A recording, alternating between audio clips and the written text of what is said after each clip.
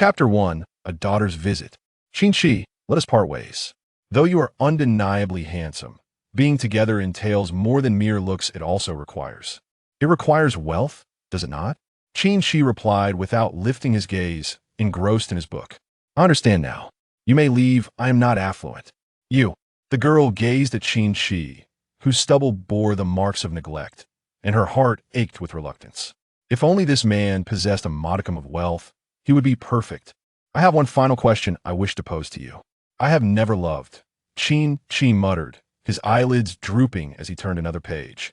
You. I never anticipated you to be such a personicat. The girl rose in anger, leaving without a backward glance. The tranquility of the library was shattered, and a multitude of onlookers turned their brows in disapproval towards the scene. However, upon recognizing the striking figure of Qin Qi seated there, they exchanged knowing glances and shook their heads, returning to their previous activities. They were accustomed to such occurrences. The man seated there was a gem of Jiangbei University, a legendary figure in his own right. Due to his striking appearance, he frequently attracted unwelcome romantic advances. Qin Qi found little surprise in this, internally grumbling. It was you who coveted my looks and chose to be with me. Yet upon discovering that I possess nothing but charm, you abandoned me, casting me as the villain in this tale. He had encountered this scenario numerous times, each excuse resembling the last. You are handsome, but you lack wealth and cannot provide what I desire. Hence we must part. Or, though you are quite handsome, your age is somewhat advanced, let us part ways. Am I truly old? Qin Qi mused, stroking his stubbled cheek, that he was now in his 30s, but remained unmarried. His finances were modest, yet sufficient. As for women, I am a man you shall never possess in this lifetime. He had no desire to be a sycophant, desperately clinging to others thus. Each breakup was swift and decisive. How delightful it was to be unshackled, free to pursue any whim, to smoke when he pleased, to drink at leisure, to converse with any young lady without the need for subterfuge. There was no burden to bear. He could indulge in video games at home, enjoy live streams, and when sleepless in the dead of night, savor a midnight snack. Was this life not exquisite? Yet, in the stillness of the night, he occasionally reminisced about the fleeting silhouette and warmth of a figure from over a decade ago, now a distant dream. That woman had never returned. Hello, hello? Qin Qi, lost in reverie, was roused. What is it? He lifted his gaze to the person who had interrupted him. Lo and behold, a beauty.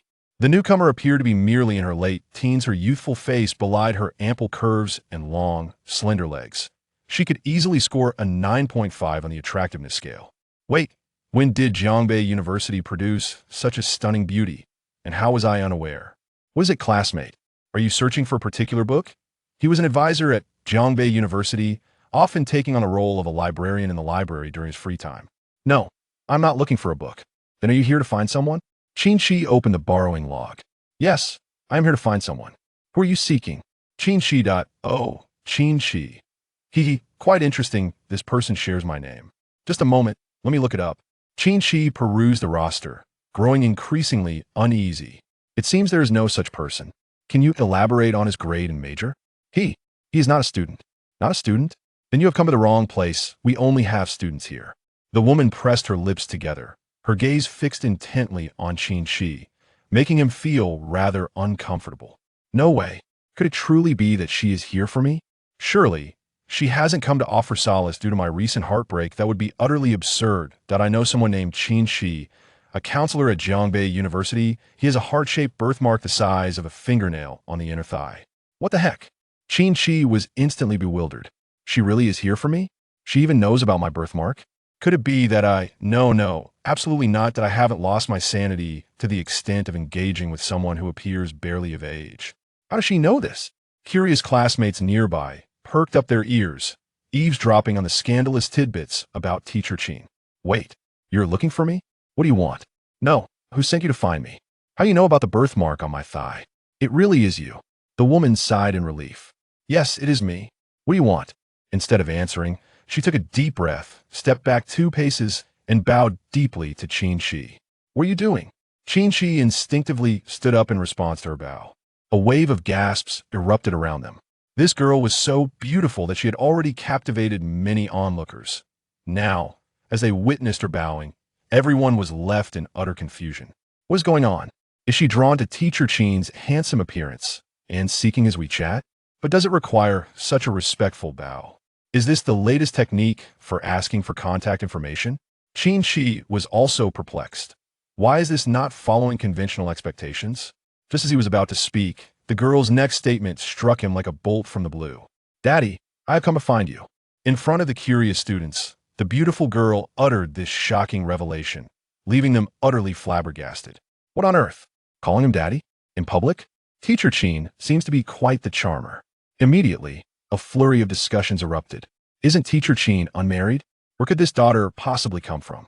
You would understand, this daughter is not the same as that daughter. Haha. A male student wore a knowing expression.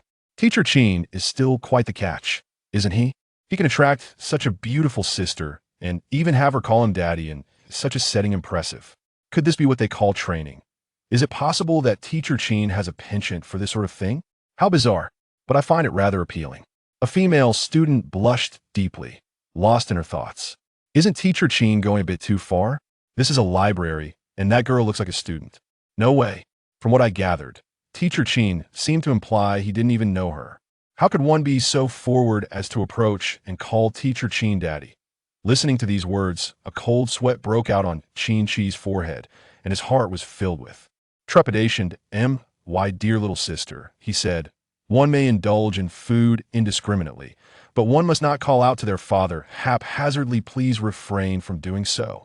Upon hearing this, the bowtie's expression dimmed, and she murmured, Father, do you no longer want me?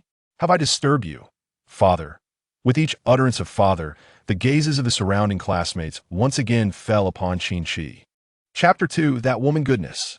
We are complete strangers, aren't we? Qin Qi, feeling increasingly flustered by the gathering crowd, quickly interjected, Excuse me, have you mistaken me for someone else? Have we met before? I'm not married, nor do I have a daughter. Your exclamation is rather embarrassing. How could Mr. Qin behave this way?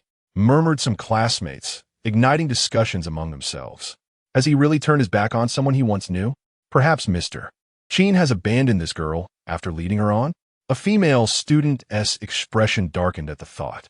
Many girls who frequented the library did so with the hope of catching a glimpse of Qin Qi, and now that they witnessed their idol in such a light, it felt as though they had swallowed a fly. Qin Qi lamented inwardly. I am wronged. This must be a misunderstanding, he pleaded. The girl paused, glancing around at the eager listeners, and realized the situation was amiss. She corrected herself. It is not a misunderstanding, father. Do you have a moment? Let's speak in a different location. With no choice left, Qin Qi called in a substitute and followed the young woman away. As they strolled through the campus, they attracted countless curious gazes. Isn't that Mr. Qin? Has he changed girlfriends again? Teased old Wang, a fellow instructor, upon seeing the enchanting girl by Qin Qi's side. What great fortune! No, she's not my girlfriend, Qin Qi replied, exasperated. Indeed, not a girlfriend, the beautiful girl echoed. Oh, my apologies, I misunderstood. He is my father, and I am his daughter. What? Old Wang was momentarily taken aback, muttering to himself, daughter? Father? But Qin Qi isn't even married. His mind wandered, and with a glimmer of envy in his eyes, he stole a glance at Qin Qi. Realizing the misunderstanding, Qin Qi reassured him, Do not jump to conclusions. I will explain later. I understand. Old Wang chuckled. I shall not intrude any longer. You understand nothing. Qin Qi sighed deeply, only to find several of his students approaching with mischievous grins, having received the gossip in their group chat, and eager for some entertainment. Father, why do you sound so disheartened? The beauty inquired, her brow furrowed in confusion. This remark reached the ears of Qin Qi's students, provoking a cacophony of laughter. What are you laughing at? She is not truly my daughter. Understood, it's the kind of daughter we all comprehend, they responded knowingly. Enough. If you don't scram, I will give you all zeros on your thesis defense. Upon hearing this, the students left with knowing smiles. As Qin Qi traversed the campus, he felt the weight of countless stares, finally deciding to cease his explanations altogether. It is precisely as you think. What of it? Envy me, if you can, for being so handsome that such a stunning beauty calls me father. After finally escaping the campus, Qin Qi couldn't help but say, "Let us not wander aimlessly any longer. I invite you for a cup of tea, so we may converse at ease." They casually entered a tea house nearby. "What type of tea do you enjoy?" he inquired. "I prefer milk tea. Here, we only serve traditional tea." Qin Qi shook his head and requested a private room, pondering how today's youth could find milk tea so appealing. Upon entering the room, he comfortably settled into the main seat and skillfully prepared tea, his movements a delight to behold, clearly indicating his expertise. It was no wonder he attracted so many admirers. While his handsome visage played a significant role, a considerable part of his allure stemmed from his profound character. Yet, many chose to overlook this depth, blinded by his looks. "Classmate, there's no one else here, so please speak freely. Are you perhaps infatuated with this handsome uncle? Is that why you're trying to capture my attention in this manner?" "Dad, you've misunderstood. It's not like that. You are truly my father." Qin Qi was at a loss for words. Were it not for the girl's striking beauty, he would have left long ago. "And your name is?" "Qin Yuma. Do we share the same surname?" Qin Qi was taken aback. "How old are you?" "I'll be 17 in a month." 17? Including the time in the womb. That makes it 18 years ago. "Dad, look." As Qin Qi pondered, Qin Yuma retrieved a stack of documents from her bag. "What is this?" "A paternity test." "What on earth?" Qin Qi was stunned. Upon examining the document, he saw clearly that it stated he and the girl before him were indeed father and daughter. The document even bore an identification photo of him from when he was 18. "I didn't even keep this photo. Where did she find it?" The document also contained personal details about him, such as blood type and birthday, all matching perfectly. "This is absurd. This joke is far from amusing. Is it that you despise us? Wait, you us? Did you not check the following pages of the report?" Qin Qi, bewildered, flipped to the next pages and discovered similar reports, totaling 3 more. This meant, including Qin Yuma, he suddenly had 4 daughters. Does this imply there are 3 other beautiful girls like Qin Yuma? He found it hard to believe. Yet, upon closer inspection of the smiling Qin Yuma, with her subtly upturned lips, he noticed a resemblance to himself. "No, it can't be that I resemble her." Qin Qi shook his head, feeling the conversation was veering into absurdity, suspecting this was merely a prank. "I must leave. Take this and hurry home, otherwise you might miss the bus." He thrust the paternity report back to her and turned to exit the room. However, before he could get far, he suddenly felt a tight grip on his arm. Turning around, he saw Qin Yuma, her eyes glistening with unshed tears. "Dad, do you not want me anymore?" Her words drew the attention of nearby tea patrons, their gazes filled with disdain. "Not again." Qin Qi's expression darkened swiftly. Seeing his mood shift, Qin Yuma seemed to recall something. "It's my fault. I thought you still remembered Mom. It seems you've long forgotten her." She spoke with a hint of sorrow. Qin Qi was left even more perplexed. Could it be that she truly was his daughter?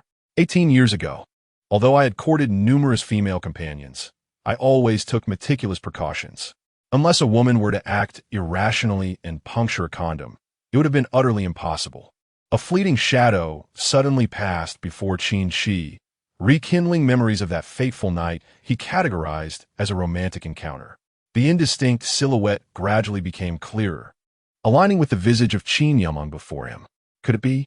Qin Qi's heart skipped a beat as he fixed his gaze intently on Qin Yumeng. "My mother is Jiang Huanxin," she revealed, presenting him with a token of her past. "She mentioned that you had given this to her. Do you recall?" As she spoke, Qin Yumeng retrieved an aged book from her bag. "This is the title of the book," she continued, revealing the cover of Half-Month Poetry Journal. The issue dating back 18 years, with Qin Qi's signature adorning the title page. It was indeed the tome he had lost all those years ago. Memories of that rainy night flooded back, along with the passionate entanglement they had shared. Could she and her 3 sisters truly be my daughters? "Father, here is a photo of my mother," Qin Yumeng said, extending her phone toward him. The moment he beheld the image, Qin Qi felt as though his mind had exploded. It was her, the very woman who had so forcefully entered his life. Chapter 3. A shot to the heart 18 years prior. Qin Qi was a youthful idealist, brimming with artistic aspirations. As he stepped onto the campus, he was enveloped in curiosity about everything around him. Naturally, he also encountered the fiery passion of the city girls. who unabashedly confessed their affections for his handsome visage. He welcomed all advances, reveling in the exuberance of youth. In the newly emerged dance halls, Qin Qi learned to dance, a trend that was quite the rage at the time, despite the perilous atmosphere and mixed company. It was on one such night that he met Jiang Huanxin. While he was dancing, a tipsy beauty stumbled into his arms. "Even if I must find a man, I insist on one who is at least somewhat handsome," was her first declaration to him. Thus began a chaotic night, as a drunken Qin Qi found himself unwittingly drawn into a private room, where he experienced a whirlwind of passion. In the haze of the night, he learned that this enchanting woman had likely been drugged, which accounted for their fervent encounter. The following morning, Qin Qi discovered that the half-month poetry journal, which he had kept in his bag to impress others, was missing. Alongside it, he noticed a crimson stain on the sheets, a reminder of the night's fervor. Despite being a man, he felt no sense of loss. Rather, curiosity and a tinge of nostalgia enveloped him, leaving him to ponder the identity of this captivating woman. Her attire suggested she was no ordinary person. She wielded a large mobile phone even then and was whisked away in a luxury car the next morning, with those who came to collect her addressing her as Miss. Akin to a scene from a film. By her demeanor and the spectacle surrounding her, it was evident she was a lady of privilege. Yet thereafter, she vanished as if she had never existed. Qin Qi never received another word from her, and the entire episode faded into the recesses of his memory, surfacing only during solitary nights of reflection. Upon seeing the photograph on the phone, a tide of memories surged forth. Qin Qi was now nearly certain that the individual standing before him was indeed his daughter, and the woman in the photograph was none other than Jiang Huanxin. From the photograph, she appeared to possess a few more strands of mature charm compared to 18 years ago, her age seeming to hover around her 20s.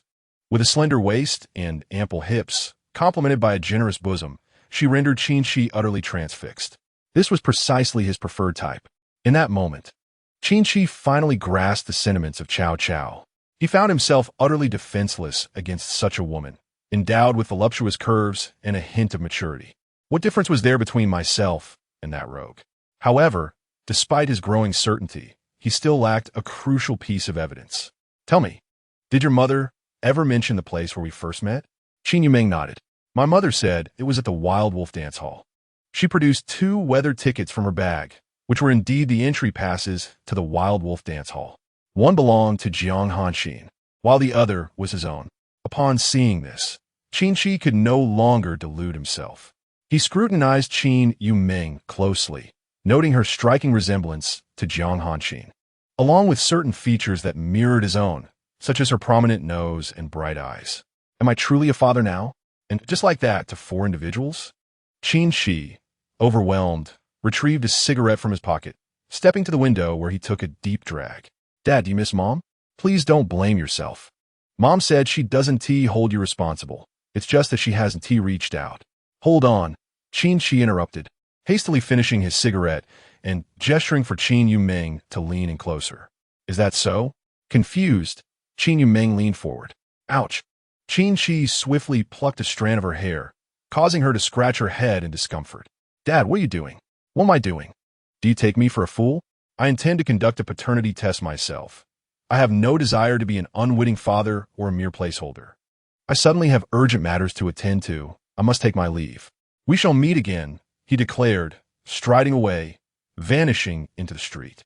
He made his way directly to the paternity testing center at the school's affiliated hospital. As a lecturer and advisor there, he had acquaintances, allowing him to cut in line and request expedited service. "Old Qin, it's about time you showed up, given your charming demeanor. I knew you would eventually find your way here," his friend Wang Qingji, the director of the testing center, remarked jovially. "Let us get this done swiftly. I want to see the results today." Qin Qi promptly handed Wang a strand of hair he had been holding, along with another he had plucked from his own head. "Has it grown this long?" Wang Qingji joked. "Seems like you got a daughter." "Quit the banter. Just get on with it." "All right, I'll take care of it." "Don't worry, it won't be long." With a teasing glance, Wang turned and headed to the laboratory. Outside the laboratory, Qin Qi paced, his mind a tumult of emotions. As time passed, the daylight gradually faded, and he finished an entire pack of cigarettes. "Ah, old Qin, congratulations. Wang Chengji exclaimed as he emerged, patting Qin Qi on the shoulder and handing him the results of the test. Qin Qi eagerly opened the document and exclaimed, "What on earth? Is this truly my child? Old Wang, are you not jesting with me? How could I possibly make light of such matters?" Old Wang replied, a hint of schadenfreude in his tone. "Congratulations. It appears you are to be wed. You better start working hard, or you won't even have enough for the milk powder." "Raising a child? Milk powder?" Qin Qi suddenly burst into laughter. "What do you mean, raising a child? My daughter is nearly of age." Old Wang was momentarily taken aback, realizing that this meant Qin Qi must have had a partner over a decade ago. Wang Qingji, however, could not share in the laughter, for he had only lost his virginity just 2 years prior. "Congratulations. A daughter is a precious little quilted jacket. Having a daughter means you will enjoy many blessings." No. Qin Qi shook his head. "As for these little quilted jackets, I have 4 of them." "What? For daughters?" With a newfound lightness of heart, Qin Qi patted Wang Chengji on the shoulder. "It's nothing much, just a wealthy young lady who bore me quadruplets, all daughters, and they've all grown to adulthood." Thank you for the confirmation. I'll treat you to a meal later. Goodbye." With that, Qin Qi elegantly turned and vanished down the corridor, leaving behind a sour old Wang lamenting. What kind of luck is this? Without a word, he has children, and they are all precious little quilted jackets. 4 of them, and they have already grown up, requiring none of his care. Meanwhile, I have to change the diapers of my 2-year-old every day, buy him milk powder, and endure his incessant wails. Old Wang could not help but shed tears. Why must it be so? Their little quilted jackets are lovingly crafted, while he was simply bestowed 4 from the heavens, living carefreely into his 30s without ever worrying about milk powder, only to skip that entire chapter and directly reap the rewards. I am utterly envious. Most importantly, if I recall correctly, Qin Qi mentioned that the mother of his child is a wealthy young lady. Who do I even complain to about this? Envy, pure envy. Chapter 4, Goodness Gracious. In stark contrast to the envy and jealousy felt by others, Qin Qi hummed a light tune, feeling quite at ease. Both surprise and shock coursed through him. But more than anything, he felt a sense of acceptance. After all, his daughter had come knocking. Would he really refuse to accept her? The authentic appraisal report was undeniably genuine. However, he had skipped the experience of nurturing a child from infancy and had leapt straight to the stage of preparing for college, which felt somewhat lacking. "Oh, Teacher Qin, what are you pondering?" a young woman remarked, as if she sensed his distraction. Perhaps it was the attention of such a youthful campus beauty that had him flustered. Rumor had it that this girl was the most esteemed beauty from the neighboring university, possessing both striking looks and a prestigious education, not to mention a wealthy background. A graduating male student approached Qin Qi, offering him a cigarette. "Teacher Qin, is what they say true? Everyone harbors a curiosity for gossip. To claim one is not envious would be disingenuous. Yet, beyond mere envy, there lingered a subtle hint of jealousy. Why would such a young and beautiful campus flower be interested in a man over 30 like Qin Qi? While it is not unheard of for older men to attract young beauties, Qin Qi was merely a humble teacher with little financial means. I have never seen this fellow drive his own car. Even his residence is provided by the school. Doesn't matter whether it's true or not. Qin Qi, being a man himself and seasoned in the ways of the world, surely knows what these boys are thinking. Go wherever you please. That is my daughter. Don't entertain any absurd notions. Huh? That is your daughter? Surely you jest. She is already in college at such an age. However, at this moment, Qin Qi had already turned away, disinterested in discussing his daughter's affairs with others. At that instant, an older student approached. "Did you see? Teacher Qin is quite the figure. Not only is he the idol of all the girls in school, but he even attracts the attention of beauties from other institutions. Who come to call him daddy? Are you referring to them? Is that even a question? It must be what they call a thrilling romance." The student's eyes sparkled with excitement. "If that is truly Teacher Qin's daughter, I will broadcast it live." Fortunately, at that moment, Qin Qi had already returned to the lobby of the apartment building. If he had heard that student's grand declaration, he would not have held back. He would have thrust the identification certificate into the fellow's face and cranked the fan to the highest setting for him to endure. In this world, one must honor their word. If one speaks of broadcasting, then one must indeed broadcast. "Hello, Teacher Qin, what is going on? Why did you bring a young girl to the apartment? Before Qin Qi could ascend the stairs, the administrator, Aunt Lu, had already approached him. That little girl seems quite young, Teacher Qin. You. Qin Qi felt speechless. Aunt Lu, what are you thinking? That is my daughter. Your daughter?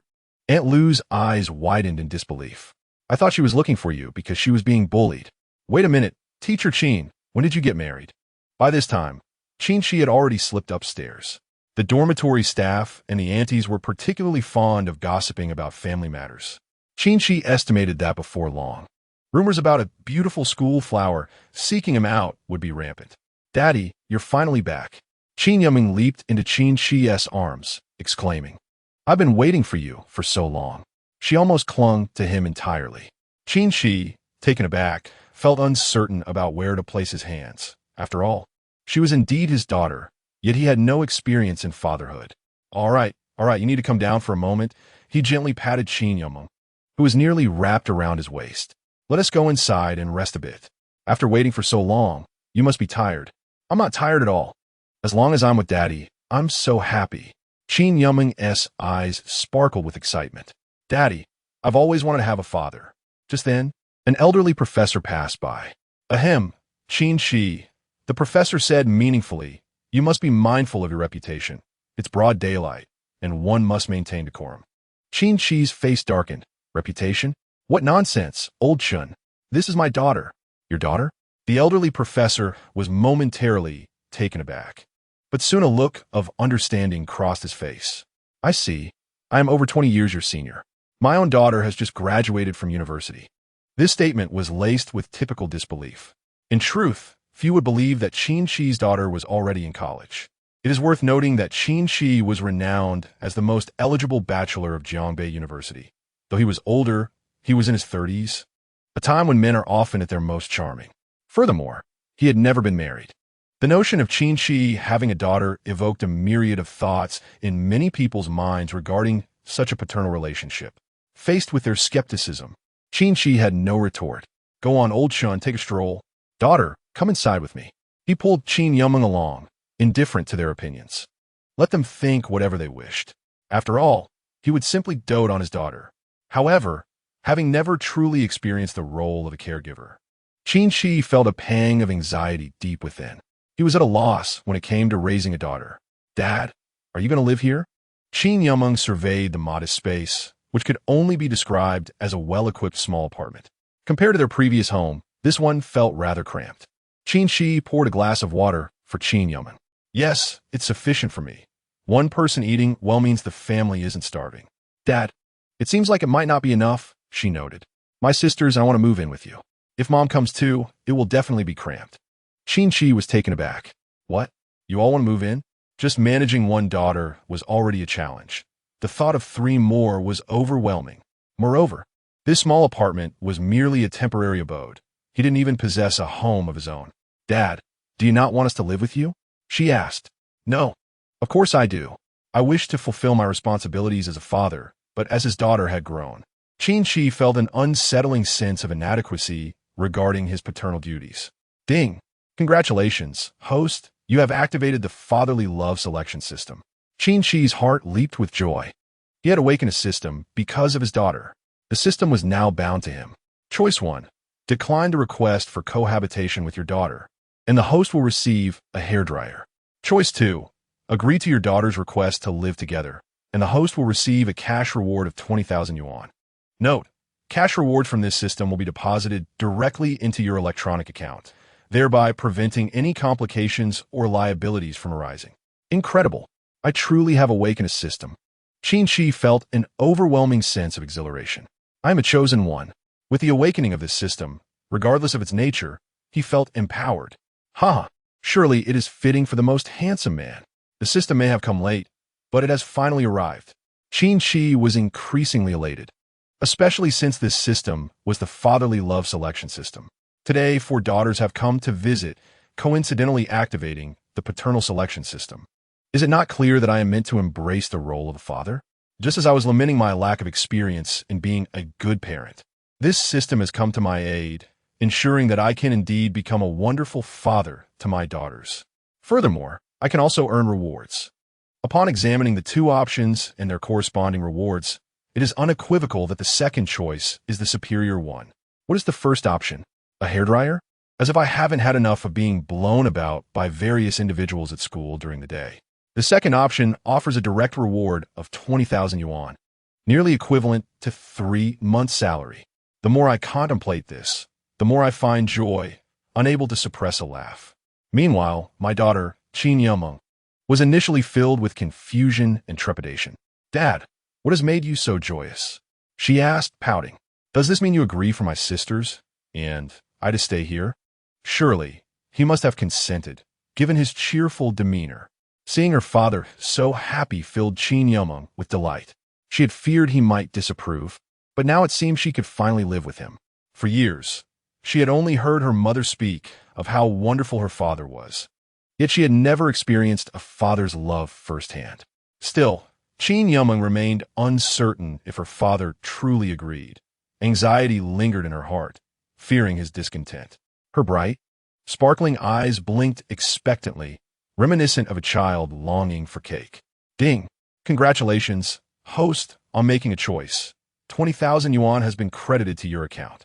There is no need for concern. All assets have been obtained through legitimate and lawful channels, ensuring absolute safety and legality." What a considerate system. Glancing at his account, Qin Qi confirmed the arrival of the 20,000 yuan. He affectionately ruffled his daughter's long hair and smiled. "Say, what is there to mind? As long as you all are happy, how could I, as your father, ever resent my daughters?" This was truly the sentiment in Qin Qi's heart. For over a decade, he had not been present for his daughters, nor had he witnessed their growth. He had failed to fulfill his responsibilities as a father until now. With his daughters at his doorstep, he was determined to cherish and support them, even if it meant sacrificing everything he had.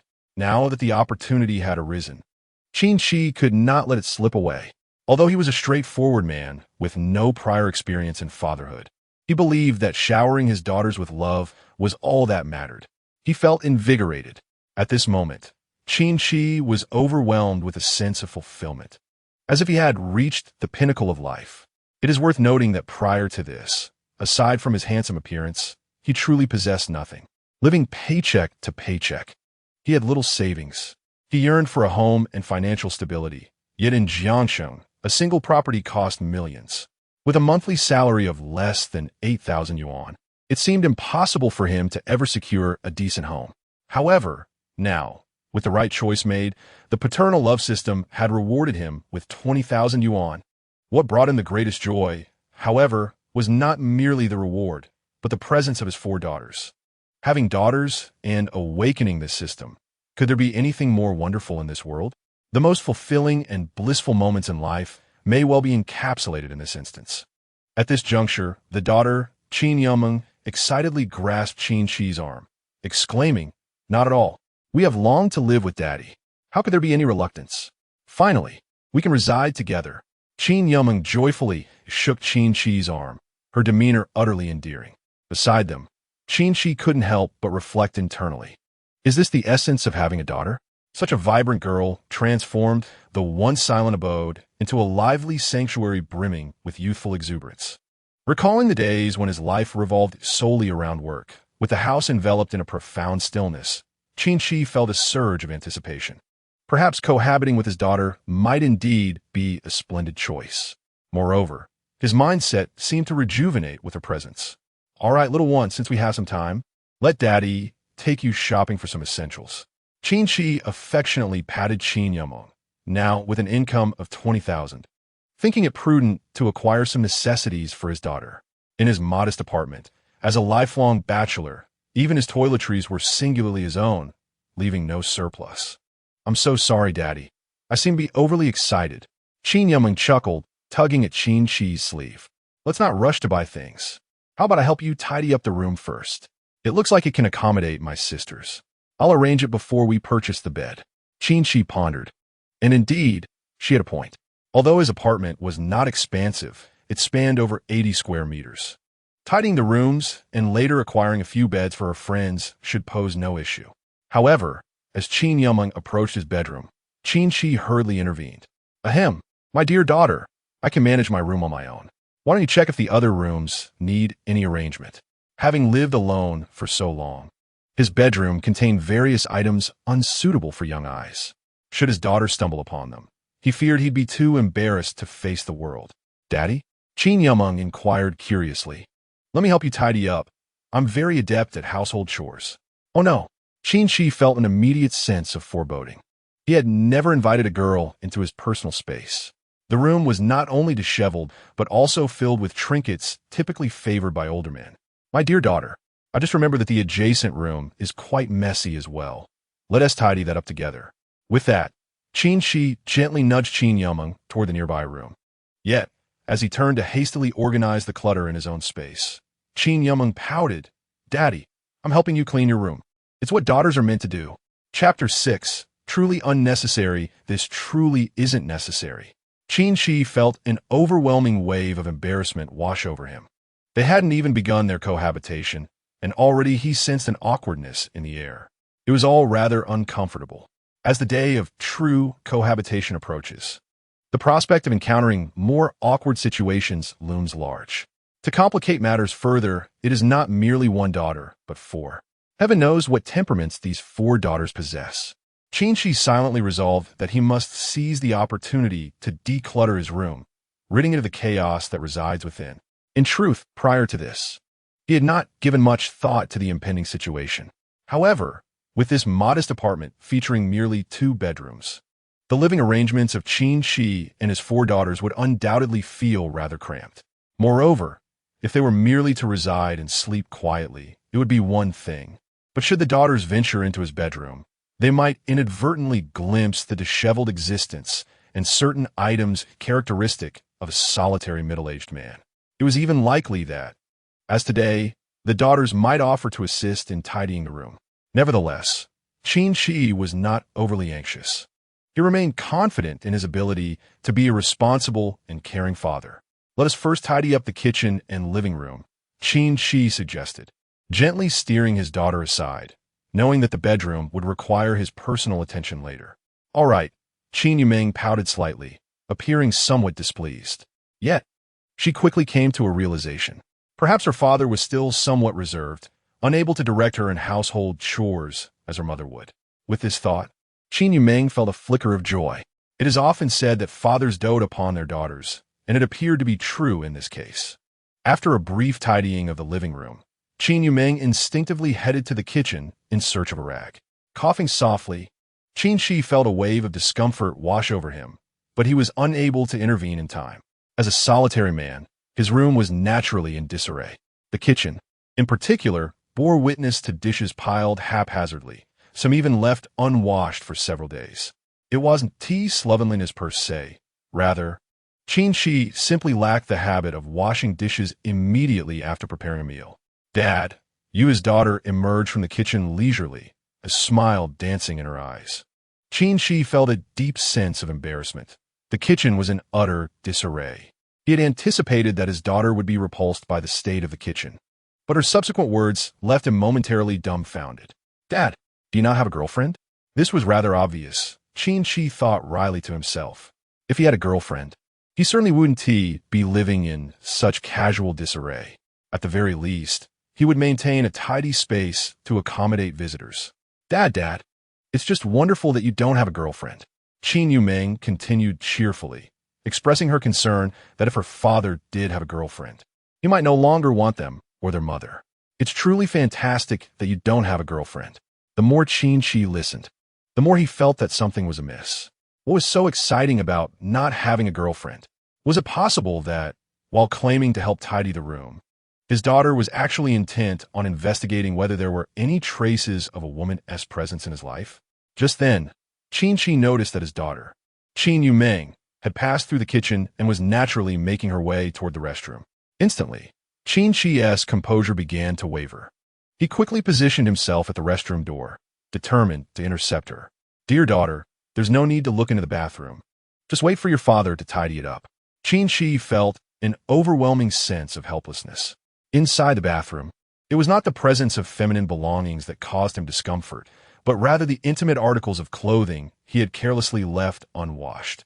As a grown man, He found it somewhat embarrassing to have his underwear exposed.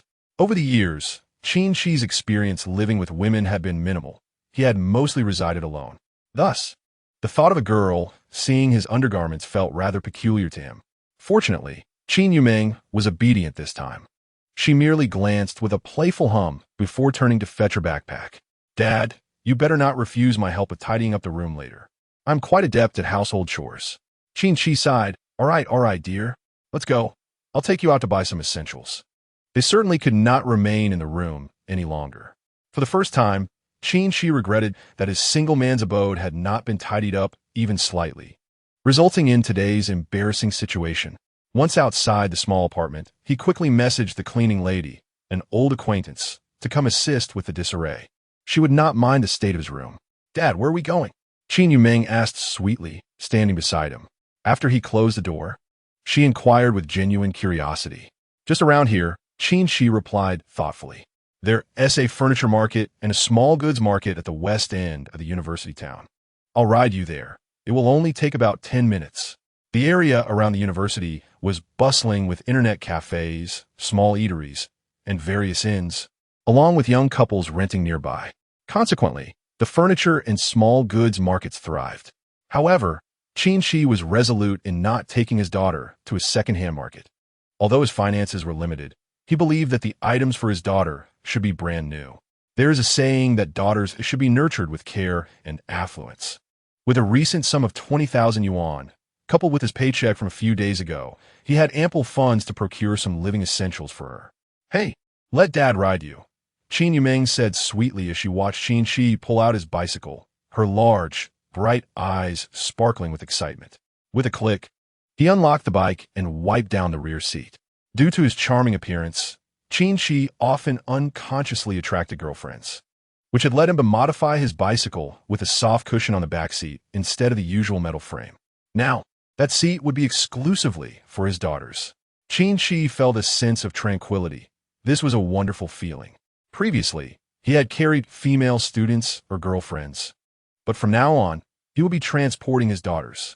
At this time, the school was quiet, with most students attending classes or staying in their dorms. This suited Qin Qi well, as he preferred to avoid the prying eyes of students. He cared little for their opinions, but was protective of his daughter from unnecessary scrutiny. As he pedaled towards the market, Qin Qi enjoyed the journey with his daughter by his side. The little one was quite obedient, sitting sideways, her right hand gently wrapped around Qin Qi's waist. "Dad, do you still have abs?" "Absolutely. I still work out regularly." "Dad, can we go to the gym together in the future?" "Of course, that's not a problem." Qin Qi found himself a bit exhilarated, as if he were driving a luxury car while riding his bicycle. "Hold on tight, speed bump ahead." Qin Yumeng, seated behind, clung tightly to Qin Qi's waist. "Wow. Dad, you ride so fast."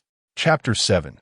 The double bed. They traveled smoothly, with Qin Qi ferrying his daughter, Qin Yumeng, through a red light and turning a corner. Soon arriving at the furniture store, Qin Qi dismounted his bike, pushing it along as he sought a secure spot to lock it, while his beloved daughter remained seated comfortably.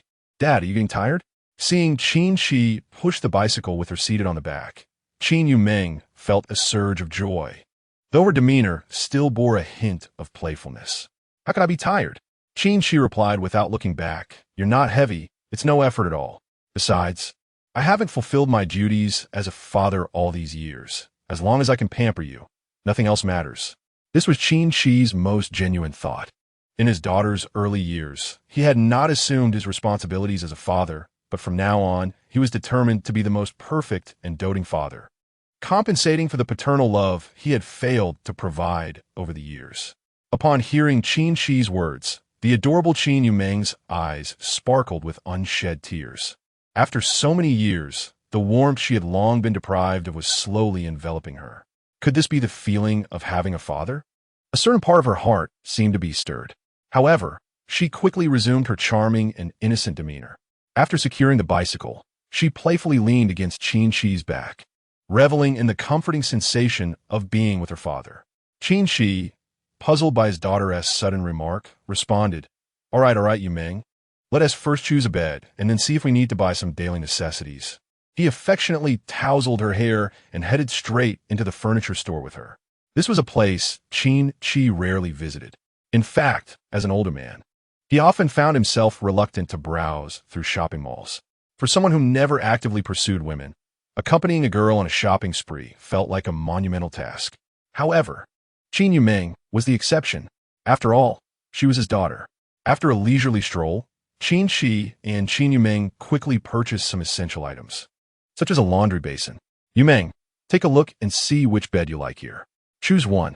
Qin Qi's small apartment had 2 bedrooms, one for himself and the other designated for his daughters. The room initially had a bed, but with 4 daughters, one bed was certainly insufficient. Qin Yumeng twirled around and soon zeroed in on a spacious Western-style bed. Dad, what do you think of this bed? It's so clean and has a lovely patterned headrest. At that moment, a rather sophisticated saleswoman approached. The beautiful woman, adorned with a smile, gracefully strode in her high-heeled shoes, clad in professional attire that exuded charm. As a seasoned sales representative accustomed to interacting with diverse clientele, her discerning gaze was keen. A mere glance at Qin Qi ignited her enthusiasm further. You possess exquisite taste, sir. This is our best-selling bed. Despite Qin Qi's seemingly ordinary attire, the poise and calmness reflected in his eyes unmistakably indicated that he was no ordinary individual. It was evident that he belonged to a class of individuals with profound depth and exceptional character. It is worth noting that wealthy individuals often prefer to dress inconspicuously, while those with limited means tend to don ostentatious clothing to satiate their vanity. As the beautiful saleswoman elaborated on the offerings, her gaze occasionally drifted toward Qin Yumeng. Clearly, this unassuming man was a discreet proprietor. Given the proximity to the university town, it was not uncommon for adult men to frequent the area and engage with younger women. Therefore, it was likely that these two shared a similar status. The saleswoman felt a surge of excitement. This scenario greatly increased the likelihood of closing a deal. After all, only a modest proprietor would refrain from haggling over prices and make swift decisions. Sir, this bed is crafted entirely from solid wood, using natural materials, not merely boards fused together. Regardless of any vigorous activities, it will not collapse, she asserted. However, as Qin Qi listened to her pitch, he found himself bemused. The implications of her words seemed rather far-fetched. Surely she had misinterpreted his intentions. With a sense of resignation, he clarified, I'm purchasing this for my daughter. Comfort is my primary concern. The saleswoman's eyes lit up, intrigued by the unconventional scenario, a father-daughter duo. This revelation only bolstered her confidence. My dear, do you find this bed aesthetically pleasing? It is spacious enough for one, and even 2 individuals can comfortably turn without constraint. Her words caused Qin Yumeng to blush slightly, caught off guard by the suggestion. Yes, it is quite nice, she replied, her cheeks tinged with a hint of color, perhaps recalling something. However, she quickly regained her composure, nodding and seeking her father's opinion. Dad, what do you think of this one? The saleswoman, with a subtle smile, felt assured of her success. In the presence of such a modestly wealthy gentleman and an attractive young lady, there was no need to overly emphasize the product's merits. The key was to ensure that the young lady found it appealing. After all, mature and understated men tend to indulge and pamper those they admire. True to form, before the saleswoman could elaborate further, Qin Qi decisively inquired, How much? 2,800, she replied cheerfully. The beautiful saleswoman was undoubtedly an experienced marketing professional. Dad, isn't that a bit expensive? On the side, the perceptive Qin Yumeng gently tugged at Qin Qi's sleeve. How generous of her to call him Dad. The saleswoman glanced at Qin Qi again. Dressed in ordinary attire, he nonetheless possessed a captivating gaze and an appealing physique, especially with his handsome features. He is truly handsome, the saleswoman mused. No wonder this campus belle felt comfortable calling him Dad in such a public setting. If only she were a few years younger, she might dare to call out Dad in front of everyone. Of course, calling someone Dad wasn't entirely out of the question. The saleswoman felt a strange flutter in her heart. Perhaps it would be more delightful to call someone Dad in a different setting. Excuse me, miss. Could you please process the card? As the saleswoman's thoughts wandered, Qin Qi sighed and nudged her. I'll take it. Please arrange for home delivery. The saleswoman quickly nodded, smiling, of course. Sir, may I have your contact information? I'll make the arrangements. Qin Qi rolled his eyes and jotted down his phone number, handing it to her. Just don't call me for anything other than this. I only accept calls regarding deliveries. He had noticed the dazed expression on the saleswoman's face. Without needing to think hard, he could guess what was on her mind. It was inevitable. He was simply too handsome. A few years back, he could just tidy himself up and head to a nightclub for a drink, and girls would flock to him, even offering to book a hotel room for him. It was quite overwhelming. Seeing the saleswoman cast flirtatious glances as she returned to the counter, Qin Qi felt a sense of relief. Dad, that lady seems to like you. His daughter, Qin Yumeng, was feeling a bit possessive. She huffed. I saw her eyes sparkling. Qin Qi pinched his daughter's cheek, realizing that this was beyond his control. Whether someone liked him or not was their own affair. After all, who could blame them for being drawn to such a handsome father? Yes, Dad is indeed too handsome. Qin Yumeng giggled at her father's confident, somewhat narcissistic demeanor. With looks and physique like that, it's only natural for women to be attracted to you. But, Dad, can you promise not to like other women? Even if they like you, you shouldn't like anyone else, okay? As she spoke, she wrapped her arms around Qin Qi's waist. Qin Qi patted her shoulder. Silly girl, what has brought this on all of a sudden? He sensed that Qin Yumeng appeared somewhat troubled, as if she were feeling a bit sad. But hadn't he done anything to cause her distress? What was wrong? Qin Yumeng softly replied, Dad, Mom has said that love is limited. If you like another woman, you might not love me and Mom anymore. A pang of emotion struck Qin Qi, and he felt a twinge of sorrow.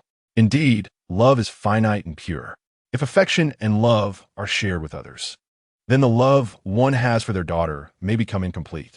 Most importantly, the girl's mother, Jiang Hanxin, has yet to make amends. Qin Qi instinctively embraced his daughter tightly, saying, Be good, my dear daughter. Your father will not fancy any other woman. I shall cherish you both wholeheartedly and compensate for the love you deserve. In that moment, Qin Qi suddenly grasped that, as a man, one should bear certain responsibilities and duties. Qin Yumeng, in turn, wrapped her arms around Qin Qi's waist, playfully asserting, Dad, your words must hold true. This is your promise to me.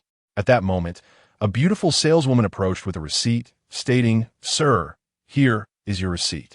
Qin Qi naturally released his daughter. It was only natural for a father to embrace his child. Thank you. Please remember to deliver the bed and the items we purchased. He replied, turning with Qin Yumeng to leave. However, the saleswoman quietly asked, Sir, may I have a word with you? Chapter 9. Solely pampering my daughter. As the saleswoman spoke, her gaze flickered with an alluring hint, almost daring to express her intentions outright. A few years ago, Qin Qi might have toyed with the idea of flirting with this charming woman. Yet now, fully aware of his responsibilities as a man and a father, he was no longer the carefree individual who once lived solely for himself. No need for that, he replied politely, waving his hand. I need to take my daughter out for a while. Time is of the essence. Please ensure my purchases are delivered. Without waiting for her to persuade him further, he took his daughter and departed from the furniture store, leaving behind a saleswoman with a mixture of envy and frustration, realizing he was a devoted yet discreetly affluent man. However, such men often stir a sense of intrigue and admiration in women. Qin Qi was not truly a low-profile rich man, at least not yet. Upon exiting the furniture store, he calculated his available funds. After spending over 3,000 on the items, he still had nearly 20,000 left. It seemed he would need to work harder to earn more, as he could no longer afford to live idly. Not only did he have 4 daughters to support, but he also needed to prepare better dowries for them in the future. Qin Qi began to strategize, contemplating the quickest ways to earn money, perhaps by tutoring students. Dad, what are you thinking about? Qin Yumeng playfully teased. Are you regretting turning down that lady's invitation? Of course not. Qin Qi lightly tapped her forehead. Your father is a man of his word. I stand by what I say, and there's nothing to regret. Right now, I'm merely considering future plans. Qin Yumeng's eyes sparkled as she blinked silently, seemingly deep in thought. Is father planning to include us in his future? After a moment, she softly inquired. Qin Qi was somewhat taken aback. This was quite natural, for she was indeed his daughter, and daughters naturally belong in their father's future. I shall provide my daughter with much in the days to come. Qin Yumeng lowered her head, lost in contemplation, at that moment. She appeared strikingly different from her previously displayed adorable innocence. Yumeng, would you like something to eat? Qin Qi, being a man, did not pay much attention to his daughter's emotional shifts. He suggested, let us take a seat and rest for a bit since we've walked quite a distance. Okay, Daddy. It is often said that a girl's thoughts are difficult to decipher. Qin Yumeng quickly regained her lively and innocent demeanor. Daddy, let us have milk tea. No, let us not. Qin Qi and his daughter found themselves in a small shop conveniently selling milk tea. Daddy, let us drink milk tea together, please. Qin Yumeng employed her ultimate weapon, playfully tugging at Qin Qi's arm and clinging to him, insisting that he acquiesce. Ding! A notification from the paternal love selection system appeared. Option 1. Decline daughter's request for milk tea. Reward the host with 10 cups of milk tea. Option 2. Agree to daughter's request for milk tea. Reward the host with a special milk tea recipe and unique ingredients. Qin Qi momentarily lost his train of thought. A milk tea recipe? He didn't particularly enjoy milk tea, so what use would the recipe be? His reluctance stemmed from his belief that milk tea lacked nutritional value and was laden with additives. However, both rewards were somewhat vexing. Refusing to share milk tea with his daughter would result in an award of 10 cups. Did this imply he would have to either gift those cups to female students or let his daughter consume them? He was not amused. He was already planning to correct his daughter's habit of frequently indulging in milk tea. Perhaps he could sell the milk tea? Even a mosquito's leg is meat. Wait. An epiphany struck Qin Qi. If he selected option 2, the system would reward him with a specialized milk tea recipe. With this recipe, wouldn't it be more profitable to create and sell milk tea himself? Furthermore, if the recipe was effective and devoid of additives, it would allow his daughter to enjoy a healthier version of milk tea. Were the ingredients for the milk tea all natural? The recipe was uniquely crafted, impossible for anyone to replicate, and all ingredients were purely natural with no additives whatsoever. Qin Qi felt a surge of joy. This was splendid. With natural ingredients and a specially crafted recipe, he had no fear of being plagiarized. I choose option 2. I agree to drink milk tea with my daughter. The reward has been generated. The unique milk tea recipe will be provided to the host, and the pure natural ingredients will be sent via mail. As the voice faded, a wealth of information and recipe data flooded Qin Qi's mind. Is this the specialized milk tea recipe? Qin Qi perused the contents briefly, and he couldn't help but marvel at the formula. It contained no additives or artificial ingredients. Instead, it was composed solely of natural plants and various traditional Chinese medicinal herbs. Let us buy it, and enjoy a cup, Qin Qi responded to his daughter, momentarily coming back to his senses. But only this once, okay? From now on, Daddy will make you milk tea. Really? Daddy can make milk tea too? Of course. Daddy dotes on his daughter and can do anything. Qin Yumeng joyfully embraced Qin Qi, exclaiming, Daddy, you're amazing. As she spoke, she handed the cup of milk tea to Qin Qi, saying, Come on, Daddy. Let us drink together. Chapter 10. Milk tea, generally speaking. Isn't it sufficient to have a straw to enjoy milk tea? Qin Qi gazed at the cup before him, momentarily at a loss. For within the cup, there were 2 straws. One straw was being used by his daughter, Qin Yumeng, while the other was poised at his lips. Was this the usual way to enjoy milk tea? Qin Qi pursed his lips. He had agreed to share the drink with his daughter, but had not anticipated it would be in such a manner. Daddy, what's wrong? Qin Yumeng pouted, looking somewhat disheartened. Did she think her father was displeased with her? If you don't like it, I could buy another cup. Her adorable demeanor suggested she was on the verge of tears. Feeling a wave of exasperation, Qin Qi realized he could never refuse such a charming daughter. After all, no parent would ever disdain their child. Yumeng, you're overthinking. How could Daddy ever dislike you? No need to buy another. Let us just finish this one together. With that, Qin Qi took the other straw and began sipping the milk tea alongside his daughter. Although the situation felt a tad peculiar, he found it surprisingly delightful. Perhaps this was the essence of fatherhood. He recalled his own childhood, when his parents would similarly treat him without any disdain. Yet to outsiders, the sight of Qin Qi and his daughter might resemble that of a young couple. After all, Qin Qi was undeniably handsome, a university mentor possessing a unique charisma that could astonish many. Coupled with his dedication to fitness, He had a youthful vigor despite being in his 30s, exuding a distinctive maturity and an unspoken steadiness. Even a young lady selling milk tea couldn't help but murmur to her boss that she would be incredibly fortunate to have a boyfriend like Qin Qi. Indeed, just as men are drawn to youthful and beautiful girls, many young women are equally captivated by mature men like Qin Qi, who embody a sense of stability and charm. A man as striking and composed as Qin Qi has always been in high demand. If he were to don a well-tailored suit and leather shoes, combined with a flourishing career, it was likely that his doorstep would soon be crowded with admirers. The reality of the situation, however, was that the absence of a consistent romantic partner was largely due to Qin Qi's financial constraints, a poignant truth that was both realistic and somewhat disheartening. However, Qin Qi found this rather normal. In this world, wealth can compensate for many deficiencies. As he departed from the small milk tea shop, under the envious gazes of many, he calmly allowed his daughter to wrap her arms around him as they strolled to the parking lot. Currently, Qin Qi did not possess a four-wheeled vehicle, but a two-wheeled bicycle was conveniently parked in the lot as well, a preparation for the future. With a daughter now, Qin Qi would likely need to save up for a car to take his daughters on excursions. It would hardly be practical to transport them all on a bicycle.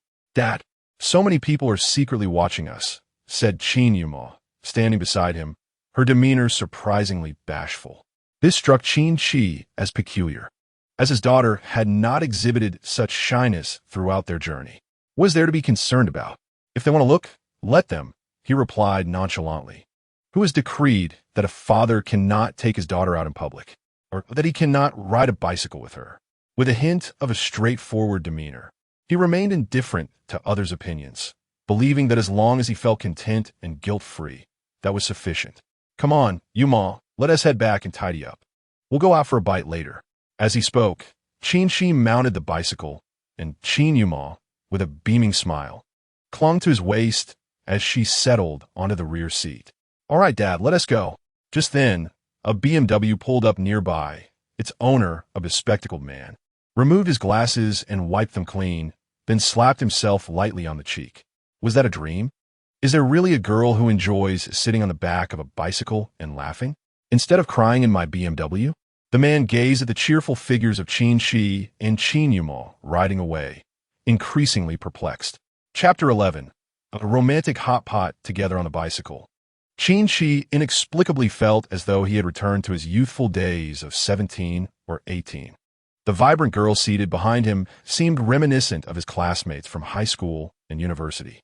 Yet, he remained acutely aware of their true relationship. She was his daughter. Time truly flies. It felt as if, in the blink of an eye, he had a daughter of such age. A wave of sentiment washed over him. Ever since graduation, life had sped by. "Dad, what are you thinking about?" came the playful voice of his daughter, Qin Yuma, as she nestled against him. She had noticed her father's pensive expression and was filled with curiosity. Qin Qi paused, then smiled. "I was pondering what you would like to eat. Let us not return home to cook tonight. We can enjoy a meal out." Qin Yuma nodded eagerly. "I'll follow Dad's lead. As long as I'm with you, I'm happy to eat anything." Hearing his daughter's sweet response nearly melted Qin Qi's heart. How could one not adore such a daughter? A vibrant and energetic demeanor, coupled with a remarkable understanding and obedience, made Qin Qi feel as though he could chastise himself for his past negligence over the years. However, upon reflection, he realized that the mother of his child truly possessed incredible strength. From Qin Yuming's conversations, it was evident that the child's mother had been raising their four daughters single-handedly. The fortitude required to nurture both their habits and character was nothing short of extraordinary. "Let us indulge in hot pot," Qin Qi suggested, inhaling deeply. Eating hot pot would facilitate conversation and ensure the food remained warm and inviting, unlike home-cooked meals that quickly lost their appeal. "All right, I will follow your father's plan," Qin Yumang exclaimed, affectionately embracing Qin Qi from the back seat, reminiscent of a high school student being picked up by her father after an exam. Familiar with the vicinity of Jiangbei University town, Qin Qi pedaled through several intersections before meandering to a bustling commercial street. "Wait here while I secure the bike. Then we shall dine at the Shanda Hot Pot restaurant." Despite being an ordinary man who had recently encountered unexpected surprises, Qin Qi still valued his belongings. Even with a simple bicycle, he could not disregard it carelessly. His daughter, Qin Yumeng, observed all of this attentively. By the end of the day, Qin Yumeng had almost grasped her father's habits, noticing that he was rather akin to many ordinary individuals. "Come on, my dear daughter, stop daydreaming." Qin Qi gently patted her shoulder. "It's just ahead, not far at all. Let us first enjoy a meal, and later, I will take you to purchase some toiletries." As they strolled toward the Shangda hot pot restaurant, Qin Qi pondered aloud, "How about I book a private room for you at a hotel tonight? It seems unlikely that the bed we order will arrive today." His intentions as a doting father were pure. He genuinely wished to pamper his daughter. He assumed his small apartment had been tidied up, yet he acknowledged that it was merely a room frequented by an older man, lacking the delicate fragrances often associated with a young girl's space. Qin Qi planned to return home later that evening to spritz air freshener and add some pleasant scents to prepare the room for his daughter. However, Qin Yumeng appeared unfazed by his concerns. "Daddy, look at you. Are you going to fuss over me again?" She playfully retorted. "I am your daughter, and wherever you are, I shall be." "Very well," Qin Qi conceded, recognizing the warmth in her words. Just then, they arrived at the Shangda hot pot restaurant. "Ah, old Qin, it has been quite some time since your last visit." The owner, Zhang Shangda, greeted him, an old acquaintance with whom he had shared many a favor. Yet, Zhang Shangda's attention was swiftly captured by the presence of Qin Yumeng beside Qin Qi. In a hushed tone, Zhang Shangda leaned closer to Qin Qi and remarked, "Old Qin, something seems amiss. That girl looks like she just graduated high school and is about to start university, doesn't she? Why did you lay your hands on this young girl?" In the past, whenever Qin Qi dined at Shangda Hot Pot, he was always accompanied by several young women. However, those girls were clearly in their 20s, adept at makeup and evidently part of the social scene. In stark contrast, the girl before him exuded a pure innocence, unmistakably a student. Zhang Shangda understood that one should not pry into another's personal life. Yet he had known Qin Qi for a long time, and their characters aligned well. Regardless of how much a man might admire women, he should never pursue someone so young. However, to Zhang Shangda's surprise, Qin Qi burst into laughter upon hearing his question. "Old Zhang, what are you thinking? That is my daughter. Would I ever lay my hands on a young girl? Besides, how long has it been since I indulged in such nonsense? It's not as you imagine." Qin Qi patted Zhang Shangda on the shoulder. "Come on, let us enjoy the most familiar recipe in the beloved hot pot." Zhang Shangda was bewildered. He had known Qin Qi for many years and had never heard him mention having a daughter. Moreover, being of similar age to Qin Qi, he was aware that a daughter would likely be just starting elementary school. Where did this daughter of Qin Qi's come from? She looked as though she were already in university. Chapter 12. Longing to meet the mother inside the Shangda hot pot restaurant, as soon as Qin Qi sat down, his daughter Qin Yumeng nestled beside him. "Dad, do you know the manager here? What did he whisper to you?" Faced with his adorable daughter's playful inquiry, Qin Qi's paternal affection and masculine demeanor surged forth. "Haha, of course I know him. I used to help old Zhang out. It was nothing much. Just complimenting you on your beauty." Qin Qi cleared his throat, cleverly shifting the conversation. He could hardly reveal that Zhang Shangda had mistaken Qin Yumeng for another girl. Nevertheless, he needed to ensure that old Zhang did not expose his past visits with other young women. "Hee, my beauty is all thanks to Dad and Mom." Qin Yumeng, displaying a touch of clinginess, cooed beside Qin Qi. "With such a handsome dad and a beautiful mom, how could we not be stunning? It's not just me who is beautiful. I have 3 younger sisters, all as lovely as I am." As she spoke, Qin Yumeng seemed to subtly gauge her father's reaction. "Well, that's wonderful." Qin Qi couldn't help but feel a surge of joy at his daughter's words. Look at that. His eldest daughter was quite eloquent. Such beauty must surely stem from her father's genes. Qin Qi nodded seriously. "Actually, this beauty is innate. You've inherited your father's genes, and you will certainly surpass him, not only in beauty but also in intelligence." This was a moment of surprise and self-praise for Qin Qi. After all, what man doesn't he enjoy boasting a little, especially in front of such a delightful daughter? It was essential to embody the role of a father, boosting his daughter's confidence. Unexpectedly, his eldest daughter, Qin Yumeng, delivered a statement that left Qin Qi profoundly astonished. "Dad, you're absolutely right. My sisters and I haven't just inherited our parents' beauty. We're also quite intelligent. From elementary school to high school, we have consistently ranked among the top 5. I was accepted into the neighboring financial university, while my second and third sisters were admitted to our father's alma mater. Listening to his daughters recount their academic achievements and university admissions, Qin Qi's heart swelled with a mixture of pride and emotion. His daughters were truly exceptional. The eldest, Qin Yumeng, who gained admission to the prestigious financial university, was part of the elite 985 institutions, ranked among the top 3 in the nation. Before he could ask many questions, Qin Qi could not help but inquire, "Yumeng, has your mother always worked hard alone to raise you?" Qin Yumeng's bright eyes sparkled as she playfully replied, "Are you missing Mom, Dad?" Actually, Mom has always done it all on her own. She is incredibly capable, raising us sisters by herself. Not only did she ensure we received an education, but she also imparted a wealth of knowledge and skills. Qin Qi bit his lip, reflecting on how resilient their mother was. A single mother managed to raise 4 daughters to attend university.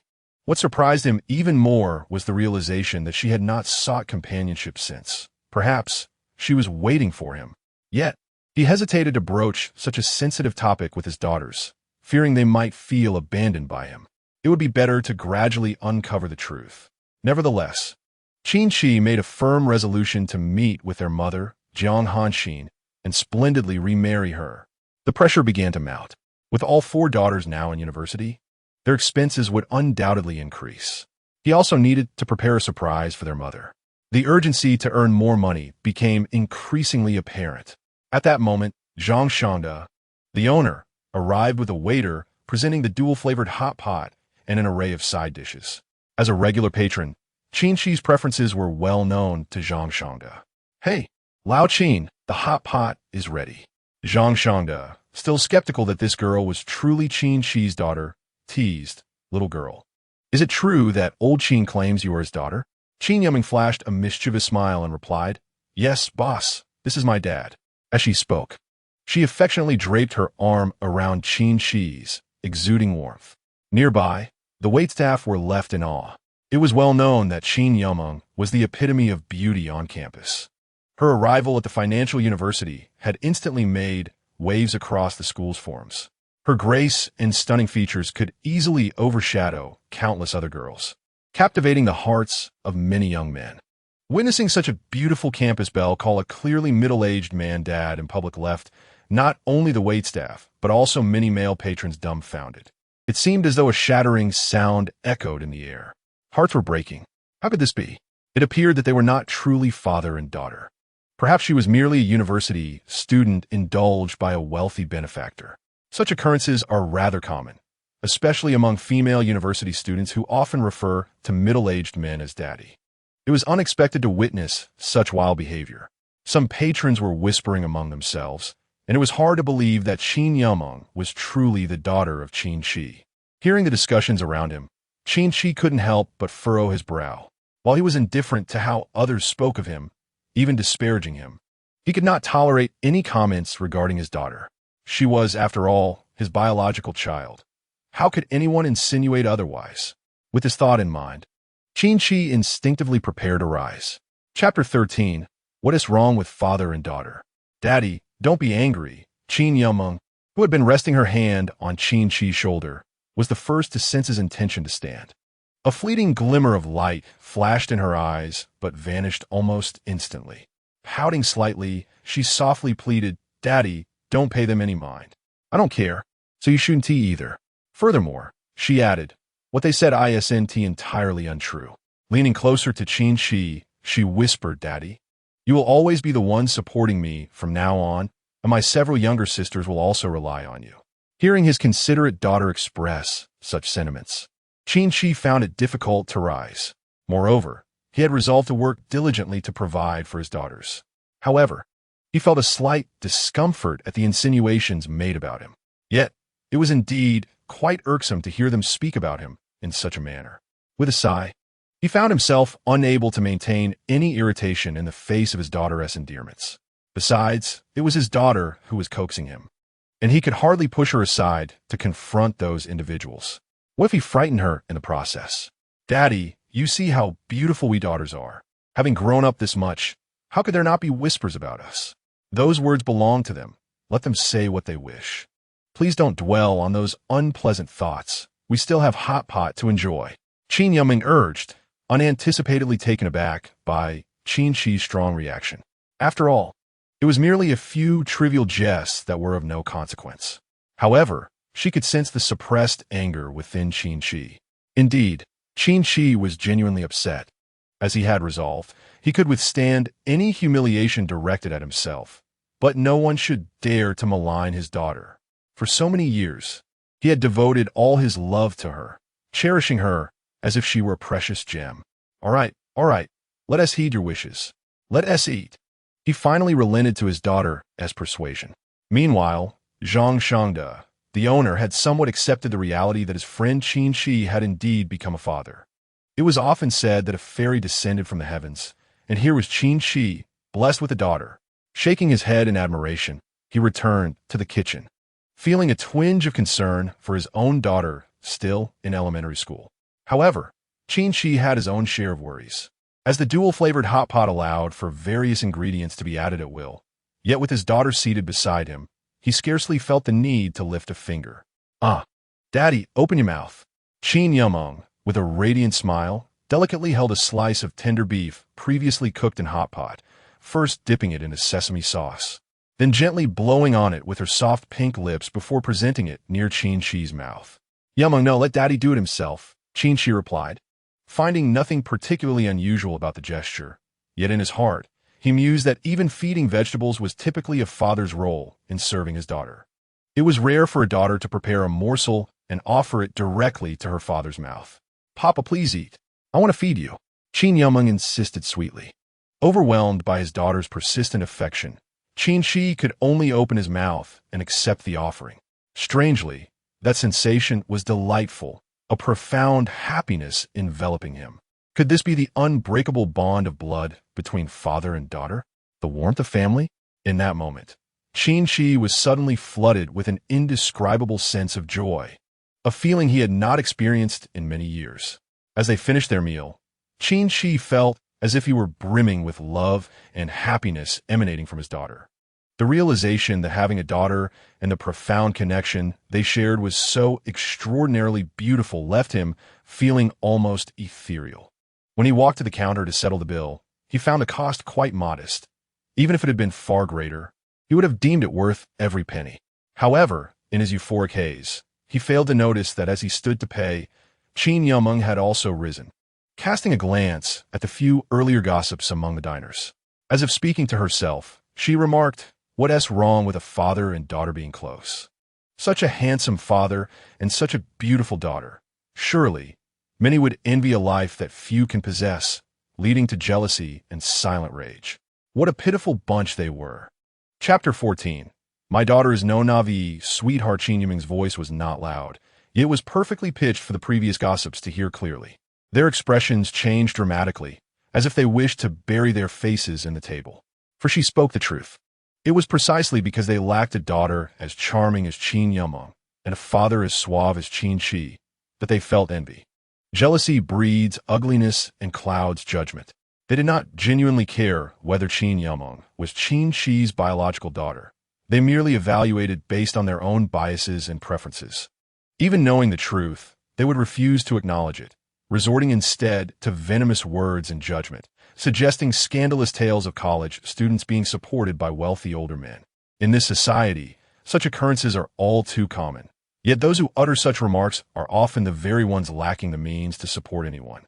Seeing Qin Qi still conversing with the owner at the counter, Qin Yumeng huffed softly as she gathered her bag and coat.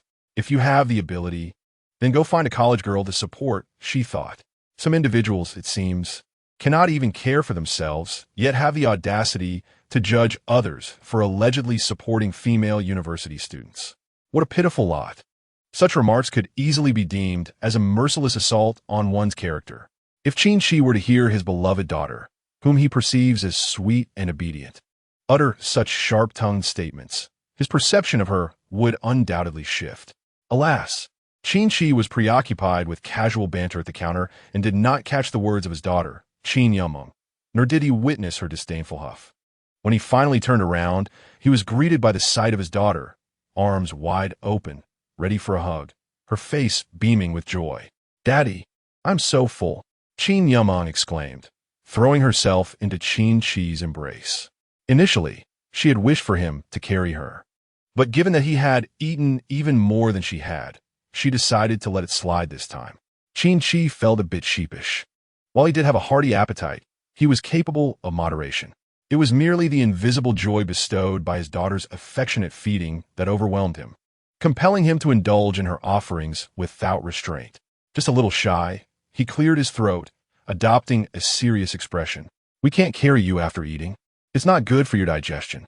"All right, I understand," Qin Yumeng replied cheerfully. "So, Daddy, can I have a hug?" In the midst of their conversation, she had already positioned herself directly in front of him. "Don't be silly, my precious daughter." Qin Qi pinched her cheek playfully. "With that full little belly, let's take a leisurely stroll." "Okay, I'll do whatever Daddy says," Qin Yumeng chirped, adorably wrapping her arms around his. As they departed, countless onlookers within the shop felt a sense of fullness, regardless of whether they had eaten or not, suddenly overwhelmed by the sweetness of their interaction. Was this a genuine father-daughter bond, or were they merely exhibiting endearing affection? Observers were enchanted, pondering how such a charming daughter could have such a dashing father. "I adore this. If only my boyfriend were as handsome, I'd gladly call him Daddy every day." Some girls, witnessing the scene, grew bolder in their admiration. Yet, as Qin Qi strolled along the pedestrian street, he paid no heed to the opinions surrounding him. He had come to accept that his striking appearance and his daughter's beauty would inevitably draw commentary. This scrutiny, in fact, signified their discerning taste. It served as a testament to Qin Qi's personal charm and the allure of his beautiful daughter. Ultimately, as long as his daughter remained content, he would find no reason for discontent himself. Of course, Qin Qi also recognized the impracticality of confronting every individual who spoke recklessly. Thus, he resolved to let them harbor their misunderstandings. "Yumeng, do you often find yourself a subject to gossip at school?" he inquired, having caught her earlier remark during their meal. His curiosity piqued. Qin Qi, having once navigated the trials of student life, understands that for some beautiful girls, their allure does not always translate into popularity at school. The more striking a girl is, the more likely she is to attract unwelcome gazes and baseless slander, rumors about a lack of decorum, associations with certain boys, or even being supported by wealthy benefactors. Qin Qi harbors concerns that if his daughters are frequently influenced by such gossip, it may adversely affect their mental well-being. However, Qin Yumeng, in response to her father's apprehensions, merely smiled and replied, "Daddy, you need not worry. I am far from a naive little rabbit." Chapter 15. A blue towel and 4 pink towels, a naive little rabbit? Qin Qi mused to himself, reflecting that such a phrase would have once been a compliment, yet now seemed to serve as self-deprecation. Since his daughter Qin Yumeng had already defined herself as anything but a foolish little rabbit, Qin Qi refrained from pressing further. Nevertheless, even if he were to inquire more deeply, it seemed unlikely he would glean any substantive information. From the moment Qin Yumeng acknowledged him as her father, he had yet to fully understand her. This lack of insight stemmed in part from the fact that, as a father, he did not feel the need to overanalyze his daughter's thoughts. Conversely, despite her outwardly endearing and playful demeanor, Qin Yumeng had gradually come to grasp her father's character and some of his ideologies. "At any rate, my daughters must not be deceived by others," Qin Qi said, affectionately ruffling the little one's hair. "Only my daughters are allowed to mislead and deceive others. Should anyone dare to trick you, I, as your father, will have a serious discussion with them." "Hee, Daddy, you're the best," Qin Yumeng replied with a beaming smile, clasping Qin Qi's hand. "With your protection, I feel so much safer." "Of course," Qin Qi affirmed, leading his daughter toward a nearby department store. "Let us first procure some toiletries. My little apartment is devoid of extra towels and such." "All right," Qin Yumeng chimed in, quickly following Qin Qi into the store. The first floor showcased various clothing items, while the upper level was dedicated to an array of toiletries, resembling a large supermarket. "Daddy, this towel is so beautiful," Qin Yumeng exclaimed upon reaching the bath towel section upstairs, her attention captured by a pink towel adorned with a bear pattern. However, it seems this towel may not be very absorbent, Qin Qi observed, noting that while the design and color were appealing to young girls, the material did not appear particularly effective for drying. But Daddy, this towel is truly lovely. Qin Yumeng employed her most persuasive charm, sweetly appealing to her father. As expected, upon witnessing his daughter's endearing demeanor, Qin Qi's heart softened considerably. At that moment, a young saleswoman in her 20s, observing the scene, covered her mouth with a smile and remarked, "Sir, we also have a blue towel that complements this one. It's part of a couple's collection. And if you buy one, the second towel is half price." Qin Qi felt somewhat helpless, despite his daughters already calling him daddy. This young person still regarded them as a couple. However, Qin Qi was too indifferent to clarify the misunderstanding. What piqued his interest was the enticing offer of buy one, get half off. At that moment, his mind was entirely consumed with thoughts of earning money to secure a better future for his daughters. Thus, any opportunity to save was met with keen interest. Coincidentally, his daughter also favored the bath towel. "Purchased," Qin Qi declared, as if he had acquired a treasure of great value. It was hardly surprising that Qin Qi's behavior seemed peculiar. He had not frequented such places for many years. As a single man, he had little regard for personal appearance, prioritizing cleanliness above all else. Throughout the year, he seldom bought new clothes. At that moment, Qin Yumeng leaped into his embrace, exclaiming, "Thank you, Daddy. You're the best." This affectionate gesture caught the attention of the attractive saleswoman, who couldn't help but suppress a smile. Today's youth are certainly well acquainted with various forms of affection. The sight of such a handsome man, paired with a beautiful schoolgirl, created an archetypal image of the school beauty and the older gentleman. Soon after, Qin Qi led Qin Yumeng to purchase an array of toiletries, shower gel, shampoo, toothpaste, and more, all guided by the same charming saleswoman. Observing that Qin Qi seemed indifferent to many items, she noted that he would purchase whatever his daughter lingered over or inquired about. How fortunate to have such a father! The saleswoman became increasingly convinced that this duo was indeed a couple, for it was uncommon for a genuine father to accompany his daughter in purchasing these goods. Typically, it is the mother who undertakes such shopping trips. Nevertheless, the saleswoman understood the sentiment well. "Sister, your father is truly wonderful to you," so attuned to a woman's thoughts. This was not mere flattery. Qin Qi's actions were genuinely appreciated by girls. Accompanying a female on a shopping excursion requires no grandiloquent discussions, only two essential roles, being the bag carrier and the financial provider. Clearly, Qin Qi fulfilled both roles admirably. With a playful glimmer in her eyes, Qin Yumeng remarked, "Sister, you're so beautiful. You must have a boyfriend who treats you exceptionally well." Upon hearing this from the young girl, the saleswoman felt even more assured. Indeed, they were a father-daughter pair. After all, how could one say have if they weren't? A girl's subtle thoughts are best perceived by another girl. Meanwhile, Qin Qi remained oblivious, contemplating whether he should purchase a few more bath towels. After all, he had 4 daughters, and thus far, only one had acquired a pink towel. What about the other 3? Should he truly buy 1 blue towel and 4 pink ones? Chapter 16. Frequently bringing girls home, as Qin Qi emerged from the clothing market, he ultimately refrained from purchasing 3 additional items. His eldest daughter, Qin Yumeng, vehemently opposed the idea, asserting that the preferences and tastes of his younger sisters varied greatly. Even if he were to buy them now, they might not necessarily appreciate the gifts. There was a possibility that the younger sisters would disdainfully discard them.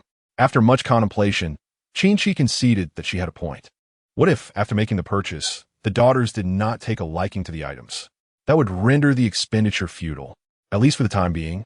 Qin Qi recognized that he was not yet a wealthy man, and thus he should economize where possible.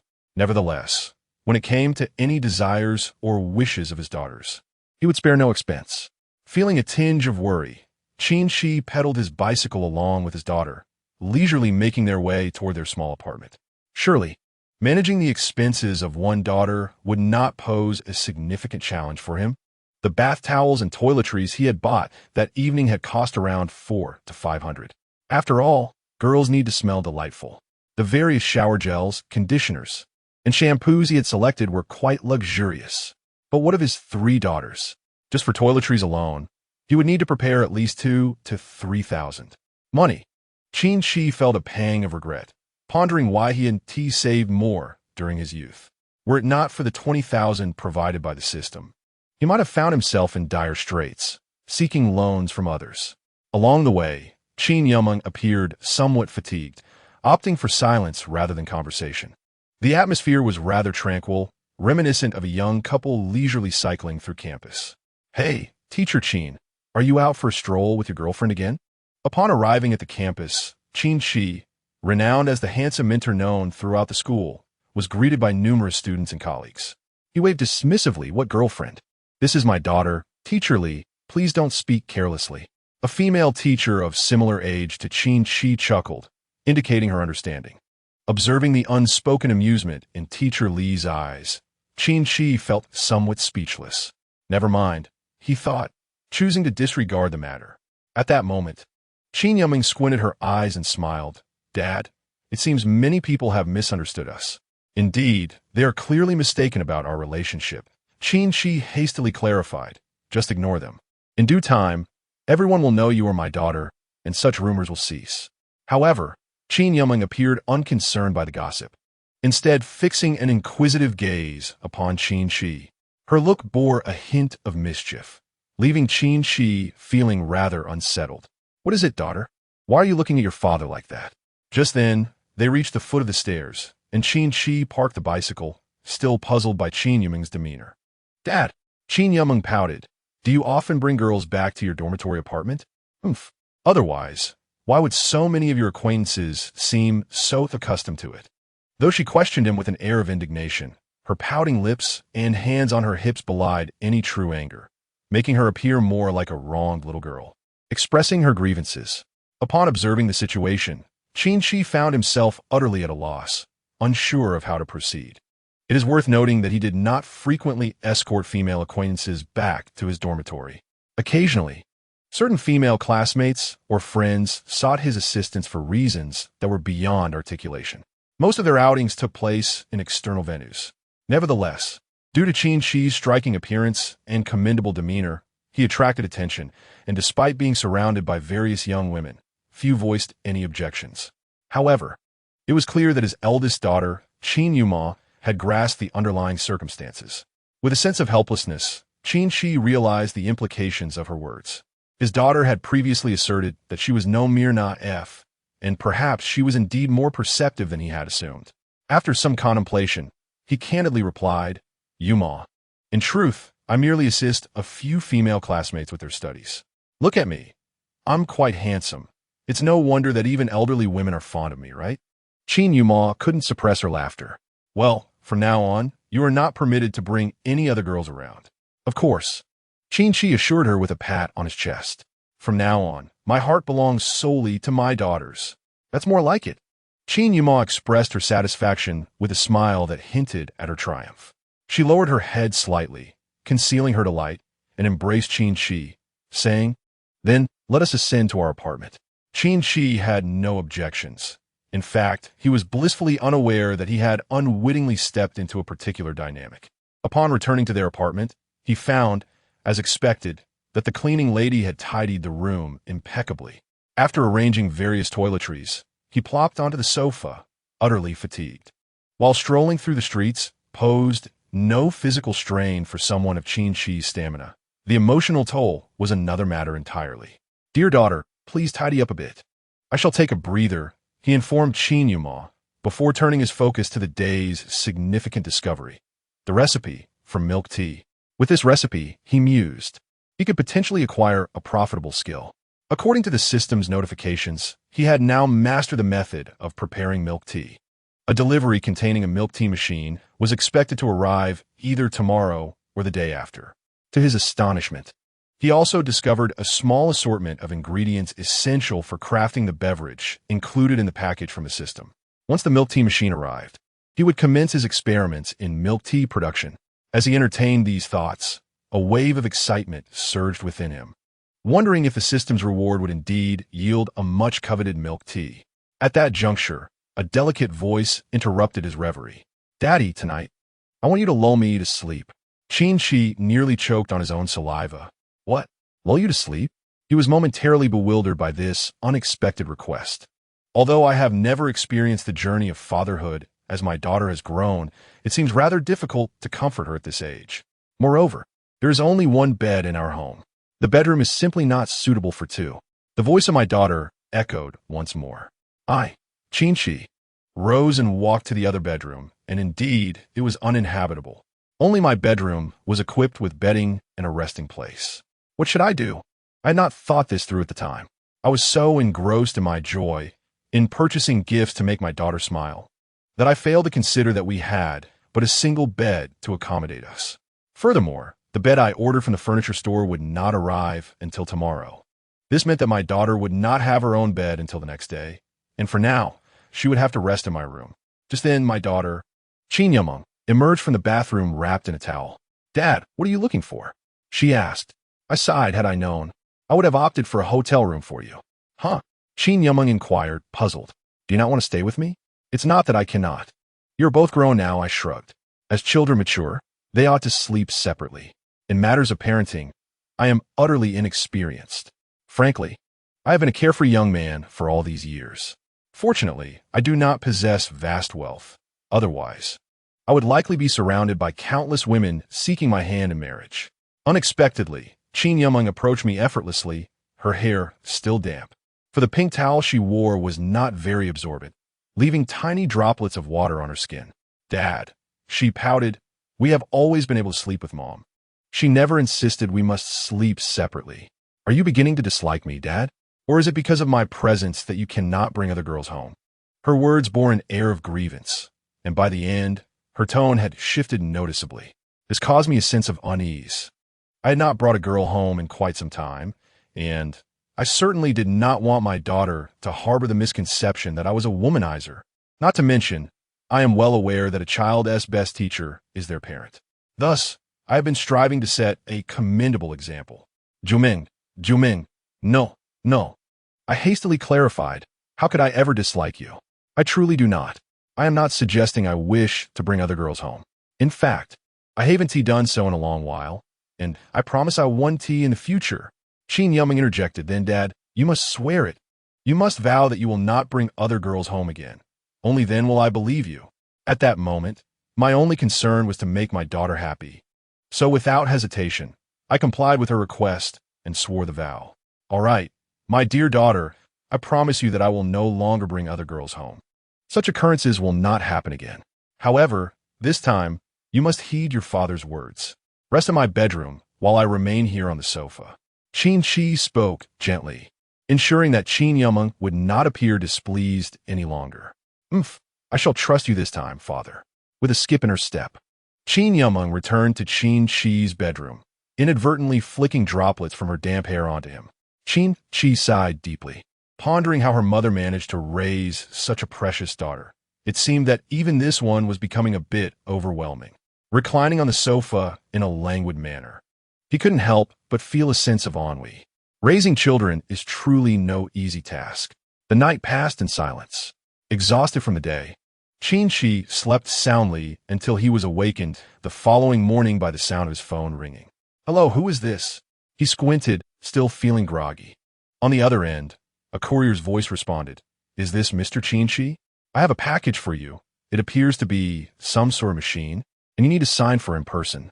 Qin Qi's heart leapt with joy. The milk tea machine mentioned by the system had finally arrived. Chapter 18.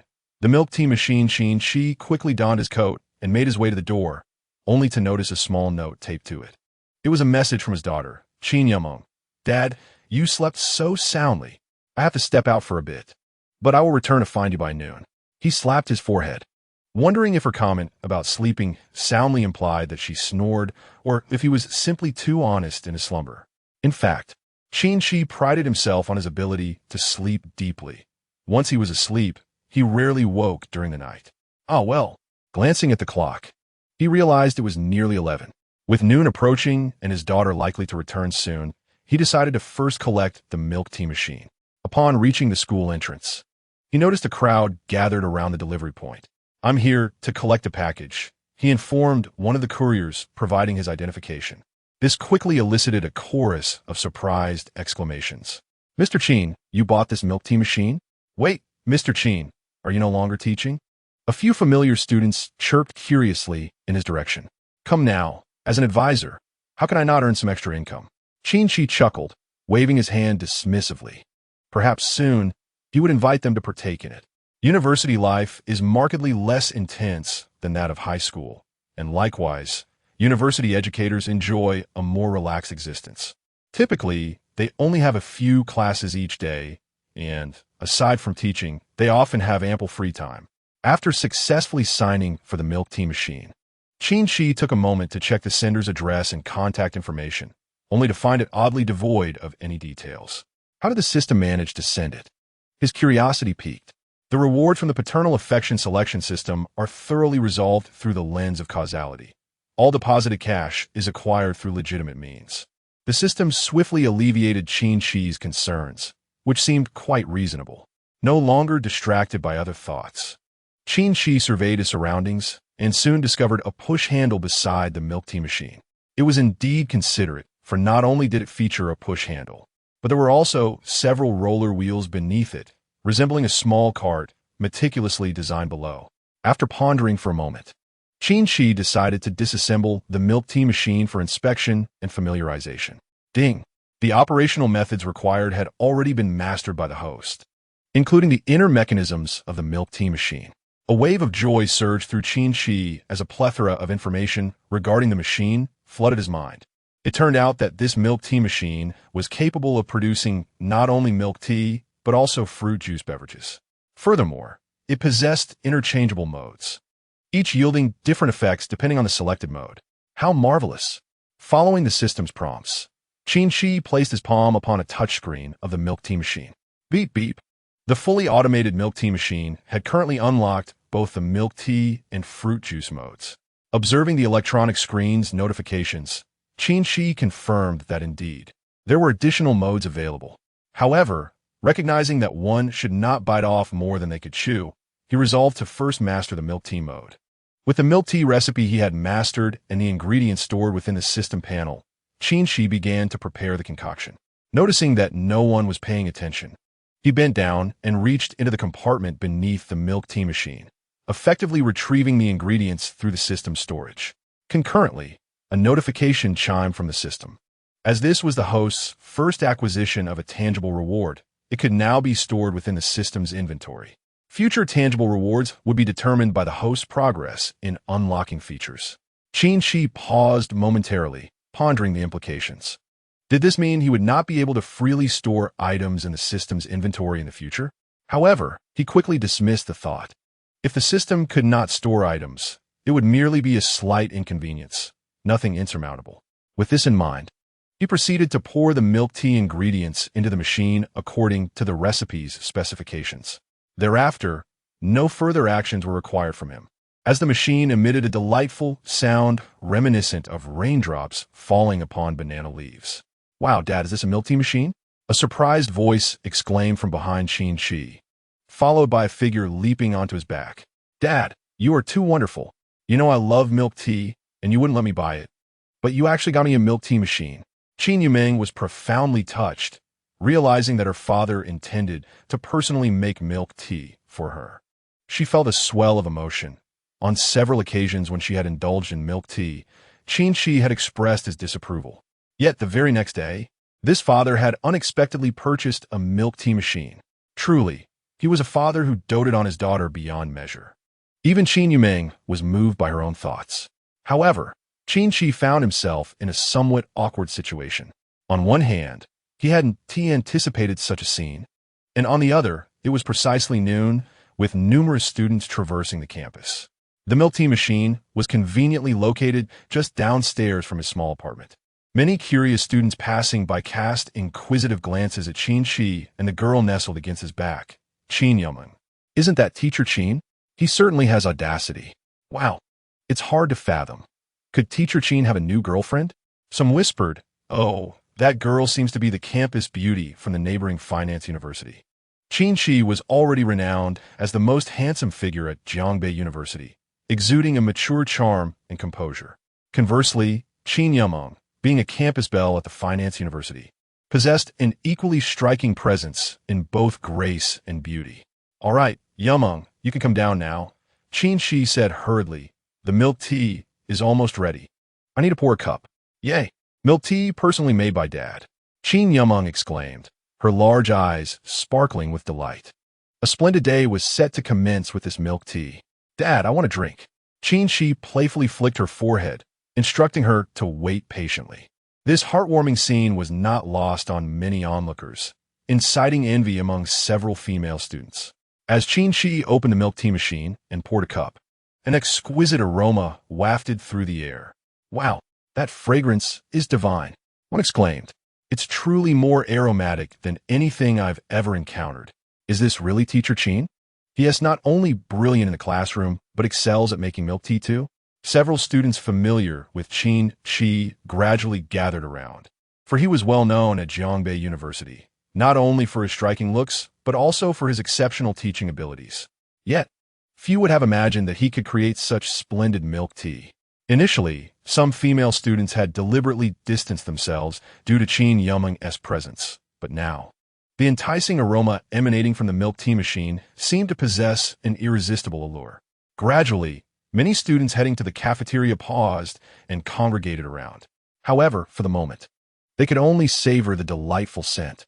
Of course, Qin Qi's first cup of milk tea was destined for his beloved daughter, Qin Yumeng. Beneath the milk tea machine, there were numerous pink cups alongside a sealing machine. With a satisfying click, a cup of milk tea was completed. Qin Qi grinned as he handed it to Qin Yumeng. Here you go, my dear. Let us see if this is more delicious than what you usually buy. While inspecting the milk tea machine, Qin Qi had noted that it was equipped with several bottles of purified water, all impeccably clean.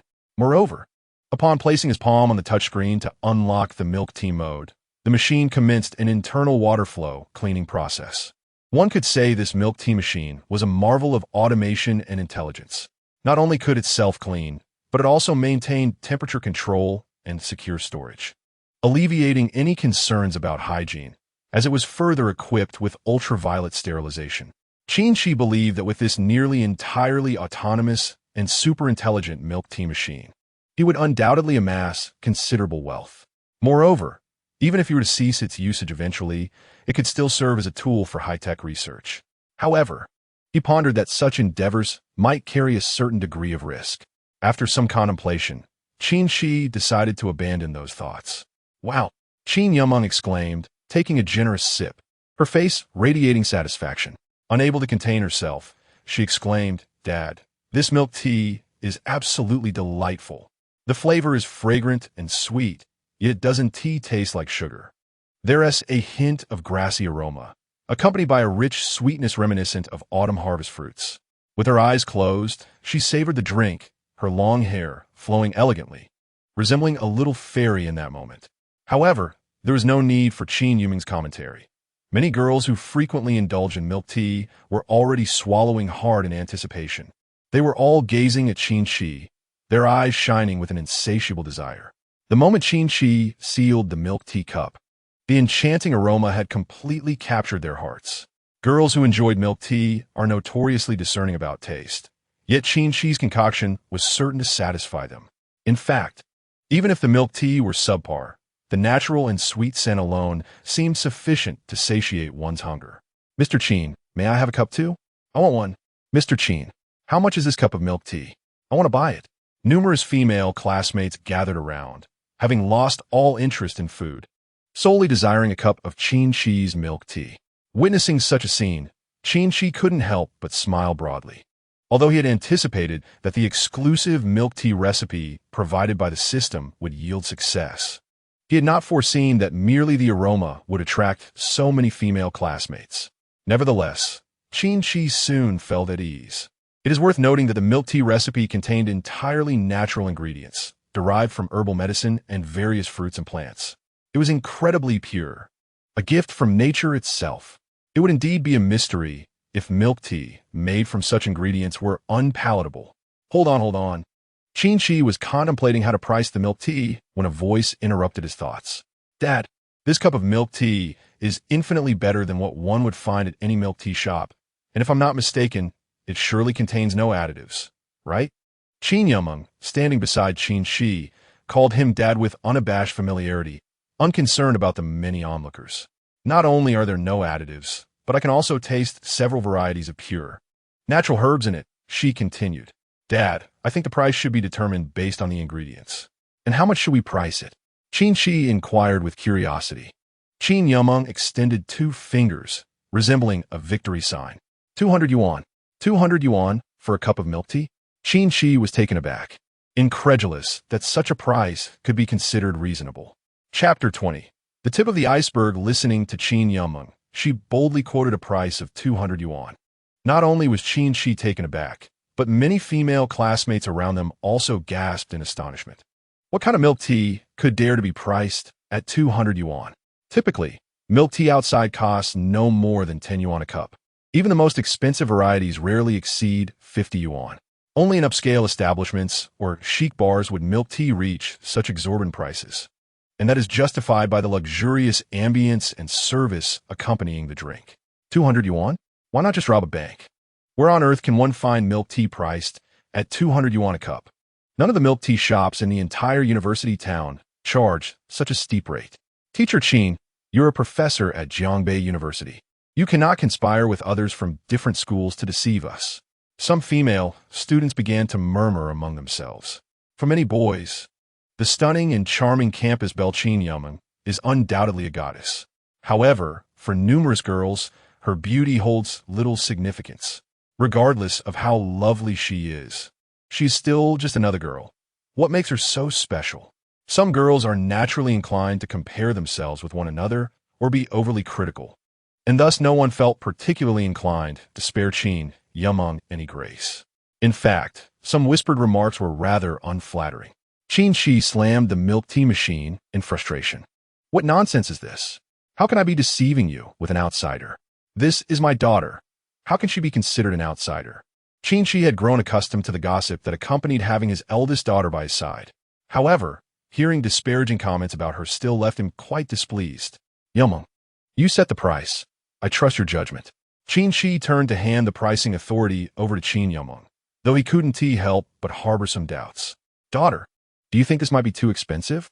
What if no one buys? That would be quite a loss. Unexpectedly, Qin Yumeng blinked her eyes and replied, Dad, don't worry. Leave this matter to me. Have you forgotten what my major is? Hee, I am quite adept at making money. Qin Qi was momentarily taken aback. He recalled that his eldest daughter was studying at the neighboring University of Finance, majoring in economics. Did studying economics really impart any special methods for making money? He felt skeptical, but the subsequent actions of his daughter Qin Yumeng compelled him to feel a twinge of admiration. Everyone, please do not rush. Qin Yumeng said from a step above, addressing the numerous female classmates below her with a calm demeanor and steady tone, as if she were accustomed to speaking before a crowd. The reason I set the price at 200 yuan is merely a temporary notion. It reflects my personal minimum price, as I initially considered setting it even higher. However, I believe it would be prudent to let everyone assist in determining the final price. Therefore, today, I will randomly select 20 fortunate classmates who will pay nothing. After you have tasted it, you can decide whether it surpasses the milk tea available off campus. While reassuring her classmates, Qin Yumeng playfully blinked at Qin Qi. Ahem. Qin Qi remarked at the opportune moment. Yes, today we shall select 20 fortunate female students. As he spoke, he checked the raw materials and stock. To be honest, even if it were 200, it would pose no issue. Wow, Teacher Qin is so generous. It's free, they exclaimed. But how will you choose, Teacher Qin? What defines lucky? Never underestimate a girl's yearning for food, nor the devotion of those who adore milk tea. Prior to this, Qin Qi never imagined that girls could exhibit such fervor. After pondering, Qin Qi chuckled. If I were to call names or designate specific students, you would surely be displeased. Therefore, today, every girl with twin ponytails shall receive a complimentary cup. In university, most girls sport long, flowing locks or neat short styles, while those with twin ponytails are exceedingly rare. As expected, among the few dozen surrounding him, not even 10 had twin ponytails. Nevertheless, Qin Qi adhered to his promise and randomly selected several more, ultimately distributing 20 cups of milk tea. Dad, it seems you really like twin ponytails. Qin Yumeng said with a smile. Feeling slightly embarrassed at being discovered by his daughter, Qin Qi replied, Actually, I find it more convenient to choose that way. Humph. As long as you promise not to have any other girls. Qin Yumeng quickly changed the subject, saying, Dad, although I don't know how you make such delicious milk tea, I think if you could continue producing more, we could establish a chain or even a brand. As she spoke, she observed the reactions of the girls gradually dispersing. Almost every girl sipping the milk tea wore an expression of pure enjoyment. Moreover, the rich and lingering aroma of the tea was truly captivating, leaving a lingering sweetness that was utterly delightful. Qin Qi had never considered such ambitions as opening a chain or branding, as he had always been focused on satisfying his own appetite. Hearing his daughter's suggestion piqued his curiosity, and he asked, What exactly do you mean, my dear? Of course, we must first establish a reputable name. Qin Yumeng suddenly transformed, her once adorable eyes radiating an extraordinary confidence. Dad, I've thought a name. The first cup of milk tea in autumn. Then we can prepare to create a sensation and ignite a viral phenomenon. Listening to his eldest daughter, Qin Qi felt he should reassess his perception of her. In that moment, Qin Yumeng was no longer the spoiled, soft girl he knew. Rather, she exuded an indescribable brilliance. He couldn't help but marvel at how elegant she appeared when she took things seriously. Dad, what are you thinking? It seemed that Qin Yumeng sensed Qin Qi's gaze, and she suddenly pouted, embracing him. Daddy, did I do something wrong? The transition was so swift. It was merely a blink. Qin Qi regained his composure and replied, How could that be? I am simply astonished by your entrepreneurial spirit. Not exactly. It's just that my major is finance, so I have some knowledge in this area. Qin Yumeng scrutinized Qin Qi's expression, noticing that he had merely complimented her a few times, and she felt entirely reassured. Some matters, however, were not meant for her father's ears. Yet, Qin Qi clearly did not ponder as deeply as Qin Yumeng did. He would never suspect that his daughter was not entirely as she appeared. Just then, the phone rang. Hello, is this Mr. Qin Qi? A young man's voice came through the line. Mr. Qin, we are from the furniture store, here to deliver your bed. Qin Qi slapped his forehead. He had been so honest in his slumber yesterday that today he had to receive both a milk tea machine and a bed. All right, you can come to the faculty apartment. Qin Qi quickly provided an address. He then patted the milk tea machine, realizing that this hefty piece of equipment could not be taken back upstairs. Daddy, is it okay to leave this downstairs? As long as it's locked, and the manager can keep an eye on it, plus there's surveillance, it should be fine.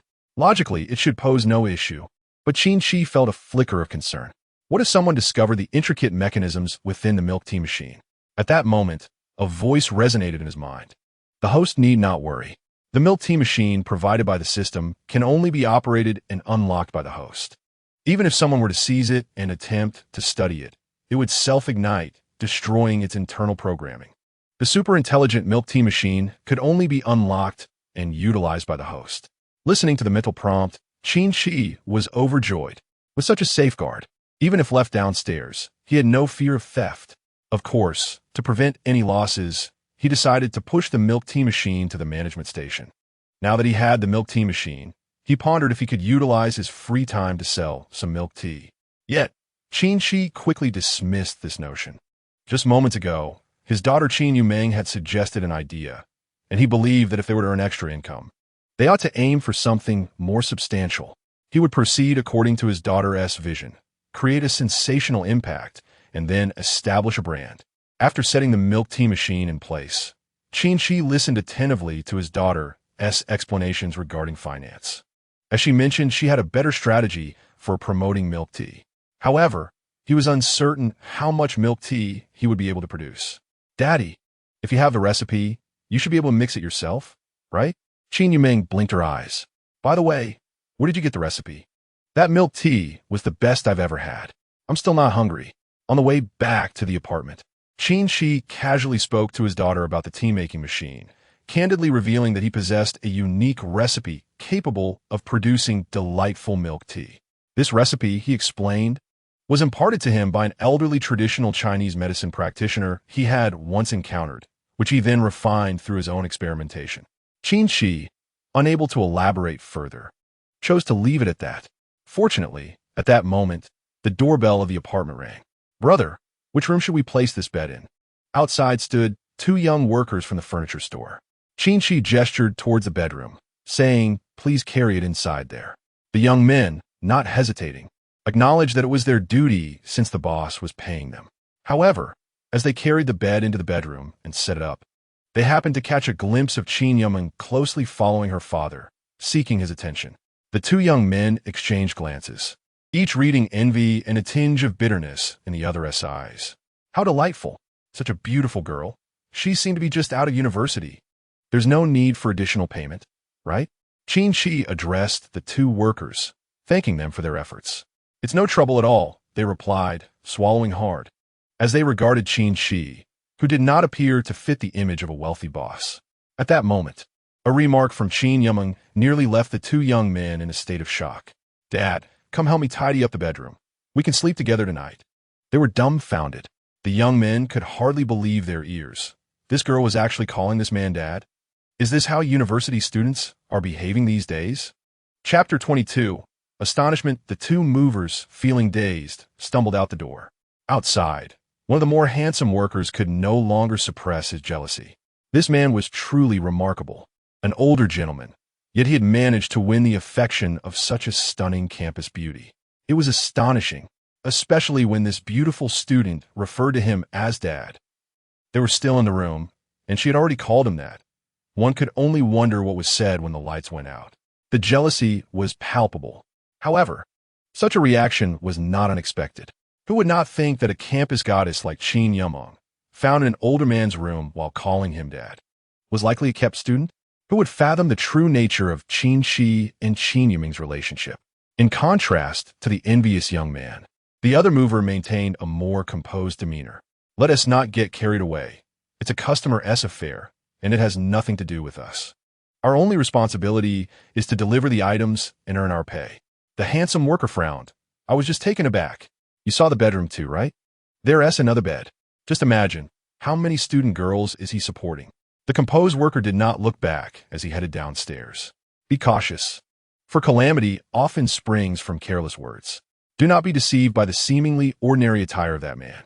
His demeanor and gaze surpass even those of the affluent signs portrayed on television. He may very well be a wealthy magnate, merely inclined towards discretion. Upon hearing this, the young delivery man instinctively covered his mouth, hesitant to speak further. In today's society, it is indeed true that many are affluent, yet numerous are those who prefer to masquerade as humble while harboring substantial wealth. However, after the 2 delivery men departed, the door of a modest apartment in the building quietly creaked open. A female teaching assistant, adorned with gold-rimmed glasses and possessing an intellect that radiated beauty, emerged. She was well aware that a bed was being installed in Qin Qi's residence above. But what she did not know was that Qin Qi was allegedly involved with a university student. Adjusting her glasses, a look of incredulity spread across her face. Good heavens! That demure and charming student was, in fact, being supported by Qin Qi? With a resounding clap of her thigh, enlightenment washed over her. So that was it. Many had remarked upon Qin Qi's reputation as a charming prodigy of Jiangbei, yet he remained unmarried. It turned out that he had been involved with a student all along. No wonder he was often surrounded by youthful co-eds over the years. His predilection for them was evidently long-standing. The more she pondered, the more vexed she became. Having graduated less than 3 years ago, she had swiftly ascended to the position of teaching assistant at Jiangbei University. As a young woman, she was acutely aware of the goings-on within the university. Mature upperclassmen often deceived naive freshmen, while affluent and powerful older men employed various means to exploit young women. Such behavior was intolerable to her. Determined, she resolved to find an opportunity for Qin Qi to regret his actions. Yet, suddenly halting her ascent to the upper floor, she sensed something amiss. Everyone knew that Qin Qi had no savings, no house, no car, and no funds. How could he possibly afford to support such an exquisite student? Hesitating, she turned back to her room, dismissing the matter. After all, it was not her concern. Having been in society for several years, Why did she still feel a peculiar sense of justice stirring within her? Meanwhile, Qin Qi upstairs wore a look of resignation. The bed in the bedroom had been set up, the sheets neatly arranged in a youthful pink, creating an ambience filled with girlish charm. The two beds were pushed together, allowing ample space for four delicate young girls. Even two could comfortably share the expanse. As a result, his daughter, Qin Yumeng, rolled about playfully on the expansive bed. Observing her adorable antics, Qin Qi appeared exasperated, yet his eyes sparkled with mirth. Presently, one daughter was frolicking on the bed, while three others had yet to arrive. The sight of all four daughters together, rolling about, promised to be quite a spectacle, one that would surely be delightful to behold. Qin Qi could not help but anticipate the arrival of his other daughters. Yet, an old dilemma loomed. He needed to devise ways to earn more money. That afternoon, as he was to substitute for a lecturer, he bid farewell to his daughter and made his way to the teaching building, casually handing her a key to the apartment. Have you heard? Our school has a counselor who is rumored to be involved with the campus beauty. Are you referring to that charming librarian? Yes, indeed. He is the one, renowned as a talented scholar from Jiangbei University, who, despite being in his 40s, remains unmarried after all these years. It is quite surprising to learn that his single status is attributed to a preference for younger female students. Moreover, this campus beauty happens to be the belle of a prestigious 985 university, the University of Finance. As Qin Qi approached the classroom, he overheard his classmates engaged in lively discussions. Has he become so well known? Although Qin Qi was aware that he was a prominent figure at Jiangbei University, this manner of notoriety was far from what he desired, especially given the rumors of him keeping a student. As the saying goes, Qin Qi himself was indifferent to such gossip, but he was deeply concerned about the reputation of the young woman involved. Just as he was about to confront a few of the troublemakers in the classroom, a gentle voice reached his ears. "Mr. Qin, I never expected you to be this kind of person." Qin Qi was momentarily taken aback. What have I done? How have I become this kind of person? He was bewildered by his own thoughts. However, when he turned to see the speaker, his embarrassment intensified. The girl before him was none other than Yang Ruoxue, a former student he had once assisted, and the belle of the foreign languages department. True to her name, Yang Ruoxue embodied grace and beauty, fair-skinned, with long legs and flowing hair that cascaded like a celestial being.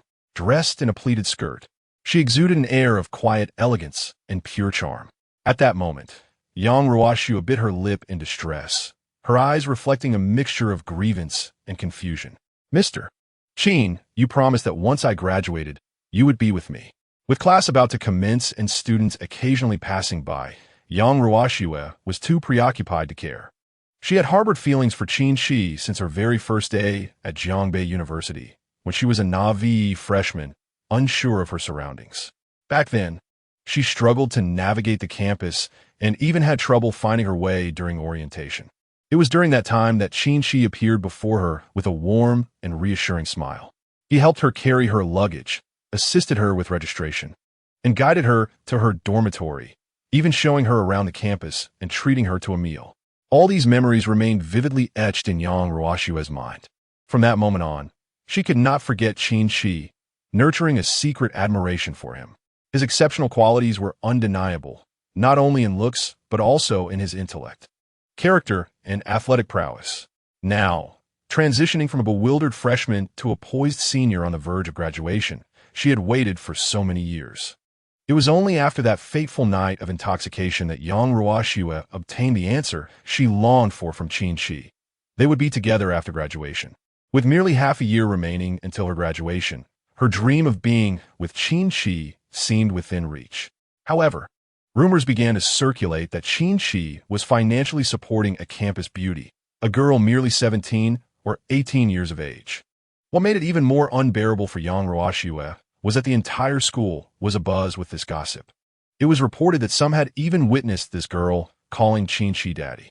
Being university students, they understood all too well that many wealthy individuals engage in such arrangements with female students, involving figures like sugar daddies.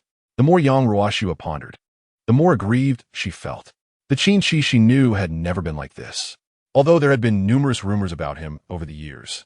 Many were mere fabrications, lacking any credible foundation. Until this afternoon, when several of her roommates adamantly confirmed the rumors. Stemming from an event at noon, where Qin Qi had set up a milk tea machine to distribute drinks. While the news hadn't spread throughout the entire school, it had certainly circulated within the female student community, primarily because the milk tea he crafted was simply delightful. Consequently, gossip about Qin Qi began to flourish. With reddened eyes, young Ruoxue gazed at Qin Qi on the verge of tears. Observing her distress, Qin Qi felt an overwhelming sense of frustration. Ruoxue, let me explain, this is a misunderstanding. He sighed, faced with this pure and innocent girl. He had never intended to hurt her. On several occasions, when she wished to be his girlfriend, he had never truly committed, often responding with light-hearted banter and never taking any substantial action. He maintained a strong sense of principle and self-control in this regard. To him, young Ruoxue felt like a sweet, neighborly little sister, gentle, reserved, and utterly innocent. From the moment he first laid eyes on her, he was captivated by her purity. Akin to a pristine lily, the best outcome was to admire it, not to pluck it.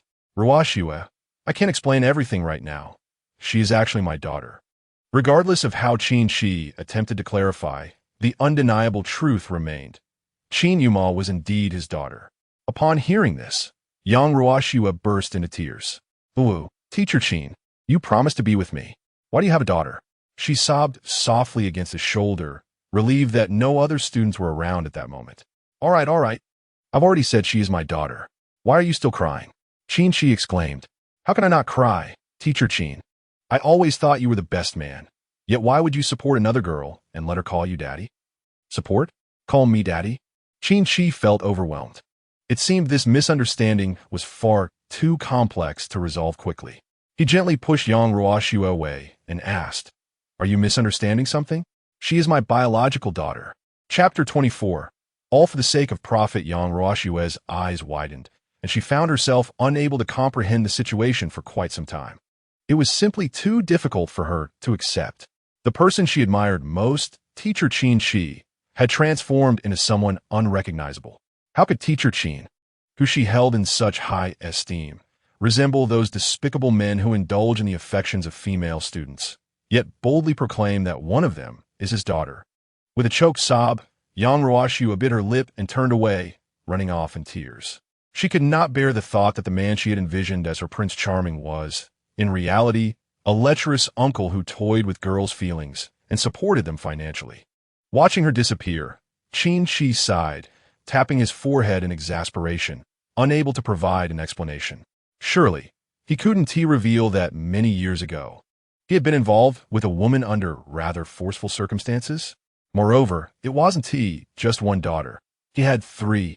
If it weren't for his own experience, he would scarcely believe such a thing. Perhaps it was for the best that this misunderstanding had arisen. Qin Qi shook his head, deciding against providing a detailed explanation. Let it be a misunderstanding. At least it would prevent her from pursuing him further. After all, Qin Qi had numerous ex-girlfriends and women who harbored secret affections for him. Due to young Ruoxue's interruption, Qin Qi lost his motivation to reprimand the students who had spread falsehoods about him. During class, he merely showed his face, spoke a few casual words, and then ceased to engage with the students. It was evident that very few of these university students were genuinely attentive. They were likely gossiping about the rumors of him supporting female students. Preferring not to stir up unnecessary trouble, he chose to gloss over the lesson. Once class concluded, Qin Qi readied himself to embark on his lucrative endeavor. Typically, those who sell milk tea operate from a storefront and acquire the necessary permits. However, considering his current situation, being a teacher at the university, he reasoned that as long as no one intended to sabotage his efforts, he could simply operate a milk tea cart without the complications of formalities. He pressed his hand against the touch screen of the milk tea machine, unlocking its operational mode. In truth, Qin Qi did not need to perform any additional tasks. The machine was equipped with specialized grinding apparatuses for processing the raw materials. He merely needed to place a variety of traditional herbs and natural ingredients into the grinder, and soon enough, milk tea powder would be produced. Subsequently, the powder would enter the machine in measured quantities. Finally, Qin Qi would press a button, Place a cup beneath the spout to collect the freshly made milk tea. And seal it. A cup of all-natural milk tea would be ready in no time. Ah, the flavor was indeed delightful. Qin Qi Savor Cup. Relishing its rich aroma infused with hints of herbal essence and natural flavors, feeling an immediate sense of relaxation wash over him, as if it also quelled his hunger. "Daddy, are you secretly drinking milk tea?" Suddenly, he heard his daughter Qin Yumeng's voice from behind. Almost instantly, he felt her leap into him from behind. "Daddy, I want some too." Qin Yumeng rested her head on Qin Qi's shoulder, her small face pouting as she desired milk tea. Qin Qi, having only sipped a couple of times from his cup, offered the remaining half to her eagerly. With a delighted smile, her eyes curved like crescent moons, she took 2 generous gulps. "Daddy, let us go downstairs to the apartment later, just like we did at noon, and treat a few girls to some milk tea for free, at least for now." "Why for free?" Qin Qi pondered, slightly perplexed. He had invested in a milk tea machine with the intention of earning some extra income. "Daddy, trust me, your daughter will surely help you make a lot of money." Qin Yumeng began her charming persuasion, providing Qin Qi with a brief explanation. She informed him that this was a form of hunger marketing. "Your milk tea is delicious and all natural, but instead of selling it right away, we should let some classmates taste it for free. Their word of mouth will create a phenomenon. Then, I will generate buzz online, and you just need to wait. In 3 days, we can start charging and offer customized options." Qin Qi was taken aback by his daughter's cleverness. Although this strategy sounded simple, he had never considered it himself. "Then I shall heed my daughter's advice." Without hesitation, he added, "Let us look into opening a shop. You could be the manager, and I will work for you." "That's settled then. I'll be the manager, but you'll be the big boss." A glimmer of subtle mischief danced in Qin Yumeng's eyes as she pressed a few messages on her phone.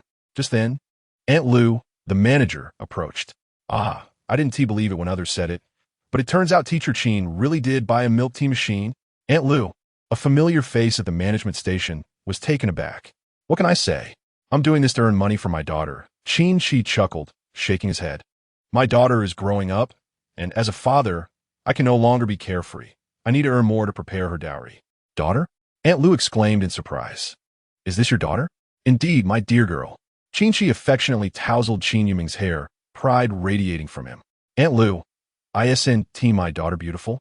I need to earn money for such a lovely daughter's dowry."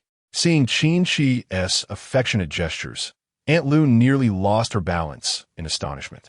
"What is going on? After all these years at school, I had never seen Teacher Qin married or dating. How could he have a child? Moreover, Aunt Lu had approached Qin Qi because someone had asked her to play matchmaker."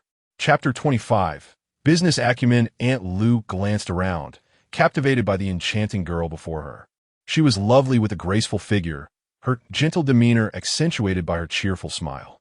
However, given her age, she clearly still belonged to the student demographic, akin to many university students at Jiangbei University. How could such a college student possibly be Qin Qi's daughter? Aunt Lu couldn't help but think of some rumors. "Teacher Qin, could you come over for a moment?"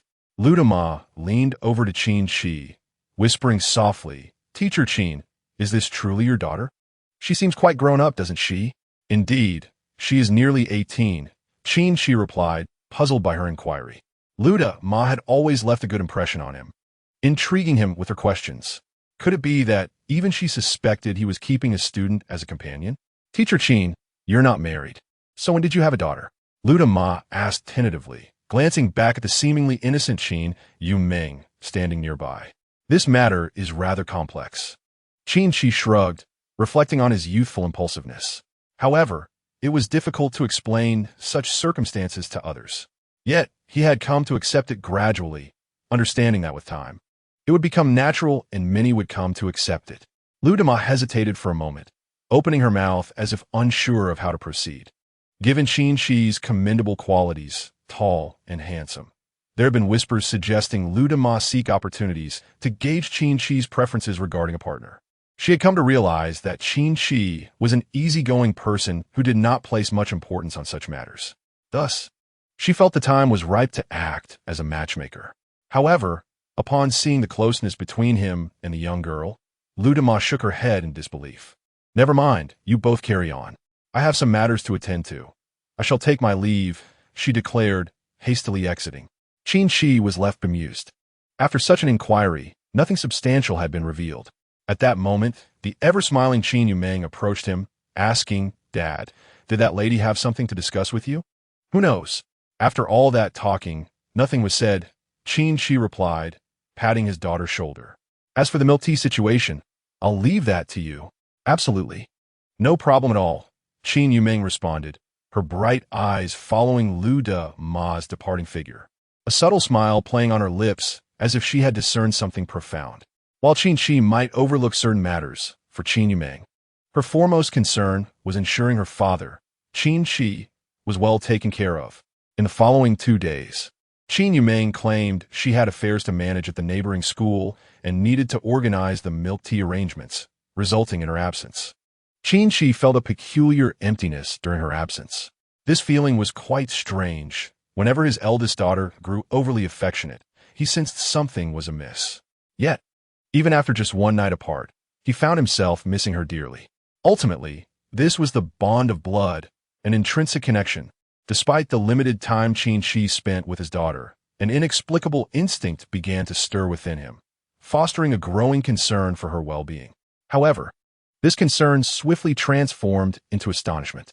That morning, Qin Qi, as per his usual routine, took on the role of a part-time librarian.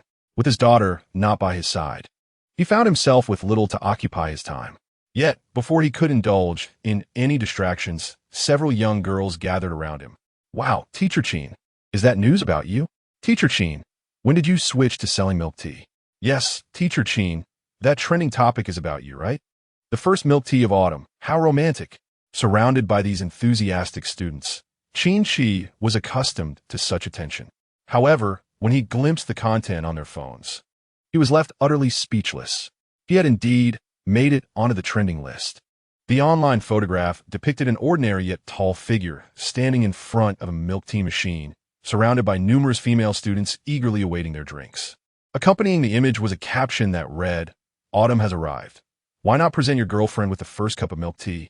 The most striking aspect was Qin Yumeng, beaming like an angel beside Qin Qi, cradling a cup of milk tea. She was the epitome of a perfect advertising model. Qin Yumeng was even more charming and delightful than the renowned milk tea sister, embodying innocence and vitality. In today's world, possessing such stunning beauty, along with a capable team for marketing and merely seizing an opportunity, can undoubtedly lead to fame and success. Consequently, Qin Qi's milk tea venture gained unexpected popularity.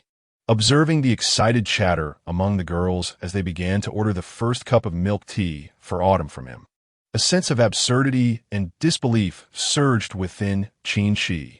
His eldest daughter possessed an astoundingly sharp business acumen. Moreover, today marked the 3rd day. Chapter 26. Old Qin. When will you marry?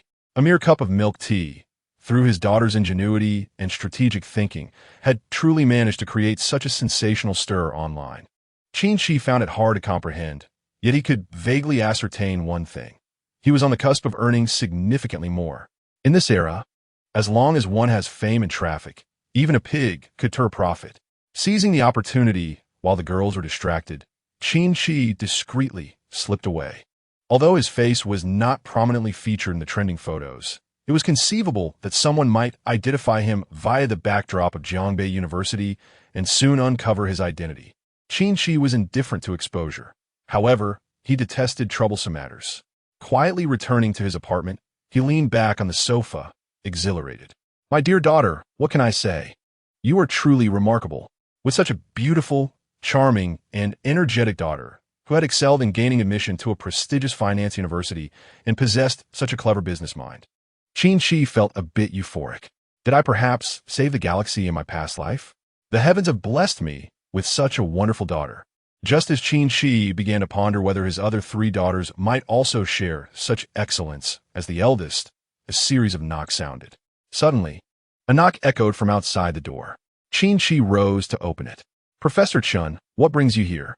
Professor Chun, an esteemed elder from Jiangbei, had dedicated his life to the university and maintained a serene disposition, never entangled in administrative affairs. He focused solely on his role as a professor, occasionally mingling with students. With a gentle smile, Professor Chen replied, "Ah, little Qin, I merely came to pay a visit."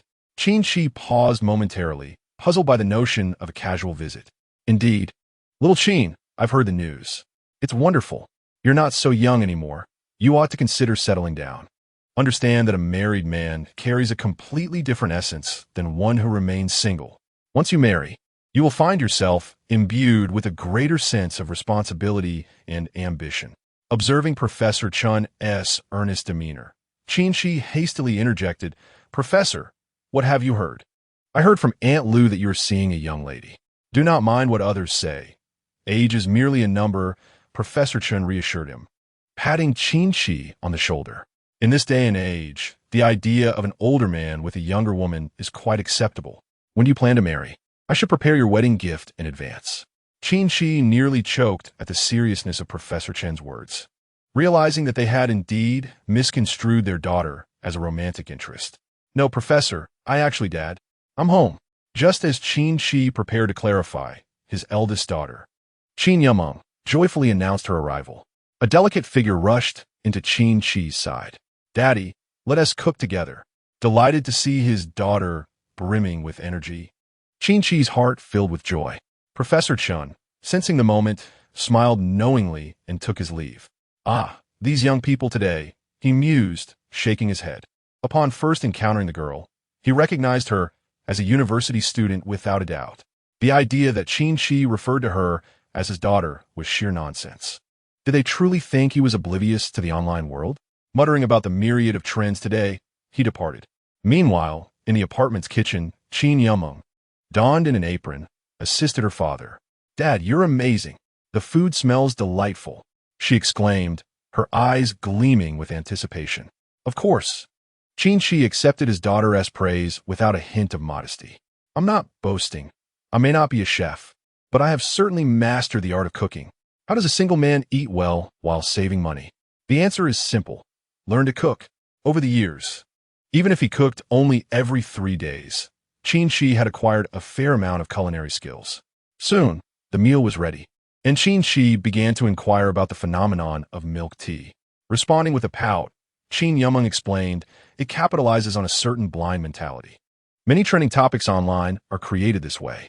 Moreover, a plethora of trends can be manufactured simply by spending money." Qin Yameng candidly stated that she had not spent any money. She merely had 2 friends who frequently engaged in online activities. "Dad, you'll need to take charge from now on. It's not too much to ask for around 100 cups of milk tea each day.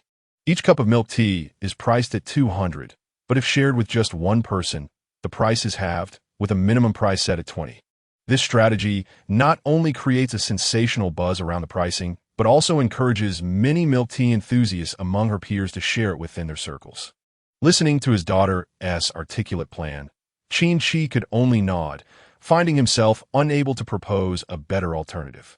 Initially, he had worried that 100 yuan for milk tea might be too exorbitant and could backfire. But he had not anticipated that this was part of his daughter's clever scheme. From the very beginning, she had meticulously crafted her strategy. Suddenly, Qin Yameng posed a question. "Dad, when do you plan to get married?" Chapter 27. The most radiant scenery faced with his daughter's inquiry. Qin Qi was momentarily taken aback. He already had a wife and a daughter. How could he possibly consider marrying again? Wouldn't that be bigamy? However, Qin Yameng quickly added, "But you haven't given Mom a grand wedding yet." Qin Qi let out a sigh of relief. This was indeed true. Although more than a decade had passed, and his daughter was now 17 or 18, he and Jiang Hanxin had never been a couple in the traditional sense. In fact, they hadn't even been friends, lacking any substantial familiarity. Just the memory of that night still made him feel a bit embarrassed. It was a classic case of getting on the train before buying a ticket. "Of course, I have thought about marriage. I should make amends for your mother." Qin Qi sighed again. Recent conversations with his elder daughter revealed that, while Jiang Hanxin was diligent in her role as a mother and often spoke of Qin Qi as a good man, she seemed reluctant for their daughters to interact with him. Even Jiang Hanxin herself had not contemplated the possibility of meeting Qin Qi. Meanwhile, his elder daughter appeared pitiful. unable to express her mother's sentiments. Naturally, Qin Qi would not press his daughter for answers. Perhaps it was because he felt he had not worked hard enough or achieved enough. For the first time, he felt a sense of dissatisfaction with his life over the past decade. If he were a wealthy and powerful entrepreneur, would Jiang Hanxin and her daughters truly have the chance to meet him? Dad, is something bothering you? Noticing Qin Qi's sigh, Qin Yuming gently grasped his hand and inquired softly. There is nothing wrong. I just suddenly feel very sorry for you and your mother, he replied.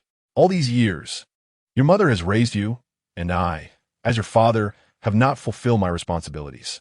Qin Qi's remorse was sincere and earnest.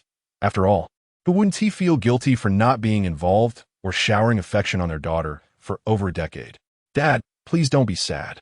And don't dwell on such thoughts. Qin Yuming shook Qin Qi's arm, exclaiming, now we can find Dad, and he hasn't sought to marry anyone else. Moreover, he can accept us, which brings us immense joy. All we need to do is put in our best effort, focus on the present, and earn a little more money so that we can live with Mom in the future. The encouragement from his daughter filled Qin Qi with a peculiar sense of wonder and gratitude. Yet, as his daughter remarked, the most crucial thing at present is indeed the here and now. With the milk tea machine ready, promotional efforts yielding results, and a burgeoning reputation, he had also mastered the recipe. It was a perfect confluence of time, place, and people. What excuse could he possibly have to refrain from striving to earn money? How could he not succeed? Qin Qi's resolve solidified, and he affectionately ruffled Qin Yuming's hair. Good daughter, I shall never let you down, he declared with determination. Rising to initiate the operation of the milk tea machine, he prepared for today's sales. At that moment, however, a notification echoed in his mind. Congratulations, host, for opening your heart to your daughter, thus elevating her mood and satisfaction. Consequently, the host is rewarded with the unlocking of the system's package space, along with a ton of pure, natural, and pollution-free gifts from nature. Please confirm acceptance in the system. Qin Qi's heart swelled with joy. Just as he had been worried about insufficient raw materials for his milk tea, the system's unlocking of the package space and the provision of a ton of pure herbal ingredients would suffice for many days of sales. Confirm acceptance. With a thought, he accessed the system's package space. Indeed, it contained a full ton of ingredients. What a delight! Qin Qi had not anticipated that a heartfelt conversation with his daughter would yield such unexpected rewards from the system. This feeling was simply exhilarating. In just a few days, he had already received 3 rewards. Although the first was a mere 20,000 yuan and subsequent rewards lacked substantial cash value, these had nevertheless instilled in Qin Qi a sense of eager anticipation for future rewards. After confirming the materials in the package space, Qin Qi and his daughter, Qin Yuming, stepped out of the apartment, heading straight for the milk tea machine. Outside, several female classmates were already gathered. Upon spotting Qin Qi, they halted their chatter and hurried over. Inquiring, Teacher Qin, is the minimum price for milk tea 20 yuan? I've already shared with 3 people. Qin Qi instinctively glanced at Qin Yuming, recognizing that this plan and operational strategy had originated from her. Of course, as long as he adhered to his prior conditions, there would be 100 cups of special-priced milk tea available daily. Qin Yuming stepped forward, smiling brightly. However, each person can only redeem once a day. Our milk tea is truly one of a kind. As she spoke, Qin Qi had already wheeled out the milk tea machine and activated it. Placing his palm on the touch screen, the machine began to play folk tunes, and amidst the gentle humming, it commenced the milk tea preparation. The aroma was intoxicating. Before sealing a cup, the fragrant scent wafted through the air, captivating all the girls nearby. Have you heard? The girl from dormitory 302, who last indulged in milk tea, has remarkably fair skin. Of course, I am aware of this. Otherwise, why would I have stood in line to buy milk tea? My roommate, who used to have small blemishes on her face, also found her complexion smooth after drinking milk tea. The first cup of milk tea this autumn seems to have effect beyond mere taste. Several girls have already confirmed their intention to acquire milk tea, whispering among themselves. In truth, to make girls queue for a cup of milk tea, it must possess qualities beyond mere flavor or the viral hype online. Indeed, some students who have tasted it have experienced noticeable changes. Simultaneously, Qin Yuming, who overheard the whispers about the milk tea's remarkable effects, felt a stir of curiosity within her. Could her father's milk tea truly possess skin-whitening properties? Chapter 28. Acknowledgement. Dear Dad, what ingredients do you use in your milk tea? Qin Yiming asked, intrigued as she approached Qin Qi, observing the process of milk tea production. Unfortunately, the machine was tightly enclosed, resembling a large iron box, where only vibrations and music could be heard. Above it, Qin Qi merely needed to place a cup at the dispensing point to fill it perfectly. The most striking feature was that this milk tea machine was equipped with a touch display screen. In response to his daughter's inquiry, Qin Qi casually replied, "Isn't it known? My milk tea contains various herbal ingredients and all-natural fruits." He couldn't resist boasting a little. After all, making milk tea had become a skill of his own. Qin Yiming blinked her bright eyes, asking, "So, do your ingredients include herbs that can enhance a woman's complexion?" Enhance complexion? Qin Qi paused, realizing that some herbs indeed have whitening properties and even satiating effects. However, he was unaware that his milk tea not only tasted sweet and rich, but also had the potential to truly beautify and whiten the skin. With this thought, Qin Qi felt compelled to inquire with the system. Does the milk tea have any special effects? Ding! According to the host's inquiry, this milk tea, crafted from the host's unique formula combined with nature's bounty, possesses satiating properties. It can replenish energy, restore hydration, and whiten the skin. Are there any side effects? Qin Qi felt a tinge of anxiety. He had acted rather boldly, selling milk tea without verifying its effects. If something were to go awry, it would certainly lead to complications. There are no side effects, only variations in the whitening results based on individual constitutions. It felt as if this was akin to a cosmetic specifically designed for women.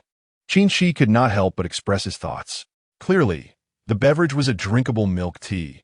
However, due to its recipe and ingredients, primarily composed of traditional Chinese herbal medicine, it now resembled a product designed specifically to nourish women's skin. Yet, if it possessed such benefits, he wondered if his daughter might have some brilliant idea. Contemplating this, Qin Qi shared the effects and functions of the milk tea with Qin Yiming. At this point, a flicker of unusual emotion crossed Qin Yiming's eyes. "What is the matter, dear? Have you thought of some extraordinary approach?" Qin Qi was already astonished by his daughter's entrepreneurial acumen once, and this time he prepared himself in advance. Unexpectedly, Qin Yiming suddenly proposed, "Dad, what if we don't sell milk tea anymore?" Qin Qi was bewildered. Why not sell it? We've just built our momentum. Abandoning milk tea would be a huge loss. Father, you may not realize, while milk tea is indeed lucrative, cosmetics yield far greater profits, Qin Yiming whispered. Some cosmetics have margins that are several times higher. If we transformed the milk tea into facial cleansers or similar skincare products, it would undoubtedly create a bigger buzz. In truth, Qin Yiming had numerous avenues for earning. She did not particularly enjoy making money in such a manner. Rather, her motivation was to spend more time with her father. In reality, at her tender age, she had already begun to dabble in the stock market and mutual funds. However, due to a lack of sufficient financial backing, she had not invested too much effort. Presently, she was neither a money-obsessed individual nor particularly fond of this method of making a profit. Yet she noticed her father, Qin Qi, seemed to relish this approach, which prompted her to brainstorm a bit. That's not quite right. We have a drinkable milk tea. Turning it into skincare products would be such a waste. Qin Qi said, gently ruffling Qin Yiming's little head. We must cultivate a habit of cherishing food. Cosmetics are merely superficial. What truly matters is nourishment. Qin Qi was not reprimanding Qin Yiming. Times had changed, and certain perspectives might differ. However, deep down, he still held onto some traditional values. Food that satiates should never be squandered. All right, Dad. I understand my mistake, Qin Yiming replied, wrapping her arms around Qin Qi's. I want to suggest such things again. I accept your advice. Seeing his daughter so obedient and compliant melted Qin Qi's heart once more. This girl truly knew how to touch the heart of her old father. Qin Qi sighed inwardly, but at the same time, a prompt from the system caught his attention. Congratulations, host. You have triggered your daughter's genuine feelings. There is currently no reward. However, Please note that the highly intelligent machine has only unlocked the milk tea mode. There are also other modes available, such as the cosmetics manufacturing mode, capable of producing skincare creams and other products. Upon receiving the system notification, Qin Qi berated himself for being foolish. When he first received the milk tea machine for inspection, he had noticed that it could unlock additional modes. If it could unlock the milk tea mode, then it was indeed possible to switch to other production modes as well. In a moment of delight, Qin Qi noticed his daughter, Qin Yuma, standing beside him with her head bowed low, her demeanor earnest as she sought forgiveness. "Yuma, what are you doing?" Qin Yuma pouted, looking somewhat aggrieved. "Daddy, please don't be angry. I know I was wrong, and I'm here to apologize." Chapter 29. Even daughters can feel anger. Qin Qi was genuinely taken aback by the sincerity of his daughter's apology. Seeing her pitiful expression softened his heart. All right, Daddy isn't mad at you." He embraced Qin Yuma, reassuring her, "I know you love cosmetics, so I will prepare a surprise for you." Following the system's guidance, since he could unlock additional abilities, he pondered if he could use the milk tea machine to produce cosmetics as well. A simple mode switch would suffice. Although he couldn't yet switch between many modes, he was confident that in time, more modes would be unlocked. Eventually, he would be able to produce not only milk tea, but also skincare products using natural ingredients. After offering some comforting words to Qin Yuma, she soon returned to her adorable self. He also managed to sell 100 cups of milk tea at a bargain price that day. Qin Qi calculated that he had earned 2,000 yuan in just one day. If the price of the milk tea were to be increased slightly, earning 10,000 yuan a day would hardly be a challenge. What was even more remarkable was that Qin Qi's raw materials required no investment. In essence, he could simply sit back and watch the money roll in. This method was indeed quite exhilarating. Aside from the initial cash injection of 20,000 yuan provided by the system, Qin Qi had not received any further cash transfers. "Daddy seems quite happy," Qin Yuma observed, watching with a smile as Qin Qi counted his money, her eyes gleaming with joy. Qin Qi candidly remarked, "Isn't it wonderful to earn money? This will not only cover your future expenses, but will also ensure that I prepare a proper dowry for your 3 sisters."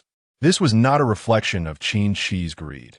In truth, he had never held a strong concept of money before. After all, one person could eat to their fill without leaving the family hungry. His salary was sufficient for his own needs, and even if funds ran low, he could easily earn a decent amount through side jobs. In other words, if Qin Qi were truly avaricious, given his capabilities, he could easily make tens of thousands in a single night. However, just as Qin Qi and Qin Yuma were about to pack up the milk tea cart, an unfriendly voice interrupted. "Oh, I thought it was someone important, but it's just Teacher Qin."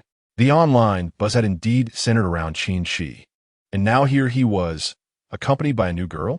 Qin Qi turned to see Lu Yuejing, dressed flamboyantly, linked arm in arm with a man, her tone dripping with mockery. Lu Yuejing was the very girl who had chosen to break up with Qin Qi due to financial constraints. After all, it was quite common to date in college. And despite being a teacher, Qin Qi had never abused his position to intimidate female students. Many times, it was the female students who sought him out, desperately pleading for a relationship. The school administration is indeed aware of the situation. However, in the case of Qin Qi's romantic involvement with students, it is primarily the female students who take the initiative. Moreover, Qin Qi's reputation at Jiangbei University has undeniably brought some notoriety to the institution, prompting the leadership to turn a blind eye to certain matters concerning him. Upon seeing Lu Yuejing entwined with a man, Qin Qi felt a flicker of surprise. The tone of the newcomer seemed rather hostile. Did they truly consider him a soft target to manipulate? It appeared they were well informed about the latest gossip, including the trending topic of the first cup of milk tea of autumn, which they were part of. Qin Qi cast a glance at the man beside Lu Yuejing, who appeared to be of considerable age. Dressed in a tailored suit with slicked-back hair, he bore an air of superficiality, coupled with a gaze that Qin Qi found particularly distasteful. Despite his attempts at subtlety, the man's eyes were fixated on Qin Qi's daughter, Qin Yuma. Instinctively, Qin Qi positioned himself between his daughter and the man. Though the scenario felt excessively melodramatic, it was essential to take some action when it involved one's own family. "Qin Laosher, why have you forsaken your noble role as a counselor to become a mere vendor of milk tea?" Lu Yuejing remarked, tugging at the arm of her companion. Let me introduce you, Qin Laosher. This is Wang Hao, my boyfriend. Qin Qi had little interest in Lu Yuejing's ostentatious display. It was utterly tedious. He turned to push the milk tea cart, intent on leaving. Lu Yuejing had pursued him not only due to his excellence and undeniable charm, but also with ulterior motives, hoping to extract money from him. Unfortunately for her, Qin Qi had never been one to save. Thus, in Lu Yuejing's eyes, he was little more than a handsome pauper. Seeing Qin Qi's disregard as he attempted to leave, Lu Yuejing felt a flicker of anger. How dare he ignore her? Spotting a girl next to Qin Qi, she seized the opportunity. Hello, you seem quite young. Are you a freshman? Qin Yumeng smiled politely in response. Yes, I just started my first year. Lu Yuejing feigned concern and advised, little sister, take it from senior. This man may be handsome, but he is utterly devoid of any savings and is essentially a waste of space. Hearing Lu Yuejing speak ill of him, Qin Qi found her words beneath contempt and refused to engage with her. However, Qin Yumeng felt differently. How could she tolerate such disrespect towards her father in her presence? Who are you calling a waste? She retorted, her tone frigid. Were it not for her father's presence, she would have unleashed countless methods to deal with the two before her. Yumeng, let us go. Don't pay them any mind, Qin Qi urged. Sensing his daughter's displeasure, he gently pulled her away, saying, let us leave. We've made quite a bit today. We should celebrate and not let trivial matters upset us. Ultimately, he is no longer the young man in his early 20s. Qin Qi has matured significantly. Even when confronted with disrespectful remarks from girls, he refrains from engaging in trivial disputes, choosing instead to overlook such minor grievances. To Qin Qi, nothing is more paramount than the happiness of his daughter. His sole focus is on ensuring her joy, nurturing her well-being, and cherishing each day spent together. This is the essence of what he considers truly important. Dad, they are being unreasonable. Qin Yumeng had already adopted a sweet demeanor the moment Qin Qi turned around. She obediently allowed him to pull her closer, though her tone still conveyed a hint of displeasure. People are inherently different. Yumeng must strive to be a person of great character in the future. Qin Qi entirely disregarded Lu Yuejing and her boyfriend, choosing instead to impart wisdom to his daughter. What Dad says is absolutely right. Qin Yumeng nodded vigorously, appearing both exceptionally obedient and charming. To an outsider, this scene might seem to exude a peculiar intimacy. However, just as Qin Qi was about to push the milk tea cart away, Wang Hao, Lu Yuejing's boyfriend, obstructed his path. Who are you calling uncultured? Wang Hao pressed his hand against the front of the milk tea machine, his brow furrowed in an arrogant manner, exuding an undeniable charm. I'm referring to you all as lacking in civility. Look at you now, blocking our way. Qin Yumeng retorted angrily. Do you really consider this behavior to be cultured? Wang Hao's attention was immediately captivated by Qin Yumeng stepping forward. Such a girl was undeniably radiant, reminiscent of a fresh flower yet to be picked. Wang Hao had a penchant for such types and frequently roamed around this university town, having had his way with many female students, particularly those who were innocent and unspoiled. However, Wang Hao's aggression stemmed not from a lack of civility. On the contrary, he usually presented himself as quite refined. After all, how else would he successfully charm those college girls? Yet upon hearing this female student refer to Qin Qi as dad, he found it intolerable. Wang Hao had never allowed Lu Yuejing to call him dad, but this stunning campus belle was openly addressing the man with the milk tea cart in such a manner. Overwhelmed by envy and indignation, Wang Hao positioned himself in front of the milk tea cart, not merely seeking trouble, but also contemplating how to win over this girl. Civility? Lu Yuejing then interjected, her expression a mix of amusement and derision. You dare speak of civility? In broad daylight, you shamelessly engage in a father-daughter roleplay? The true relationship between Qin Qi and Qin Yumeng was believed by only a select few, as the majority remained unconvinced. Lu Yuejing and Wang Hao were entirely oblivious to the nature of their bond. Upon hearing Qin Yumeng call Qin Qi daddy, their minds simultaneously conjured up a certain notion. Daughter, step back, Qin Qi instructed, pulling Qin Yumeng behind him. Ignoring Lu Yuejing's incessant prattling, he focused on Wang Hao's gaze. Being a man himself, Qin Qi understood precisely what Wang Hao was thinking. However, a daughter is a daughter, and Qin Qi found no inclination to explain himself to them. Step aside, Qin Qi said, resting a hand on the milk tea machine as he regarded Wang Hao, his displeasure palpable. What, do you intend to strike me? Wang Hao adjusted his tie, slapping the milk tea machine with disdain. Come on, try hitting me and see what happens. In this university, I'd like to know how you plan to walk out of here. At that moment, a notification echoed in Qin Qi's mind. Detection. External force severely striking the milk tea machine. Should punitive measures be enacted? Qin Qi pondered the nature of these punitive measures. The host has currently unlocked only the milk tea machine mode. Is it permissible for the milk tea machine to retaliate autonomously? His curiosity piqued. Qin Qi marveled at the remarkable intelligence of the machine. Permit it. Unconcerned about a potential fight, Qin Qi was eager to witness the milk tea machine's capabilities. However, no sooner had he spoken than a cacophony of gasps and screams erupted. What is this? What the hell is happening? Wang Hao, what did you hit? How did you make the milk tea machine spray everywhere? Chapter 31. Teacher Qin, do you want to make money? Before the milk tea machine. Following Wang Hao's strike and Qin Qi's approval, several streams of liquid erupted, splattering Wang Hao and Lu Yuejing. The streams originated from small circular openings that had suddenly activated, forcefully ejecting dark, murky liquid onto Wang Hao and Lu Yuejing. This liquid, a byproduct from the milk tea's raw materials, had transformed into the perfect weapon. Qin Qi was momentarily taken aback. Is this even possible? Has the milk tea machine become too intelligent? Yet, recalling his status as the chosen one who had activated the system, he quickly reconciled himself to the situation. Beside him, Qin Yaman clapped her hands gleefully. Daddy, look. They totally deserve this. Bad people always face retribution, and their day has come. With a smile, Qin Yaman enjoyed the spectacle. The milk tea machine seemed to have a knack for targeting, as it specifically doused Wang Hao and Lu Yuejing, whose once pristine attire was now tarnished, resembling drenched chickens. Indeed, what Qin Yaman said was correct. Wrongdoers ultimately receive their due. Though Qin Qi had not fully adapted to his role as a father guiding his daughter, he occasionally nurtured her perspective. Meanwhile, both he and Qin Yaman reveled in the unfolding drama, while Wang Hao and Lu Yuejing became the subjects of bewildered stares from passing students. Goodness, where do these two come from? I don't know. They look as if they just crawled out of a sewer. It is indeed pitiful. They do not even know to wash their faces.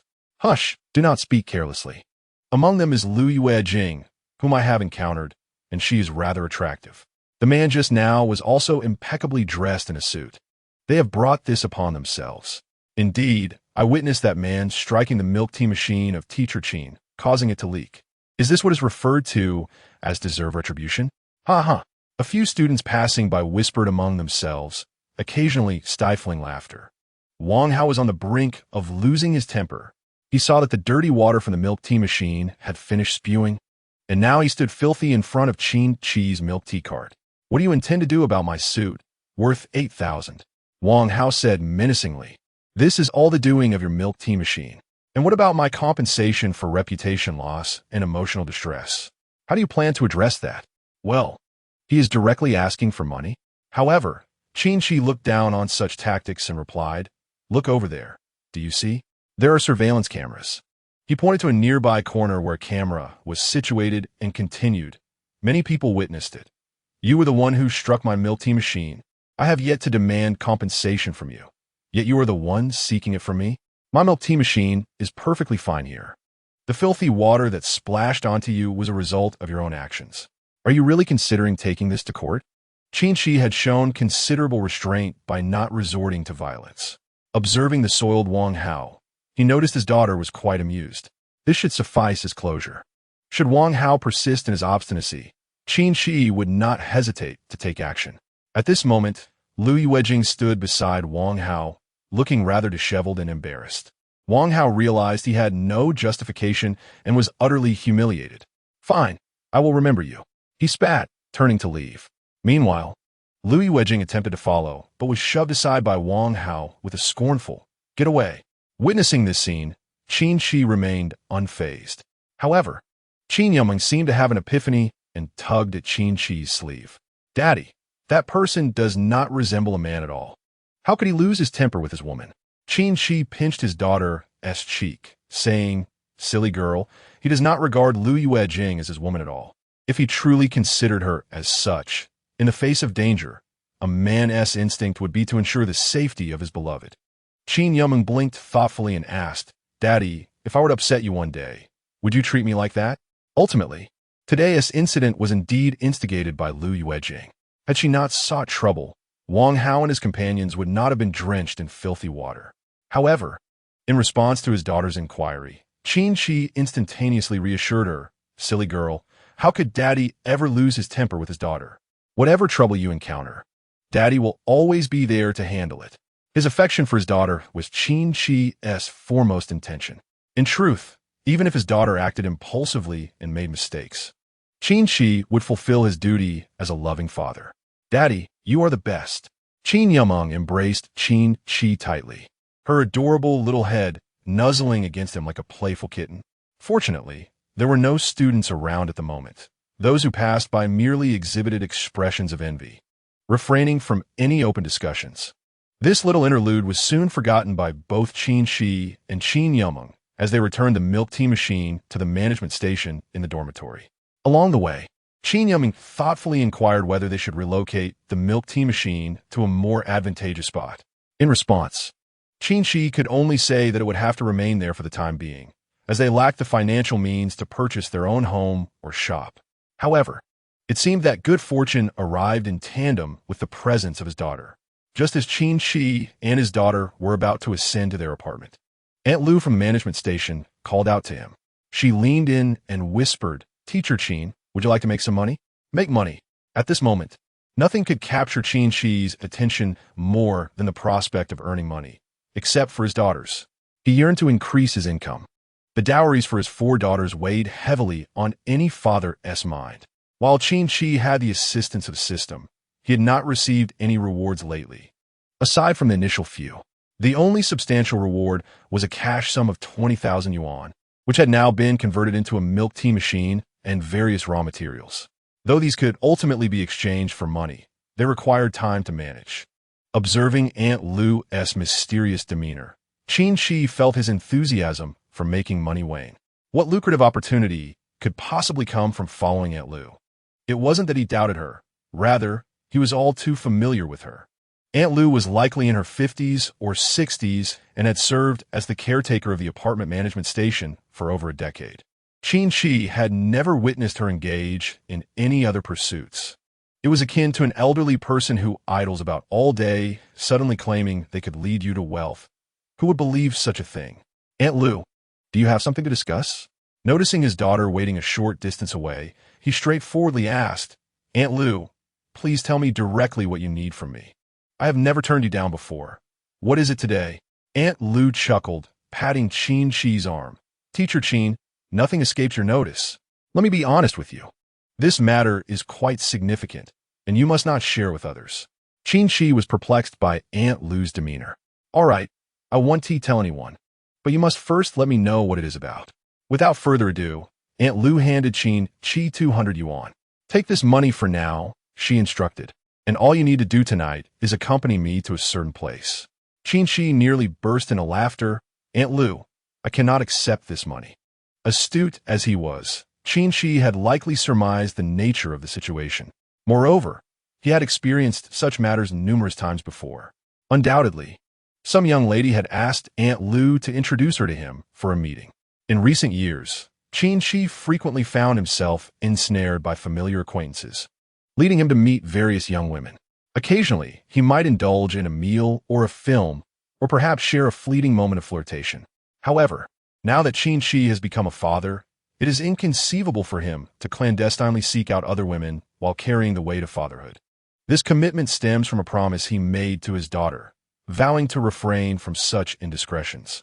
Yet, after handing 200 yuan to Aunt Lu, she stubbornly refused to let go. "Teacher Qin," she implored, "you must assist me." Confused, Qin Qi wondered if a girl had indeed sent Aunt Lu to arrange a meeting.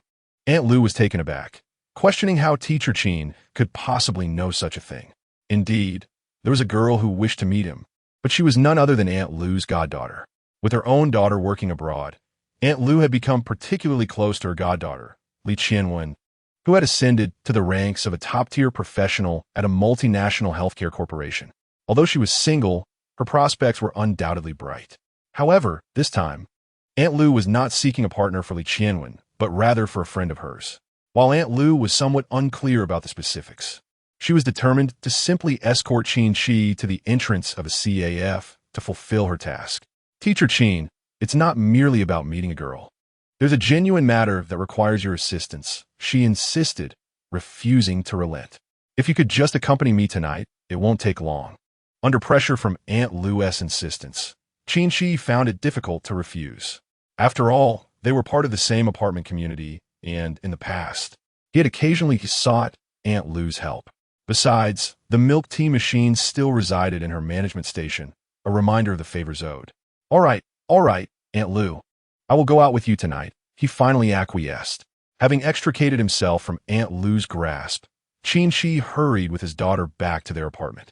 On the way, Qin Yameng, with a bright smile, inquired, Dad, what does Aunt Lu want from you this time? I'm not sure, Qin Qi replied honestly. She just mentioned needing me to go out with her tonight, without elaborating on the details. With a twinkle in her beautiful eyes, Qin Yameng speculated. Could she be trying to set you up with someone? Startled, Qin Qi nearly stumbled, realizing how firmly his daughter clung to this notion. He recalled the last time she had made him promise. Clearing his throat, he chuckled awkwardly. No way. I've already told you, Dad won't engage with any other girls. If someone tries to introduce me, I won't entertain it. Seeing her father's unintentional reaffirmation, Qin Yuming's eyes sparkled with satisfaction. She leapt onto his back, exclaiming, You're the best, Dad. You'll keep your promise, won't you? Now carry me back. Without a doubt, Qin Qi was utterly defenseless against his daughter's charming antics. However, as Qin Qi ascended the stairs with his daughter, he failed to notice the slight movement of Lin's door on the same floor. Chapter 33. This time, it truly is a blind date. After sharing dinner with his daughter, before Qin Qi could even speak, his daughter Qin Yameng began clearing the dishes. Dad, aren't you going out with Aunt Lu tonight? It's all right, you go ahead. I'll take care of the cleanup. Qin Yuming's demeanor was nothing short of perfect and virtuous. While cooking, she assisted Qin Qi with a meal, and after finishing dinner, she immediately began tidying up without waiting for him to move.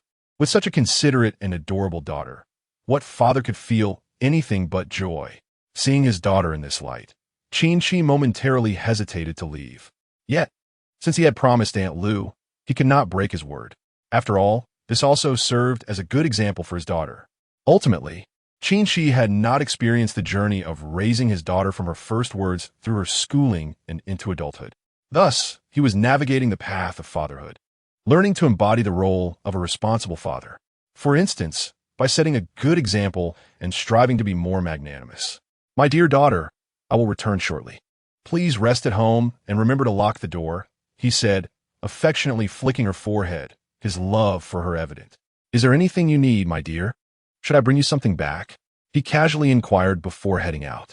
To his surprise, Qin Yameng, with her big eyes and adorably pouted lips, replied, I don't want anything. Daddy, I just want you. In that moment, Qin Qi vowed that his hardened heart, typically so stoic, was utterly melted by his daughter's sweetness. Such an endearing daughter left him pondering how someone so delightful could possibly be his, other than by some cosmic miracle. Not wanting to linger too long and risk losing his resolve to meet Aunt Lu, Qin Qi departed. Once he left, Qin Yameng promptly closed the door and efficiently tidied the dishes before pulling out her phone. Meanwhile, outside the apartment, Qin Qi located the ever-patient Aunt Lu, who wasted no time in whisking him away. Given her age, Qin Qi was surprisingly accommodating. Aunt Lu, I've come with you. Could you please tell me what this is all about? Oh, you'll find out when we get there. Mr. Qin, as a man, you shouldn't let yourself be at a disadvantage, should you? Hearing this, Qin Qi's heart began to settle on a likely conclusion. It seemed Aunt Lu was arranging for him to meet some young woman. After a moment's thought, he decided against turning back. Although he had promised his beloved daughter he would refrain from pursuing other women, he reasoned that helping Aunt Lu, who had waited so long, would not be a burden. At worst, he would merely make an appearance and leave. Having made up his mind, Qin Qi followed Aunt Lu into a taxi, heading straight for a bustling commercial street. However, much to his surprise, Aunt Lu dropped him off at a CAF and left him to his own devices. "Teacher Qin, please wait here a moment. Someone will come to pick you up shortly. I must be on my way." She waved from the car, urging him not to leave prematurely, as she was merely facilitating a favor. As the taxi pulled away, Aunt Lu's voice gradually faded into the distance. Well, since Aunt Lu had gone to such lengths, Qin Qi felt it would be impolite to decline further, lest he complicate future interactions. The CAF, named Qinghuan, stood before him. Glancing at its inviting exterior, he surmised that the young woman he was to meet was likely a white-collar worker. Regardless of her background, whether a mere office worker or a wealthy heiress, Qin Qi would treat her with equal respect. After all, he was no longer the carefree rogue of years past. He had embraced the responsible role of a father. Before he could further speculate about his potential acquaintance, a gentle voice floated from the CAF's entrance. "You must be Mr. Qin?"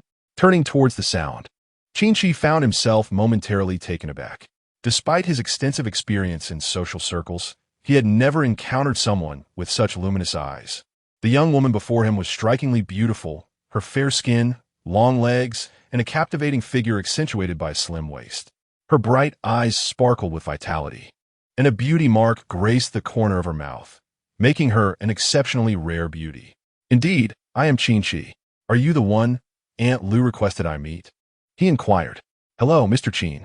My name is Li Qianwen, and I am Aunt Lu's goddaughter."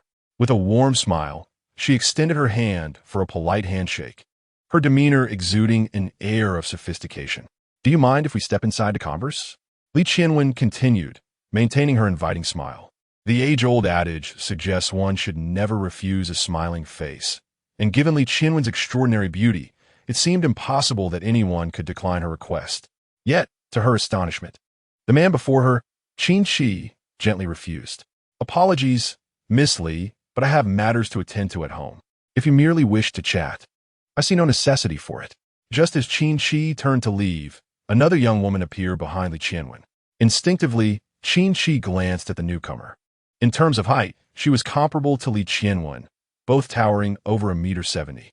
Their figures bore a striking resemblance, both possessing fair skin and long legs. However, unlike Li Qianwen's more developed form, the girl behind seemed to be in a phase of growth. The new arrival, though partially obscured by a mask, possessed captivating eyes that hinted at a certain aloofness. Notably, her hair was styled in a chic, short cut. Qin Qi could ascertain that this girl had a high-nose bridge, and beneath the mask, she was undoubtedly a beauty in the making. "Dong Xiao, what brings you out here?" Li Qianwen noticed Qin Qi's gaze and turned around, somewhat reproachfully saying, "Didn't I ask you to wait?" "I was just inviting Mr. Qin." The girl referred to as Dong Xiao nodded slightly, her voice cool and detached. "Mr. Qin, is it acceptable if we take up a few minutes of your time?" Despite being approached by two beautiful women, Qin Qi, who had resolved to steer clear of romantic entanglements, still felt a stir of temptation. However, the image of his precious daughter, pouting in displeasure, flashed in his mind. For Qin Qi, no matter how charming the young ladies might be, nothing was more important than his daughter, Qin Yuming's feelings. "A few minutes are no trouble at all. If you have something to discuss, feel free to do so here," Qin Qi replied, maintaining an air of indifference. This was partly due to his promise to his daughter, and partly because he suspected that the sudden attention from such lovely women boded ill. Observing Qin Qi's seemingly unyielding demeanor, the long-haired beauty, Li Qianwen, felt a flicker of irritation. "Mr. Qin, what do you mean by that? Are you suggesting that we, two young women, could pose any threat to you?" In truth, if it were not for Dong Xiao, Li Qianwen would never have treated a man with such courteousness. It was well known that suitors had pursued her in droves throughout her life, to the point of engendering a certain weariness towards men. At most, she would engage in polite exchanges. Unexpectedly, Qin Qi's response made her face flush with embarrassment. "I'm not worried about what you might do to me. Rather, I'm concerned about what I might do to you. I'm a man. After all, what harm could come to me? However, I have no interest in a scenario involving two women." His words, somewhat crude, caused Li Qianwen's fair cheeks to ignite in crimson. Yet, Qin Qi appeared unfazed. He had intended to leave immediately, and the prospect of leaving a negative impression on them suited him perfectly. Such vulgar expressions might seem rough around the edges, but they were precisely what was needed to deal with a refined professional like Li Qianwen. Indeed, seeing her blush as she bit her lip brought a sense of satisfaction to Qin Qi. His objective was achieved. Well, it's clear that we're not going to reach an understanding. If there is nothing further, I shall take my leave, he stated, casting a glance at the quiet short-haired girl, Dong Xiao, before turning to depart. However, after just a couple of steps, a voice from behind compelled him to halt. Mr. Qin, if there were a girl whom only you could save, would you stand by and watch her perish without intervening? The voice belonged to Dong Xiao, who was wearing a mask. Qin Qi turned, his brow furrowing slightly. What do you mean by that? If one were to portray Qin Qi as a paragon of virtue, such an assertion would be far from the truth. He was merely an ordinary man, typical in every sense. Yet he could not fathom standing idly by knowing that a girl was facing death. In reality, it mattered not how beautiful the girl was, even for a stranger. Saving a life held immeasurable value. Let us delve deeper into this notion. Qin Qi has come to realize that he is unable to extricate himself from the situation immediately. Given the gravity of life and death that has been discussed, if assistance can be provided, he would consider it. If not, he would seek help from the relevant authorities. However, upon entering the CAF with Li Qianwen and Dong Xiao, the first word spoken by Dong Xiao left Qin Qi utterly astonished. Mr. Qin, I haven't interacted with men in a long time, and I need someone to accompany me, to teach me how to engage with them. Could you assist me? Chapter 35. An unexpected proposal. Listening to Dong Xiao's opening line, Qin Qi was taken aback. What was this? This hardly pertained to life-threatening matters. After a moment of bewilderment, he stood up, ready to leave. What a joke. He had no time for such frivolities. Disinterested in conversing further with these two lovely ladies, he thought to himself, is this some sort of game? Yet Dong Xiao firmly grasped his arm and said, Mr. Qin, you haven't heard me out completely. Why are you so eager to leave? I genuinely need your help. Without it, I might be at risk. Li Qianwen remained silent, merely observing Qin Qi's expressions. Fine. Just tell me what you need me to do. Qin Qi replied, growing increasingly impatient. At this moment, his thoughts were solely occupied with his precious daughter. It's like this, Mr. Qin, Dong Xiao continued in her cool, clear voice, now that he had sat back down. I have been engaged in research on a certain medication within a department, and thus, I lack experience in interacting with men. This is the first point. I wish to learn how to communicate with men without being deceived. I understand this request may be somewhat embarrassing, but it is the truth. She paused, glanced at Li Qianwen, and then added, I learned from Sister Wen that you are a reliable and knowledgeable university professor. Qin Qi listened quietly, well aware of his own reputation. Although he was no stranger to romantic entanglements and had had his share of ex-girlfriends, he had never acted inappropriately towards them. In many instances, they had approached him first. He merely assisted them in alleviating their minor dilemmas of needing a boyfriend. In terms of knowledge and character, his reputation among the higher-ups at the university was quite favorable.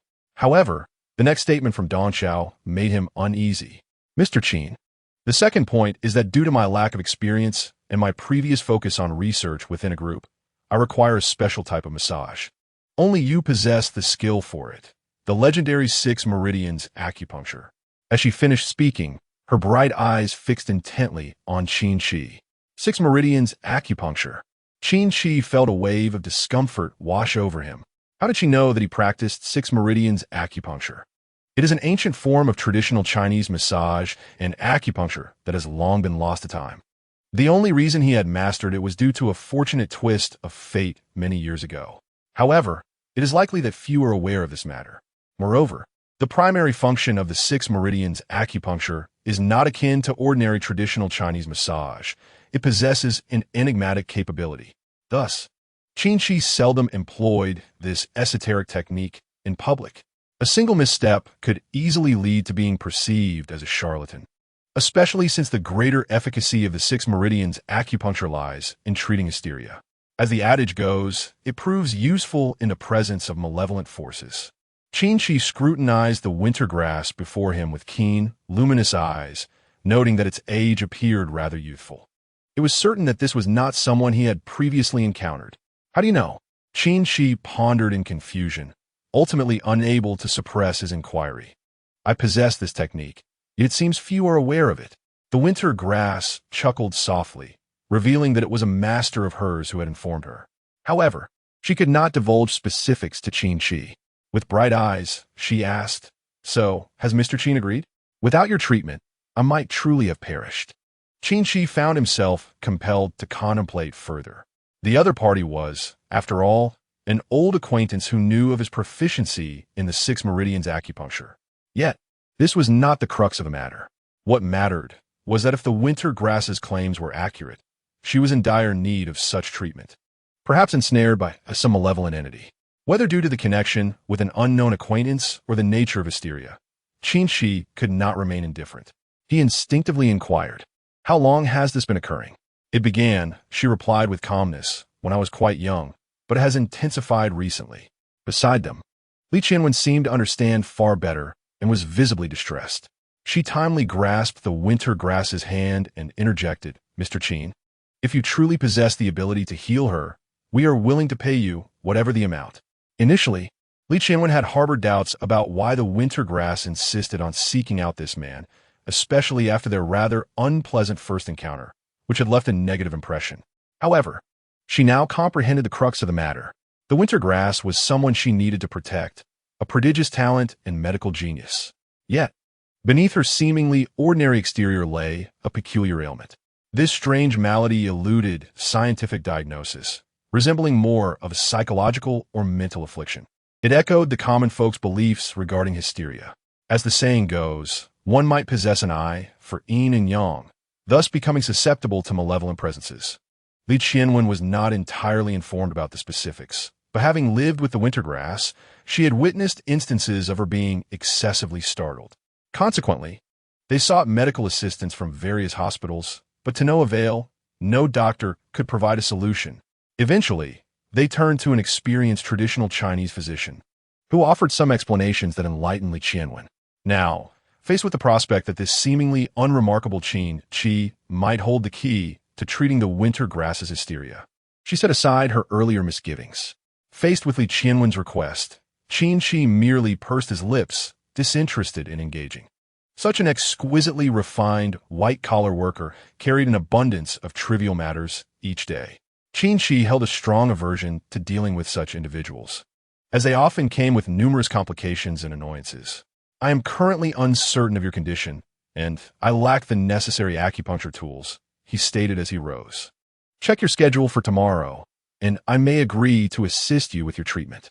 Both Dong Chao and Li Qianwen stood up simultaneously, expressing their gratitude. "Thank you, Mr. Qin," came the cool voice of Li Qianwen, although Dong Chao's demeanor appeared notably docile. "There's no need for thanks. My assistance isn't free.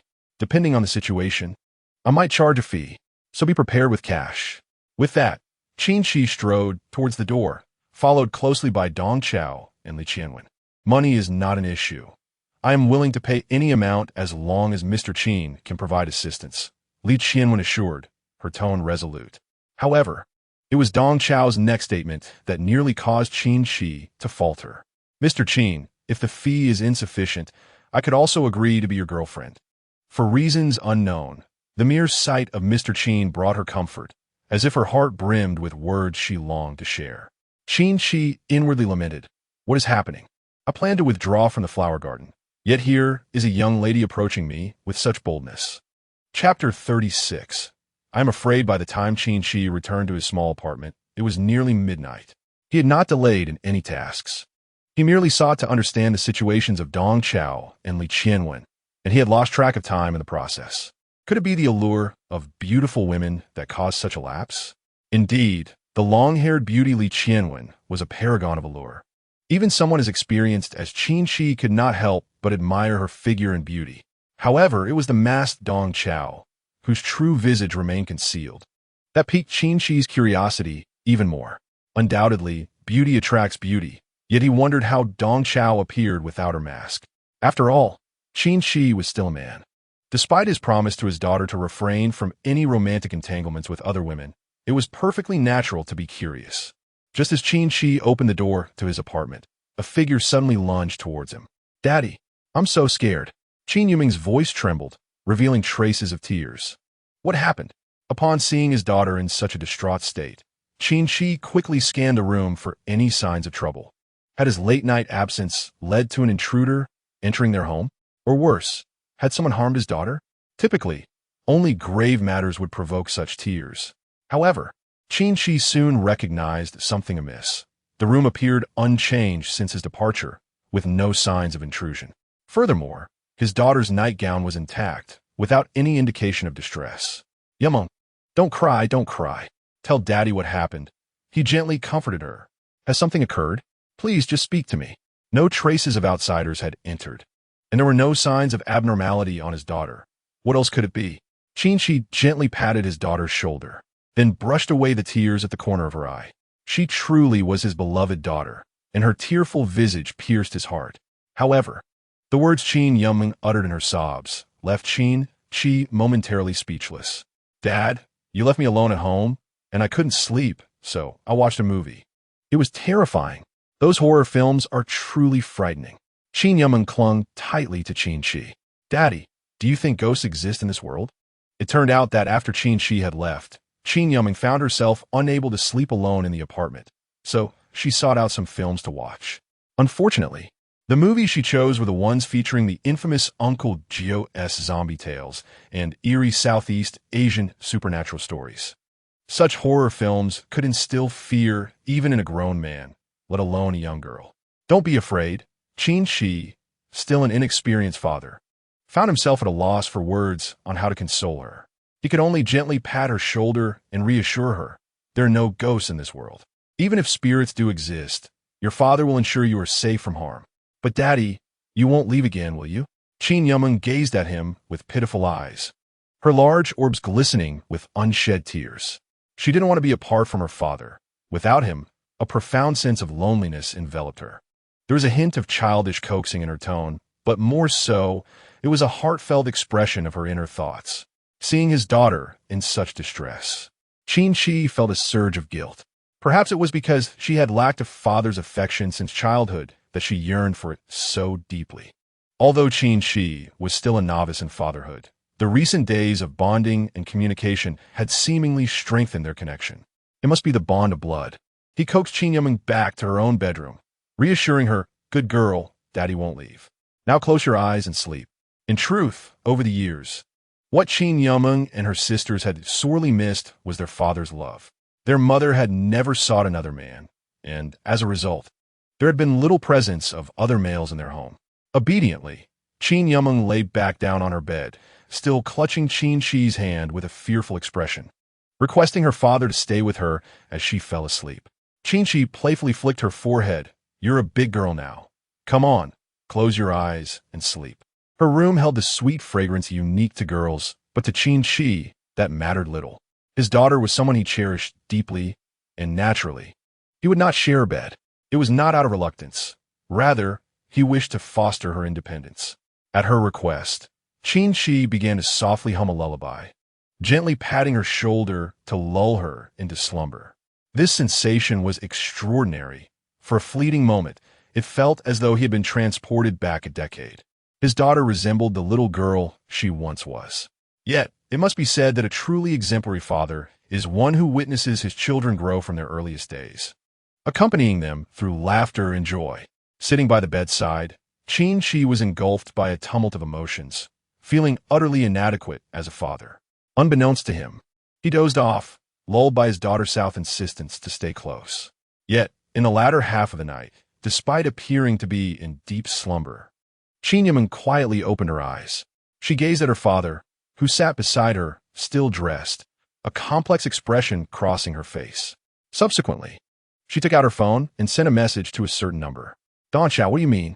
Chapter 37. Feeding Dad. Dad takes me to school. Don Xiao, who is messaging so late. In a lavish apartment, Li Qianwen, clad in thin pajamas, approached Don Xiao, handing her a cup of freshly brewed herbal medicine with a curious inquiry. At that moment, Don Xiao had shed the gentle demeanor she exhibited at the CAF with Qin Qi. Her expression was cold, and as she caught a whiff of the unpleasant herbal scent, her brow furrowed slightly. The concoction was notoriously bitter. Yet Dong Xiao had been accustomed to it for quite some time, a necessary burden for someone both significant and irksome. Carelessly tossing her phone aside, she lifted the medicinal cup and drank it down in one swift motion. In her daily life, Dong Xiao radiated an air of aloofness, as if warding off intruders. One could only wonder about the reliability of that Qin Qi fellow. Observing Dong Xiao's reticence, Li Qianwen chose not to pry further, though her curiosity was piqued more than anyone else's. It was perplexing. The usually taciturn Dong Xiao had engaged in such extensive conversation with Qin Qi at the CAF. Could it be that she was genuinely interested in men? Li Qianwen quickly dismissed the notion. That was inconceivable. To believe that Dong Xiao had any interest in men was akin to believing the earth would explode tomorrow. After all, Dong Xiao was a prodigy in the field of medicine, having dissected an innumerable array of animals and cadavers. Her understanding of male physiology surpassed that of many seasoned doctors. Thus, within their small circle, she was affectionately dubbed the Princess of Winter. At that moment, Dong Xiao interrupted Li Qianwen's musings. "We shall see tomorrow. Do not speak of my affairs to anyone else. I know you are protecting me while also keeping an eye on me, but regarding the man I met, you must not divulge anything." Upon hearing Dong Xiao's unusual seriousness, Li Qianwen adopted a more solemn demeanor. "Dong Xiao, you know some matters are not solely for us to decide. It matters not. This is my request. If you cannot comply, then you shall not achieve what you ultimately desire." With that, Dong Xiao rose and retreated to her room, adding, "I require some time for normalcy and relaxation, as previously agreed upon." Witnessing Dong Xiao's assertiveness, Li Qianwen sighed inwardly. What could have transpired? Ever since meeting that man, it was as if Dong Xiao had transformed into someone entirely different. Meanwhile, back in her room, Dong Xiao flopped on her bed. Her complexion was pale, and she murmured to herself, "Is he really my father? It seems to be fate, indeed." "Thank you, Yuma." The following morning, Qin Qi found himself in a state of bewilderment. How could he have fallen asleep in his daughter's bedroom? Just then, a voice came from the doorway. "Daddy, are you awake?" Qin Yuma, clad in an adorable bear pajamas, waved cheerfully, "Hurry, Daddy. Breakfast is ready." Still groggy, Qin Qi slapped his face to wake up. "Yuma, you're up so early. It's quite strange. I haven't slept so soundly in ages." Could this be attributed to having a daughter? Since becoming a father, had he begun to feel a sense of reassurance? Daddy slept so well last night. You didn't even snore? Qin Yuma tug at Qin Qi. "Come on, go wash up. After breakfast. You promised to take me to class, right?" University courses differ greatly from those in elementary and high school. In high school, one must attend school and adhere to a strict schedule, while in university, as long as one arrives at the classroom during class hours, all is well. "I can't believe my daughter made breakfast. I mustn't indulge in sleep any longer," Qin Qi murmured as he headed to the bathroom. He had intended to be a diligent father, yet within just a few days, his habit of oversleeping resurfaced. Sitting at the dining table, Qin Qi gazed at the bountiful breakfast, feeling compelled to praise his daughter's thoughtfulness. There was milk, eggs. His daughter truly excelled. Though the breakfast was simple, it was diverse in presentation. Qin Yuma peeled an egg for Qin Qi, her sweet smile illuminating the room. "Do you like it, Daddy?" "I do. Anything made by you is delightful." One must admit, life with a daughter is indeed different. Previously, Qin Qi seldom had breakfast, and his lifestyle was far from the structured routine he now embraced. But in just a few short days, having a daughter had instilled in him a steadfast purpose, enhancing both his daily schedule and quality of life. As long as Daddy enjoys it, I'll make breakfast for you every day." "Ah, Daddy, open your mouth." Qin Yuma picked a piece of tender meat from the congee and playfully made sounds as she fed him. Reflexively, Qin Qi opened his mouth, and a morsel of delicious meat entered. The sensation was simply marvelous. The taste of the meat was delightful, but it was the act of his daughter feeding him that brought an even greater joy. "This doesn't seem right," Qin Qi exclaimed, chewing the meat. "Yuma, I am your father. I should be the one feeding you. What does it matter?" Qin Yuma pouted. "I'm feeding Daddy because you're taking me to school soon." Sharing breakfast together and taking his daughter to school felt reminiscent of Qin Qi's own childhood, when he longed for his parents to accompany him. Everyone, to some extent, Has envied the days when parents or family members would escort them to school or take them out for fast food and shopping. Yet, such lives seemed to be rare. Unbeknownst to him, a tender spot in Qin Qi's heart had been touched. My dear daughter, shortly I shall escort you to school, and from now on, I will accompany you every day, also taking you shopping. Qin Yumeng paused for a moment, but then she leaped into Qin Qi's embrace. Father, you are truly wonderful. I adore you so much. Just remember to fulfill your promises. You must take me to school and shopping. Chapter 38. The most important man in my life, the feeling of being an old father is, in truth, quite delightful. Without hesitation, Qin Qi acquiesced to his daughter's various small requests and subsequently escorted her to the nearby financial university. Along the way, he felt as if he were being scrutinized by numerous gazes. Look, isn't that our campus beauty, Qin Yumeng? It's astounding that she's walking with an older man. Who would have thought that the seemingly pure campus beauty, Qin Yumeng, has already been taken under someone's wing? Shoo, don't speak carelessly. You might attract trouble. What is there to fear? We've all been educated. Who doesn't know such things? Numerous students whispered among themselves, and without exception, they were astonished, some even envious and shocked. They marveled at the fact that Qin Yumeng was walking with an older man, pondering why such an occurrence had not befallen them. Yet, more were filled with envy. Hardly anyone did not envy Qin Qi, standing beside Qin Yumeng. It is worth noting that on her very first day of school, Qin Yumeng was unanimously acknowledged as the campus beauty. Furthermore, her subsequent performances proved that she was not merely a pretty face, but a truly talented and academically accomplished individual. With her beauty and intellect, how could such a girl not captivate hearts? But why of all people was an older man? Countless boys pondered this question, wondering if perhaps Qin Yumeng was indeed the type to be swayed by wealth and willing to be supported. Or could it be that they too might have a chance? Many male students began to entertain such thoughts. Meanwhile, Qin Yumeng appeared quite accustomed to such scenes. Father, don't be upset. Some people just like to chatter for the sake of attention. She wrapped her arms around Qin Qi's, whispering, you needn't pay them any mind. Let them say what they will. It's a good opportunity for me to cultivate my composure. Seeing his daughter so understanding filled Qin Qi with both tenderness and joy. Truly, this is the essence of a beloved daughter. Even when others discussed frivolous rumors, her foremost concern was not her own reputation, nor was she disheartened. Instead, she first considered Qin Qi's feelings. Qin Qi took a deep breath. If his daughter could maintain such composure, he, as her father, would naturally let go of any grievances. As long as his daughter was unbothered, he would not pay heed either. He affectionately ruffled Qin Yumeng's hair. All right, my dear daughter, we have arrived downstairs. Off you go to class. However, Qin Qi did not anticipate that this small gesture would instantly capture the attention of everyone around. What did I just witness? Oh no, my goddess, the campus beauty, has allowed someone to ruffle her hair. Could it be that they have already engaged in something more intimate? The ability to engage in such intimate gestures signifies that the relationship between the two individuals is indeed extraordinary. In truth, the bond between Qin Qi and Qin Yumeng is remarkably unique. It is not merely close. It is arguably the closest relationship imaginable between a father and daughter, a bond that few can rival in intimacy. Qin Yumeng, just as Qin Qi was turning to leave, a male voice echoed from a short distance away. Qin Qi halted in his tracks, sensing the hostility in the air. The tone sounded interrogative.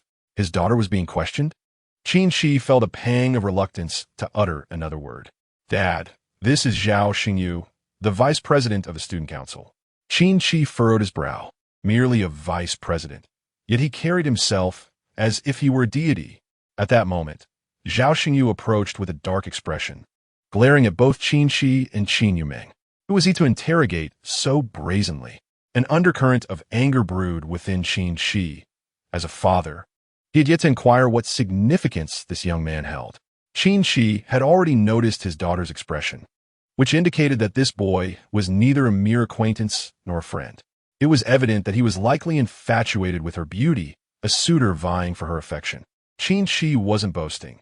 During his own youth, this sort of boy would probably still have been in short pants. Thus, with a single glance, Qin Qi discerned that this young man harbored feelings that transcended simple admiration. There was a fierce possessiveness in his gaze. Zhao Xingyu, do you have any right to meddle in my affairs? Surprisingly, at that moment, his usually affectionate and gentle daughter appeared quite assertive. Qin Qi paused, recognizing that while he could protect his daughter temporarily, he could not shield her for a lifetime. He decided to observe how she would handle the situation. Zhao Xingyu's demeanor grew increasingly awkward. Qin Yumeng, you know I like you. Why are you seeking out other men? Are you in need of money? How much do you need? I can provide it. As he spoke, he rummaged through his pockets, producing a credit card and a substantial amount of cash. To his dismay, Qin Yumeng did not even glance at the money, but instead laughed coldly. Zhao Xingyu, do you overestimate your worth? Do you think I care for money? Zhao Xingyu's face darkened with anger. Then what is the reason? Who is he that he can casually touch your hair? I can't even invite you for a cup of coffee. What kind of person? Qin Yumeng retorted with a scoff, casting a dismissive glance at Zhao Xingyu. Let me tell you, Zhao Xingyu, this is the most important man in my life. He has no connection to you whatsoever. Chapter 39. Unexpected Revelations, the most important man in life. Upon hearing Qin Yumeng utter this phrase, the surrounding students were left utterly astounded. What kind of person could be deemed the most important man in one's life? Surely, only someone with a profound connection could hold such significance. Even Qin Qi found himself momentarily taken aback.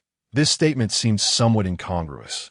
Typically, wouldn't a boyfriend occupy the title of the most important man? However, as Qin Yumeng proclaimed, this is my father, the most significant man in my life, and he has no relation to you.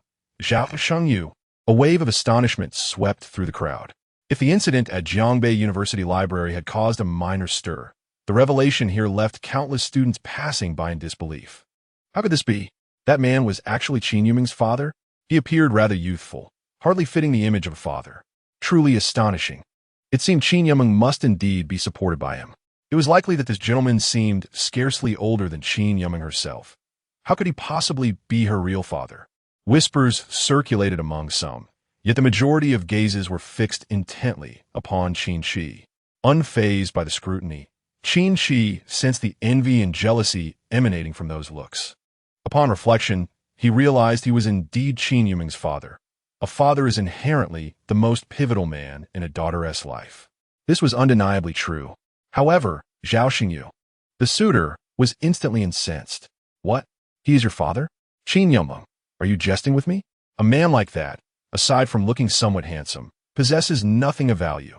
Zhao Xingyu could not fathom why Qin Yumeng would choose such a man to support her, let alone shamelessly declare him her father. Does wealth not matter? Qin Yumeng cast a cold glance at Zhao Xingyu. This fellow had been persistently entangled with her since the day of enrollment, merely relying on his financial means. Beyond that, he exhibited none of the qualities of a true man. He could not even compare to the presents her father brought. Zhao Xingyu laughed heartily. Turning to Qin Qi, tell me, brother, how much did you spend on supporting Qin Yumeng?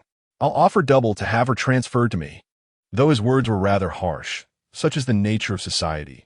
Without money, one is merely a subordinate. With wealth, one could even dispose of a married wife, let alone a college student being supported. Upon hearing this, Qin Qi's brows knitted together. He was no young man, having traversed life and witnessed some of its darker aspects. He understood well. Yet, to hear such words directed at himself, especially regarding his daughter, stirred a profound, inexplicable anger within him. You brat. My daughter is one I intend to support for a lifetime. Qin Qi stepped forward, shielding Qin Yumeng behind him. Transfer? What do you take my daughter for? Only goods are subject to such terminology. The mere thought of his daughter being likened to merchandise was enough to restrain Qin Qi from striking Zhao Xingyu. He was already showing restraint out of respect for his daughter. After all, in her presence, he wished to exemplify the qualities of a good father, one with a commendable character, devoid of violent tendencies. Do not be absurd, brother. Who does not know that college girls often seek wealthy sponsors? A father? More like a sugar daddy. Zhao Xingyu's eyes brimmed with disdain. He had seen through the situation clearly. On the very first day of school, Qin Yumeng, who captivated all with her extraordinary presence, is not dissimilar to those mercenary individuals driven by greed. However, now that this truth has been unveiled, it is fortuitous. With a little cunning and financial influence, one could easily entice Qin Yameng into one's embrace, thereby subduing her lofty demeanor. It is imperative to bring her completely under one's control and indulge in a thorough conquest. Just as such thoughts lingered, a voice emerged from the crowd. "Ah, old Qin, what brings you to the School of Finance?" Qin Qi instinctively turned towards the source of the voice, only to find his old classmate, Wang Qingji. It was Wang Qingji who had facilitated the paternity test for Qin Qi in the past. "Old Wang, what is this?" Qin Qi inquired. Noticing the sealed report in Wang Qingji's hands, curiosity piqued. Could it be that someone at the School of Finance sought Wang Qingji's assistance for a paternity test? Wang Qingji winked and deftly changed the subject. "Oh, it's nothing. A special friend of mine needed some assistance." He then glanced at Qin Yameng beside Qin Qi and remarked, "So, old Qin, are you here to drop off your daughter for school?"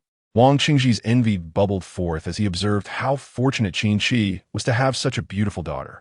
"Indeed, this is merely to compensate for my past shortcomings as a father," Qin Qi replied candidly, having nothing to hide regarding his daughter. At this moment, Qin Yameng shed her earlier aloofness and politely greeted Wang Qingji. "Hello, Uncle Wang." "Good, good." Wang Qingji's spirits visibly lifted as he waved his hand to the surrounding students. "All right, disperse. Class is about to begin. What are you all doing here?" Although Wang Qingji's paternity testing center was located at Jiangbei University, he held another esteemed position as a specially invited instructor at the School of Finance. At the opening ceremony, he had stood alongside the president of the university. The reason was simple. He was married to the portly daughter of the university president. At this moment, not only were the students taken aback, but even Zhao Shengyu was left in stunned disbelief. "Wang, uncle, is Qin Yameng truly his daughter?" Chapter 40, we're finished. How did he even find his way to the school? Zhao Shengyu was familiar with Wang Qingji. It is well known that a university is akin to a small society. The president of the student council wields considerable influence. The student councils of prestigious universities possess extraordinary connections and capabilities. Becoming the president or vice president of a student council not only means access to abundant campus resources, but also networking opportunities with influential figures in society. These connections serve as a vital foundation for future endeavors in the professional world. Zhao Xingyu's ascent to the vice presidency was largely due to his family's financial contributions. In order to pave the way for Zhao Xingyu, his family had even established connections with some school leaders, among them Wang Qingji. After all, while Wang Qingji did not hold any leadership position at the School of Finance, he was, after all, the legitimate son-in-law of the university president. At this moment, Wang Qingji turned a glance at Zhao Xingyu. "Oh, Xiao Zhao, come, this is my old classmate, Qin Qi. You should address him as Uncle Qin." Zhao Xingyu's expression darkened. He had just mocked the man before him as a poor wretch, and now he was expected to address him as an elder. However, refusing would certainly leave a mark on Wang Qingji's memory. After all, no one likes to lose face. "Uncle Qin," he reluctantly uttered, suppressing his discontent for the sake of his future. In response, Qin Qi smirked coldly. He was indifferent to such familial hierarchies. Were it not for the need to shield his daughter from distress, he would have long since taught this brat a lesson on behalf of his parents. "Forget it. I cannot afford such a courtesy. Apologize to my daughter, and we shall consider this matter resolved." Wang Qingji was taken aback, having just arrived. He happened to witness this exchange. Upon hearing Qin Qi's words, his expression darkened. "What is happening? Xiao Zhao, did you offend our old Qin?" Wang Qingji and Qin Qi were old classmates, having shared a bond forged during their school years. In fact, Wang Qingji had once found himself in numerous predicaments, all of which Qin Qi had helped him navigate, even intervening on several occasions to prevent him from being beaten. Their relationship was indeed solid. Thus, upon hearing Qin Qi's remark, Wang Qingji immediately stepped in. Zhao Xingyu inwardly lamented, "Who could have known? I had no idea this fellow was under Wang Qingji's protection." And to make matters more absurd, it appears that Qin Yameng is indeed Qin Qi's daughter. Was there such outrageousness in the world? Zhao Xingyu wished he could slap himself. How had he stumbled upon such a formidable opponent today? "My sincerest apologies, Yameng. I was presumptuous." He then turned to Qin Qi, bowing slightly. "I apologize, Uncle Qin, for my offense." "Humph." Qin Yumeng huffed. "Now you understand the situation? I've already told you, my father is the most important man in my life." All right. Off you go to class now," Qin Qi said, affectionately ruffling Qin Yumeng's hair. "You must focus on your studies and refrain from engaging in romantic entanglements." He displayed the quintessential image of a doting father, filled with both pride and concern for his daughter. Witnessing this scene, Wang Qingji felt a pang of envy. If only he had a daughter like that, he would shower her with the same love. What parent does not dote on their daughter? This minor incident, thanks to Wang Qingji's intervention, was resolved swiftly. Throughout, Qin Qi maintained an air of calm and composure, alongside his affectionate demeanor towards Qin Yumeng. Unfortunately for Zhao Xingyu, after seeing Qin Yumeng head to class, he humbly bid farewell to Qin Qi and Wang Qingji before hastily exiting the school. What the hell? Once he found himself alone, he could not help but curse. Who becomes a father at such a young age? Nonetheless, Zhao Xingyu understood that even if he remained skeptical with someone like Wang Qingji, the owner of the appraisal center backing Qin Qi, how could there be any doubt? It is essential to recognize that Wang Qingji specializes in paternity testing and would never deceive anyone regarding such matters. Soon, Zhao Xingyu, having regained his composure, found himself troubled once more. It appeared that he could neither employ any underhanded tactics nor forcefully intervene with Qin Yumeng. Would he now have to curry favor with this prospective father-in-law? On campus, the crowd began to disperse. Qin Qi patted Wang Qingji on the shoulder, remarking that it was fortuitous he was present. Otherwise, he might have resorted to physically confronting that fellow. Being a man himself, Wang Qingji grasped the situation from just a few words. "Do not act rashly, Lao Qin. These times are not like the past. Every child is a treasure. And should anything happen, the financial repercussions could be staggering." Qin Qi shook his head, deciding not to dwell on such matters. After all, he was older now and had a daughter, which brought a sense of stability. "By the way, Lao Wang, what brings you here? That report of yours, who is it for?"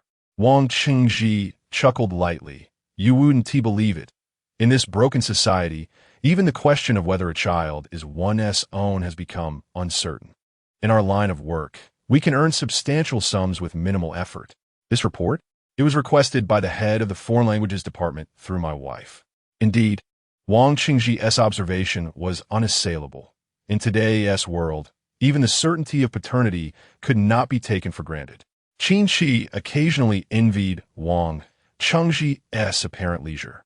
He merely had to be present at the testing center, and whenever someone sought a paternity test, Wang Qingji could effortlessly reap the rewards. However, as Qin Qi prepared to bid farewell to Wang Qingji, a striking beetle pulled up beside him, from which emerged two stunning women. One was the fair-skinned, attractive, long-legged Li Qianwen, while the other was a girl still obscured by a mask, Dong Chao. "My sincerest apologies, Mr. Qin. I came to your residence looking for you. But someone informed me you were here," Li Qianwen said respectfully, her tone imbued with an ineffable softness and allure. Qin Qi was taken aback. What was happening? How had they tracked him down to this place? If his daughter, Qin Yumeng, were to see this, wouldn't it contradict his promise to avoid entanglements with other women? "You certainly have a knack for finding me," he sighed, glancing instinctively upstairs, relieved to see no one was watching. "Quickly, let us leave this place. You two go ahead. I'll follow shortly." Qin Qi's reaction left Wang Qingji, who had been ready to depart, utterly astonished. "Lao Qin, what is going on? Are they looking for you?" Wang Qingji could hardly believe it. What was happening? Why did it seem that Qin Qi was increasingly attracting women's attention? Although Qin Qi had always been charming and had countless women vying for his affection over the last decade, it felt as though the number and frequency of women surrounding him had surged recently. More importantly, the quality of these women had ascended to a significantly higher echelon. The woman who had emerged from the beetle, with her graceful figure and poise, clearly belonged to the ranks of high-level executives or professionals. Behind him, the short-haired girl, predictably, exuded an aura of cool detachment. The sudden appearance of two stunning beauties left Wang Qingji, who had long since cast aside any frivolous thoughts, feeling an increasing sense of envy towards Qin Qi. "We'll discuss it later," Qin Qi said, quickly beckoning to Wang Qingji. Old Wang, I need to step out for a bit. I'll catch up with you later. With that, he waved goodbye to Li Qianwen and Dong Chao, hastily exiting the school gates. He felt a twinge of guilt, akin to a thief caught unawares. After all, his eldest daughter, Qin Yameng, was in class just upstairs, and if she were to discover him in the company of two beautiful women, she would undoubtedly be displeased. Qin Qi had sworn, after all, that he would no longer get close to other women. Unfortunately, just as he stepped out of the school, the inexplicably curious Li Qianwen and Dong Chao followed suit, while Qin Yameng, from her classroom, squinted at the silhouettes of the two women as they departed. Once outside the school, Qin Qi felt a measure of relief. However, it wasn't until he had walked quite a distance that he paused. He glanced back at the two beauties and the beetle, irritation creeping into his voice. "What are you two doing here?" he exclaimed, genuinely astonished that they had sought him out. In the past, he would have been indifferent to such advances, having even had wealthy women come to the school in lavish cars. Yet now, he was determined to abandon the role of a seasoned romantic and instead aspire to be a dependable father. "Mr. Qin, shall we get in the car?" Dong Chao in the back seat opened the door, apologizing for the suddenness of their appearance. Li Qianwen chimed in, "We're truly sorry, Mr. Qin. We didn't realize you would mind." Initially, Li Qianwen had expected that such a visit would thrill him, but instead, he seemed irritated. What was going on? She pondered, feeling perplexed and somewhat dissatisfied. Any other man would surely be elated at the prospect of two beauties seeking him out, eager to hop into the car without hesitation. Wasn't the combination of luxurious cars and beautiful women precisely what men cherished? Yet, Qin Qi was different. He not only walked away, but also expressed his displeasure. "Where are you planning to go?" he asked, a hint of frustration evident in his tone. As he settled into the back seat, he added curtly, "I brought my tools. Let us find a quiet place to discuss treatment." Despite his irritation, Qin Qi was not a petty man. Deep down, he hoped to help the girl plagued by hysteria. This ailment, unlike others, appeared deceptively normal, yet it imposed significant psychological and emotional strain on the individual. "Shall we head to the apartment?" Dong Chao suggested. "It should be more convenient there." Li Qianwen hesitated as she sat in the driver's seat. Was it inappropriate to return to the apartment? There was nothing wrong with it. "Let's drive back," Wintergrass decisively declared. Qin Qi observed their decision-making with indifference. After all, he only sought a tranquil place, regardless of the destination. Yet, an increasing sense of unease troubled Li Qianwen. Their apartment had never welcomed a man before. Would it pose a danger if an unknown man learned of the existence of two young women living together? However, Li Qianwen understood that sometimes Wintergrass's decisions were immutable. Before long, the beetle sped through the streets and came to a halt in a prestigious neighborhood downtown. Qin Qi disembarked first, surveying the surroundings, which indeed reflected the lifestyle of the bourgeoisie. Throughout the journey, Qin Qi had refrained from engaging in conversation, maintaining a businesslike demeanor from the moment they entered the apartment. He had encountered many women, and although these two were exceptional beauties, they held no particular significance for him. In Qin Qi's heart, the only ones that mattered were his four daughters and their mother. The apartment was imbued with a subtle fragrance typical of women. Qin Qi remained unmoved. He casually retrieved a wrapped piece of silk from his pocket, asking if they were ready to begin. At that moment, Li Qianwen glanced at Wintergrass. Her role was merely supportive, as all decisions rested with Wintergrass. "Come to my bedroom," Wintergrass said, her tone slightly aloof.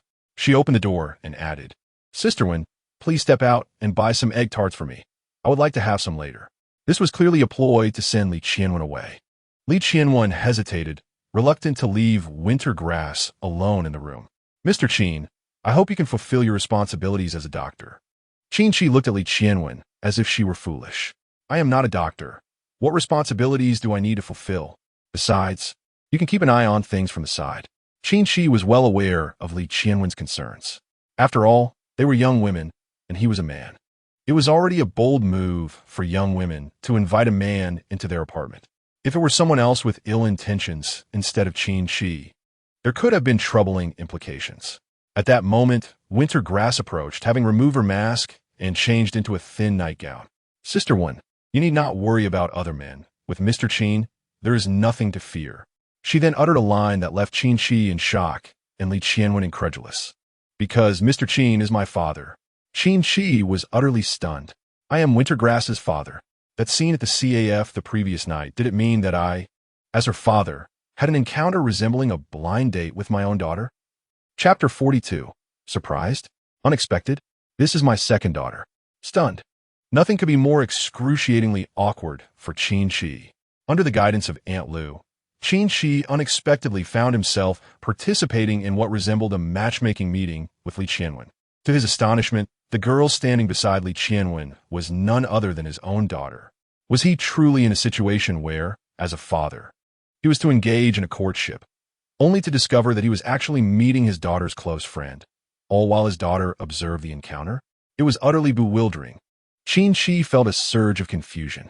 As he gazed at Dong Xiao, who had removed her mask, his initial doubts dissipated significantly. The resemblance was striking. This equally radiant girl, despite her somewhat aloof expression and distant gaze, bore an uncanny similarity to his eldest daughter, Qin Yuming. It was as if they had been sculpted from the same mold, with only minor distinctions. Both were undeniably beautiful. While Qin Yuming had long hair and often sported an adorable, pouting demeanor, occasionally indulging in playful antics, Dong Xiao had short hair and exuded a more detached and indifferent air after removing her mask.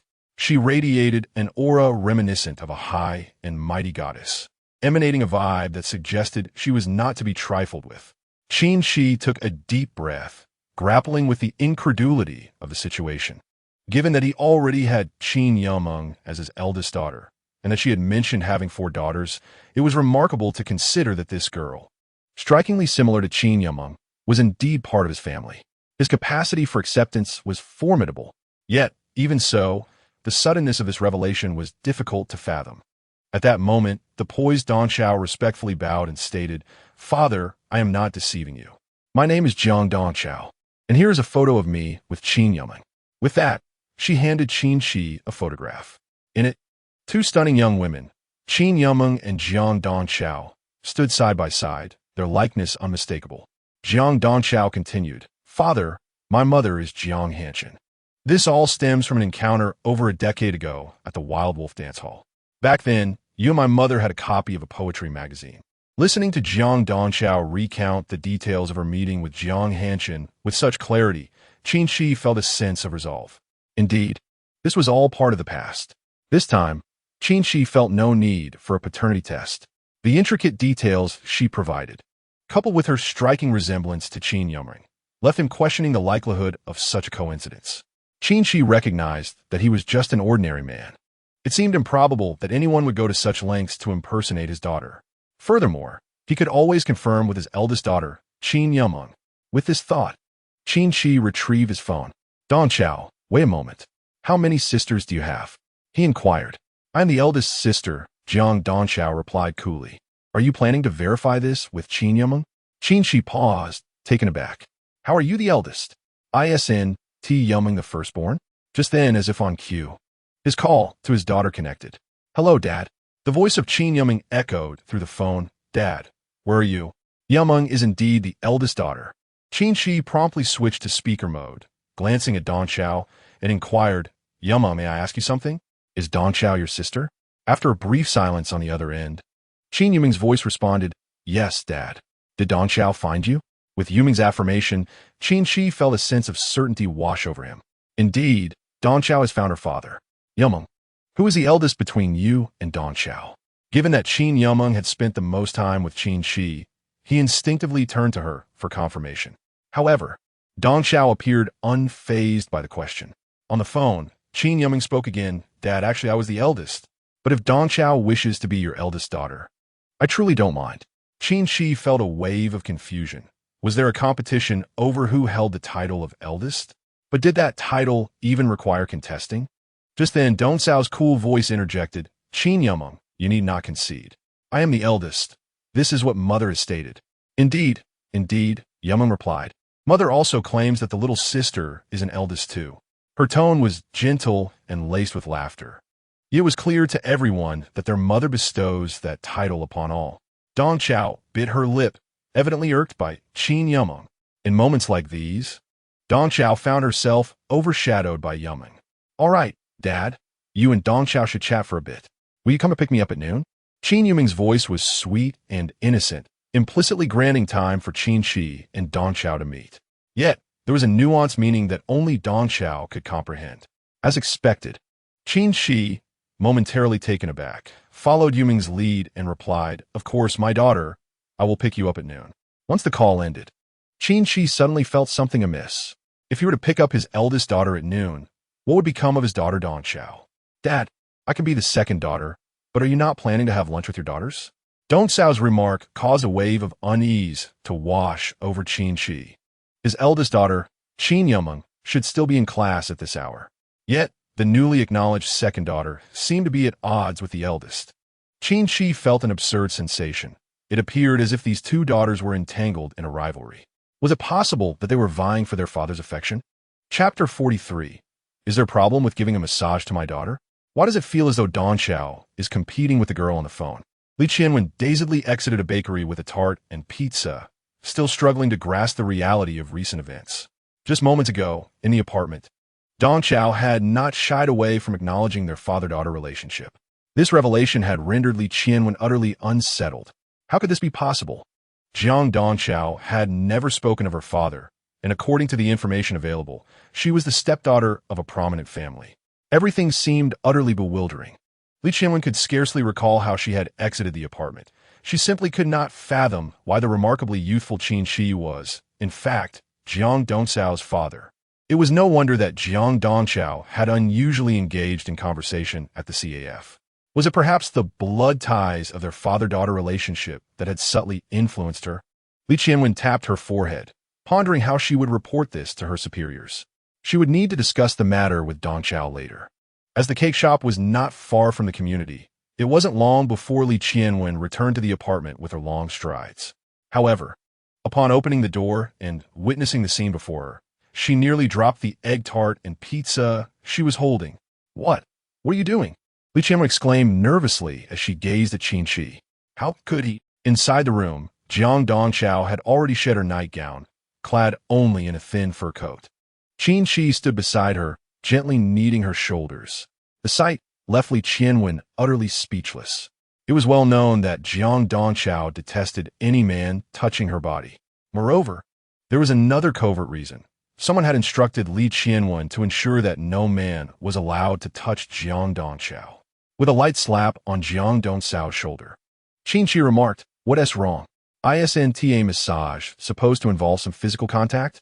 He was far from pleased with Li Qianwen's commotion, apart from her pleasing appearance. He found nothing particularly remarkable about her. "No, it's not that," Li Qianwen retorted, setting down her egg tart and striding over to the bed. She promptly draped a blanket over Jiang Dongxiao's back. "You can massage her, but you ought to do so through the blanket." Li Qianwen's cheeks flushed slightly. Despite being a woman herself, she couldn't help but feel a pang of admiration and envy at the sight of Jiang Dongxiao's delicate skin. Qin Qi regarded Li Qianwen as if she were a fool. "You must be delusional. While some might massage through a blanket, I am more than capable of doing it directly." Li Qianwen was taken aback, pointing an accusatory finger at Qin Qi. You're just trying to take advantage." At that moment, Jiang Dongxiao, who had been lying on the bed, coughed lightly. "Sister Wen, this is my father. Qin Qi Brusha Asida Li Qianwen's Finge. Do you understand? I am Dongxiao's father. This is my daughter. It's merely a massage. Why are you making such a fuss about it?" In the time that Li Qianwen had stepped out, Qin Qi had already reconciled the reality that Jiang Dongxiao was indeed his daughter. There was little need for further preparation, especially since he already had Qin Yumeng and had spent considerable time with her, having already mentally prepared himself. In his heart, he had accepted the identity of a father to 4 daughters. Thus, even if 2 more daughters were to unexpectedly appear before him, as long as their identities were confirmed, he would similarly embrace the role without hesitation. After all, what was the harm in a father giving his daughter a shoulder massage? Even in the absence of an intimate father-daughter relationship, consider the ordinary scenario where a person seeking massage approaches a therapist. It invariably entails physical contact. Thus, witnessing Li Qianwen's exaggerated reaction, Qin Qi could not help but feel a twinge of irritation. What could possibly be going through the minds of people in this day and age? Enough of this. Your presence here is unwarranted. I am about to proceed with the 6 meridians acupuncture. Qin Qi cast an exasperated glance at Li Qianwen, unwilling to delve into explanations. Unsurprisingly, it was likely that her thoughts had wandered astray. While Qin Qi was indeed a novice in fatherhood, he was no stranger to the nuances observed between men and women, which he could easily detect.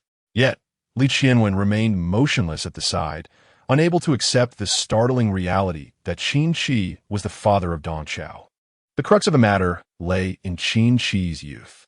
When the father and daughter stood together, they bore no semblance of a typical parent-child relationship, particularly with a handsome man like Qin Qi, whose ordinary attire belied his well-maintained appearance and refined demeanor. If one were to claim they were a couple, few would contest that assertion. Sister one, there's no need for concern. My father is merely treating my ailment, Dong Xiao stated coldly, her eyes closed. You needn't keep watching me. I assure you, I'm fine. Li Qianwen pursed her lips, responding, then I shall stand quietly over here, ensuring I do not disturb you. Alternatively, I could assist in some capacity. You? What could you possibly do? Qin Qi offered no concession, but after a moment's consideration, he relented. Do as you wish. Just remember to remain silent. You may observe. With that, Qin Qi began to extract the 6 silver needles, each measuring the length of 2 fingers. Slender throughout except for the considerably thicker tail, which was adorned with intricate engravings, exquisitely detailed. Dong Xiao, close your eyes and relax your mind, Qin Qi instructed, applying gentle pressure to her shoulder before placing his hand upon her neck, tilting it slightly downward. Whoosh! A silver needle, seemingly guided by an unseen force, swiftly pierced the area beneath Dong Xiao's neck. Following this, Qin Qi methodically inserted several needles into specific acupoints along her back. A soft moan escaped Dong Xiao's lips, and soon she became enveloped in a profound stillness, as if lulled into a deep slumber. Li Qianwen, observing closely, almost intervened to halt Qin Qi's actions, but soon noticed that Dong Xiao's breathing remained steady, her back rising and falling normally. Simultaneously, Qin Qi furrowed his brow as a sudden chill swept through the room. Chapter 44.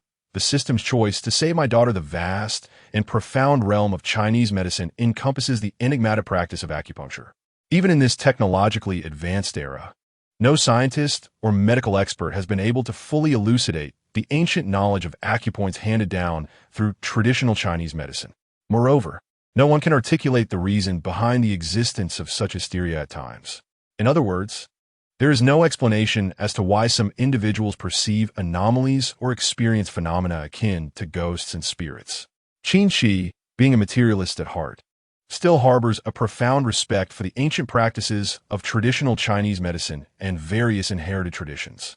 As a sudden chill swept through the room, beads of cold sweat began to form on Qin Qi's forehead. Simultaneously, Dong Xiao, lying still and quiet, seemed to tremble as if stirred by an unseen force. Taking a deep breath, Qin Qi dared not delay further and swiftly repositioned several silver needles along Dong Xiao's spine, employing the techniques he had once learned. The 6 needles swayed gently, resembling a 6-petaled plum blossom. 6-petaled plum blossom needles. Suddenly, the curtains at the window fluttered violently with the wind. Li Qianwen, standing nearby, was visibly unsteady.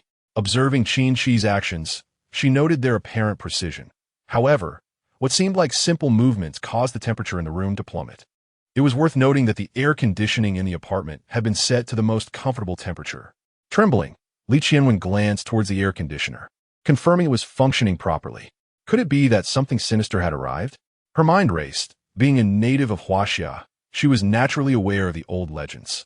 Yet, until today, her encounters with ghost stories and horror films had never felt so tangible. She could feel goosebumps rising inexplicably on her skin, prompting her to instinctively drape a coat over her shoulders. Just then, it appeared that Qin Qi's actions were nearing completion. Dong Xiao, when did this begin? Qin Qi wiped the sweat from his brow.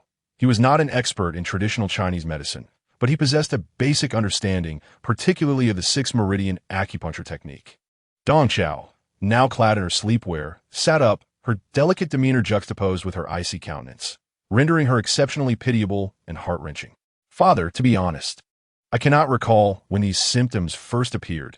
It seems they have become increasingly frequent over the past few years. Dong Xiao replied coolly. Hysteria, being a psychosomatic ailment, is primarily felt by the afflicted individual, often influenced by mental and psychological factors. Qin Qi sighed, recognizing that although he was not a master of traditional Chinese medicine, he could sense his daughter's frail state due to this condition. Father, it's all right. In fact, a few years ago, an elderly practitioner of traditional Chinese medicine told me that I would not live beyond 24. Dong Xiao's tone was chillingly detached, as if recounting someone else's fate. The old doctor also mentioned that I would face a calamity at 24 and another at 18. If I do not overcome these trials, I might end up bedridden, a mere vegetable. Listening to his daughter recount her potentially grim future with such calmness, Qin Qi interjected fervently. That is impossible. Those wandering mystics are nothing but charlatans. Yet, at the same time, Qin Qi felt a sudden jolt within.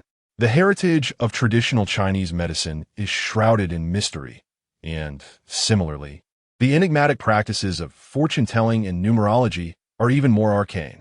While many of these so-called practitioners are merely out for financial gain, there are indeed instances when their predictions possess an uncanny accuracy. As the adage goes, it is better to believe in the possible than to dismiss the improbable. Qin Qi found himself increasingly anxious. Could it be that his second daughter, upon finally reuniting with him, was destined to face calamity, or worse, become a vegetable? If memory serves, his daughters were nearing their 18th birthdays, weren't they? Father, please do not worry.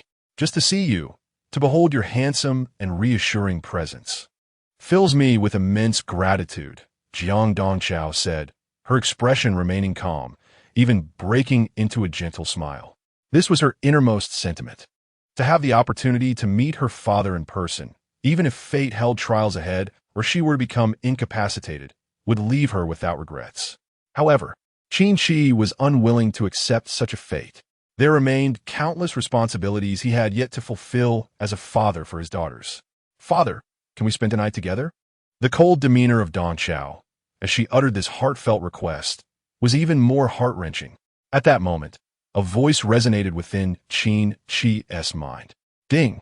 Congratulations, host, for triggering the paternal love selection system. Option 1. Agree to your daughter's request to live together, and you will receive a compendium of traditional Chinese medicine, which will be fully integrated into your consciousness. Option 2. Decline your daughter's request to cohabit, and you will be rewarded with 5 million. Note, any cash or monetary reward from the system are legal and will not raise any concerns. Upon hearing the system's prompt, Qin Qi did not hesitate. Money was indeed crucial. He was in desperate need of it, constantly seeking ways to increase his earnings. Yet, his ultimate goal in amassing wealth was to ensure his daughters could live prosperous and dignified lives. Therefore, was there truly a choice to be made? Chapter 45. The eldest daughter, the second daughter, an invisible arena of strife. I choose option 1. I agree to live with my daughters. I need the knowledge from the compendium of traditional Chinese medicine to save them. Qin Qi rarely felt as earnest and resolute as he did now. He responded to the system's selection in his mind, and simultaneously, an overwhelming torrent of information surged into his consciousness. An abundance of theoretical frameworks and various prescriptions flooded his mind, almost all pertaining to the rich tradition of Chinese medicine. As this vast array of knowledge inundated him, Qin Qi instinctively crouched down, cradling his head to alleviate the throbbing pain. Beside him, Li Qianwen and Dong Xiao stood in bewilderment. Eilicht. I just felt a bit unwell for a moment. Soon, Qin Qi rose, assuring them he was fine. Daughter, please get dressed. I shall have a glass of water. With that, he made his way to the kitchen to pour himself a glass of plain water. Meanwhile, Li Qianwen hurriedly leaned towards Dong Xiao, asking, Are you feeling better? Is everything all right? Observing your complexion, it seems to have become more radiant than before. Qin Qi shook his head, dismissing the whispered conversation of the two girls, as a subtle sadness enveloped his heart. In today's society, everyone is fixated on wealth. Even Qin Qi is no exception. He harbors a fondness for money. At one point, he was merely an ordinary man, greedy for wealth and indulgent in pleasures. However, at this moment, Confronted with the allure of 5 million and the wisdom contained within the compendium of traditional Chinese medicine, Qin Qi felt no hesitation whatsoever. Money can be earned again, but if his daughter were to suffer due to an unresolved ailment or so-called calamity, could he bear to witness her vibrant youth confined to a bed in a vegetative state? 5 million is no trifling sum. In an ordinary family within a small town, it is sufficient for a lifetime free from financial worries. Yet, even 5 million or even 50 million or 5 billion would not stir Qin Qi in the slightest. For him, his daughter is the most precious treasure. No amount of wealth can compare to the life and health of his daughters. However, the nature of his daughter's affliction is indeed difficult to articulate. Qin Qi furrowed his brow in contemplation, having just acquired knowledge from the compendium of traditional Chinese medicine, and recalling the pulse he felt during his recent interaction with his daughter. Coldness of the body, weakness. Qin Qi murmured softly, seemingly identifying the primary cause as an unidentified hysteria. Presently, he had no better solution for such a condition. Nevertheless, he soon rallied his spirits. As an idea struck him, he still had an abundance of herbal medicines and completely natural remedies in his stock. Now that he had mastered the teachings of the compendium, he could devise some restorative prescriptions for his daughters, achieving a perfect balance. In doing so, he could address even minor ailments promptly. As for the calamities his daughter mentioned that might arise at 18 or 24, Qin Qi was not particularly convinced. He simply had no means to ascertain them at present. Just then, the ringing of his phone interrupted his thoughts. "Dad, it's noon. Why haven't you come to pick me up yet?" Came Qin Yuma's slightly petulant voice. Glancing at the time, Qin Qi felt a wave of panic wash over him. He had been so preoccupied with addressing his younger daughter's ailment that he failed to notice that it was past noon and his elder daughter, Qin Yuma, had likely been waiting for quite some time. "Yuma, I'm just taking care of a small matter for Don Chow. I'll be there shortly to take you to lunch," he hastily replied. "All right, Dad. I'll be waiting for you at the school gate." Qin Yuma's voice, filled with joy, resonated through the phone. Yet, a cool voice emerged from the bedroom, laced with a hint of chill. "Yuma, Dad said he would eat with me. If you want to have lunch with Dad, you should come over by yourself." Qin Qi had the phone on speaker, so both Jiang Donchao and Qin Yuma reacted almost instantaneously. This was something Qin Qi had never anticipated. Earlier, when confirming with Qin Yuma over the phone, he had sensed that his two daughters did not seem to get along very well. However, it seems that there's indeed a conflict brewing, resembling a standoff of sorts. Qin Qi swallowed hard. As a father, it appeared inappropriate for him to intervene. After all, the minor disputes among his daughters could lead to accusations of favoritism regardless of which side he chose to support. With anyone else, Qin Qi would not exercise such caution. But when it comes to his daughters, he felt compelled to tread carefully, hoping for their happiness above all else. "Ah, Jiang Donchao, you must not overstep. Father has already promised to come for me first." Qin Yuming's voice on the phone was tinged with a hint of indignation. Unexpectedly, Jiang Donchao retorted with equal fervor. "Father is also my father. Why should he come for you?" She added, "I told Father that we would be staying together here tonight." "Qin Yuming, you can manage your own meals and don't wait for Father this evening." At this, Qin Yuming became quite anxious. "Jiang Donchao, you're no longer part of our family. Why do you still insist on competing with me?" Chapter 46. The preemptive strike. Qin Qi was taken aback.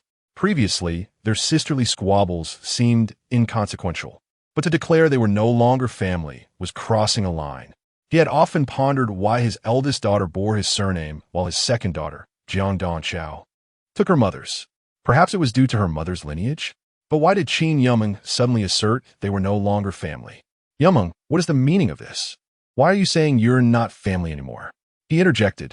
"And no, I was just too angry. That's why I said it," came Qin Yuming's hesitant response after a moment of silence. Upon hearing this, Qin Qi felt a wave of relief wash over him. He spoke earnestly. "Yuming, it's perfectly fine for you sisters to bicker, but never let it damage your bond. We will always be family, no matter what." "I understand, Father. I was wrong for saying that." Qin Yuming immediately apologized, her usual contrite demeanor leaving Qin Qi momentarily speechless. "Very well, As a consequence, I want TB coming over for lunch today. You were to come here and dine with Dong Chao instead. This was a clever excuse for him to encourage Qin Yumeng to join them. Okay, father, I understand my mistake. Please don't be angry. I'll come over quickly. After hanging up, Qin Qi glanced at Jiang Dong Chao, whose expression had grown considerably colder. Dong Chao, while it's natural to feel upset, you mustn't take it to heart. In moments of anger, we may all say unkind things. Qin Qi often appeared somewhat clumsy in comforting his daughters, yet Jiang Dong Chao seemed to absorb his words. Nodding as she replied, I understand, father. Meanwhile, at the entrance of Jiangbei University, Qin Yumeng gazed at the location sent to her on her phone, feeling a twinge of annoyance. How infuriating, she muttered. You, Jiang Dong Chao, clearly promised that I would arrive first. Why did you have to butt in? It was truly exasperating that she seemed to contest everything, even wanting to have father stay at her place tonight. With a huff, Qin Yumeng hailed taxi, directing it toward the specified location. In truth, among the four sisters, Qin Yumeng was the first to arrive, not merely because she possessed the most information, but also due to her desire to see what kind of person this father of hers truly was. Over the past few days, she had begun to relish this newfound sensation. The feeling of having a father was genuinely blissful and imbued her with a profound sense of security. Deep down, Qin Yumeng found herself yearning to cherish this affection all to herself. At the very least, once father became acquainted with her other sisters, she wished to receive even more of Qin Qi's paternal love. Hence, her proactive approach and the way she endeavored to endear herself to Qin Qi. As she approached the entrance of the community, Qin Yumeng spotted Qin Qi, Jiang Dong Chao, and Li Qianwen standing at the door. Instantly, a smile graced her face. Upon alighting from the car, she dashed straight into Qin Qi's embrace. Father, you aren't angry, are you? It was wrong of me to say things that upset you. Clinging to Qin Qi, she earnestly and obediently acknowledged her mistake. The taxi driver, witnessing this scene, was left utterly flabbergasted. As the driver reversed the vehicle, he muttered to himself, what kind of world is this? Broad daylight, and a man has 3 women, and one of them calls him father? No wonder there were so many bachelors nowadays. Such men were always one step ahead. The driver couldn't help but feel a twinge of envy, pondering when he might also have a girl to call him daddy. Chapter 47. Envy. What a blessing the departing driver cast an envious glance at Qin Qi, who was surrounded by 3 beautiful women, clad in ordinary attire. He couldn't fathom why such a man could attract 3 lovely sisters. Meanwhile, Qin Qi found himself increasingly perplexed. Li Qianwen, on the other hand, was relatively composed, her expression a mix of shock and disbelief, as she remained silent throughout. After all, she was genuinely astounded. Who could have imagined that Qin Qi was not only Jiang Dongcao's father, but also the father of another girl, clearly a sister of similar age? He appeared quite youthful, merely in his 30s. How could he possibly have 2 daughters aged 17 or 18? Particularly striking was the girl named Qin Yumeng, with her cascading long hair, who seemed to be the mirror image of Jiang Dongcao's gentler side. With a cheerful demeanor, she almost resembled a softer version of Jiang Dongcao. Li Qianwen intermittently scrutinized Qin Qi while observing the subtle rivalry between the 2 sisters, her heart racing with anticipation. She, being a girl herself, naturally comprehends the silent yet sharp rivalry that can arise among young women at times. Father, shall we indulge in hot pot? Qin Yumeng, with a beaming smile, wrapped her arms around Qin Qi's and eagerly sought a dining venue. Meanwhile, Jiang Dongchao huffed softly, similarly clutching one of Qin Qi's arms. Father knows how it is with me. I can't really eat hot pot right now. How about we opt for home-style dishes instead? If you can't eat, then don't. I'll just enjoy the dual-flavored hot pot with father. Qin Yuming's words bore no trace of irritation. Instead, she cheerfully retorted. Clearly, in this regard, Jiang Dongchao was no match for Qin Yuming. Upon hearing Qin Yuming's blatant boast of sharing a dual-flavored hot pot with their father and being so openly belittled, Jiang Dongcao's face flushed, not from shyness, but for being provoked by Qin Yuming. In the midst of this, Qin Qi felt quite helpless. With his 2 daughters pulling at him from both sides, he was indifferent, yet it was evident that the sisters were not entirely harmonious. Ever since they reunited, Qin Yuming had shown little patience towards Jiang Dongxiao, her words often laced with subtle jabs. How about we have something light for lunch and see how things unfold for dinner? Qin Qi gently patted Qin Yuming's head and added, Yumeng, as the elder sister. You ought to get along well with your younger sisters. To be honest, as a newly minted father, Qin Qi was uncertain how to navigate the minor conflict between them, having no prior experience with raising children. However, as long as their disputes were not irreconcilable, such trivial squabbles should not cause any significant issues. All right, we'll follow Father S. lead, Qin Yumeng declared, casting a defiant glance at Jiang Dongxiao. Did you hear? We're all listening to Father, understand? Jiang Dongxiao huffed again, fully aware of Qin Yuming's implication. This girl was practically declaring her status as the eldest among the four sisters. Yet, faced with their father's endorsement, Jiang Dongxiao found herself momentarily at a loss for words. Soon, the quartet arrived at a nearby restaurant. However, the sight of a man accompanied by three women instantly drew countless gazes, particularly Qin Qi, who typically paid little attention to luxurious attire, was dressed quite ordinarily. In contrast, Qin Yumeng, Jiang Dongxiao, and Li Qianwen were all stunningly beautiful in their own right. Qin Yumeng donned casual jeans, her natural smile radiating the essence of sunny, innocent college girl. Although Jiang Dongxiao's expression was somewhat aloof, her figure was undeniably enchanting, exuding an aura of a high-cold goddess with her piercing gaze.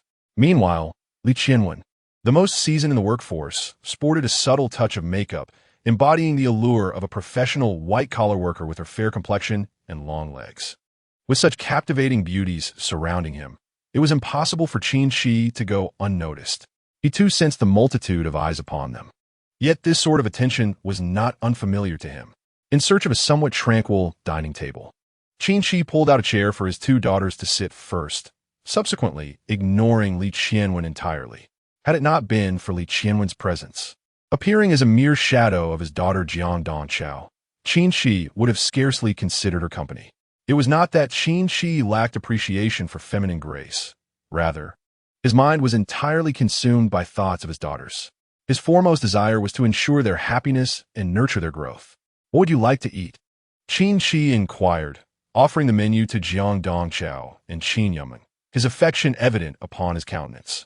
Dad, I would love to have braised eggplant, Qin Yumeng declared, demonstrating her astuteness by opting for the quintessential dish of the home-style restaurant. Meanwhile, Jiang Dongxiao interjected, Dad, I want braised green beans, and, however, before she could finish her order, Qin Yumeng cheerfully interrupted, turning her attention toward Qin Qi. It appeared that Qin Yumeng did not regard Jiang Dongxiao as a competitor. Observing this, Qin Qi felt a flicker of curiosity. What had transpired between his daughters? Nevertheless, he nodded in agreement. No problem. Whatever you order, I shall partake in as well. Yet their conversation had already captured the attention of numerous curious onlookers. What is happening? That man is their father? I can't be mistaken. Can I? How could one mishear? It's been explicitly stated. What more is there to ponder? Surely, they must be kept by him, those university girls. Shoo! Perhaps that man is a discreet, affluent individual. What envy stirred! How remarkable it was to have two daughters of such stature. And, judging by the uniform of the one nearby, she must be the favored one. Many whispered amongst themselves, the atmosphere thick with a hint of jealousy. At that moment, a man rose from his seat and approached Qin Qi's table. Chapter 48. Brothers, do you know what disgust is? Listening to the murmurs of the surrounding diners, Qin Qi maintained an unperturbed demeanor. Initially, he felt quite unsettled by such chaotic remarks. However, through his interactions and the counsel of his eldest daughter Qin Yumeng, he had come to a realization. No matter how displeased he felt, what could he do? He could hardly resort to violence. Such behavior was unbecoming of a good father. Moreover, being the subject of such discussions only served to highlight his daughter's excellence and his own enduring charm. Furthermore, it seemed his daughters had grown accustomed to such scrutiny. They appeared oblivious to the whispers, with Jiang Dongxiao quietly voicing her concern. Dad, do those people annoy you? Don't worry about it. Qin Qi reassured her with a gentle pat, indicating she should remain seated and disregard the chatter. I am indifferent to such trivialities, as long as you are unbothered. There is nothing in this world that could agitate me. This sentiment was indeed reflective of Qin Qi's lifestyle. He had always lived with a certain nonchalance, rarely concerning himself with the opinions of outsiders. What did their gossip matter? It fundamentally changes nothing. It is merely a matter of idle chatter. Presently, the only things that truly matter to Qin Qi are his few daughters and his beautiful wife, who has borne him such precious children. Upon hearing Qin Qi's words, Jiang Dongchao lowered her gaze slightly, as no man had ever spoken to her in such a manner, stirring unfamiliar emotions within her heart. At that moment, Qin Yumeng, with a playful smile, prodded Jiang Dongchao, asking, "What's the matter, Dongchao? Do you not enjoy hearing this? The more people speculate and misunderstand, does it not indicate that our father's charm is substantial, and we are indeed quite lovely?" Jiang Dongchao cast a cold glance at Qin Yumeng, feeling utterly defenseless against her words. However, in contrast to the nonchalant demeanor of the father and daughters, Li Qianwen was already losing her composure. What on earth is happening here? Li Qianwen remained engulfed in shock, struggling to regain her composure. In truth, she was still grappling with the reality that Qin Qi was the father of two daughters in their late teens. Did he marry right after coming of age? Meanwhile, the hushed whispers around her only reddened her cheeks further. Li Qianwen rarely dined with men, let alone share a table with someone like Qin Qi, who dressed so plainly. Having never had a boyfriend, she was particularly sensitive to being the subject of such discussions, especially when someone had mistaken her for Qin Qi's secretary. What did that imply? Was it merely because she wore a skirt suit that led them to assume she was a secretary? Li Qianwen felt inexplicably agitated. She should not have gotten involved. Yet, when a familiar voice reached her ears, she wished she could vanish into thin air. "Hey, I thought I was mistaken, but it truly is you, Li Qianwen?" A man leaned closer, having scrutinized her for a while before finally approaching her side. The renowned Li Qianwen, who supposedly despises men, was all an act? Li Qianwen turned to face the man beside her, who sported gold-rimmed glasses, his eyes glinting with mockery and an unmistakable hint of desire, leaving her feeling utterly overwhelmed. How could she have encountered Zheng Pingxin? This man had persistently pursued her on multiple occasions, and yet Li Qianwen found herself powerless to resist. This was solely because Zheng Pingxin was currently a major client manager, and her research lab desperately needed his expertise, making it unwise to offend him. Previously, she had managed to fend off his advances with excuses, even claiming her aversion to men. However, at this moment, she found herself seated at a table with Qin Qi. Wasn't that akin to slapping her own face?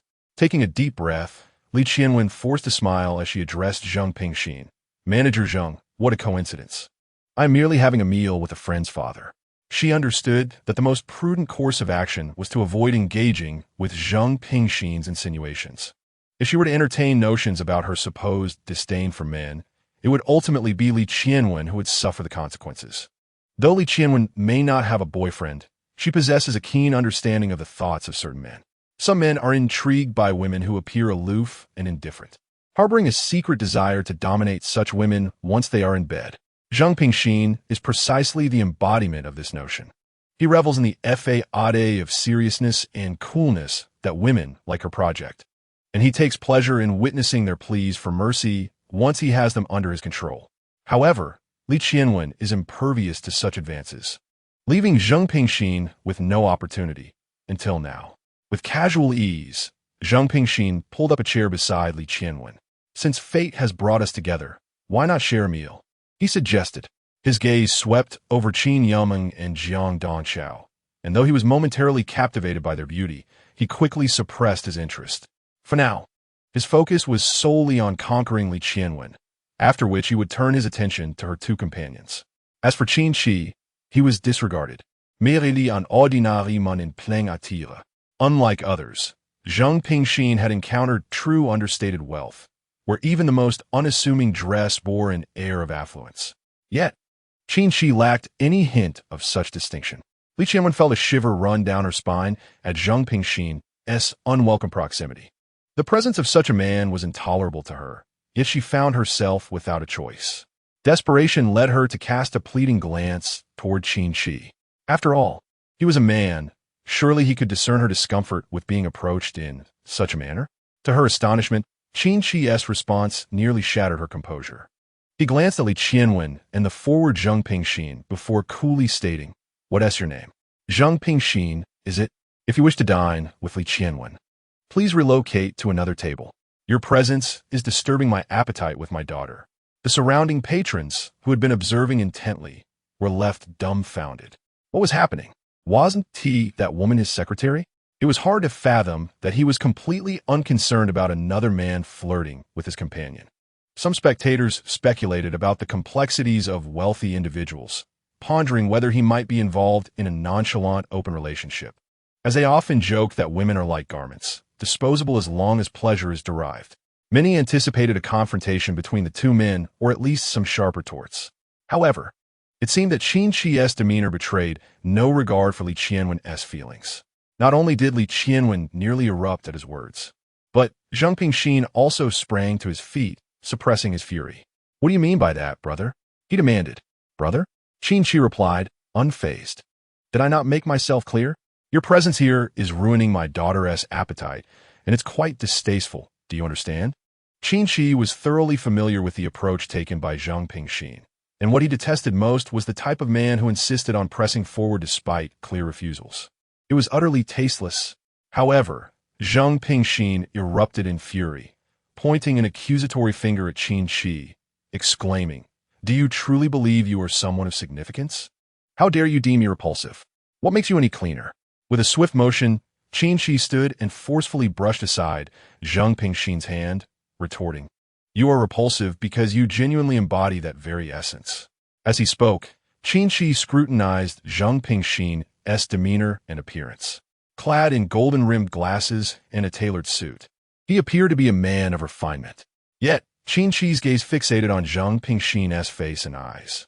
The man's complexion was ashen, his gaze devoid of luster, and his features haggard, suggesting a lack of vitality, compounded by a faltering voice and unsteady gait.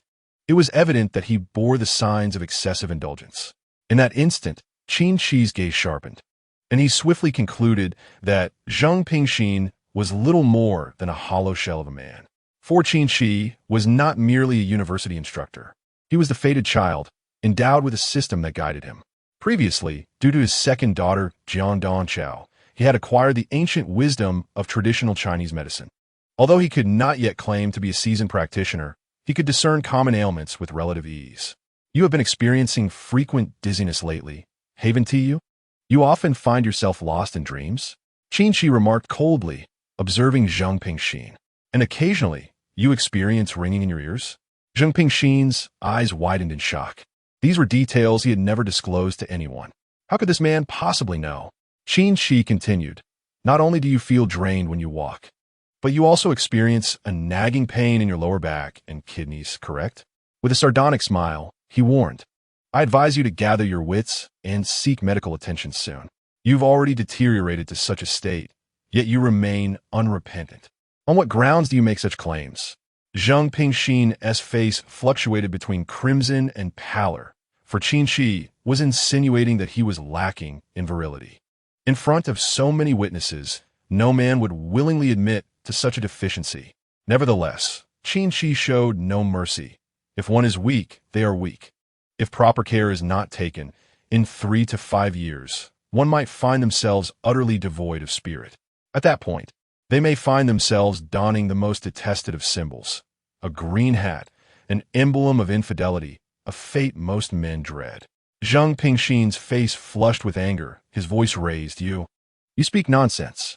Simultaneously, he reached out to seize Qin Qi by the collar. At that moment, Qin Yumeng gasped in alarm, while Jiang Dongchao regarded Zheng Pingxin with a chilling indifference. What followed left everyone stunned. The seemingly menacing Zheng Pingxin stumbled and fell to the ground at the mere extension of Qin Qi's foot. This spectacle confirmed that Zheng Pingxin was indeed so weakened that he lacked the strength to maintain his footing. A crowd of onlookers erupted in laughter at the sight of a burly man stumbling merely from a trip. How could he be so unsteady on his feet? Moreover, Qin Qi had clearly seen Zheng Pingxin extend his leg during the incident. To be toppled under such circumstances was utterly laughable, even more so than some young children. Zheng Pingxin, his face flushed with anger, rose awkwardly and shot a fierce glare at Qin Qi, proclaiming, "Just you wait. I will ensure you pay for this." He then turned his ire towards Li Qianwen, adding, "And you, Li Qianwen, I shall quash any thoughts you have of collaboration when I return." As Zhang Pingxin stormed out, Li Qianwen found herself in a tumult of emotions, both pleased that Qin Qi had intervened and troubled by the method he had chosen, which had seemingly offended Zhang Pingxin. If the research lab were to lose the opportunity for collaboration with Zhang Pingxin's company, many projects would undoubtedly face delays. At that moment, Jiang Donchao, with her icy demeanor, curiously inquired, "Father, how do you possess such knowledge? Have you practiced traditional Chinese medicine and understand its principles?" Chapter 50. The wishes of the second daughter. Upon hearing Jiang Dongxiao's question, even Qin Yuma turned to Qin Qi with a look of intrigue. After all, based on what Qin Yuma understood, her father was not a medical professional and certainly lacked experience in that field. Jiang Donchao had only learned that Qin Qi possessed expertise in Lumai acupuncture, a method specifically aimed at treating hysteria. Nowhere had the old master implied that Qin Qi was an established traditional Chinese medicine practitioner. Yet, the demeanor Qin Qi exhibited at that moment was that of a qualified physician. With merely a glance, he discerned Zhang Pingxin's symptoms, and it appeared he had not erred. Faced with the puzzled gazes of the three beautiful women, Qin Qi could not help but feel a sense of pride. Having the system at his side was indeed exhilarating, while it had yet to reveal its more extraordinary capabilities. The milk tea machine and the traditional Chinese medicine compendium he could now access filled him with anticipation for the unique surprises his paternal selection system might unveil in the future. In truth, he had perused some traditional Chinese medicine texts in the past, granting him a modicum of knowledge. Despite his inner pride as a father, Qin Qi knew he must set an example for his daughters, avoiding excessive arrogance. His response, though simple, altered the perceptions of Qin Yuma, Jiang Donchao, and even Li Qianwen towards him. This seemingly ordinary man was, unbeknownst to them, a concealed master of traditional Chinese medicine. The meal, disrupted by Zhang Pingxin's antics, turned out to be rather mundane.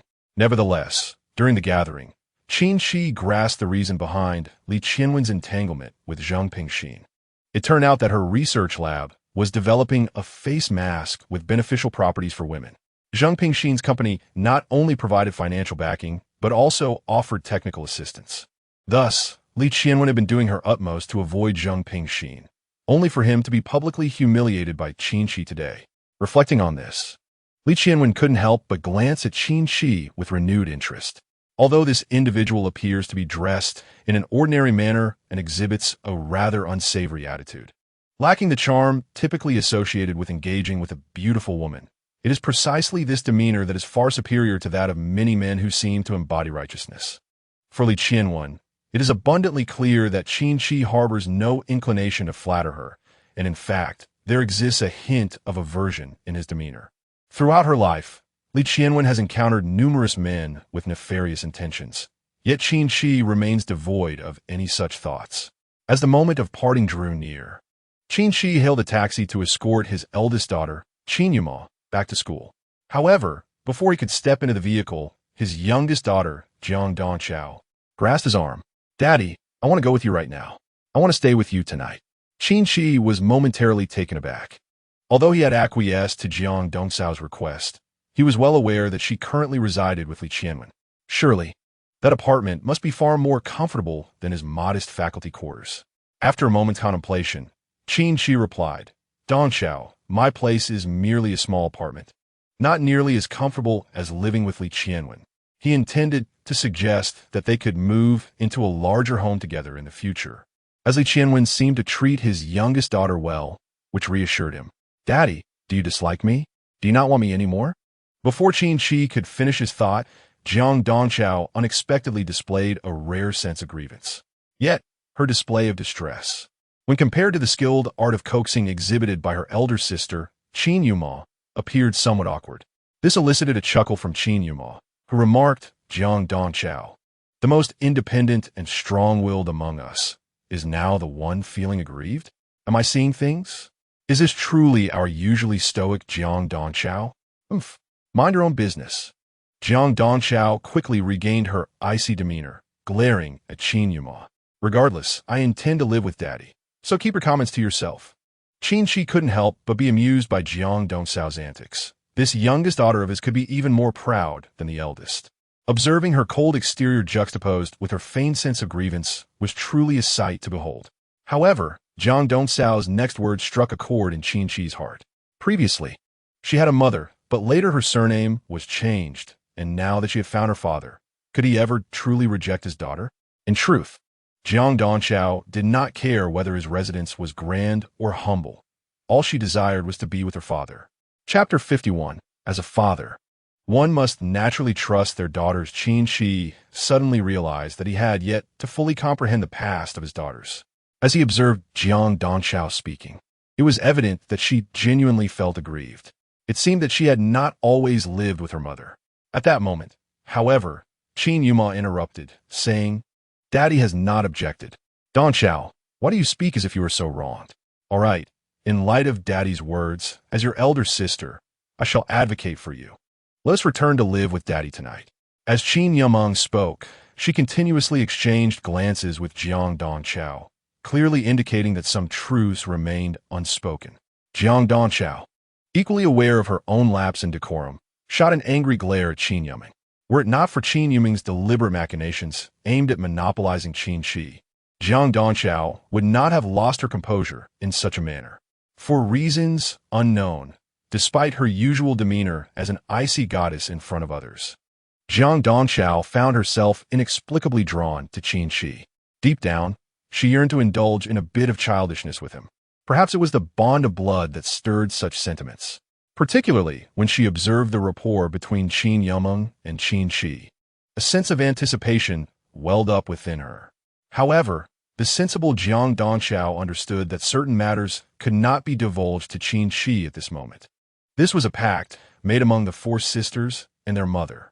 Thus, she quickly recalibrated her thoughts, her expression once again adopting its usual aloofness as she gazed expectantly at Qin Qi. Noticing her demeanor, what else could Qin Qi say? Well then, let us first procure some items before heading back to your father. He shrugged. Having addressed his daughter in such a manner, refusal was not an option. Moreover, the system's choice had compelled him to acquiesce. As a devoted father, he thought it best for his second daughter, Jiang Dongxiao, to remain in her current abode, especially since she seemed content. Yet, if Jiang Dongxiao was willing to endure hardships alongside him, what reason did he have to feel discontent? It must be said, Qin Qi still had a considerable journey ahead before truly embodying the role of a qualified father. Although he sensed that his daughter harbored secrets from him, he refrained from pressuring her to divulge what she did not wish to share. After all, that was simply not in his nature. He had never been one to coerce others into actions they found unpalatable, especially during the times when he had several attractive girlfriends. Forcing such lovely young women to do things against their will would be the mark of a truly unrefined man. Yay, Dad has agreed, Jiang Dongxiao exclaimed, excitedly throwing her arms around Qin Qi, but quickly feeling a rush of shyness as she lowered her gaze. This was her first embrace with a male, and though he was her father, the sensation was oddly comforting. Qin Yumeng rolled her eyes before turning her attention to the quietly contemplatively Qianwen. Dongxiao, if you move over there, then my role here. Li Qianwen azitata. While she had begun to accept that Qin Qi was indeed their father, if Jiang Dongxiao were to leave with him, her responsibility to protect Jiang Dongxiao would, in some sense, become moot. At that moment, Qin Qi cast a stern look at Li Qianwen. My daughter is coming back to live with me. Do I need your permission to do so? To be honest, Li Qianwen possessed striking beauty and an impressive figure. Yet, for reasons unbeknownst to him, Qin Qi found himself disinclined toward her. Perhaps this is related to the past, when Qin Qi had been deceived by such a white-collar worker. Subconsciously, he harbored a slight disdain for this type of individual. Li Qianwen glared at Qin Qi, exclaiming, "What do you know? Dongxiao is incredibly important to us, Sister Wen." Jiang Dongxiao hurriedly interjected, "I'm just going back to stay with my father for a few days. You can come along too. We can always return daily if needed. Besides, I wouldn't dream of leaving on my own." Important? Qin Qi could not help but inquire. What is so important? Jiang Dongxiao lowered her head. Dad, I have some matters that I cannot discuss with you. Could you please refrain from asking? I promise that as soon as I'm able to share, I will tell you everything. Meanwhile, Qin Yimeng seemed to have something to say as well. Yet she held her tongue. Qin Qi found himself at a loss. Could it be that his daughters still harbored secrets? Very well, if you do not wish to speak. I shall not press you, but you must promise me to share anything that arises in the future, he said. Since his daughters chose silence, Qin Qi decided not to rush them. As a devoted father, he believed in showering his daughters with endless affection and unconditional trust.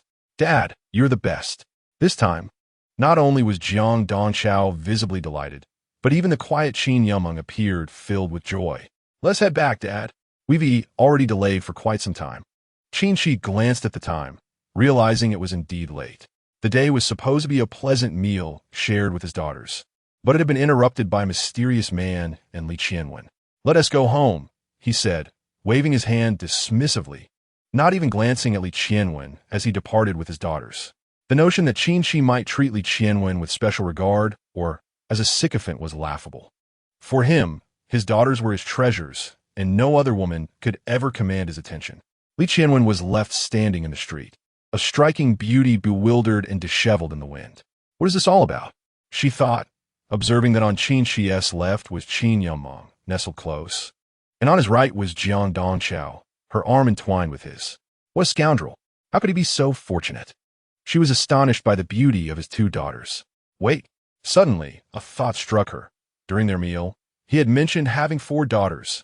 This meant, in addition to Jiang Dongchao and Qin Yimeng, he had 2 more daughters of similar age. Surely, they must also be as beautiful. Li Qianwen stood there, utterly dazed and perplexed. Chapter 52. 2 school beauties much like the day he had taken his eldest daughter, Qin Yimeng, to purchase daily necessities. Qin Qi now accompanied Jiang Dongchao to procure similar items before leisurely wandering for the better part of the afternoon. By the time they returned to Zhongbei University with his 2 stunning daughters, evening was approaching. By coincidence, several classes were conducting physical education lessons outdoors. Look, ISNT, that Teacher Qin? Someone exclaimed. Wow, I cannot be mistaken. Teacher Qin Qi is truly remarkable. Indeed, in just a few days, he has attracted attention not only with a daughter who is the belle of the school, but now he is also accompanied by another stunning young woman. Look at this new arrival, with her short hair and aloof demeanor. She exudes an air of cold elegance. Many classmates have already been captivated by Qin Qi and his 2 daughters. Despite his desire for discretion, his prowess simply cannot be overlooked. After all, it is quite impossible to remain inconspicuous when flanked by such 2 exquisite young ladies. Furthermore, Qin Qi is carrying some personal hygiene items, evidently purchased for these lovely companions. How impressive is Teacher Qin? Not only has he taken one university student under his wing, but now he has seemingly embraced another as well. Some male students have begun to voice their indignation. Why should this be the case? Qin Qi, in his 30s, is seen escorting 2 enchanting young women, both of whom could easily be deemed top-tier school beauties. It is hard to fathom. Is it really so remarkable to support 2 young women? The true feat lies in how well Qin Qi manages to harmonize their presence. Look closely. These 2 young ladies, one on each side, appear to be getting along splendidly, devoid of any quarrels or hostility. What a charming figure Teacher Qin must be. I simply cannot comprehend how he has managed to welcome 2 school beauties into his abode. And, dare I say, is it even feasible for them to share his bed? Due to the distance of the sports class from Qin Qi, many of the students' comments went unheard by him. Even if he had caught wind of their whispers, he would have been indifferent. A mere glance at his peers' furtive glances and hushed conversations provided him with a general understanding of their musings. Yet, what significance does that hold? Qin Qi remains at peace within. These are his daughters, and he certainly cannot entertain the chaotic speculations of others. Ultimately, he is only reaping the fruits of his youthful choices. Youthful exuberance has indeed led him to such remarkable circumstances. With a soft sigh, Qin Qi reflects that he is merely walking through the school with 2 daughters. How would it be if you were to stroll with 4? That would surely astonish everyone. The thought brings a smile to his face. Such days seem blissful, awaiting the arrival of his other 2 daughters.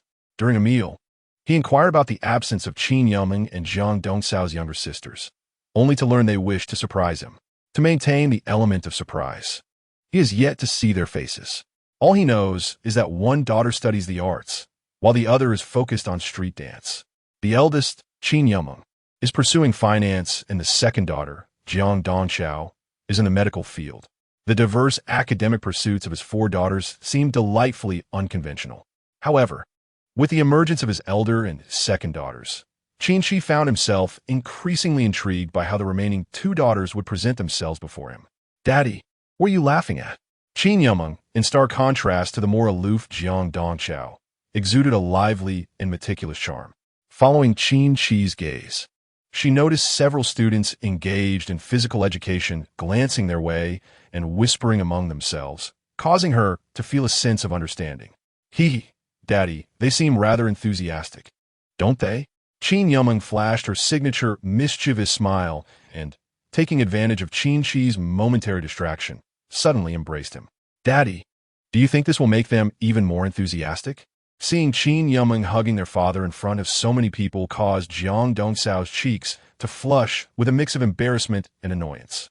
"This girl is deliberately flaunting her close relationship with Daddy in front of me." The more she pondered, the angrier she became. After all, Qin Yumeng had simply leveraged her prior access to their father's photographs and information from their mother to gain an advantage in finding him first. But why must she assert her claim so overtly? Jiang Dongxiao couldn't help but tug at Qin Qi's arm, saying, "Daddy, I might sometimes struggle to express myself. Do you think you dislike me?" Qin Qi, taken aback by the sudden embrace from Qin Yumeng, now felt a headache at hearing such words from his second daughter. No way. Are they really competing for my affection again? It was a subtle feeling, yet Qin Qi sensed that both daughters seemed intent on vying for his favor. Nevertheless, he firmly resolved not to show favoritism towards either daughter. After all, they were both his beloved children. Regardless of their personalities or behaviors, he could never harbor any dislike for them. "Silly girl, how could Daddy ever dislike you?" he reassured, gently ruffling Jiang Dongxiao's hair. "Don't overthink it. My love for you both is equal." While Qin Qi's thoughts were filled with pure and beautiful intentions, the students observing the scene were anything but calm. "Oh my goodness, can you believe it?" A chorus of astonished exclamations erupted on the playground. "Mr. Qin is incredible. Both school beauties are vying for his attention." Indeed, it was surprising to witness Mr. Qin's audacity in being so close to the two most admired girls in the school. It wouldn't be long before he became a prominent figure at Jiangbei University. Some students, well informed about past events, began to murmur about the time when two wealthy women pursued Qin Qi to the school. Fortunately, Qin Yumeng did not overhear their conversation. Otherwise, Qin Qi would surely have faced her wrath, as she had made it abundantly clear on multiple occasions that she disapproved of her father getting close to other girls. One can only love one's mother, especially when it comes to one's own father. Qin Qi, though, was oblivious to the specific discussions taking place on the playground, which likely revolved around the fact that he was accompanied by two school beauties. This sentiment filled him with an inexplicable delight. It was utterly exhilarating. Despite being his own daughters, both were school beauties, and they were right by his side. Who else could relish such treatment? Chapter 53. A Private Rivalry in Truth.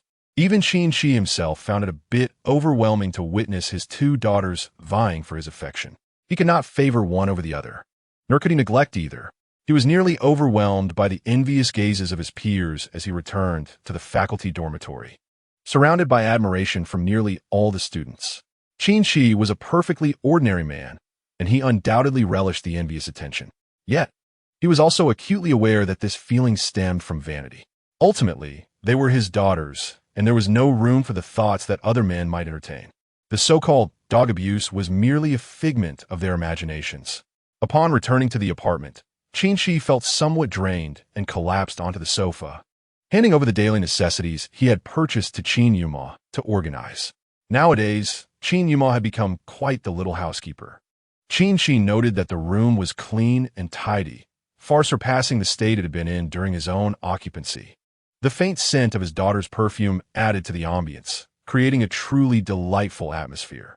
"Daddy, are you tired?" What made Qin Qi's experience even more wonderful was that just as he settled onto the sofa, Jiang Dongchao hesitantly approached from behind and began to gently knead his shoulders with her soft hands. "My dear daughter, you've been out for quite a while too.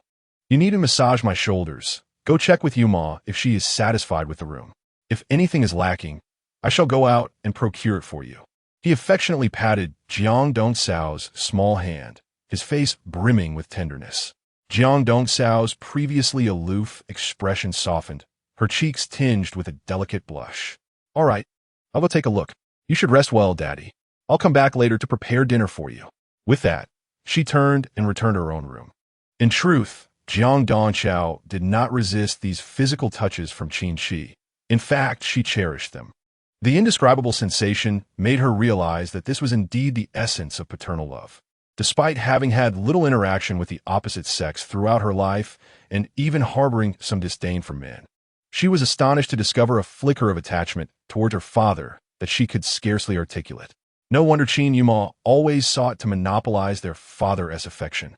Jiang Dongchao felt a twinge of frustration. Having experienced the warmth of paternal love, she found it utterly blissful to be cherished by her father. So this is how it begins, a competition for Daddy's affection? In the bedroom, upon seeing Jiang Dongchao enter, Qin Yuma casually shut the door behind her. Qin Yumeng revealed a faint smile. "Dongchao, you have always enjoyed competing with me since childhood. How do you plan to contest this time? Are you going to sulk and complain to mother like you did back then?" Jiang Dongxiao's face flushed as she glared at Qin Yumeng, lowering her voice to retort, "Yumeng, I am no longer the person I once was. Yet you remain unchanged, still so insufferable. You scheming little actress, you should not have been the first to find father." Throughout their lives, the four sisters had undergone various transformations. However, they all recognized that only Qin Yumeng maintained her appearance of innocence and sweetness, resembling the pure light of the moon or a delicate little rabbit. Yet, these were merely facades. Deep within, Qin Yumeng harbored a cunning intellect that surpassed that of her sisters, a fact she accepted with ease. "It was I who first acquired father's information. And I had already informed you all," Qin Yumeng said with a cheerful smile, gazing at Jiang Dongchao. "Thus, it is only natural that I made the first contact with father and gained his affection before you. If you truly wish to compete for father's favor, then come forth." Qin Yumeng welcomed Jiang Dongxiao's challenge, possessing unwavering confidence in herself. While she may not be as knowledgeable in medicine as Jiang Dongchao, her keen insight into human emotions and her ability to mislead others with her seemingly innocent appearance were her greatest assets. "Oof," Jiang Dongchao scoffed. "Don't celebrate too soon. They will arrive shortly, and then we shall see how you fare." At that moment, there was a knock on the bedroom door from Qin Qi. "What are you all discussing in there? Is someone coming over? Why is the door locked? Have you finished getting ready? What are we having for dinner?" After waiting outside for a while, Qin Qi suddenly noticed the unusual silence from his daughter's room.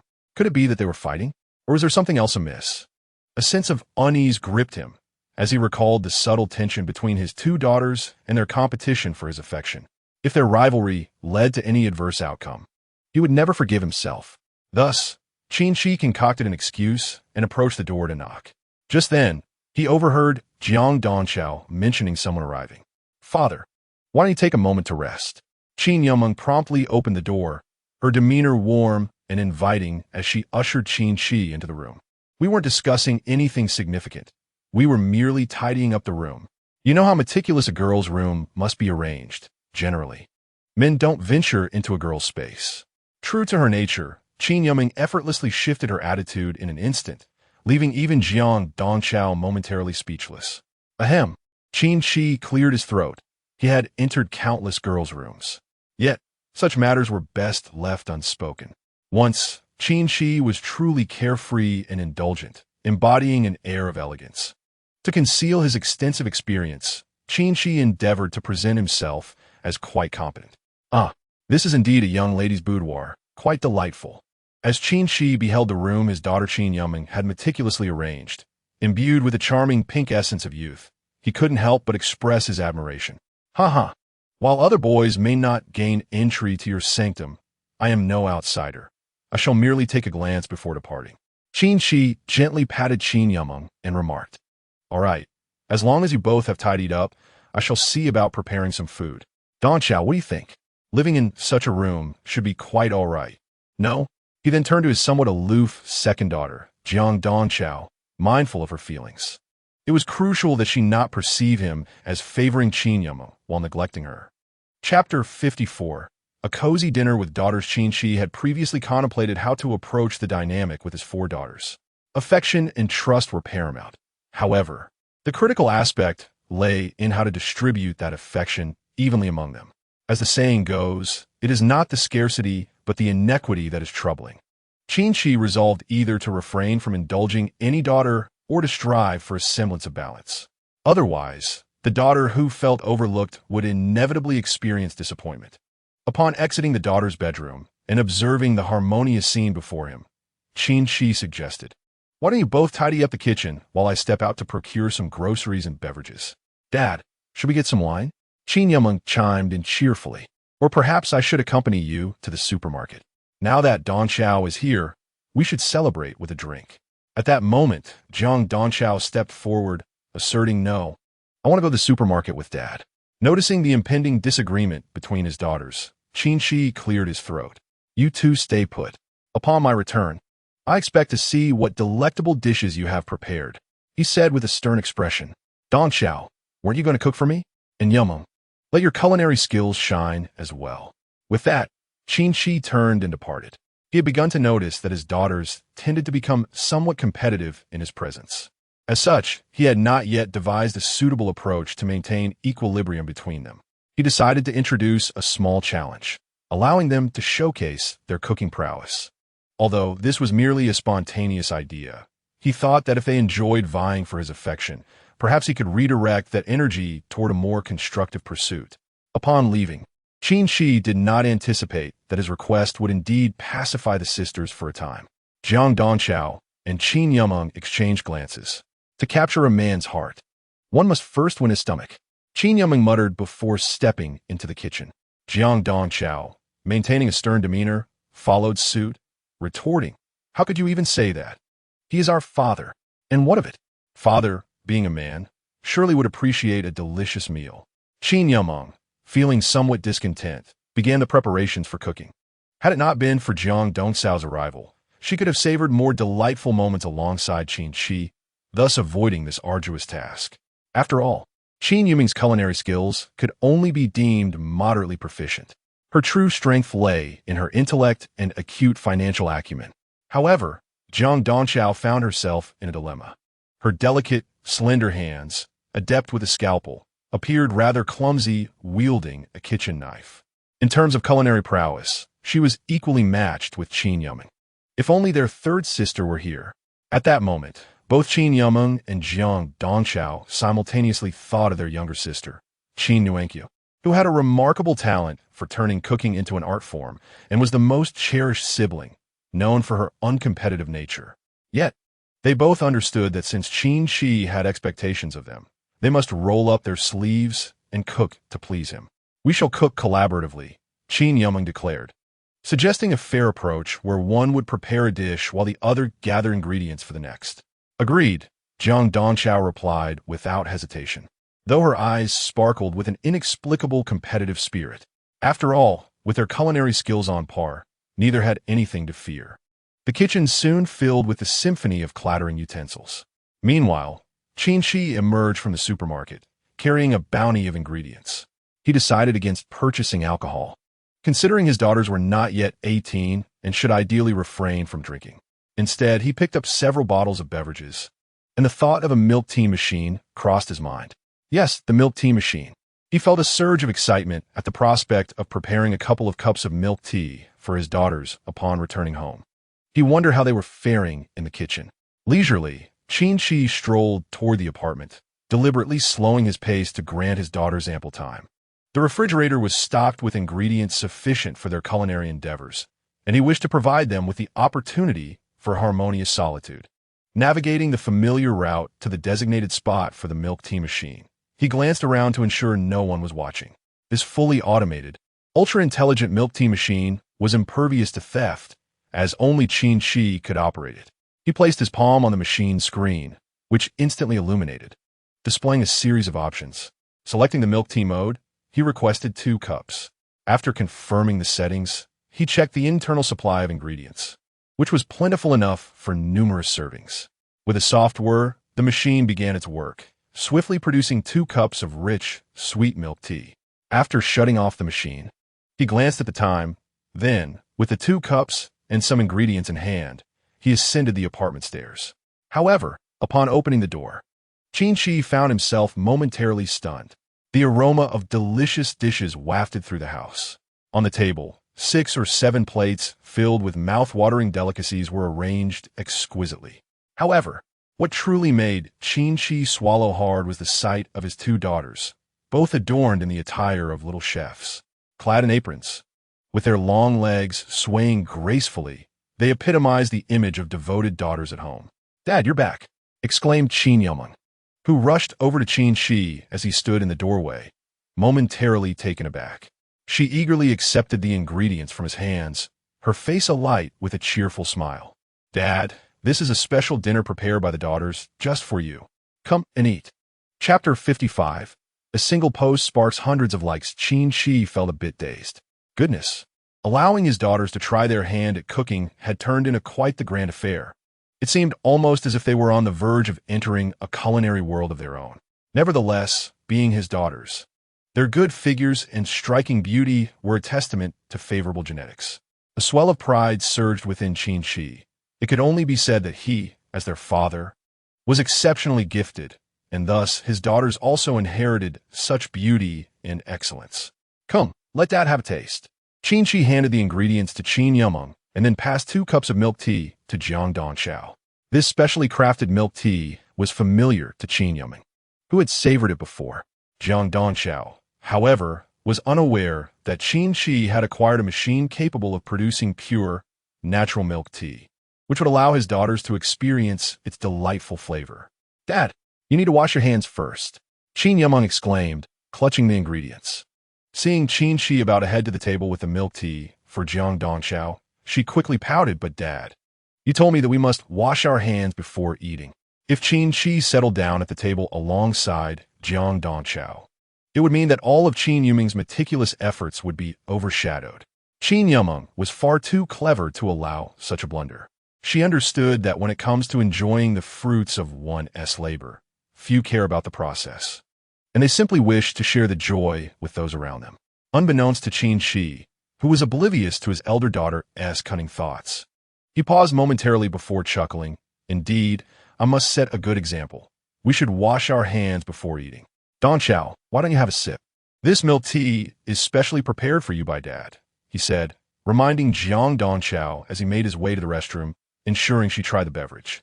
However, as Jiang Donchao gazed at the creamy, richly flavored milk tea, she felt an inexplicable sense of unease. Being a genius in the field of medicine, she was well acquainted with the various bodily fluids. The milky appearance of the tea strangely evoked a blush upon her cheeks. Yet, for reasons unknown, a peculiar smile crept onto her lips as she took a sip of the milk tea. Meanwhile, having just finished washing his hands, Qin Qi entered the restroom, a slight flush creeping onto his face. He realized that with the presence of his daughters, the entire house had begun to undergo a transformation, both in layout and ambience. In the bathing room, where only Qin Qi's personal wash cup once resided, there now lay 3 toiletries, a large cup and 2 petite pink cups. Could they symbolize a father accompanied by his 2 daughters? Qin Qi also noticed, flanking his towel on either side, 2 delicate pink towels. Alarmingly, beside the washing machine, the laundry basket contained the daughters' recently discarded stockings. "Oh no," Qin Qi sighed. It seemed that the changes since cohabiting with his daughters were becoming increasingly substantial. Well, he thought, it was a matter of gradual adaptation. It was not that Qin Qi harbored any peculiar thoughts about his daughters. Rather, the presence of their belongings had become a rarity in his home. Some things, indeed, had to be accepted slowly. Seated at the dining table, Qin Qi wore a peculiar expression. On his left was his eldest daughter, Qin Yameng, and on his right sat Jiang Donchao, who appeared exceedingly quiet and even somewhat stunned. "Donchao, what's the matter with you?" Qin Qi inquired curiously. "Why are you so silent? What are you pondering?" Under the table, Qin Yumeng discreetly nudged Jiang Dongchao, chiding her for being lost in thought even while dining. Startled by the nudge, Jiang Dongchao snapped back to reality. Dad, where is this milk tea from? It's absolutely delightful. I can taste at least 10 distinct herbal ingredients, along with several dried fruits and flavors of fresh fruit. Jiang Dongchao enumerated the herbal components with enthusiasm, leaving Qin Qi astonished. Indeed, his second daughter, a medical student, had an impressive grasp of the ingredients that comprised the milk tea. However, upon witnessing Qin Qi's astonished demeanor and Jiang Dongchao's eagerness to expound further, Qin Yumeng grew anxious. If Jiang Dongchao continued to captivate their father with her knowledge in her area of expertise, it would only disadvantage her further. Dad, let us eat first and not dwell on those herbs and such, she urged, delicately placing a piece of chicken near Qin Qi's mouth. Here, Dad, enjoy this meat. I made it. Do give it a try. Instinctively, Qin Qi opened his mouth, and to his delight, he found the flavor to be remarkably authentic. This is quite delicious. Yumeng, your culinary skills seem to have improved significantly since a few days ago. Upon hearing her father's praise, Jiang Dongchao quickly presented a dish of fish. Dad, try mine. I prepared this fish. At that moment, Qin Qi glanced at the fish, disregarding its taste for now. The artistry of the knife work was simply exquisite. The patterns carved into the fish were reminiscent of the most beautiful craftsmanship, each cut executed with utmost precision. In truth, Qin Qi remained unaware that, while Jiang Dongchao might not excel in the culinary arts, her knife skills have been honed through countless years of surgical practice. Cutting fish was indeed a trivial task for her. Dongchao, your knife skills are impressive. It's evident you've practiced for many years, he exclaimed. Now, let us not rush to eat. Allow me to take a photo and share it with my friends. The craftsmanship demonstrated by the daughters was truly remarkable, leaving Qin Qi reluctant to disturb such beautifully presented dishes. He decided to capture the moment with a photograph. Cherishing the fact that this meal was a collaborative effort between his two daughters, marking their first warm dinner together. Click! Qin Qi found the perfect angle and snapped the photo, subsequently sharing it on his social media, ensuring both daughters were included in the frame. This could be seen as a subtle display of pride. He accompanied the image with a caption celebrating the joy of sharing a meal with his daughters. However, to Qin Qi's astonishment, mere minutes after posting, his phone began to resonate with a flurry of notifications. It was an outpouring of likes. What truly took him by surprise was the sheer number of likes, which surpassed 100 in just a few minutes. To make matters more complicated, all the individuals liking the post were women, his former girlfriends. At that moment, Qin Yumeng also noticed the rising number of likes on her father's post. Wow, Dad, you're amazing. So many people are liking your post, she exclaimed, her curiosity piqued. Let me see who is liking your photo. Chapter 56, Crisis. The daughter's initial agreement, a cold sweat broke across Qin Qi's brow as he instinctively reached for his phone to retract it. After all, the ones liking the post were his past girlfriends. If Qin Yumeng were to discover this, it could lead to undesirable consequences. She might become upset, given that she harbored a strong aversion to her father interacting with other girls. Moreover, Qin Qi had made promises to Qin Yumeng. He had not deleted the contact information of his former girlfriends out of lingering sentiment, but rather because they had clung to the hope that he might reconsider their past relationship. Even after being rejected, they begged him not to erase their contact details, wishing to remain in his thoughts. Initially, Qin Qi found this to be pointless, yet he later realized he could not escape the situation. Many of his ex-girlfriends knew his phone number and where he worked. Reluctantly, he allowed the contacts to remain. But now, things had taken a turn for the worse. In a moment of hesitation, before he could withdraw his phone, it was snatched away by Qin Yumeng. Instantly, the smile that once adorned her face froze, her expression shifting to one of rigidity. Even the warmth of her smile seemed to vanish. Jiang Dongchao, seated across from Qin Yumeng, sensed something was amiss and instinctively glanced over. Jiang Dongchao gasped, unable to contain her surprise. She was taken aback upon noticing that all of the friends liking Qin Qi's post were female, and in addition to the multitude of likes, there were dozens of comments. The messages varied widely in nature.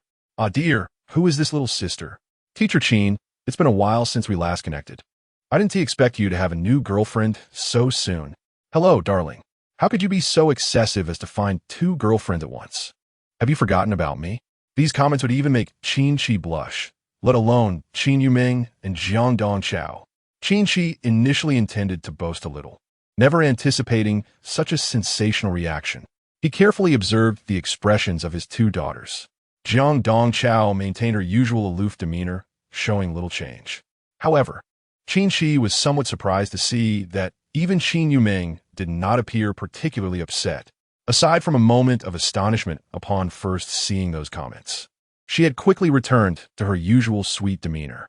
"Dad, you have so many female friends," Qin Yuming said, handing the phone back to Qin Qi. With a gentle smile, she remarked, "It must be because you are so charming. So many girls seem to adore your appearance." Qin Qi had expected that Qin Yuming would be particularly angry, perhaps even furious. Yet, witnessing her calm demeanor and lack of displeasure, he sensed an ordinary concern instead. He instinctively replied, "Well, these are, friend from the past. We hardly keep in touch anymore." Hardly keep in touch. Does that imply there is still some connection? Qin Yuming blinked, immediately grasping the crux of the matter. Qin Qi inwardly lamented, feeling increasingly powerless against his daughter. No, we almost never contact each other. Only occasionally, when assistance is needed, do we reach out. Having spoken, Qin Qi hastily picked up his chopsticks and began to eat, urging, "Come on. If we don't eat soon, the food will get cold." It was a rather clumsy attempt to shift the topic. Who also refrained from pursuing the subject further. Instead, she casually remarked, "Well, since Dad only helps out occasionally, they must not be important friends. So I won't ask anymore." With that, Qin Yuming resumed her cheerful demeanor, continually serving Qin Qi food. Yet, Jiang Dongchao couldn't shake the feeling that something was amiss. After dinner, Qin Qi still felt a twinge of guilt. "I'm a bit tired today. Why don't you both clean up? I'll head to my room for a while." With that, he slipped back into his bedroom. It felt as though he was sneaking around, caught in an indiscretion by his daughters. Once Qin Qi had retreated and closed the door, Qin Yuming and Jiang Dongchao exchanged glances. As they slowly tidied the dining table, Qin Yuming softly said, "Dongchao, let us make an agreement." Jiang Dongchao was taken aback. What kind of agreement? Qin Yuming pursed her lips and said with earnestness, "Dad can only belong to Mom, but there will always be some unprincipled girls trying to disturb him. Therefore, when we are not in front of outsiders, we can be equitable. However, prior to that, we must unite against external forces. It is quite normal for daughters to vie for their father's affection. Regardless of how tumultuous things may get among family, they remain family. But if outsiders attempt to intrude, that is utterly unforgivable." Jiang Dongchao is well aware of this principle. "No problem," she scoffed. "But you must keep your word and refrain from using your ideas against us." Among the four sisters, Qin Yuming is acknowledged as the most scheming and cunning. However, each of them possesses a distinct personality and studies different subjects, yet these differences have not adversely affected their sisterly bond. "You should also inform the third and youngest sisters," Qin Yuming said, glancing towards the bedroom. "Let this agreement be called the Protect Dad Agreement." Jiang Dongchao nearly burst into laughter, but managed to suppress it and returned to her room to retrieve her phone, entering the exclusive chat group for the four sisters. "Jiang Dongchao, I have some news to share." "Qin Qi, what is it? Are we going to have another cooking session?" Chapter 57, The Daughter's Conspiracy Indeed. Despite both Qin Yuming and Jiang Dongchao being capable cooks, they could not compare to the culinary prowess of their third sister, Qin Qi. Thus, they had sought her guidance during their previous dinner preparations. Within the chat group, Qin Qi is the most active, often sharing beautiful scenery or amusing videos. Jiang Dongchao, Yuming has devised some kind of Protect Dad agreement. Qin Qi was perplexed. "Why are you all suddenly seeking my cooking advice at night? And now there's an agreement." Qin Qi, I didn't catch that. What is this Protect agreement? Consequently, Jiang Dongchao explained the events that transpired at the dinner table to her two younger sisters. However, it seemed that only Qin Yuming had a significant reaction to the matter. The responses from her two younger sisters were rather absurd, leaving Jiang Dongchao feeling somewhat incredulous. The youngest sister, Qin Qi, simply replied with a single word, "Okay." Meanwhile, Qin Qi expressed her astonishment. Is that so? Dad is quite the romantic. Having so many female friends. Qin Qi continued, I never realized our father was so exceptional. It's no wonder we inherited such remarkable genes, both beautiful and intelligent. Jiang Donchao, at a loss for words, sent a flurry of ellipses. At that moment, Qin Yimeng also logged on. Qin Yimeng, Nuanqiu, what nonsense are you spouting? That is our father.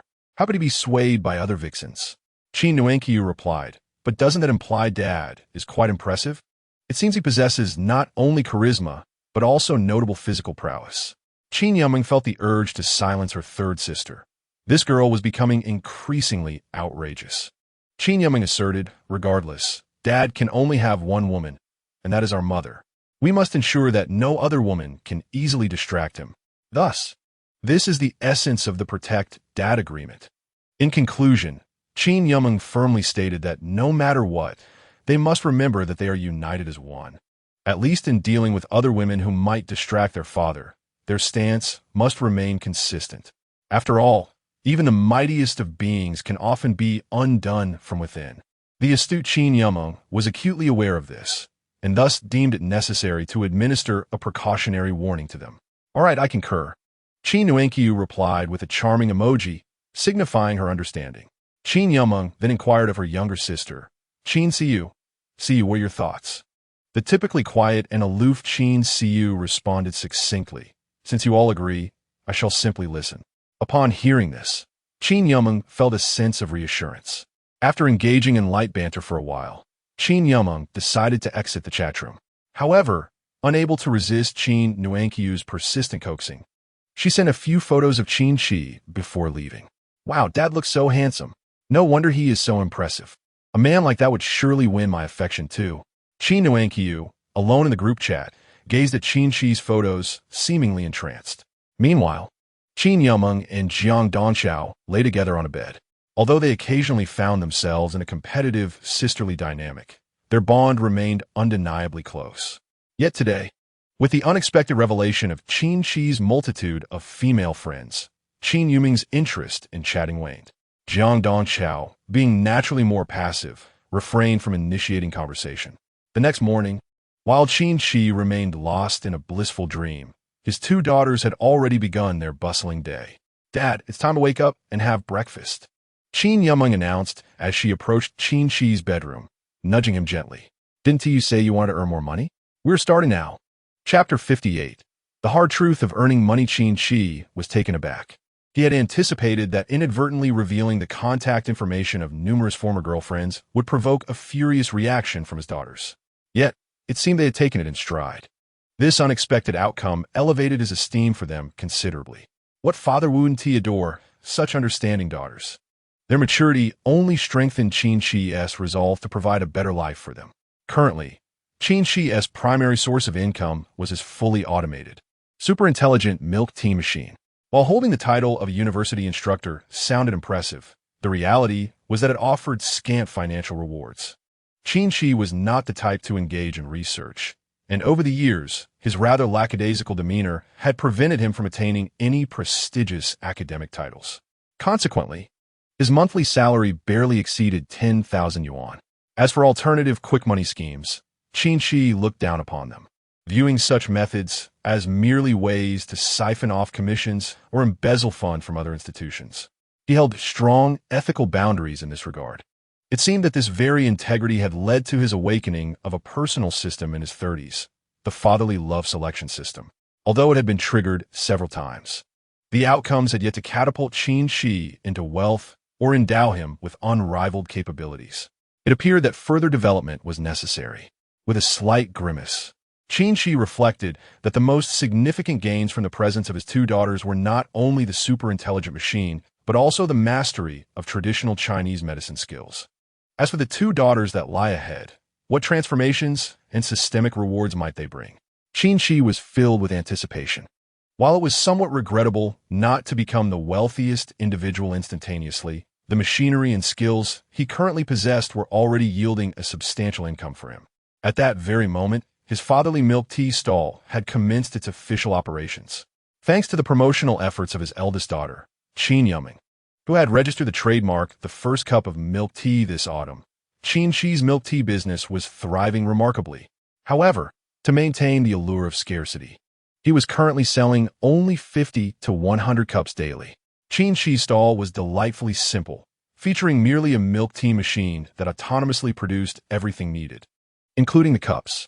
Thus, as long as he was present to oversee it or had preset the machine's parameters, minimal intervention was required. If circumstances permitted, he could recline under an umbrella, merely waiting to tally the profits, truly a case of earning while reclining. Moreover, being situated within the campus meant that the higher-ups at the school were already well acquainted with Qin Qi and would not impose any difficulties upon him. As long as he did not overstep, they would even welcome his venture, recognizing it as a means to enhance the school's reputation, free advertising that the administration would undoubtedly appreciate. "Dad, I have a public class at the Finance University this afternoon," Qin Yumming informed him. Qin Qi's milk tea stall was not only drawing numerous female patrons, but also captivating many male onlookers, primarily due to the presence of two strikingly beautiful figures, Qin Yumming, the most celebrated beauty of the Finance University, and Jiang Dongqiao, the aloof goddess of ice. One exuded warmth while the other embodied coldness. Their mere presence served as an unparalleled advertisement. As the true proprietor, Qin Qi found himself well supported by his daughters throughout the operation. Upon hearing Qin Yumming's plans for the afternoon, he responded that education was of paramount importance and assured her that he could manage the stall alone. Having already sold 30 to 40 cups, he estimated that, in no time, he would reach nearly 100 cups sold and could then close up shop. A glance at the milk tea machine's display indicated that 36 cups had been completed. The system's output was undeniably exquisite. Such a milk tea machine was likely unparalleled across the globe. "Dad, I can stay with you this afternoon," Jiang Dongqiao, her demeanor cool, offered as she gently massaged his shoulders. "I don't have to rush to class today. Everything has been arranged for me." Qin Qi pondered for a moment, deciding against probing further, as his second daughter had previously indicated that there were matters she could not disclose to him. Qin Qi was assured that Jiang Dongqiao was neither kidnapped nor in any danger. Rather, she was simply entangled in some slightly obscure matters. Since his daughter was safe and had not been coerced into anything, he feared that pressing her with inquiries might cause her embarrassment or discomfort. It was perhaps wiser to wait for her to confide in him of her own volition. The afternoon was rather uneventful. Qin Qi playfully pinched Jiang Dongqiao's delicate face, suggesting that he could provide her with another treatment. Jiang Dongqiao's cheeks flushed slightly as she replied, "Sure, Dad. Your acupuncture makes me feel so comfortable." Nearby, Qin Yumming, who had been listening to their exchange, pouted slightly. She was aware that Jiang Dongqiao had a minor ailment, which was one of the reasons she bore the surname Jiang rather than Qin. "All right, today's sales have concluded, with a total of 80 cups sold. For those who fancy the first cup of milk tea, please remember to come early tomorrow to queue for your purchase." A surge of inexplicable emotions welled up within Qin Yumming, prompting her to announce to the waiting students that sales for the day were over. This served as a means of channeling her feelings into a different group. "Dad, we made a lot of money today," she exclaimed, turning to place the money box beside Qin Qi, beaming as she added, "Look at all these red bills." Clearing his throat, Qin Qi replied, "Let's go. We should count the money now." Chapter 59, Cultivating the Daughter's Perspective, Unlocking New Modes. 100, 200, 300. 8,000 yuan in total. In the apartment, Qin Qi stared at the stack of red bills in his hands, stunned for a moment. Despite having prepared himself for this moment, the sight of 8,000 yuan still left him in disbelief. Could earning money be this effortless? This amount nearly equaled his monthly salary. It was hard to fathom that he had achieved this in just a day's work selling milk tea. No, merely a few hours. How could he earn a month's salary in just a handful of hours? Goodness, Qin Qi swallowed hard, the shock within him lingering. If this pace continued, could he not earn over 100,000 in a month? In less than a year, would he not become a millionaire? Previously, Qin Qi had not been particularly concerned about money, but now, everything had changed. He had 4 daughters to care for. His desire for financial security was far more intense than before, for only with sufficient funds could he ensure that his daughters enjoyed a life of comfort and happiness. In this unforgiving society, Lacking money truly rendered many things impossible. After a brief moment of stupor, he quickly regained his composure. Today's earnings from the milk tea were significantly bolstered by the promotional efforts of his eldest daughter, Qin Qi, in recent times. In other words, relying solely on milk tea sales would likely not sustain such income daily. Currently, it was the advertising spearheaded by his daughter, coupled with the allure of the first cup of autumn milk tea and its all-natural flavor, that justified the price of 100 yuan per cup. As time progresses, it is inevitable that some female students will grow weary of this novelty. Moreover, even the wealthiest among them would likely find it unsustainable to indulge in a 100 yuan cup of milk tea daily. After all, this campus is populated by students. Qin Qi has no intention of relentlessly pursuing their money. Most importantly, Qin Qi is currently able to operate his milk tea stall thanks to the trust bestowed upon him by the school administration. However, if he continues this business, he will eventually face taxation and the necessity of obtaining numerous permits. The income at that point will surely pale in comparison to today's lucrative earnings. In fact, it is fortunate that this is Qin Qi's inaugural venture. Had he persisted for several days, regulatory authorities would certainly have come knocking. Qin Qi began to ponder. Having resolved to earn more, he must embark on formal preparations. Furthermore, it would not be wise to rely solely on the milk tea business. Suddenly, an idea struck him. He recalled that the milk tea machine possesses not only the capability to create milk tea, but also other features yet to be unlocked. How remarkable! At that moment, Qin Qi wrapped her arms around his neck from behind, exclaiming, "Dad, you've earned almost 10,000 yuan today." Qin Qi appeared affectionate, resting her chin on Qin Qi's shoulder while embracing him. "Dad, it seems this business truly has the potential for expansion." Jiang Dongchao shot a resentful glance at Qin Qi. Her demeanor was somewhat aloof, although she presented herself as a little girl in front of Qin Qi. Some of her actions were indeed more reserved than those of Qin Qi. "But I believe this success won't last long," Jiang Dongchao remarked coolly. "While today's earnings are impressive, much of it is likely due to curiosity. After all, not everyone can afford 100 yuan milk tea every day." Qin Qi patted Qin Yu's small hand, acknowledging Jiang Dongchao's insight. "You're right. An income of several thousand yuan daily may not be sustainable. Furthermore, we are currently operating as a temporary stall. If we wish to continue selling on campus, we must obtain the necessary documentation." "Is Dad considering other business ventures?" Jiang Dongchao asked curiously. "I noticed that the milk tea machine seems peculiar. It appears to have a specialized grinding mechanism that pulverizes certain herbal ingredients and extracts their essence for the milk tea.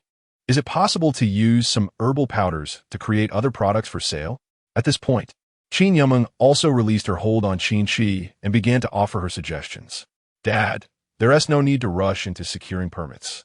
As long as we have health and safety certificates, we could set up a stall at the night market. This way, we could save a significant amount of money for initial capital when starting a company in the future.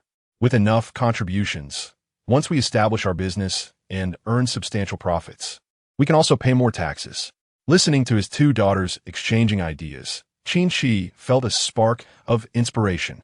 Indeed, how could I have overlooked such an idea? Setting up a stall in a night market or bustling district could circumvent some of the expenses associated with operating a storefront. Initially, Qin Qi certainly hoped to amass more capital, enabling him to eventually establish a company. However, what brought Qin Qi greater joy was that his two daughters shared his values. They never mentioned anything about tax evasion or similar matters. While Qin Qi might describe himself as a laid-back individual or even a somewhat straightforward rogue, he is undeniably a reliable man when it comes to matters of principle and moral integrity. Adhering to the law is essential, and Qin Qi also fulfills his tax obligations. Only by doing so can we contribute to a better society. "Well done, my daughters. You are absolutely right," Qin Qi exclaimed joyfully, embracing his daughters tightly. "Today, I am elated. Do you know why? It is not merely because I earned a substantial amount of money today, but because I see that you are both wonderful children. Always remember what I said today. Adhere to the law and pay your taxes diligently. Never engage in wrongdoing in this regard." Qin Qi recalled a celebrity who faced severe consequences for tax evasion amounting to billions. It had been a while since he had heard any news about them. "Don't worry.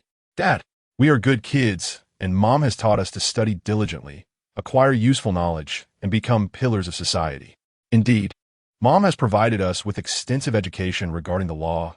They chimed in. Have you forgotten, Dad? Mom is a lawyer. Hearing his daughters chatter excitedly, Qin Qi was taken aback. Jiang Huanxin is actually a lawyer? And it seems that being a lawyer is just one of her roles. Just then, a delightful voice resonated in Qin Qi's mind. Ding! Congratulations, host, for earning the heartfelt joy and acknowledgement from your daughters and for instilling in them the right values. The ultra-intelligent system has officially unlocked the milk tea machine, along with a new automatic whitening facial cleanser production mode. Qin Qi was overjoyed. It was as if his thoughts had materialized. Chapter 60, Astonishment, Super Whitening Skincare Cream. Now that Qin Qi had mastered the essence of traditional Chinese medicine, much like his daughter Jiang Dongqiao, he contemplated the possibility of repurposing the herbal powders used in milk tea production. It is worth noting that the herbs employed in making milk tea are all super pure, natural materials awarded by the system, along with many gifts from nature.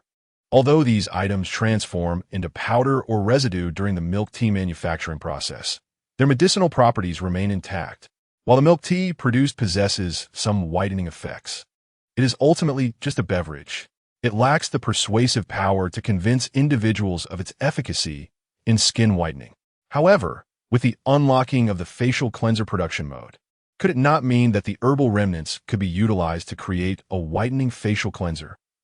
It is well known that such skincare products are among the most lucrative and can be considered a highly profitable industry. With the assistance of this extraordinarily intelligent bubble tea machine, Qin Qi could foresee that no girl would be able to resist such a skincare product capable of cleansing and whitening the skin. An involuntary smile of excitement spread across Qin Qi's face. System. Is it possible to unlock a new automatic whitening cleanser manufacturing mode using the herbal residue from making bubble tea? Yes, host. The modes unlocked by the bubble tea machine can indeed utilize natural ingredients, such as the herbal materials provided by the system, but the skincare products produced won't be harmful. Will they? Although Qin Qi was not particularly worried, as this was a machine provided by the system, which surely surpassed any high technology available on the market, he still felt the need to confirm once more. After all, if the skincare products resulted in adverse reactions or caused harm to the girls, not only would he face potential lawsuits and compensation costs, but his conscience would also be troubled. The girls came seeking beauty through these products, and if they ended up looking worse, who could bear that? However, within his mind, the system responded with unwavering assurance. Rest easy, host. You can be completely assured. All the bubble tea and skincare products produced by this system are harmless, with no adverse reactions, and it is impossible for any allergic symptoms to arise. You may freely give them to any girl wishing to enhance her beauty. Hearing the system's response, Qin Qi felt a wave of relief wash over him. It settled. In his excitement, Qin Qi inadvertently voiced his thoughts. His eldest daughter, Qin Yuma, looked at him curiously and asked, Daddy, what has settled? Jiang Dongqiao also appeared puzzled. Has Daddy thought of a good idea? Qin Qi, with his left arm around his eldest daughter Qin Yuma and his right hand patting his second daughter Jiang Dongqiao, said, It's the idea you girls just suggested. Dad has figured out. We will follow your thoughts. He continued, Let us head to the bubble tea machine shortly to experiment and see if the new product we create is effective. In the future, we can set up a stall. We will not only sell bubble tea, but also a skincare cream specifically for girls. Qin Yuma's eyes widened in surprise. Daddy, are you saying that machine can also produce skincare cream? That's impossible. How could a bubble tea machine make skincare products? Jiang Dongqiao echoed her astonishment. Daddy, while I believe the herbal residue can be reused, I've never heard of a bubble tea machine producing skincare products. Qin Qi smiled mysteriously. He could not disclose the existence of the system to others, nor could he mention it to his daughters. After all, such a system was reserved for the chosen ones. And even if he told others, they might not believe him. Worse yet, it could frighten his daughters. However, Qin Qi did not intend to explain too much. Come, my precious daughters, let us go and see. You will understand. Besides, had anyone ever used herbs to make bubble tea before? No, they hadn't. Tea.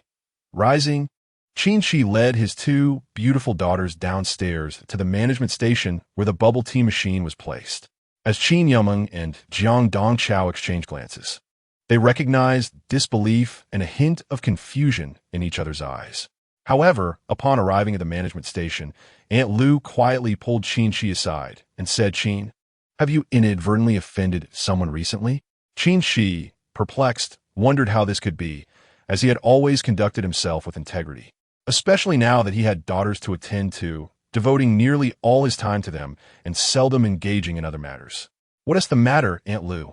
he inquired. "I'm not one to gossip, but I've noticed someone lingering around our building these past few days, and I've even heard inquiries made about you." This revelation deepened Qin Qi's bewilderment. Could it be an ex-girlfriend rekindling old feelings and seeking him out? He had encountered such situations before, once nearly being abducted by a wealthy young lady to her villa. "It's nothing, really. No need to worry," Qin Qi reassured her, waving his hand dismissively. He then led his two daughters to the milk tea machine. Upon reaching the machine, Qin Qi patted it and pressed his palm against its screen. Simultaneously, his mind presented him with two choices. Should he activate the milk tea mode or the skincare product manufacturing mode? Startled, he realized that after unlocking a new mode, the milk tea machine could now connect to his consciousness. What an extraordinary technology. Activate the skincare product manufacturing mode, he decided, and the machine hummed softly, vibrating gently. Qin Yumeng and Jiang Dongchao looked on in bewilderment, wondering why their father was pressing his hand against the machine, which then started to tremble. However, they were soon even more astonished when, from a small opening in the machine, a tiny tube emerged with a soft creak. At the same time, a small iron door beneath the machine popped open, revealing a series of small plastic bottles. With a gentle puff, a creamy liquid reminiscent of skincare lotion flowed forth from the tube, exuding a subtle fragrance. Qin Qi smiled as he smeared some of the cream on his hand and declared from now on, "Let us call this Dongsao's whitening cream, shall we?" Chapter 61. Finding a dark-skinned, ugly girl, Jiang Dongchao was still processing the situation. The machine, which had previously produced milk tea, was now effortlessly generating cream without much fuss. And according to Qin Qi, this was indeed a skincare product. It seemed almost too miraculous. Previously, during her internships at major corporations, she had witnessed the intricate processes required to manufacture cosmetics, which involved numerous procedures before the cream could be bottled. "Dad, is this really it?" Jiang Dongchao hesitantly asked. "I recall that manufacturing cosmetics entails many steps, along with testing and packaging." "This is indeed the skincare cream," Qin Qi replied, holding the creamy substance that resembled a typical skincare lotion used by women. "It may appear simple, but isn't this precisely how skincare products are meant to be?" As Qin Qi spoke, he bent down to retrieve a delicate little bottle from the small window beneath the milk tea machine, subsequently directing it towards the tube from which the creamy substance flowed. In mere seconds, this exquisite little vessel was filled to the brim with a milky ointment, exuding a faint yet enchanting fragrance combined with herbal notes. Without delay, Qin Qi affixed the small cap, and in the blink of an eye, he had crafted a skincare product that bore an astonishing resemblance to those available on the market. Witnessing this scene, Jiang Dongchao was utterly astounded. This was simply remarkable.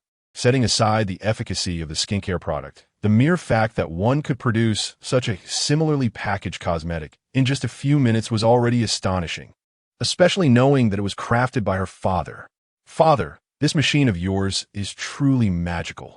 Jiang Dongchao couldn't help but exclaim, "Did you invent it? I've never encountered such an impressive piece of machinery before." Qin Qi chuckled softly. "Well, it was acquired through my father, but it was also developed alongside a friend of his who specializes in cutting-edge technology." The system's machine, brimming with advanced technology, had made Qin Qi increasingly aware that even selling it could yield a substantial profit. However, selling the machine would also necessitate Qin Qi's presence, as the system had previously indicated that it could only achieve optimal performance and various modes with his confirmation.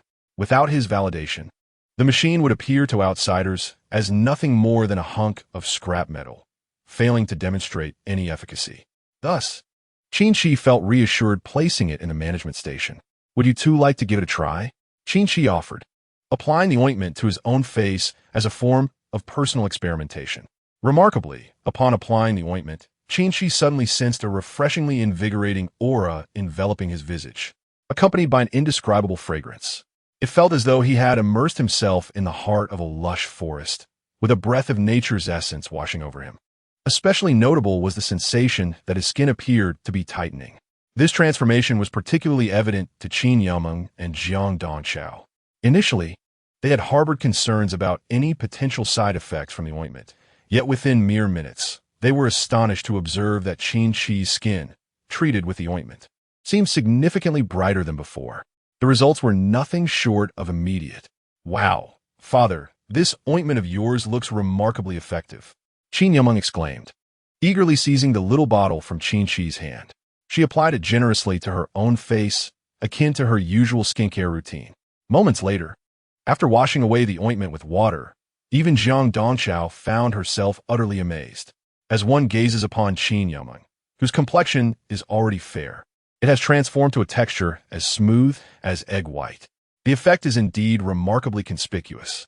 Jiang Dongchao, still in disbelief, extends her hand and gently prods Qin Yameng's delicate face, discovering it to be springy and full of elasticity. At that moment, even Jiang Dongchao cannot help but be convinced. Her father is truly a genius. What do you think? The results are quite impressive, aren't they? Qin Qi observes with a smile as he notes the enhanced radiance of Qin Yameng's visage, which appears even more tender and fair than before. Father, this isn't just impressive. It rivals the finest whitening skincare creams or masks available on the market. Qin Yameng exclaims with delight. With this whitening mask, I assure you, father will undoubtedly become a super wealthy individual in the future. However, before that, she insists on discussing the raw materials and processes involved in its creation. Pondering the investment required, Qin Yameng immediately engages her astute financial mind, suggesting that they determine the price based on her father's contributions and plan for an initial hunger marketing campaign. Curious, Qin Qi inquires, Yameng, what approach do you intend to take this time? Previously, her clever use of the autumn's first cup of milk tea had astonished him, and now he is eager to discover her next ingenious strategy. With a mysterious smile, Qin Yameng replies, Father, the plan is quite simple. We need to find a dark-skinned girl to serve as our promotional model. Chapter 62. Seeking a promotional item, Lu Wanru has long been perplexed as to why the heavens bestowed upon her an exquisite figure, yet cursed her with skin as dark as coal. As the saying goes, a fair complexion hides a multitude of flaws. If given the choice, Lu Wanru would willingly trade her slender form for a radiant and luminous complexion. She would not mind being slightly plump, as long as it meant transforming her dark skin into a fair hue. Throughout her life, Lu Wanru has faced ridicule, primarily due to her skin resembling that of coal. From a distance, one might mistakenly believe she had just emerged from a coal mine, for her skin is remarkably dark. Perhaps this can be attributed to her upbringing in a rural environment. Consequently, despite possessing a shapely figure, Lu Wanru always dresses in tightly fitted sportswear. Too self-conscious to don the skirts that many girls adore, and she seldom wears short sleeves. This has caused her years of distress and a lingering sense of inferiority. After all, what girl does not cherish the opportunity to wear beautiful clothes that accentuate her figure and youthful vitality? Who enjoys being confined in sports attire all day? However, just after class one afternoon, Lu Wanru's roommate brings along a particularly lovely female classmate. Typically, Lu Wanru dines alone in the cafeteria, studies alone, and attends classes alone, all due to her deep-seated insecurities and her dark skin, which have left her without even a plastic friend.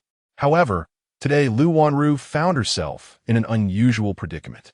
The girl she had been introduced to was not only stunningly beautiful, but also possessed an exquisite figure and poise that could be deemed exceptional. She was undoubtedly a campus belle. In stark contrast, Lu Wanru's roommate had been exceedingly enthusiastic today. Lu Wanru, this is Qin Yameng, the belle from the neighboring finance university, her roommate introduced. Lu Wanru wished desperately to find a crevice to hide in. For a fleeting moment, she thought her roommate had intentionally brought this girl to humiliate her. The radiant beauty of the campus belle stood in stark juxtaposition to Lu Wanru, whose appearance resembled that of a girl who had just emerged from a coal mine. Hello.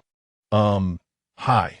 Lu Wanru stammered awkwardly, forcing a greeting. Did you need something from me? The scrutiny from the campus belle was unsettling. Yet Lu Wanru found some solace in the fact that there was no pity in her gaze. After a brief moment, the girl smiled, revealing an adorably charming expression, her eyes crescent-shaped and twinkling. Hello, Lu Wanru. Would you be willing to help me with something? Qin Yumeng expressed, clearly pleased with the girl before her. Over the past few days, Qin Yumeng had been scouring the campus in search of girls with darker skin tones. However, given the improved living conditions, most girls had taken to caring for their skin, making it a challenge to find someone with a naturally dark complexion. At last, she had stumbled upon Lu Wanru, the perfect candidate for her promotional endeavors. In terms of figure and appearance, Lu Wanru was not unattractive. In fact, she surpassed many girls. Yet, her skin was the only aspect that stood out. Its darkness was not a natural trait, but rather the result of labor under the sun, reminiscent of rural toil. Such skin was precisely what Qin Yumeng needed for her whitening campaign. What do you need my help with? Lu Wanru regarded the girl before her, momentarily unable to refuse. It had been far too long since she had formed friendships, and few sought her assistance. Humans are inherently social creatures, craving recognition and a sense of belonging. This explains why some individuals continue to comply with those who treat them poorly. It's simple, Lu Wanru. Would you like to lighten your skin a bit? Qin Yumeng's smile was sweet and disarming, easily putting others at ease. The notion of becoming fairer startled Lu Wanru. How could that be possible? Since childhood, she had spent her earnings on various whitening skincare products, all to no avail. Indeed, as long as you desire it, I possess a means to assist you in achieving that. However, this wouldn't be a favor without a condition. After you become fairer, you must agree to help us with promotions, Qin Yumeng explained candidly, revealing that her close friend worked as a technician in a research lab, marketing the latest cosmetics. Undoubtedly, the friend she referred to was Jiang Dongxiao. Listening to Qin Yumeng's simple narration, Lu Wanru remained somewhat dazed. Initially, Lu Wanru found it hard to believe that such good fortune could befall her, yet the words spoken by Qin Yumeng were devoid of any inconsistency. In other words, am I to serve as a test subject for your cosmetics? Lu Wanru hesitated before speaking. But what if your cosmetics fail to yield results or cause side effects? Rest assured, I will use the same bottle of cosmetics alongside you, and you can first apply a small patch on your hand or arm. Qin Yumeng replied with a bright smile. There are absolutely no safety concerns. So, Lu Wanru, would you care to give it a try? Chapter 63. A 3-day bet look. Isn't that Lu Wanru? Indeed, that girl with the dark complexion and the girl beside her is stunning. Who is that? Your information is quite lacking. The girl next to Lu Wanru is Qin Yumeng, the top beauty from the neighboring financial university.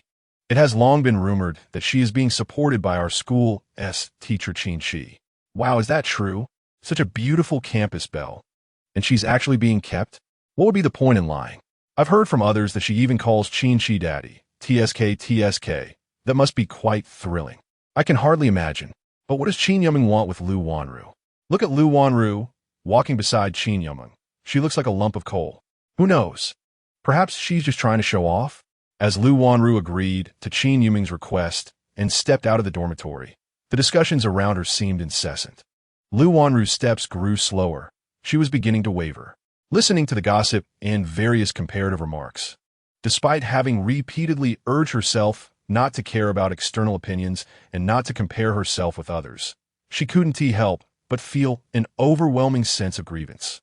Is it really necessary to be discussed like this just because her skin is a tad darker? At that moment, Lu Wanru longed to stand up and loudly question these people. However, years of insecurity held her back. Just as Lu Wanru felt increasingly unable to move forward, a cold voice emerged beside her. Don't you think it's rather uncouth to privately comment on someone, especially to evaluate a girl in such a manner? It's merely a matter of having slightly darker skin. If she were to regain her fair complexion, she would undoubtedly be a girl beyond your reach. The short-haired, aloof Jiang Dongxiao appeared beside Lu Wanru. The moment Jiang Dongxiao showed up, the crowd gasped, and many fell silent. It was already known that teacher Qin Qi had two goddess-like beauties by his side, and now it was evident. One exuded warmth and charm, while the other was the cool goddess with short hair. Yet Jiang Dongxiao remained as indifferent as ever, her expression unchanged despite the numerous gazes upon her. In truth, such attention had been a common occurrence for the sisters since they were very young. In a bustling crowd, a male student seemingly sought to assert his presence, exclaiming, "She is nothing but a dark-skinned girl." The harshness of the remark echoed, "How can one allow such a girl, so unattractive and dusky, to escape criticism?" Indeed, one could not help but draw comparisons, as if she had just emerged from a coal mine. When juxtaposed with the likes of Lu Wanru, she appeared even more like a lump of coal. Perhaps Jiang Dongchao and Qin Yumeng deliberately accompanied Lu Wanru to highlight their own beauty and fair complexion. Some girls had already begun to maliciously stir the pot regarding Qin Yumeng and Jiang Dongchao. This is the nature of girls. When they see someone inferior to themselves, they feel a sense of superiority. Yet, when confronted with someone more beautiful, they cannot help but compare. While some open-minded girls may not react strongly, others, consumed by jealousy, resort to gossip and troublemaking. Amidst the whispers of her classmates, Lu Wanru found herself engulfed in uncertainty. Was it true that Qin Yumeng and the newly arrived Jiang Dongchao intended to humiliate her? Why would they seek to belittle her merely for her dark skin? As if she were a pitiable creature? An inexplicable wave of resentment surged within her. She chastised herself for being inadequate. If only she possessed a striking visage and fair skin, surely these boys would flock around her like devoted admirers. With tears welling in her eyes, Lu Wanru bit her lip and turned to flee. Did she wish to remain the subject of ridicule forever? At that moment, Qin Yumeng softly assured her, "A confident girl is the most beautiful. If you lack faith in yourself, then no matter how beautiful you become, what difference will it make? Transforming oneself is not an insurmountable task. As long as one dares to try without harm, what is there to lose?" Suddenly, Lu Wanru froze. Indeed, she had been plagued by insecurity regarding her appearance for far too long. She had endured countless mockeries before. What harm could further ridicule cause? Jiang Dongchao, overhearing Qin Yumeng's words, felt a shift within her, her demeanor becoming somewhat cooler. "Within 3 days, I wager that you will see a completely transformed Lu Wanru," Jiang Dongchao declared, addressing the onlookers. "Her skin will become a smooth, fair complexion that will leave all of you envious. What if no change occurs in 3 days?" A voice from the crowd jeered. "If she fails to transform, then you and Qin Yumeng must don swimsuits and parade around the school." Such a demand seemed exceedingly outrageous. Many students were astonished by the audacity of the boy who instigated the uproar. Yet, a greater number of boys gazed intently at Qin Yumeng and Jiang Dongchao, their eyes sparkling with intrigue.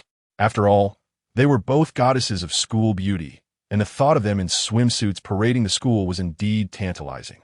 However, what astonished those around was that, in the face of such a somewhat audacious request and wager, Jiang Dongchao surprisingly did not refuse.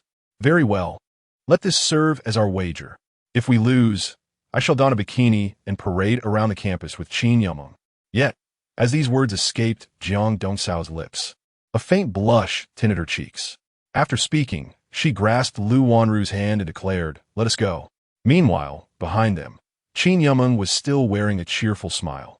Pondering how wonderful it would be to wear a swimsuit, would there not be countless photographs captured of her in a bikini?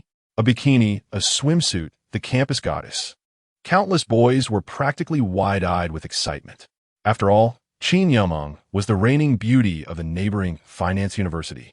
Her looks, figure, and demeanor were nothing short of perfection. The thought of such a campus beauty parading in a bikini was enough to leave some students drooling. Yet, suddenly someone exclaimed, "Wait, I remember now, that Jiang Dongchao.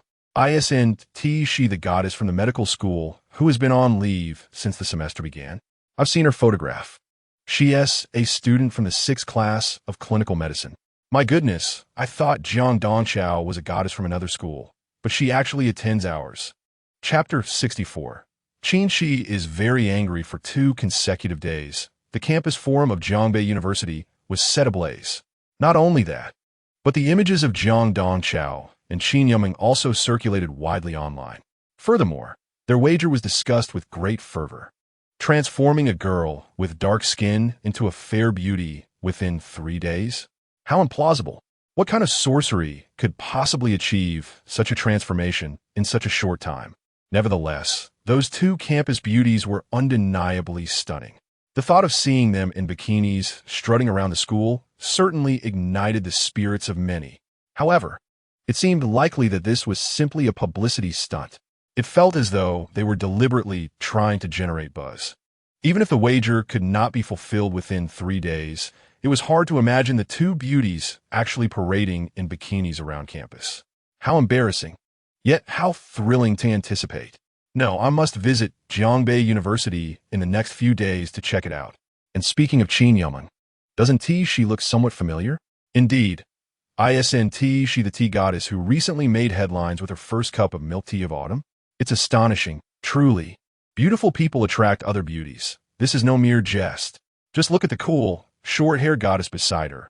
She exudes an alluring vibe. The forums online have been overwhelmingly focused on discussions surrounding Jiang Dongqiao and Qin Qi over the past few days. Particularly, various comments have expressed astonishment at how these two beautiful campus figures dare to engage in such a wager. However, few have paid attention to Lu Wanru, the girl with dark skin. Instead, most are captivated by the beauty of Jiang Dongqiao and Qin Qi. Similarly, many are left puzzled and bewildered, questioning whether this is yet another publicity stunt. After all, the sensational first cup of milk tea of autumn was orchestrated by Qin Qi herself. Yet, in truth, this was yet another scheme meticulously crafted by Qin Qi. Otherwise, how could the typically aloof and disdainful Jiang Dongqiao possibly be present in the school, placing a bet in front of so many people? How could it be that someone just happened to call out Jiang Dongxiao's name and incite a commotion? Indeed, this was all part of Qin Yumin's elaborate scheme. In the modest apartment of Qin Qi, within her daughter's bedroom, Jiang Dongqiao wore a cold expression, feeling utterly uncomfortable. Qin Qi, what exactly do you intend to achieve with this spectacle? Is it truly necessary to attract attention in such a manner? Although Jiang Dongqiao had scarcely ventured outside these past few days, she had become acutely aware of various online discussions surrounding herself and the wager made for 3 days. Particularly on the campus forum of Jiangbei University, her identity as a clinical student from the medical school had been laid bare. Jiang Dongqiao was not overly concerned about her identity, but the sensation of being exposed to a wider audience was disconcerting for someone who preferred to remain low-key. Unexpectedly, Qin Qi responded with a cheerful smile. Of course, there are other ways to help Dad gain recognition. But don't you think this method is the simplest and most direct? It requires minimal investment on our part, with no need for expenditure of time or money. The allure of a campus beauty, a 3-day bet, and bikinis, these buzzwords alone can create such a sensational effect. Besides, we stand to lose nothing. It is merely a matter of receiving more comments. Such occurrences were not unfamiliar to them. The four sisters had experienced similar situations during their school days. Facing Jiang Dongqiao as skepticism and helplessness, Qin Qi seemed thoroughly satisfied with the entire affair. In fact, their contrasting personalities were evident. Jiang Dongqiao, the passive low-key and somewhat aloof beauty, and Qin Qi, the vivacious elder sister who delighted in stirring up excitement. Beneath Qin Yumin's charming exterior lay a shrewd and calculating mind. Jiang Dongqiao was well acquainted with Qin Yumin's character. Upon hearing her remarks, she found herself with no better alternatives. Even at the outset of this plan, Jiang Dongqiao had been unable to resist participation, as Qin Yumin's mere words compelled her to join in. Don't you want to help Dad with something? Of course, Jiang Dongqiao wished to assist Qin Qi, and thus, driven by a sense of duty, she found herself involved in Qin Yumin's scheme. This plan, however, did not merely render Jiang Dongqiao a mere pawn. Even Lu Wanru, in the lobby outside, was another of Qin Yumin's tools. Over the past couple of days, aside from confirming the effectiveness of the ointment Qin Qi had applied, Lu Wanru had been nearly blindfolded, undergoing a skin transformation regimen. There was little choice. Lu Wanru's complexion was indeed excessively dark. Her appearance was reminiscent of laborers who had toiled under the summer sun for many years. Teacher Qin, how is my condition now? Has my color changed? Lu Wanru softly inquired of Qin Qi, who stood beside her. The moment she was brought to Qin Qi, she was captivated by his striking appearance and indescribable aura. Lu Wanru was aware of Qin Qi and had even seen him from a distance, for he was indeed the most distinguished male figure at Jiangbei University.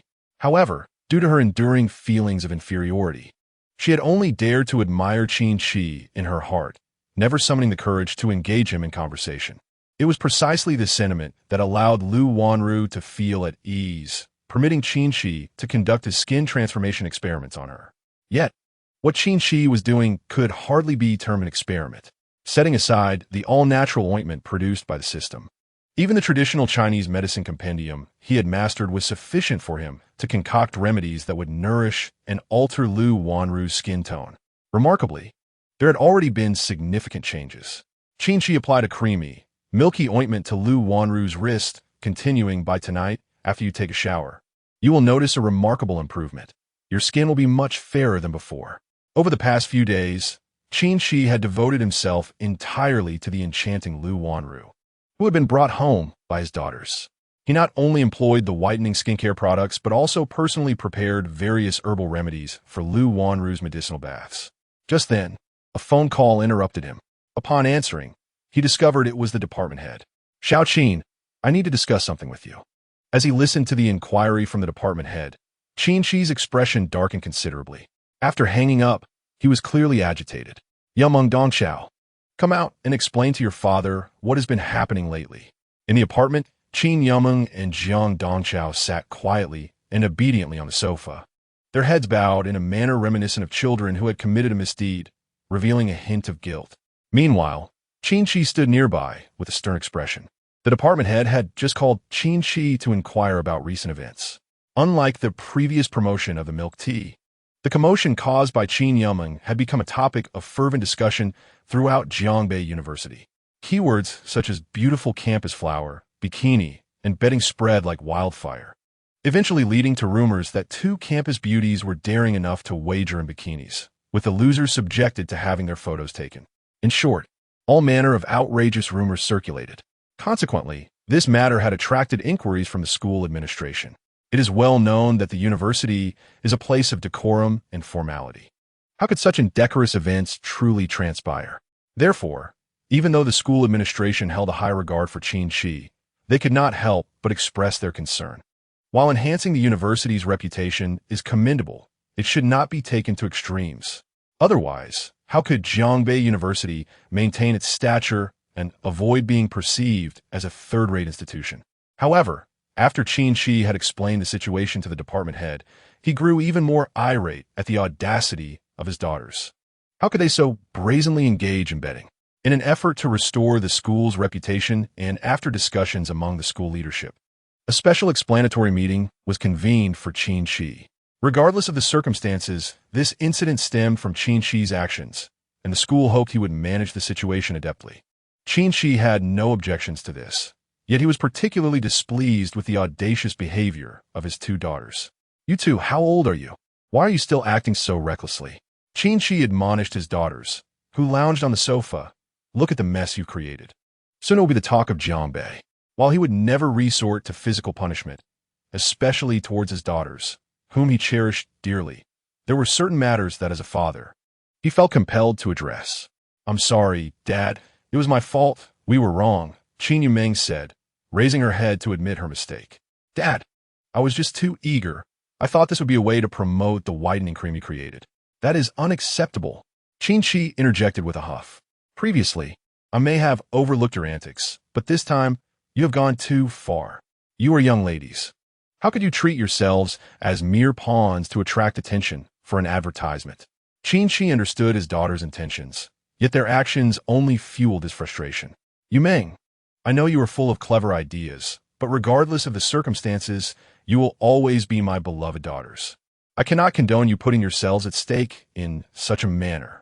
Perhaps due to his somewhat traditional views, he firmly believed in the importance of a girl's reputation. Even though there were times when both daughters accompanied him in public and attracted unsolicited attention, Qin Qi was indifferent to such gossip, knowing he was merely a concerned father. He understood it was impossible to silence every voice, and as their father-daughter relationship gradually gained acceptance, all the rumors regarding their being kept would inevitably crumble. However, the slanderous remarks that tarnished his daughters' reputations might proliferate. "I am quite upset, and I must emphasize this to you too," Qin Qi asserted, placing a hand on his hip. You must always protect yourselves and cherish your reputations. You must never act recklessly in an effort to assist me. Do you understand? His tone softened, gradually shifting from sternness to a hint of tenderness. He could sense his daughter's intentions behind their misguided actions, which indicated their maturity and regard for him as their father. Dad, we understand. We will never behave like this again. Qin Yumeng responded eagerly, nodding vigorously. Meanwhile, Jiang Dongchao huffed, casting a glare at her sister. After all, it was Qin Yumeng who had devised the plan, leaving Jiang Dongchao merely as a pawn in the situation. Dad, I promise I won't engage in such antics again, Jiang Dongchao added sincerely. However, a warm current surged within her heart. She had initially expected to face her father's wrath, anticipating a stern reprimand or perhaps even a few harsh words. Yet throughout the entire ordeal, Qin Qi had merely chastised her lightly, even stressing the importance of refraining from any self-harming actions. What a rare and precious father he was. At that moment, Qin Qi bent down to gently ruffle the hair of Qin Yumeng and Jiang Dongchao, saying, "You too, having recognized your mistakes, must remember to amend them. Your father does not wish to speak to you this way. However, some matters must be made clear, don't you think?" Qin Qi recalled his own childhood, a time when he had erred without any figure to guide him, and that feeling was profoundly uncomfortable. Now, as a father himself, he genuinely aspired to be a good parent, to educate his daughters and provide them a safe haven. "Father, we understand now, and we will never again engage in actions that would upset you," Qin Yumeng said, wrapping her arms around Qin Qi's shoulders. "Look, Daddy is no longer angry. We promise we won't behave so inappropriately again." "Good, my dear daughters," he replied tenderly. "Hee, I love you the most. Even when I had to be a bit stern just now." Qin Yumeng pouted playfully, her eyes sparkling like stars.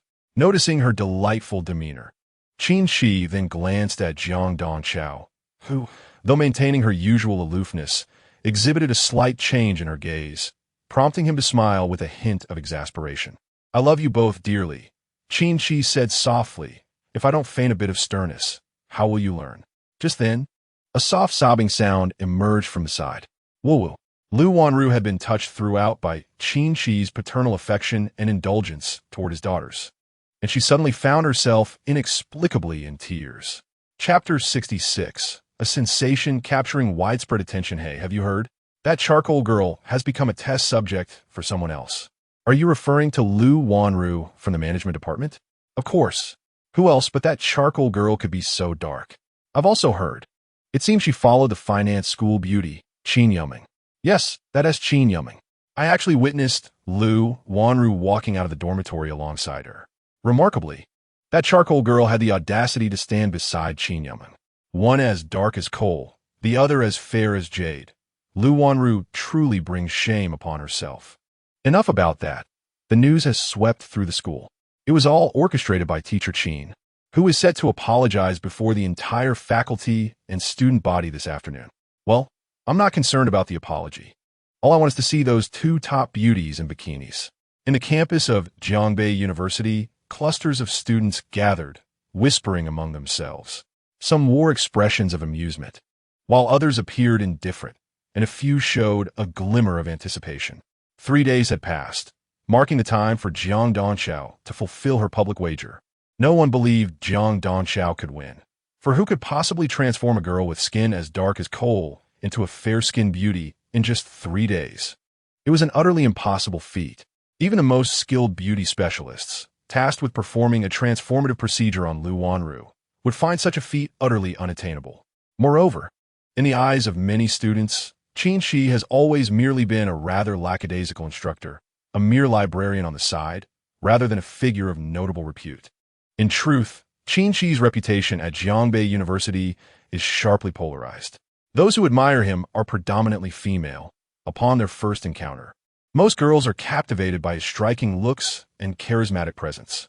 Conversely, those who harbor disdain for him are often diligent, ambitious students, predominantly male, who cannot comprehend how Qin Qi, seemingly languishing in idleness, can attract the affections of so many girls. Yet, what can one do? After all, Qin Qi possesses an extraordinarily handsome visage paired with a robust and enduring physique. Over the course of these 3 days, The focus of students' discussions has gradually shifted from the boys' eager anticipation for Qin Yumeng and Jiang Dongcao's bikini showcase to growing curiosity among the girls regarding Qin Qi. Perhaps, just perhaps, Teacher Qin truly has the ability to effect such a transformation. I too hope he can deliver. After all, he is capable of concocting skin-brightening milk tea. So facilitating a fair complexion for someone should not be insurmountable. However, such thoughts are overly simplistic. Transforming one's skin to a fair and flawless state within 3 days is a task fit only for the divine. Alas, I sincerely wish for Teacher Qin's success. Otherwise, those leering boys might very well resort to extreme measures just to witness Qin Yumeng and Jiang Dongcao's bikini fashion show. Some girls have also gathered near the stadium, as news has spread that Qin Qi intends to draw a conclusion regarding the wager today on the 3rd day. In fact, the school has even designated a large field for him to use. Though it is still before afternoon, nearly 100 students have already congregated here. Some students linger at a distance, not approaching the field. Reflecting on it, it is astonishing how exaggerated and attention-grabbing this situation has become. Moreover, there seems to be an online reporter nearby, seeking to amplify the excitement. As the clock approaches 3 o'clock, however, there is still no sign of Qin Qi or the others. The crowd waiting at the field continues to swell, rivaling the fervor of a sports event. Is Teacher Qin perhaps hesitant to show up? Could he be abandoning us? At this moment, no one has yet appeared. That cannot be. If Qin Qi were to renege on his promise, we would be compelled to report him for ethical misconduct. Indeed, a teacher who does not uphold his word is unacceptable. As the boys grow increasingly restless, their impatience heightens. They are eager to witness the figures of Qin Yumeng and Jiang Dongcao. They have already devised a plan to follow them as they parade in bikinis around the school. Just then, a voice from the crowd shouted, "Teacher Qin is here." Instantly, countless pairs of eyes turned toward the direction of the voice. At the entrance, a sleek stretch limousine slowly made its way towards the playground. Behind the wheel, clad in a smart, pristine suit, was none other than Qin Qi. Oh my, Mr. Qin looks incredibly dashing. I never imagined that he would exude such a star-like aura in a suit. Countless girls cheered, their eyes sparkling as they gazed at Qin Qi. However, some boys reacted with a hint of disdain, muttering, "Come on, we're all men here. What is the big deal about being handsome?" What truly mattered was whether Qin Qi could fulfill his promises. And what about Lu Wanru? Had she hidden away? As the limousine came to a stop in the center of the field, countless pairs of eyes converged on Qin Qi. With a suave flair, Qin Qi stepped out of the vehicle, his demeanor composed, and a confident smile playing at the corners of his mouth. "Ladies and gentlemen, thank you for your patience," he said, glancing at his watch. "Just on time, 3 minutes early. Thankfully, I am not late." Looking at the throng of nearly encircling spectators, he continued, "I understand what you wish to see, but unfortunately, the forthcoming scene may challenge your perceptions." As he spoke, Qin Qi moved with the grace of a perfect steward, slightly bending to open the rear door of the limousine, shielding the top with his hand to prevent any bumps. Wow, who is this that earned such affection from Mr. Qin? I wish he would be my chauffeur too. Oh, how I long for him to open the door for me. The elegance of his actions drew gasps from numerous girls, who wished they were the ones receiving his attention, the little princess in his care. However, under the collective gaze of the crowd, when the girl emerged from the car, the atmosphere became almost suffocating. This girl was extraordinarily beautiful. With her graceful figure, fair skin, and a hint of shyness, she seemed like an angel descending from the heavens. Yet, as more people recognized her, the scene felt as if it had collectively turned to stone. For the girl was none other than Lu Wanru, the once plain girl who had undergone a remarkable transformation. Chapter 67. Unbelievable. A sensation among the schoolgirls under the watchful eyes of countless onlookers, Qin Qi escorted the now radiant Lu Wanru to the podium at the center. To mitigate the potential impact of Qin Qi's daughters, Jiang Dongcao and Qin Yumeng, the school had even arranged for a platform to be built in the middle of the sports field for him. "Dear students, I am Qin Qi," he addressed the crowd, his expression serene.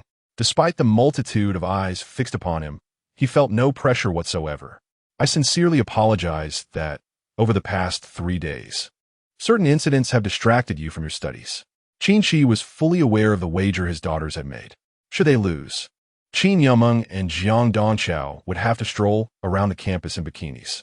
But such a thing was utterly out of the question. As a responsible father, how could he ever allow his daughters to be embarrassed? Even though this matter held little significance for Qin Yumeng and Jiang Dongqiao. After all, it wasn't as if they were completely unclothed.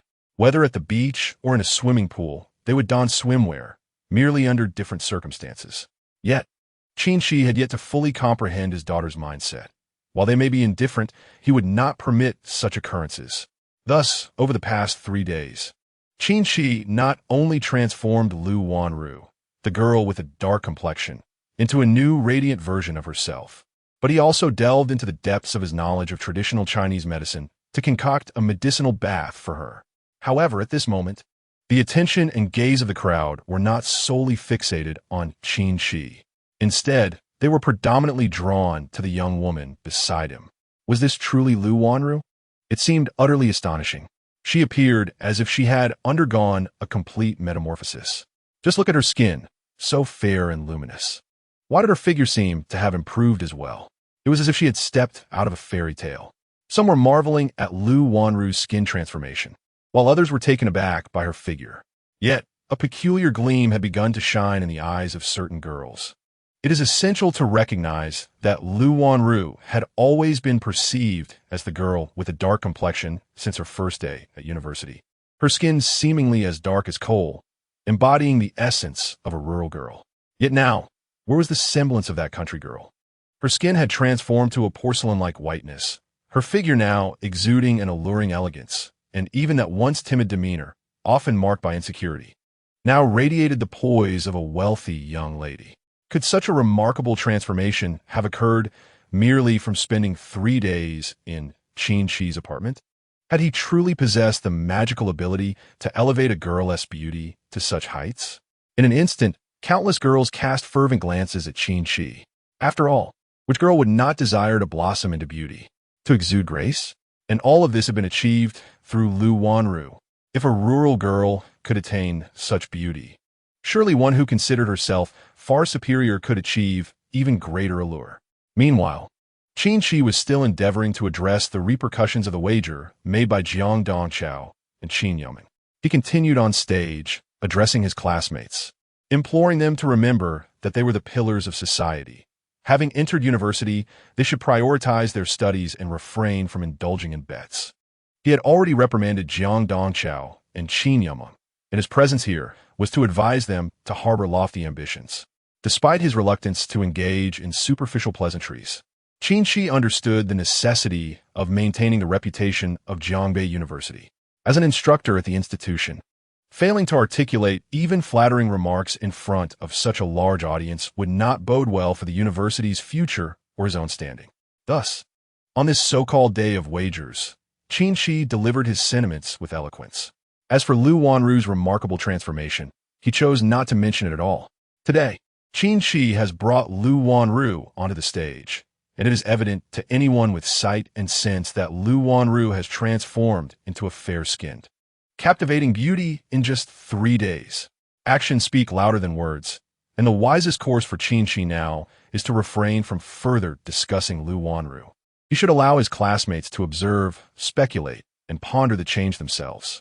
In truth, much of the spectacle was orchestrated by his eldest daughter, Qin Yumeng. She had advised Qin Qi that to create a sensation and draw attention, it is crucial not to clarify every detail, but rather to let others engage in their own conjectures and discussions. Even the extravagant Lincoln car and the tailored suit worn for this occasion were rented at Qin Qi's expense. His hairstyle was also styled by his 2 daughters, all with one singular aim: to make Lu Wanru's appearance all the more astonishing. And indeed, that goal has been achieved. As Qin Qi spoke the usual pleasantries, he scanned the crowd below and found it was precisely as Qin Yumeng had envisioned. He couldn't help but admire his eldest daughter's clarity of thought and plethora of ideas. Qin Yumeng is truly a genius. With Lu Wanru's princess-like entrance, Qin Qi found little need to elaborate further. The attention and discussions had already shifted from the wager made 3 days prior. It was a remarkable achievement on multiple fronts. Qin Qi meticulously reviewed the actions of his daughters and internally praised their cleverness. Initially, Qin Yuma and Jiang Dongchao had set up the wager based on the transformation of Lu Wanru, the once unremarkable girl, into a subject of intrigue. As the 3 days concluded, the newly revitalized Lu Wanru took the stage, redirecting all discussions toward her remarkable metamorphosis. During this time, the topic had generated buzz and attention. Even as Qin Qi walked through the school over the past few days, he could hear whispers about Qin Yuma's wager, with online discussions buzzing about the school beauty's bikini. However, just as he was contemplating slipping away unnoticed, an enchanting fragrance wafted toward him. "Teacher Qin, I have a question I would like to ask you." No. "Teacher Qin, I wish to hire you as my personal tutor." "Teacher Qin, I am willing to pay 3,000 a month for your guidance." 3,000 a month? "Teacher Qin, I would gladly offer 3,000 a week for your mentorship." Qin Qi was taken aback, having just stepped off the stage. He found himself completely surrounded by a throng of university girls, each exuding a subtle fragrance. Many had already taken hold of his arms or wrapped their arms around his waist, as if determined to prevent him from leaving. What left Qin Qi even more bewildered was that it appeared all the female students in the school had suddenly turned their attention toward him. Chapter 68. Teacher Qin, can you help me? Give me 3 days, and I shall return your perfect skin. On how to utilize 3 days to utterly transform a person's complexion, skin, and demeanor? As Qin Qi gazed at the myriad of posts on the forum, he found himself both amused and bewildered. Nearly a week had passed since that fateful day, yet the fervor surrounding the topic had not only persisted but seemed to escalate. The campus forum, in particular, had been utterly dominated by discussions regarding Qin Qi's transformative impact on a girl's appearance and demeanor. Virtually every post he casually opened was about how Qin Qi had, in a mere 3 days, transformed a previously insecure girl into a radiant princess with fair skin. The progression of events had entirely surpassed Qin Qi's expectations. Initially, his intentions were quite simple. He merely sought to earn extra income to prepare a dowry and a prosperous future for his daughters. Thus, leveraging his knowledge and the capabilities of an ultra-intelligent machine provided by the system, he embarked on creating skincare products aimed at skin whitening. The subsequent transformation of Lu Wanru from a dark-skinned girl into a graceful swan stemmed solely from Qin Qi's desire to prevent his daughters from losing a bet. However, the eventual outcome had caught him completely off guard. Qin Qi had become a sensation, and a significant one at that. Even students who had never encountered him on campus were aware of a certain teacher Qin from Jiangbei University, renowned for his magical prowess. Yet, for those who paid little heed to the matter or regarded it as mere gossip, the specifics of who teacher Qin was, his appearance, and his teaching subject held little significance. Conversely, for countless female students, Qin Qi had become the epicenter of discussion. Many young women were fervently scrambling to acquire his information and contact details from various sources, desperately hoping for the chance to have him dedicate 3 days to them. Just 3 days could completely rejuvenate a girl. What aspiring beauty would not be enticed by that prospect? Some female university students even shared exquisitely beautiful silhouette photos online, proclaiming that if teacher Qin would grant them 3 days of his time, they were willing to pay any price, even offering their bodies, to secure his attention. How absurdly outrageous. In his apartment, Qin Qi tossed his phone aside, overwhelmed by the multitude of posts online. Not only were there claims of girls willing to devote themselves to him, but also those proposing to financially support him in exchange for daily assistance with skincare. The lengths to which these young women would go for beauty were truly astonishing. Qin Qi sighed deeply. It was no wonder the cosmetics industry was one of the most lucrative sectors. As for the various posts and comments on the online forum, not only did Qin Qi feel no inclination, but he also paid them little mind. After all, the internet is populated by all manner of people. It was entirely possible that behind those alluring profiles lay not a beautiful girl, but rather a burly man. Moreover, Qin Qi was no stranger to women. He had no intention of humbling himself to seek out ephemeral online connections.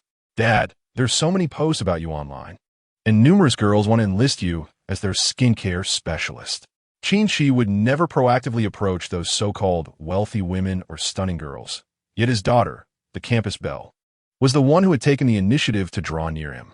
Qin Yuming pouted and tossed her phone aside, massaging Qin Qi's shoulders from behind, resembling a little girl rewarding her elderly father.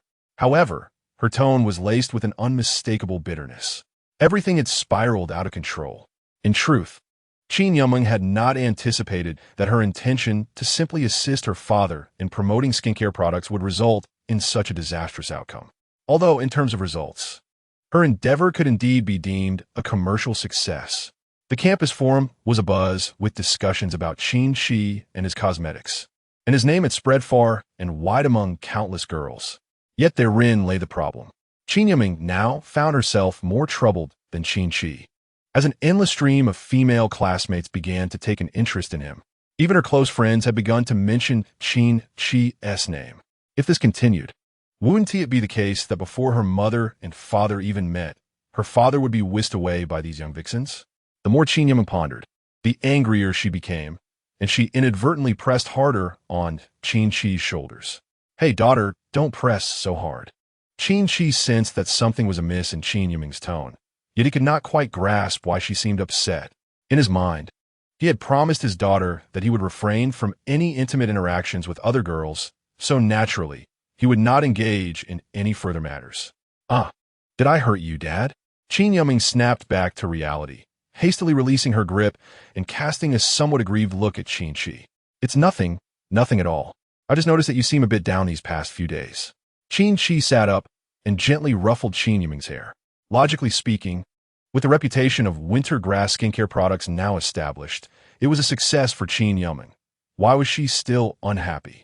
Upon hearing Qin Qi's inquiry, Qin Yuming felt even more wronged. She had merely sought to do something heartfelt for Qin Qi, yet the outcome had turned into countless girls lusting after her father. To make matters worse, her dad was a charming and cultured man, with an especially captivating appearance. For girls still in their student phase, he was the quintessential combination of an uncle and a young girl, a pairing that could not be more standard. I actually, Qin Yuming hesitated. For the man before her was her father, and there were certain things she found difficult to articulate. Just then, a gentle knock echoed from outside the door. Qin Qi pinched Qin Yuming's chin, saying, "Good girl, let me get the door. Whatever it is, you can tell your dad directly. There is no need for hesitation between us." With that, he rose and walked toward the door. However, as soon as he opened it, a delicate figure leapt into his arms. Qin Qi had barely registered the situation and instinctively caught her. At that moment, a voice whispered in his ear, "Teacher Qin, can you help me?" Chapter 69.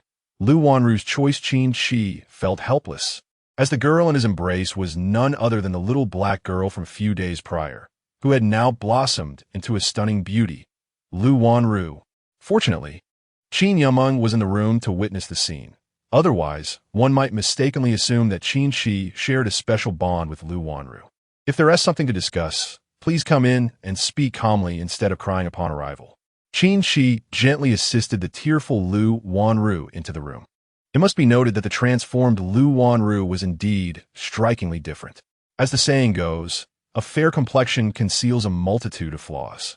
Not only did Lu Wanru possess skin as delicate and pale as a goddess, but her innate figure was also accentuated exquisitely. A subtle fragrance, reminiscent of youthful femininity, seemed more pronounced than ever before. However, in terms of beauty, although Lu Wanru had ascended to goddess-like status under Qin Qi's skincare regimen, she still fell slightly short when compared to Qin Yuming and Jiang Dongqiao. With utmost courtesy, Qin Qi gestured for Lu Wanru to take a seat on the sofa. "Yuming, please pour a glass of water for Lu." For reasons unknown, she had arrived in tears, as if she had suffered some injustice. Simultaneously, Qin Qi instinctively felt the need to justify the situation to his daughter sitting on the sofa. After all, to Qin Qi, his daughter represented the very essence of his world. Particularly in the presence of other young women, he was keen to prevent any feelings of discontent from arising in her. It is undeniable that Qin Qi was increasingly becoming an indulgent father. Yet, it seems that every responsible father transforms into a devoted admirer of his beloved daughter in the face of her charm. Qin Yuming had already witnessed Lu Wanru's tearful demeanor. Though she bore no ill will towards Lu Wanru, she was uncomfortable with the sight of her father being embraced so closely by her. In truth, Qin Yumeng had initially regarded Lu Wanru merely as a collaborative partner rather than a friend. They had leveraged Lu Wanru's transformation as a promotional gimmick, resulting in her attaining a goddess-like status while Qin Yumeng achieved the desired advertising effect. In terms of their collaboration, it could be deemed a mutually beneficial outcome. Hence, Qin Yumeng felt a tinge of dissatisfaction with Lu Wanru's ongoing visits. Lu Wanru placed a glass of water beside her and then sat next to Qin Qi, instantly donning a cheerful expression as she began to massage his shoulders. Her sudden shift in demeanor was reminiscent of a young daughter seeking her father's affection. Qin Qi gently patted Qin Yumeng's hand, urging her to hold off on her actions and listen to Lu Wanru's explanation. "I apologize, Teacher Qin. I realize I should not intrude any further." Wiping her tears, Lu Wanru instinctively glanced at Qin Yumeng before lowering her gaze slightly. After the initial 3-day agreement had irrevocably changed, Lu Wanru had transformed from a once self-conscious girl into a fair-skinned goddess, enjoying the privileges of being chauffeured by Qin Qi, akin to that of a princess. However, she did not allow herself to become overly immersed in this newfound status or grow excessively greedy. For privately, Qin Yumeng had candidly informed Lu Wanru that their arrangement was mutually advantageous and advised her not to seek out Qin Qi or them again. Yet, in the days that followed, Lu Wanru found it impossible to forget Qin Qi, as his visage frequently reappeared in her thoughts. During those 3 days, what left the deepest impression on Lu Wanru was being blindfolded while either Qin Qi or Qin Yumeng and Jiang Dongxiao applied a soothing ointment to her. As night fell, they engaged in medicinal baths. Each time, Qin Qi exhibited remarkable gentlemanly behavior, demonstrating a commendable demeanor. It was not solely Qin Qi's gentle nature that etched unforgettable memories in Lu Wanru's mind. Rather, it was witnessing his paternal affection for Qin Yumeng and Jiang Dongxiao that captivated her. Lu Wanru harbored uncertainties about whether Qin Yumeng and Jiang Dongxiao were genuinely Qin Qi's daughters, yet his demeanor radiated the essence of a devoted father. This sentiment enchanted Lu Wanru, filling her with a tinge of envy. However, Lu Wanru's visit to Qin Qi today was indeed a matter of necessity. "Teacher Qin, I find myself unable to attend class," she lamented, her lips pressed together. "The girls constantly inquire about you and seek my advice on skincare products to enhance their complexion. Yet, I have not divulged any information about you, nor do I possess any skincare cream to share." Despite her previous lack of friends, she felt an inexplicable distance from others now. Not only that, but many also seemed to gossip about her. Were they gossiping about? Qin Qi inquired with curiosity. "Let them gossip. It's likely your beauty that draws attention and sparks conversation. You need not seek my assistance. This is merely a trivial annoyance that accompanies attractiveness. Once you acclimate, it will pass." Qin Qi grasped the situation, realizing it was akin to a swan being scrutinized after transforming from an ugly duckling. "Lu Wanru," he continued, "try not to dwell on the gazes of those around you. Remember, as a student, your primary responsibility is to focus on your studies. Having friends is a bonus. But if you find yourself without them, strive to become even more remarkable. Friendships will follow in time. Embracing solitude can sometimes be a necessary lesson for the strong." These were all familiar platitudes. As a seasoned educator at Jiangbei University, Qin Qi was well-versed in offering such comforting words. Having navigated the student experience himself, he understood Lu Wanru's predicament. However, he felt powerless to intervene. After all, it was unrealistic to expect him to somehow procure friendships for her. Yet, what followed left Qin Qi utterly astonished.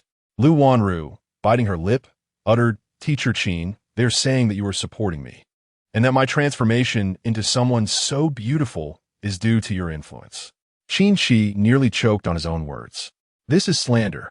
Such rumors tarnish your reputation." He sprang to his feet, indignant. While he could dismiss gossip about himself, he could not allow anyone to malign the integrity of a young woman. "Teacher Qin, please do not be alarmed. I came to seek your help." Unexpectedly, Lu Wanru grasped Qin Qi's arm and said, "I do not mind what others say. Teacher Qin, please do not be angry." As she spoke, her complexion flushed with an enchanting hue. In a soft, hesitant voice, she confessed, "Teacher Qin, I am willing to be supported by you." Chapter 70. gratitude, or revenge? Qin Qi was utterly taken aback. Lu Wanru was certainly not adhering to the conventional norms. Initially, he had presumed that she sought his assistance due to her inability to endure the rumors circulating about her. Yet, what had she just uttered? She was willing to be supported by him. This was absurd. Impossible. Instinctively, Qin Qi replied, "How could I possibly support a girl? I have no money." At that moment, the voice of his daughter, Qin Yuma, echoed in his ears. "Oh, Daddy, do you mean that if you had money, you would support a girl?"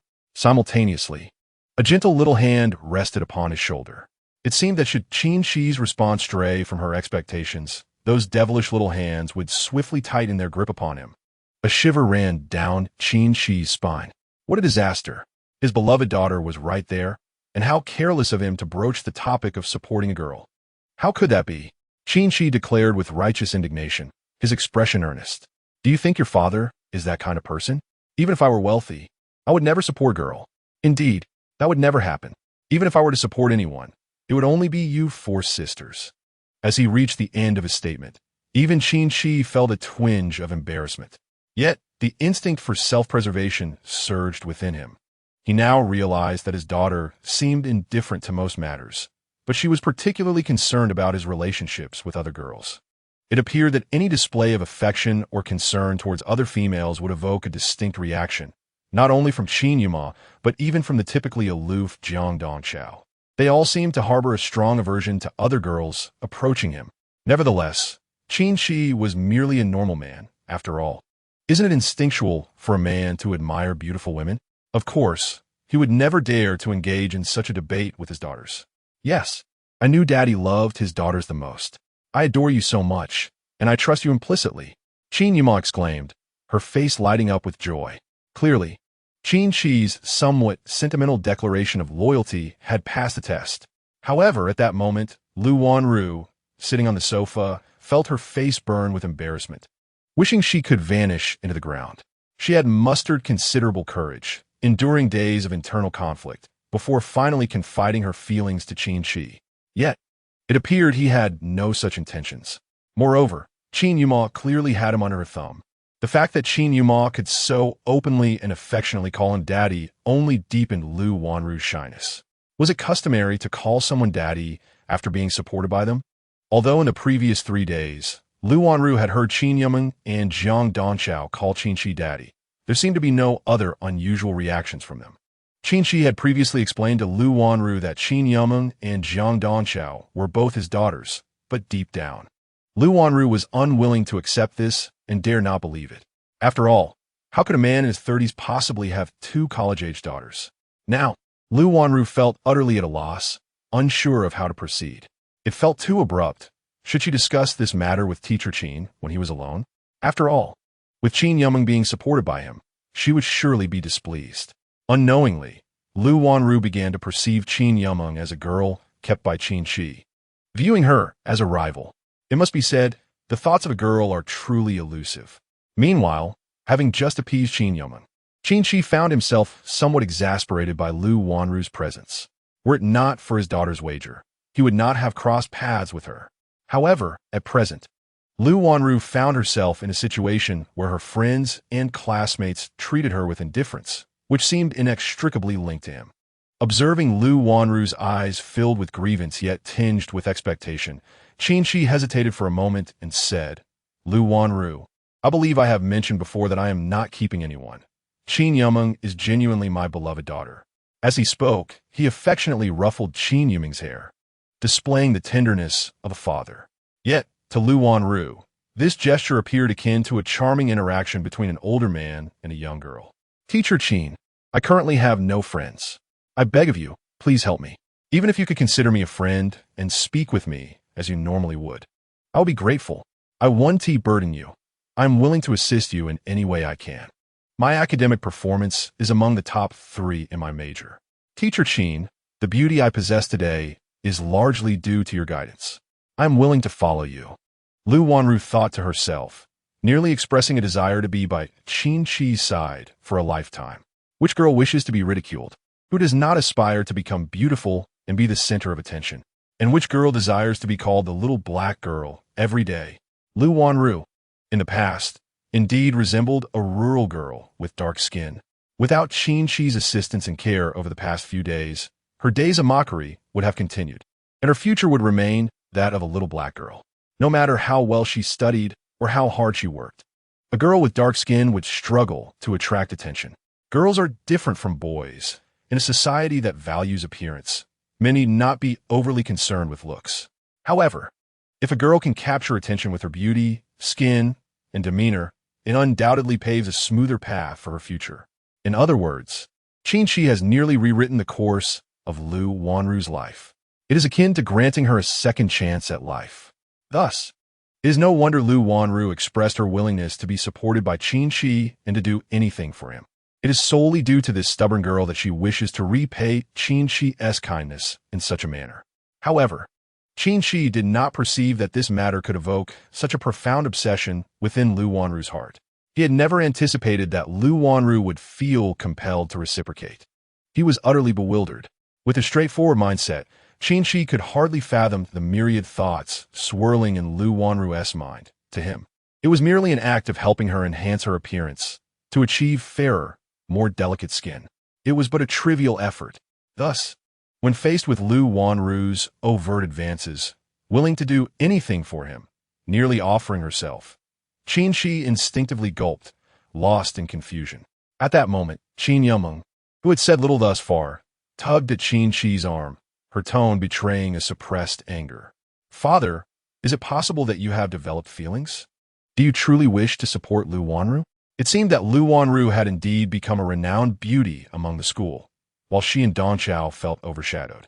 "Is it true that you have become one of those men who prefer the new over the old?" Chapter 71. A father's priorities for his daughter's future. The notion of preferring the new over the old. Qin Qi listened to his beloved daughter, Qin Yumeng, who spoke with a hint of laughter, yet he was drenched in cold sweat. What a joke! If Qin Qi could not grasp the underlying meaning of his daughter's words, he would be a complete fool. This was a clear sign of her anger. He swallowed hard and hurriedly replied, "My dear daughter, you know what kind of person I am, don't you? How could a good man like me ever be swayed by novelty?"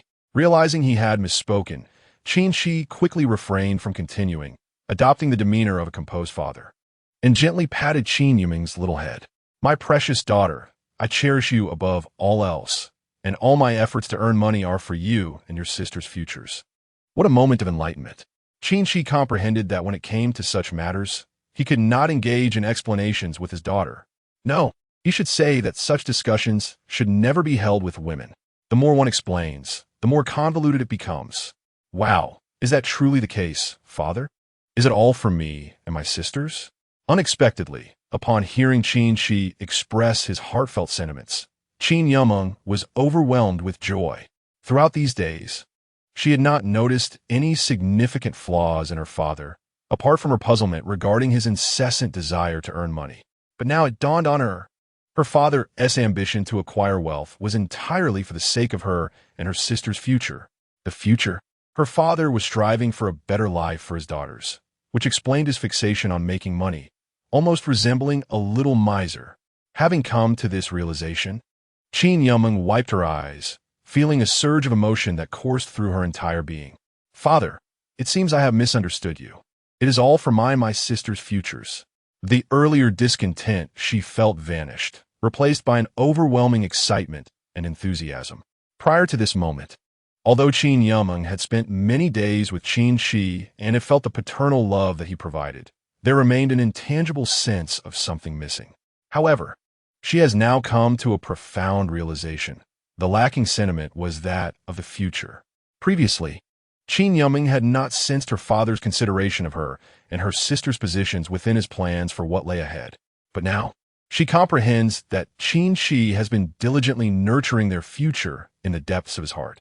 Indeed, the future of his daughters is the most significant concern for a father. Qin Qi had never anticipated that Qin Yumeng would respond with such fervor. Nevertheless, he spoke candidly, asserting that without the future of his daughters, what kind of future could it be? His remaining years would be devoted to striving for their futures. Perhaps Qin Qi is not yet the epitome of a dutiful father, yet he shares the sentiments of all parents in Huaxia, who are boundlessly concerned for their children's futures. The compassion of parents is universal. Who among them does not yearn for their children to lead better lives in the future? In truth, as long as my father is by my side, my sisters and I feel immensely fortunate. With her eyes slightly reddened, Qin Yuming quickly composed herself upon noticing Lu Wanru still seated on the sofa. Father, may I handle the matter concerning Lu Wanru? Qin Yuming, being the most astute of the sisters, effortlessly shifted the topic, donning a cheerful demeanor once more. She was determined not to reveal her inner feelings in front of outsiders or expose the secrets shared between father and daughters.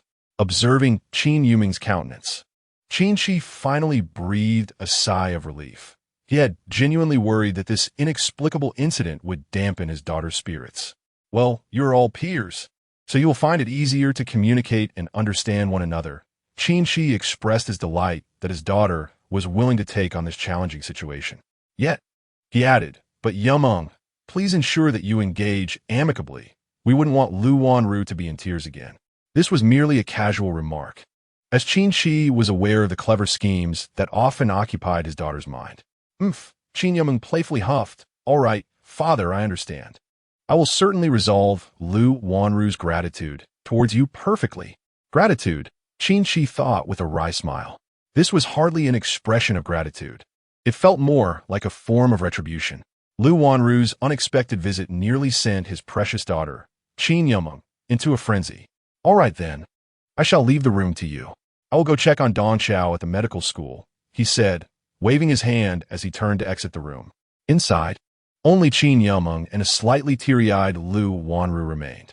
They sat in silence for nearly 5 minutes before Qin Yumeng broke the quiet. Lu Wanru, I did not expect you to have such intricate thoughts. If I recall correctly, we had already made an agreement, had we not? Initially, Qin Yumeng had privately agreed with Lu Wanru that the latter would later become her rival, the school beauty, and that they would not interfere with each other. However, Lu Wanru failed to uphold this agreement, which infuriated Qin Yumeng. Do you think that now, with a sense of entitlement, you can afford to be more greedy? The true thoughts and character of Qin Yumeng are far from the innocent demeanor she displays towards Qin Qi. She is certainly not a naive little rabbit. In fact, quite the opposite. Qin Yumeng has never hesitated to harbor the most malicious intentions towards others. Lu Wanru took a deep breath, asserting that she genuinely wished to repay a favor. Is that so? Repaying a favor? At that moment, Qin Yumeng appeared like a cold queen. She slightly bent down, mockingly grasping Lu Wanru's chin, stating, if you can fulfill my demands, then I shall permit you to repay your favor. Chapter 72.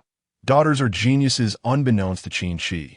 The events occurring in the apartment and Qin Yuming's drastic change in demeanor left him entirely oblivious. At this moment, he felt relaxed as he arrived at the medical school, having finally escaped the persistent entanglement of Lu Wanru's desire to repay a favor. Qin Qi was not keen on immediately returning to face his daughter's inquiries. Alas, how could he resist the charm of his adorable daughters? When confronted with his 2 daughters, he never entertained the notion of causing them any distress. Indeed, he wished for their happiness to be a constant in their lives. Upon reaching the medical school, he was eager to see what his second daughter, Jiang Don Chao, had been up to. Although recent events had continued to stir the pot, the excitement had not diminished. According to his eldest daughter, Qin Yumeng, there was no urgency to commence the sale of the skincare cream just yet. They needed to stockpile a batch of products before proceeding with the sales.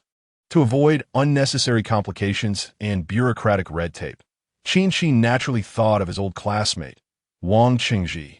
Wang Qingji was the director of the appraisal center at Jiangbei University and concurrently the vice dean of the medical school. While the title of vice dean might be somewhat ceremonial, it still carried a degree of prestige. Thus, Qin Qi intended to promote the upcoming skincare cream under the banner of Wang Qingji's research achievements. Wang Qingji was quite indifferent to this arrangement, merely suggesting that they could share a meal and a drink another day. As longtime friends, he held immense trust in Qin Qi and was more than willing to assist him. Meanwhile, during these days, Jiang Donchao had resumed her normal identity as a medical school student. From her, Qin Qi learned that she had been living with Li Qianwen because her research was crucial to Li Qianwen's company, which explained her prolonged absence from school. Everything had been arranged with Li Qianwen's assistance. Qin Qi remained curious about what exactly his second daughter had been working on in Li Qianwen's laboratory.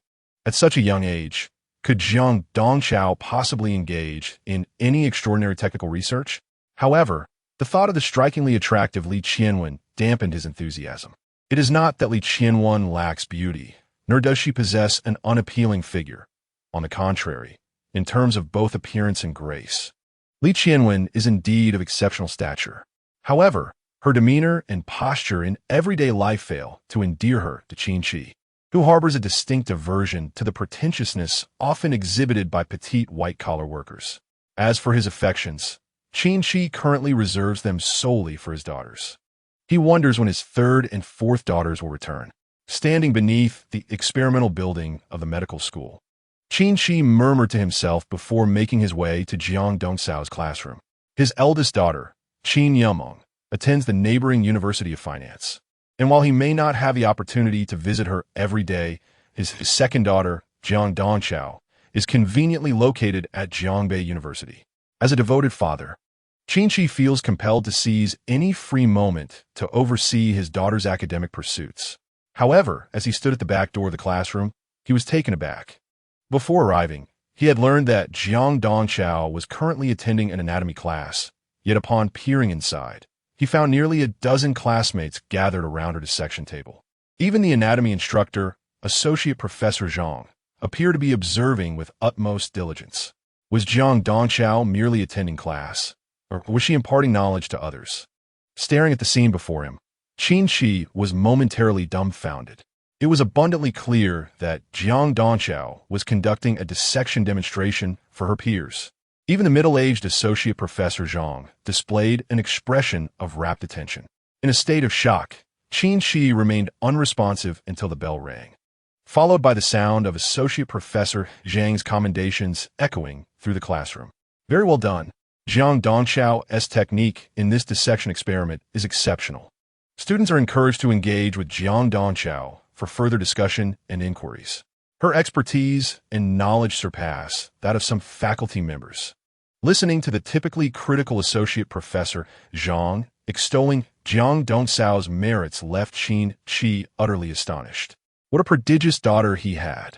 While he was aware that Jiang Dongchao was majoring in medicine, he had never fathomed that her dissection skills and medical knowledge were so formidable. At that moment, a voice filled with jealousy broke through his reverie. "Old Qin, come to see your daughter Dongchao?" Turning around, Qin Qi recognized his old classmate Wang Qingji, who appeared to have gained quite a bit of weight since their last encounter. Well, as a father, one should always keep an eye on their daughter's studies. Qin Qi replied with a smile. "I trust there are no issues with Dongcao's late arrival." "Issues?" Wang Qingji scoffed. "Hardly. You have no idea how the old fossils in the medical school dote on Jiang Dongchao. Do you know Associate Professor Zhang? That menopausal woman has never shown warmth to anyone before. But look at her now. The way she regards Jiang Dongchao is full of admiration, as if she were her own daughter." Qin Qi could only scoff in disbelief. "Come now, old Qin, don't be naive. This is just a roundabout way of taking advantage of me. The mother of my family's Dongchao is far superior to that woman. Jiang Huanxin is an exquisite beauty. Although she is of a similar age to Qin Qi, she is certainly not the kind of middle-aged woman one would expect." He, Wang Qingji chuckled with curiosity, remarking, "I find it puzzling how your old Qin has accumulated such virtue and fortune in his lifetime. To have two daughters who not only possess striking appearances, but are also exceptionally gifted. I truly cannot fathom how their mother managed to raise such prodigious daughters." Qin Qi was momentarily taken aback, realizing that Wang's words held a grain of truth. His two daughters were indeed brilliant school beauties. While Qin Yameng displayed remarkable talent in business, Jiang Dongchao was nothing short of a genius in medicine. A surge of pride welled up within Qin Qi. If his eldest and second daughters were prodigies, surely his third and fourth daughters would not fall short either. Chapter 73. A cozy home with daughters lost in his thoughts. Qin Qi was suddenly drawn to a voice that was both cool and tinged with delight. "Dad, did you come to see me?" Jiang Dongchao, having spotted Qin Qi and Wang Qingji from her classroom, rushed to her father's side as class ended. At that moment, although Jiang Dongqiao maintained her image as the aloof goddess of the school. A hint of bashfulness graced her features as she grasped Qin Qi's arm and lowered her gaze slightly. This display left her classmates utterly astonished. It is worth noting that in recent days, while Jiang Dongqiao had consistently excelled in class and demonstrated an impressive knowledge of medicine, she had always presented a frigid demeanor. Even when peers attempted to obtain her contact information, they were met with unyielding rejections. She had spoken scarcely throughout the day, embodying the persona of an ice-cold goddess. Yet now, she had shed that icy exterior, revealing a tender shyness. This stark contrast rendered many male classmates speechless, swallowing hard at her beauty. However, some students began to murmur in confusion. Who is that man? Why does Jiang Dongqiao call him dad? No way, he doesn't look much older. He can't possibly be her biological father. To everyone's surprise, the typically aloof ice goddess, Jiang Dongqiao, seemed to be in a relationship with someone. Medical students, compared to those from other faculties, often study more intensely and tend to be less concerned about campus affairs. It was thus not unusual for them not to have encountered Qin Qi. In truth, even if Qin Qi's name echoed throughout Jiangbei University, it was primarily due to his reputation rather than personal acquaintance. Very few students genuinely knew him well, aside from those he had taught. Nevertheless, some well-informed classmates remarked, "He doesn't know? That's one of our top figures at Jiangbei University, Teacher Qin Qi. Could it be? Is this the teacher Qin Qi who recently caused quite a stir?" In an instant, the eyes of several girls sparkled with interest. The transformation of heightened Yo Lu Wanru into a goddess of fair complexion, orchestrated by Qin Qi, has long circulated among countless young women. Every girl yearns for beauty, and with the prospect of winning Qin Qi's favor, who wouldn't he aspire to ascend to the ranks of a top-tier goddess like Lu Wanru? Unbeknownst to him, a number of female classmates had gathered around Qin Qi. At that moment, no one cared about Jiang Dongqiao's address to Qin Qi as father. If one could enhance their beauty through improved skin, what would it matter to call Qin Qi father? Indeed, many girls were already speculating whether Jiang Dongqiao's icy goddess demeanor was perhaps due to some special skincare product provided by Qin Qi. Qin Qi felt an increasingly intense gaze upon him and overheard hushed conversations. Yet, he paid them no mind, instead playfully tousling Jiang Dongqiao's hair. A father comes to check on his daughter's studies. Little did he expect, however, that Dongqiao's prowess had long surpassed that of an ordinary medical student. Qin Qi generously lavished compliments, greeting his companion Wang Chengji. "Old Wang, I'll take my daughter home now. Let us share a drink another day." Go on. Hurry up," Wang Chengji retorted with a hint of jealousy. How many at Qin Qi's age are busy contemplating purchasing houses and cars, working tirelessly to earn milk money for their daughters, while this guy's been blessed with 2 daughters already in college. He doesn't even need to struggle through the hardships of early childhood. To claim he felt no envy would be a lie. "All right then, old Wang, I'm off." Qin Qi chuckled at Wang Chengji's feigned annoyance, unable to suppress his laughter. "Haha, I once mentioned that when we marry and have children, we should arrange a betrothal for our kids. That is clearly out of the question now. How could Qin Qi ever consent to arranging a betrothal for such delightful daughters without their consent? My precious daughter, tell me, what did you learn today? I heard from Professor Zhang that your medical skills are quite exceptional. Where did you acquire such knowledge?" As Qin Qi's unabashedly proud voice faded into the distance, Wang Qingji huffed, appearing both annoyed and envious. However, once Qin Qi's figure disappeared, a smile of genuine happiness emerged on his face. True friends only wish the best for one another. Have you all completed your assignments for today? Is everything all right? If so, I shall assign you another round of tasks. Suddenly, the voice of Professor Zhang resonated throughout the classroom. Instantly, the students gathered at the doorway, their eyes reflecting envy, scattered in haste. They all knew that Professor Zhang was experiencing the throes of menopause, and crossing her at this moment would surely lead to dire consequences. "Old Wang, did Qin Qi really have a daughter?" Professor Zhang approached Wang Qingji, her disbelief evident. "By age, could it be that Qin Qi is not yet 20? Hee. Wang Qingji chuckled. "What would I gain for deceiving you about such matters? That fellow specifically sought me for an appraisal, and he still possesses the report." Yet, as he spoke, a glimmer of nostalgia flickered in Wang Chengxi's eyes, reminiscent of days gone by. At that moment, Qin Qi, the subject of much discussion, had returned to the apartment with his second daughter, Jiang Dongchao. As he listened more intently, his surprise grew, mingled with a tinge of heartache. It turned out that Jiang Dongchao's reputation as a medical prodigy was not solely due to her extraordinary talent. Rather, it stemmed from her childhood passion for reading a plethora of medical literature. She had long since memorized the locations of various acupoints, meridians, and organs within the human body. In other words, her genius was equally attributable to her profound learning and memorization from a young age. While other children her age were engrossed in animated cartoons, little Dongchao had already begun studying anatomical illustrations. It was a time meant for play, yet she fervently pursued knowledge.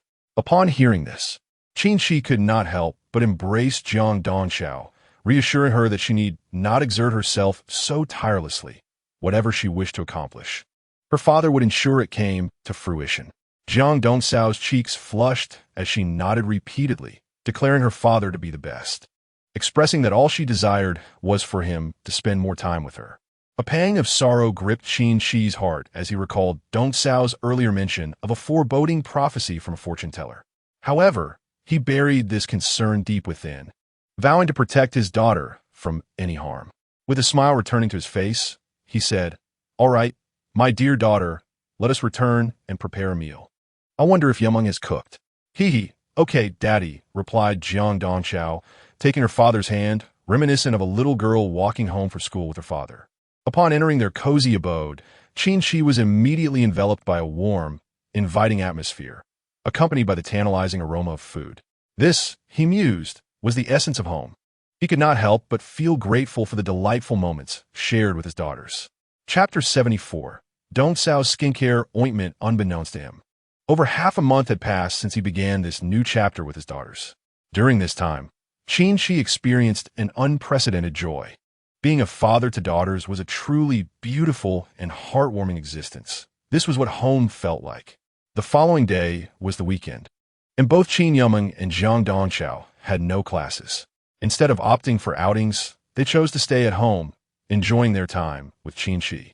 However, Qin Qi was not idle. In line with the recent buzz he had generated, he was finally poised to earn some legitimate income. While his daughters indulged in a leisurely morning slumber, he took the opportunity to check his current savings. The situation was rather disheartening. Aside from the initial system reward of 20,000 yuan and a few thousand earned from selling milk tea, he was left with a mere 7,000 yuan. This was all that remained of his savings. It was not that Qin Qi had been extravagant. Rather, he had incurred expenses to meet the requirements set by his daughters, including hiring a luxury vehicle and various expenditures for Lu Wanru's adornments and rentals. Additionally, he had purchased some items for his daughters over the past few days. Thus, Qin Qi's savings have once again dwindled to a mere 4 digits. Of course, his savings have rarely maintained a 5-digit sum. However, circumstances have shifted. Qin Qi has resolutely decided to earn a substantial income for his daughters. As the destined child equipped with a system, Qin Qi has now unlocked 2 modes of the ultra-intelligent milk tea machine, one for producing milk tea and another for crafting skincare cream. Through the sale of milk tea, he has already experienced the convenience of earning money, while the sale of skincare cream awaits a trial at the evening market. Qin Qi patted the ultra-intelligent machine bestowed upon him by the system, growing increasingly satisfied with it. Yet, he pondered what other modes might exist beyond these 2. As he observed the machine, now switched to skincare cream mode, it vibrated gently while autonomously producing the cream, requiring no manual operation from him. It was simply efficient and swift. In less than half a day, it had already yielded dozens of small cosmetic products. "Daddy, how did you come here by yourself?" At that moment, the voice of Qin Yumeng emerged from behind him. She had awakened, seen the message left by Qin Qi, and made her way to the management station where the machine was set aside. Qin Qi waved her over, delighted by her timely arrival. "I was just about to ask for your opinion. Now that we can produce milk tea and skincare cream, shouldn't we come up with a brand name?" The milk tea became famous due to the first cup of autumn. The skincare cream has gained notoriety because of your antics with Dongchao. As he spoke, Qin Qi playfully flicked Qin Yumeng's forehead. "But from now on, no more mischief, okay?"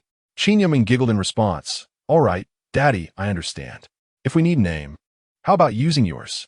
With her beautiful big eyes sparkling, she didn't overly concern herself with the naming process.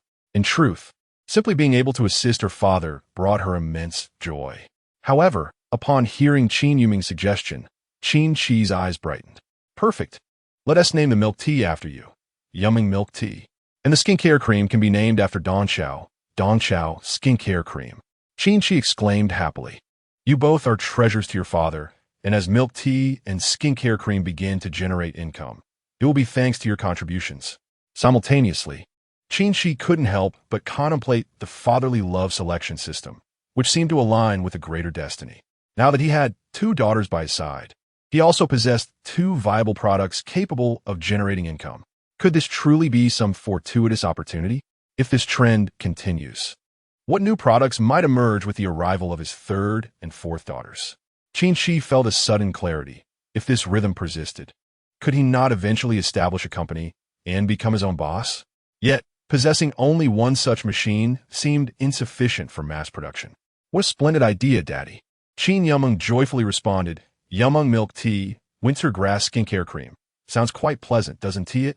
It will help Daddy remember his daughter's name even more. Do you like it, dear? Qin Qi snapped back to reality. Although he had his suspicions, these were merely fleeting thoughts. He was uncertain whether the paternal love selection system would indeed introduce a brand new lucrative product with the arrival of a daughter. Nevertheless, Qin Qi understood that such matters could not be rushed. He affectionately ruffled Qin Yuming's little head, thinking that as long as his daughter was fond of it, he would name more products after her in the future. I like it. Qin Yuming giggled, wrapping her arms around Qin Qi's. In truth, as long as it was Daddy's decision, his daughters would never refuse. They adored it. Among his 2 daughters, Qin Qi had already noticed that Qin Yuming had the sweetest tongue, always speaking words that brought joy. Seeing his daughter happy naturally filled Qin Qi with delight. It was a feeling difficult to articulate. Perhaps this was the essence of becoming a father, fully investing one's heart in one's daughters. However, Qin Qi did not linger too long. After confirming the name Winter Grass Skincare Cream with Qin Yuming, he promptly headed to a printing shop to create labels for the cosmetic bottles. Logically speaking, such actions were entirely prohibited, as skincare products required formal procedures. Yet, as a small-scale individual operator, and since the skincare products were completely harmless, he decided to take a risk. After all, Qin Qi's entire fortune amounted to merely a few thousand yuan, making it impossible for him to register a trademark or obtain a business license. This was also why he agreed to Qin Yuming's suggestion to first earn some initial funds at the night market before proceeding with formal registrations. A bustling day passed quickly, and as evening approached, Qin Qi pushed his milk tea cart, carrying the labeled skincare cream, as he prepared to set up shop at the night market. Accompanying him were his 2 charming daughters. Qin Yuming was lively and warm, while Jiang Dongqiao, though presenting as a little girl in front of Qin Qi, rarely smiled at outsiders. Daddy, is this the night market? It seems quite lively, Qin Yuming remarked, filled with curiosity as they arrived at a night market near Jiangbei University town, observing the surroundings. Various stalls had begun to set up, and although it seemed that the official night market had yet to commence, vendors were already laying out their wares. Chapter 75. The bustling night market. Every city may vary in its economic development, yet night markets exist in every locale. At the night market, people engage in post-dinner conversations, purchase food and goods, or simply enjoy leisurely strolls with friends. The vibrancy of the night market often reflects the general character of the local residents.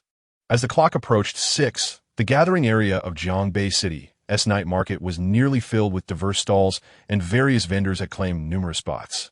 However, as the peak of the night market has yet to arrive, the number of visitors at this moment appears rather sparse.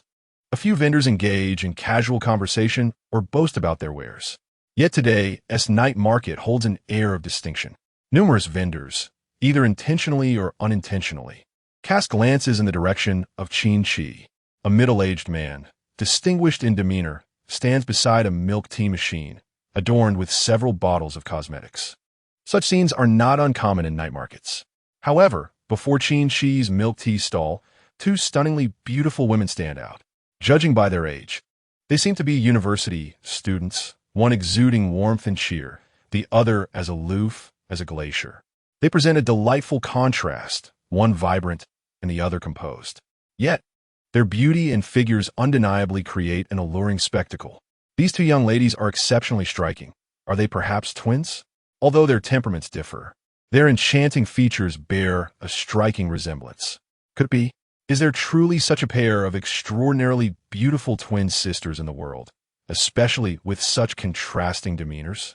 Observant vendors, familiar with one another, exchange whispers, captivated by the allure of Qin Yumeng and Jiang Dongchao.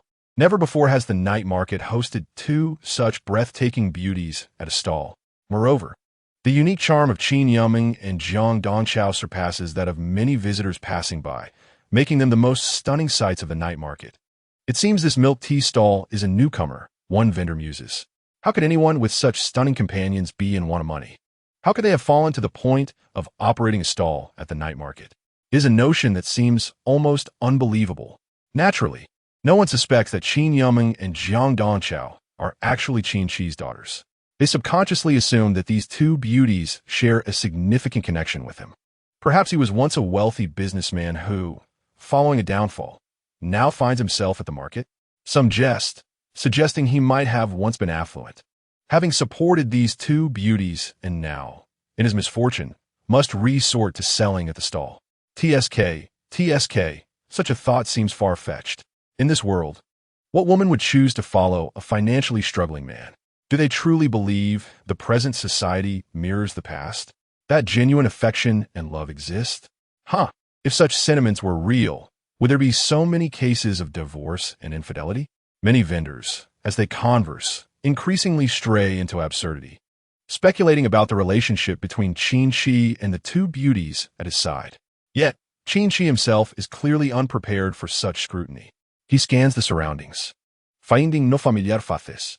He has visited this night market near Zhongbei University town before, though only on a handful of occasions and never frequently. Today, however, he comes as a vendor, and a somewhat unfamiliar stall naturally draws attention. Moreover, the most significant aspect is that Qin Qi's two daughters are truly radiant. Even before the night market commenced, they had already captivated numerous onlookers. "Daddy, do we just have to wait now?" Qin Yumeng, unconcerned with the gazes of others, pouted and inquired beside Qin Qi, while she also pushed two chairs towards him. Meanwhile, Jiang Dongchao huffed and fetched a chair to sit next to Qin Qi. Qin Qi nodded and replied, "Indeed, let us wait a bit. The crowd is still sparse. Once more customers arrive, we can officially commence our sales."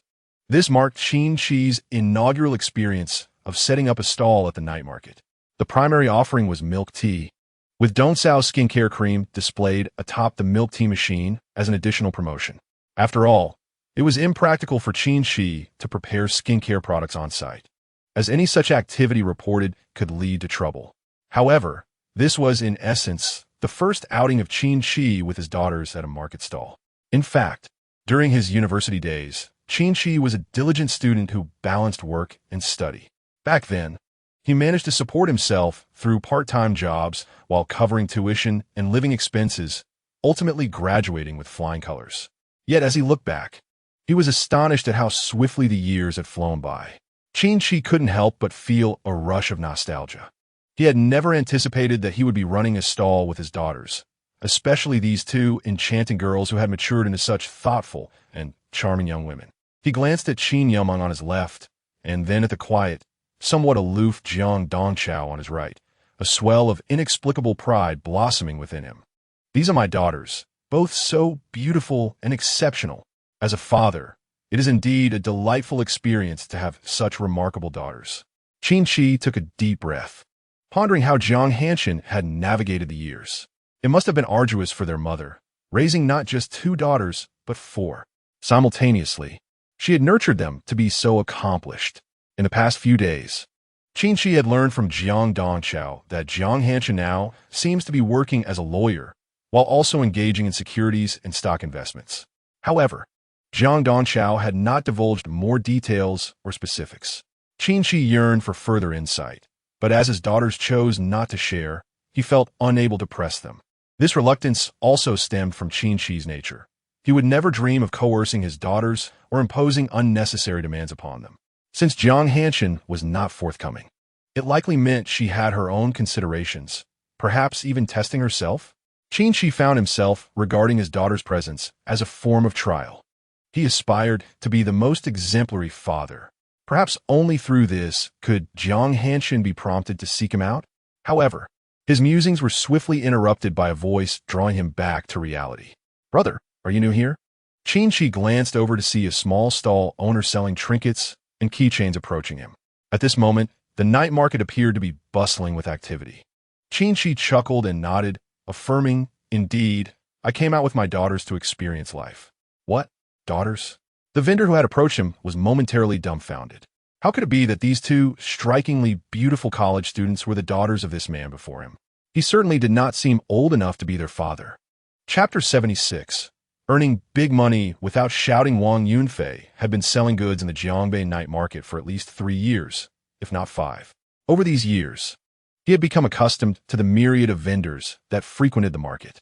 While not every face was familiar, he had crossed paths with most of them at least once. Yet, the man before him, appearing to be in his 30s, was a complete stranger. What was even more astonishing to Wang Yunfei was that this individual, who seemed younger than himself, had 2 daughters of such an age. His own daughter had only just begun elementary school. Wang Yunfei swallowed hard, shifting his gaze from Jiang Donchao and Qin Yuhan to Qin Qi. "Brother, are these truly your daughters?" Qin Qi nodded. "Indeed, they are my biological daughters. Perhaps it's due to my well-maintained appearance that many people, upon seeing me with my daughters, find it hard to believe I am their father." While speaking, he playfully pinched Qin Ruiming, adopting a tender fatherly demeanor. "But they're indeed my dear daughters. Hee, it's not just that Dad takes good care of himself. He is genuinely quite young." Qin Ruiming replied with a bright smile, while the aloof Jiang Donchao regarded Qin Qi with eyes filled with the affection a daughter holds for her father. Wang Yunfei was utterly bewildered. Having sold goods for over a decade, he had developed a keen sense for discerning people. A mere glance at the way Qin Ruiming and Jiang Donchao looked at Qin Qi made it evident. This man was not lying. Yet, there was still something unsettling about it. Wang Yunfei swallowed again. "Brother, I have been selling here for 3 or 4 years, but this is truly my first encounter with." Is it a bit hard to accept?" Qin Qi shrugged, replying, "Perhaps this is the benefit of having children early." Initially, he intended to jest about having had 4 daughters at such a young age.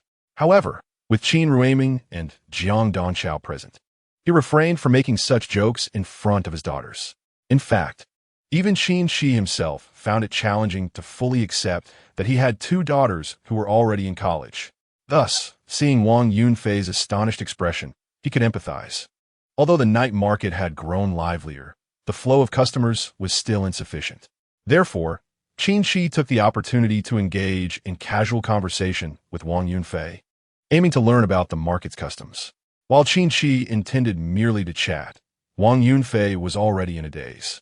This was utterly unbelievable. Through their conversation, Wang Yunfei discovered that Qin Qi was only in his early 30s, while his 2 daughters were already attending university. Remarkable.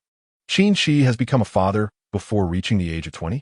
Wang Yunfei swallowed hard, reflecting on what he was doing in his 20s. Was he merely spending his days playing online games and boasting with a few close friends? In stark contrast, Qin Qi is extraordinary. While many were still in university engaged in idle chatter, he had already prepared ahead and embraced fatherhood. At that moment, a couple approached Qin Qi's milk tea stall. "Boss, 1 cup of milk tea, please," the girl said to Qin Qi, while her boyfriend's eyes widened in astonishment. Could this be the fabled milk tea sister? No, this girl was 100 times sweeter than that. However, he was merely witnessing the radiant smile of Qin Yumeng. In reality, Qin Yumeng was incredibly captivating. She often exuded an enchanting sweetness, especially when she smiled, which was utterly charming. Yet, regrettably, Qin Yumeng was no naive, simple-minded girl. On the contrary, her thoughts were far beyond the comprehension of the average person. In fact, she immediately sensed the intense gaze directed at her. Nevertheless, Qin Yumeng merely smiled, unfazed. At this juncture, Qin Qi greeted Wang Yunfei and approached the stall. Beautiful lady, what flavor would you like? My milk tea is entirely made from natural ingredients, with options like strawberry and pineapple among several others. As he spoke, Qin Qi handed a menu to the couple. Is it really this expensive? The girl exclaimed, taken aback. I usually pay no more than 30 for a cup outside. Why is it 130 here? Having gained experience in the campus scene, Qin Qi was no longer burdened by the notion of high-priced milk tea. Most importantly, this was not a student environment. The majority of his customers were not students. With a smile, Qin Qi explained, what you may not know, beautiful lady, is that my milk tea is crafted from entirely natural raw materials, distinctly different from the powdered mixes used in ordinary shops. The milk tea business may appear straightforward and not particularly lucrative, with some places charging merely 10 yuan per cup. However, it's essential to recognize that the actual cost of milk tea might only be 2 or 3 yuan. Selling it for 10 or more yields substantial profits. In fact, it could be said that earning a profit of 10 yuan per cup is rather modest. Yet, the price tag of 130 yuan still startled the young lady. Honey, perhaps we should skip this and head to the next shop, she suggested. Noticing her boyfriend's silence, instinctively, she glanced up, only to find her partner gazing at Qin Yumeng. She let out a huff. What are you looking at? The young man snapped back to reality, offering a somewhat awkward smile. What is wrong, dear? 130. At the same time, he noticed the price list in his wife's hand, and he was instantly taken aback. The price was indeed quite reasonable. Qin Qi bent down and retrieved a handful of ancient, fragrant herbs from the tea machine, continuing, dear friends, behold. These are the primary ingredients I use to craft my milk tea, all sourced from premium herbs. In Qin Qi's system space, there are still numerous Chinese medicinal herbs, albeit not the particularly precious varieties like aged ginseng. Forget it. Let us not buy it, darling, the young lady said, a hint of reluctance in her voice, as she considered the hefty price of 130 yuan, enough to purchase at least 10 cups elsewhere.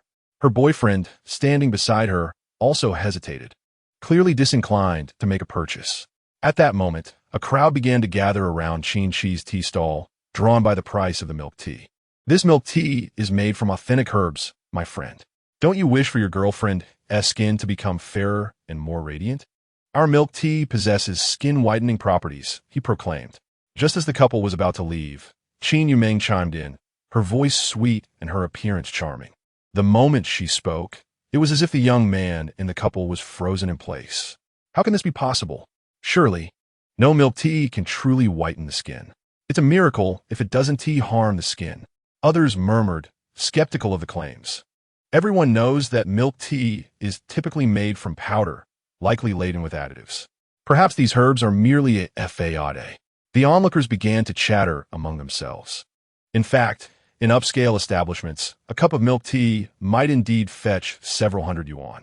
However, this was merely a night market where low prices were paramount. In such a venue, charging 100 yuan for a cup of milk tea was exorbitant. Yet, Qin Qi paid no heed to the surrounding murmurs. He had begun to adopt the mindset of his eldest daughter, Qin Yumeng, which was to create a buzz. A milk tea priced over 100 yuan was indeed expensive, but it would undoubtedly attract more attention.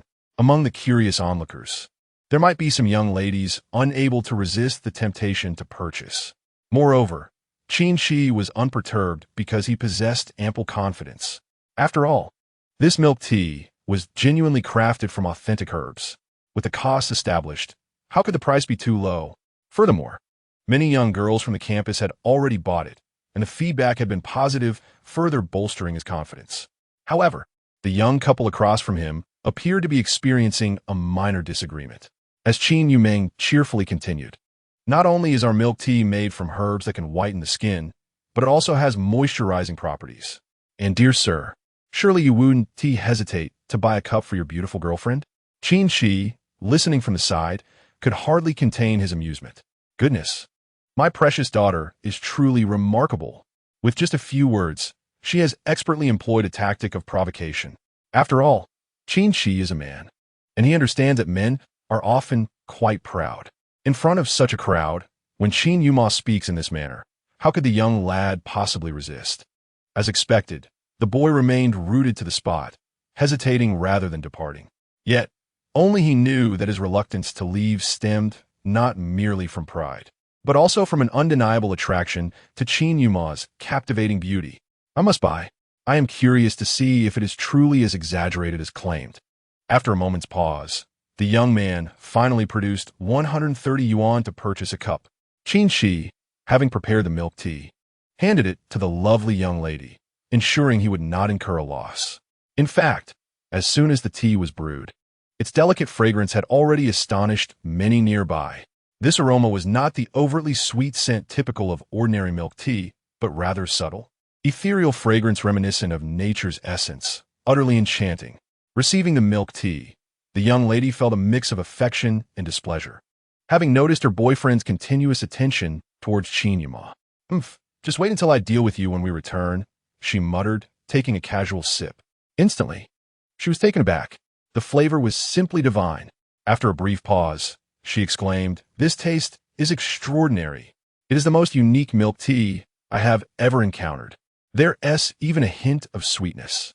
Many onlookers have been fixated on the young lady's reaction, and upon witnessing her astonishment, their gazes towards Qin Qi transformed significantly.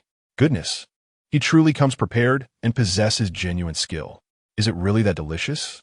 Could it be that this milk tea is crafted from herbal ingredients? Perhaps I should buy a cup to sample myself? Numerous individuals felt a stirring curiosity, and fueled by the young lady's enthusiastic endorsement and her involuntary tasting reaction, some began to reach for their wallets to purchase a cup.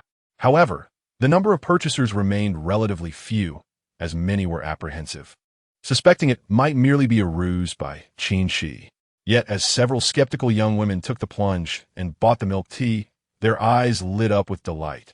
Delicious. This flavor is so sweet and fragrant. It is not at all overpowering or cloying, but refreshingly reminiscent of breathing in a post-rainforest. Many of the girls who tasted the milk tea were filled with excitement. Now, unable to contain their curiosity, the crowd of onlookers began to call out, "Boss, I would like a cup to try. Boss, I want one too." Initially, Qin Qi's presence, accompanied by two stunning school beauties, had already drawn considerable attention, making him the focal point of the night market. Furthermore, his declaration of the milk tea's price, which approached a staggering 100 yuan, piqued even more interest. Now, even those who were initially oblivious found themselves drawn into the frenzy of purchasing this milk tea. The phenomenon of herd mentality has always been quite prevalent. However, the milk tea offered by Qin Qi is genuinely delightful. In no time, the milk tea stall became a bustling hub, with eager customers lining up to purchase. Qin Qi was thoroughly occupied, while Jiang Donchao, who preferred to avoid speaking in public, assisted him in selling the milk tea. Meanwhile, Qin Yumeng took it upon herself to promote her own brand. This milk tea is called Yumeng milk tea. Do you know the secret behind my radiant complexion? It is indeed due to my daily indulgence in this very milk tea. But let me share a secret. A significant reason for my flawless skin is the use of this Dongqiao skincare cream. Qin Yumeng shook the skincare cream prepared by Qin Qi, asserting that when combined with the milk tea and applied sparingly, it guarantees the absence of acne, and even scars will fade away. Yumeng is truly a genius. Observing Qin Yumeng promoting her product with such confidence, Qin Qi couldn't help but mutter under his breath, "I never expected Yumeng to be such a master in business." Jiang Donchao, who was assisting Qin Qi with the milk tea, couldn't help but reflect on Qin Yumeng's prowess in business, realizing that she was not merely a genius in commerce, but a meticulous strategist with a myriad of clever ideas. However, Jiang Donchao also whispered, "Dad, I am a genius too." Indeed, my little Donchao is also a genius." Qin Qi chuckled, ruffling Jiang Donchao's hair. "Both of you sisters are geniuses. As for Donchao, it is evident during class. She has received direct praise and acknowledgement from Associate Professor Zhang.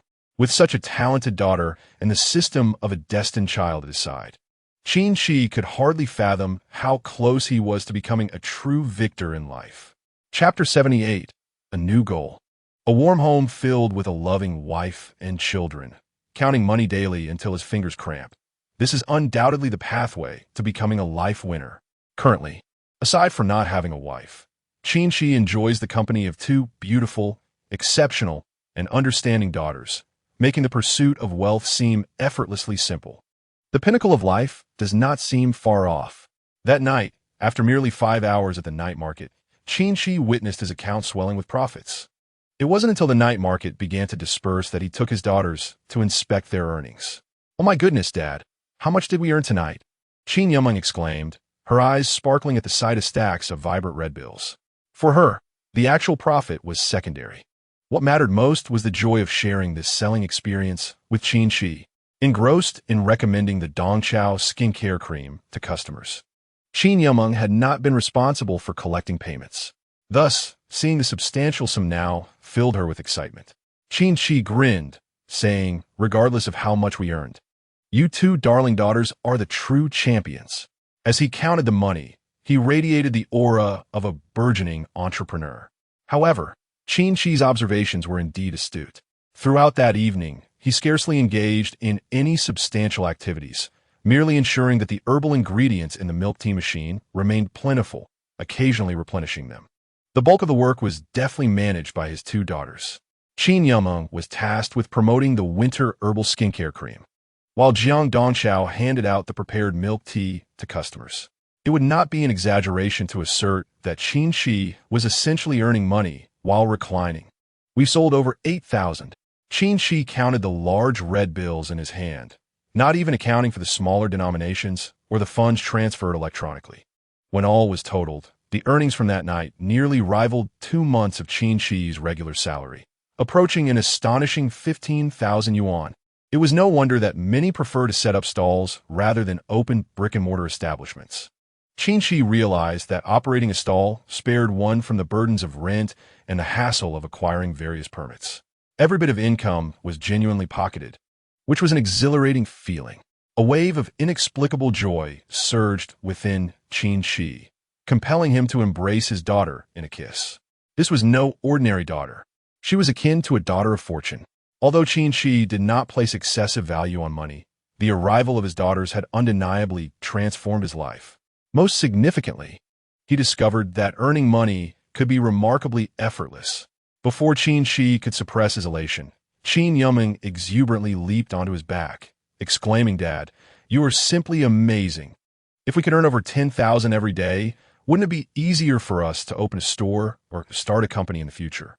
With such initial capital, establishing a business would be a breeze." "Dad, you might not have noticed, but we sold over 10 bottles of the winter herbal skincare cream in just one night." Qin Qi glanced at the cosmetics displayed atop the milk tea machine, and indeed, several bottles had been sold. However, it seemed that the purchasers were primarily female students from Jiangbei University, particularly a few who had learned of Qin Qi's reputation online. The tale of how he transformed a girl with dark skin into a stunning campus belle had become legendary. Although countless young women had attempted to acquire Qin Qi's contact information in recent days, he paid them no mind. As a father, he had little inclination to waste time with other girls. Consequently, tales of Qin Qi grew ever more fantastical, with rumors suggesting that it was solely his miraculous formula that had elevated Lu Wanru to goddess status. Qin Qi dismissed the myriad speculations circulating online. He was simply aware of his ability to create skincare products and brew milk tea, both of which were highly lucrative endeavors. Moreover, with his eldest daughter, Qin Yumeng, managing all other affairs, he felt no stress. Yumeng is right. We indeed ought to set a goal. Qin Qi pondered for a moment, feeling quite tempted by her suggestion. Given that his two current ventures promised substantial profits, wouldn't establishing a company render the pursuit of wealth even more attainable? The significance of money is truly secondary. However, Qin Qi aspires to provide his daughters with a comfortable life, which undeniably necessitates financial means. After establishing a company, even if he merely earns a few 100,000, it would suffice for his daughters' needs. At the very least, it ensures a safety net for their futures. Beside him, Jiang Dongxiao's eyes sparkled with a peculiar light as she inquired, "If we start a company, will Dad become very busy?" Contrary to Qin Qi's thoughts, his daughters did not desire him to amass wealth for its own sake. For Jiang Dongqiao, what she yearned for most was the paternal love that Qin Qi could provide. Over the years, despite being the most aloof among her sisters, she merely concealed her vulnerability. She was the one who craved the affection of both her father and mother the most. Qin Qi affectionately ruffled Jiang Dongxiao's hair. sensing her concern about his future busyness due to the company. Not at all. This is merely a small goal for now. We will earn well first, and once we have sufficient funds, we can plan further. He reassured her, regardless, I am determined to create a future that will be envied by all for you girls. Dad is the best, exclaimed Qin Yumeng, her eyes crescent-shaped with delight, as she beamed. Yumeng loves Dad the most. As Qin Qi tidied up their stall and pushed the milk tea cart towards their apartment, he responded, of course, I love my daughters the most as well. This pure and heartfelt father-daughter affection made Qin Qi increasingly aware of how beautiful life truly is. However, as Qin Qi and his two daughters walked further away, a tall woman emerged from a corner. With a slight frown, she gazed in the direction of Jiang Dongqiao and Qin Qi, murmuring to herself, so, they really are father and daughter? How astonishing. As she spoke, she took out her phone and dialed a number. The light from her phone revealed that this woman was none other than Li Qianwen. Chapter 79. A Blissful Life Unbeknownst to Qin Qi. Although Li Qianwen had not actively approached him in recent days, she had been covertly observing. Even if he were aware of her clandestine scrutiny, it would not concern him. Each day was filled with the happiness of being with his daughters, and others could only envy such a life. Upon returning to the small apartment, Qin Qi initially intended to take a shower, but fatigue from a day of busyness overcame him. He greeted his daughters, Qin Yumeng and Jiang Dongqiao, before retreating to his bedroom, where he lay down on the bed, yearning for sleep. It was not that he could not endure the labor. In fact, while the day's tasks appeared numerous, he had hardly engaged in many himself. Often, it was his daughters who lent a helping hand. It had been quite some time since he experienced such a fulfilling day. Lying on the bed, Qin Qi closed his eyes while outside his bedroom door. The sounds of his daughters chattering away filled the air. However, the feeling of having family, of caring for a daughter and providing for a household, is truly delightful. Qin Qi shook his head. Despite having numerous girlfriends over the years, they were merely companions and not true family. The arrival of his daughters, Jiang Dongqiao and Qin Yumeng, transformed Qin Qi from a solitary existence into that of a normal family life. In truth, rather than Qin Qi bestowing paternal love upon Jiang Dongqiao and Qin Yumeng, it is more accurate to say that their relationships are mutually beneficial, a shared sense of belonging. In a drowsy state, Qin Qi dreamt of not only Jiang Dongqiao and Qin Yumeng, but also two other indistinct figures, their faces obscured. They must be his third and youngest daughters. A smile crept across his lips in his slumber. Meanwhile, outside, Qin Yumeng and Jiang Dongqiao had just emerged from a refreshing bath. It seems Dad has fallen asleep, Qin Yumeng whispered as she gently pushed open the door to Qin Qi's bedroom, peering inside. She pouted slightly, noting how swiftly he had succumbed to sleep. The small apartment features two bedrooms, one for Qin Qi and the other for his daughters. However, Qin Qi's door was not locked, merely closed. After shutting the door behind her, Qin Yumeng dried her still damp hair, reflecting on her first experience of selling goods at the night market. If San-mei were here, she would surely be more thrilled. Hearing Qin Yumeng's cheerful words, Jiang Dongqiao remained indifferent. Are you still thinking about San-mei? You probably wish for US to remain oblivious to this, so you can relish Dad's affection all to yourself. With a huff, Jiang Dongqiao turned and entered the bedroom, her demeanor decidedly aloof. After all, you all know the truth. I haven't monopolized anything. It seems Dad intends to distribute his affection evenly among us four. Qin Yumeng continued to smile as she followed Jiang Dongqiao into the bedroom, though Jiang Dongqiao's demeanor suggested a strained relationship between them. In the ensuing days, aside from attending school, Qin Qi found himself accompanying his daughters in their evening ventures to the night market after dinner. Though he lacked the enthusiasm, Qin Yumeng and Jiang Dongqiao appeared increasingly captivated by the experience. Each night, they would insist on taking Qin Qi along to the market, which felt less like a mere outing and more like a cherished family activity. As time passed, Qin Qi's milk tea stall became quite renowned within the night market, not solely due to the premium prices of his beverages and Dongxiao skincare products, but also because two stunning campus beauties were often found selling at his stall. Not to mention, if Qin Qi took a moment to tidy himself, he too could easily be regarded as an exceptionally handsome gentleman. Consequently, the night market in Jiangbei University town began to bustle with activity, attracting many who, despite not residing in the area, ventured there merely to catch a glimpse of the enchanting campus beauties selling milk tea. However, there were occasions when Jiang Donchao missed out due to school commitments, leaving only Qin Yumeng to grace the stall. However, it is solely Qin Yumeng who has garnered numerous admirers among those purchasing milk tea, with many exclaiming her to be a fairy. Qin Qi feels a slight twinge of concern about this, but upon reflection, he realizes that it merely reflects how exceptionally talented his daughter is. Even while operating a humble milk tea stall, she can elicit praise from countless individuals. As the time to close up draws near, Qin Qi no longer perceives earning money as a daunting task. In less than a week, he has nearly amassed 60,000 yuan. This amounts to approximately 10,000 yuan earned each day, effortlessly. If this momentum continues, Qin Qi believes that within a year, he will possess both a car and a house. Is there a more comfortable existence than this? At times, Qin Qi finds contentment in the simplest of things. With a daughter and a wife, along with the means to earn, his life is undeniably improving and becoming more prosperous. Father, it seems we are still quite distant from our small goal, yet our aspirations appear to be within reach. Qin Yumeng remarked as she assisted Qin Qi in tidying the milk tea machine, her playful smile illuminating her face. If we consistently earn around 10,000 yuan daily, and this doesn't even account for the mass production of our skincare cream, our wealth could multiply significantly. Mass production. Observing Qin Yumeng as she began to envision their future, Qin Qi momentarily found himself taken aback. If they were to truly embark on a mass production model, the current resources might prove insufficient.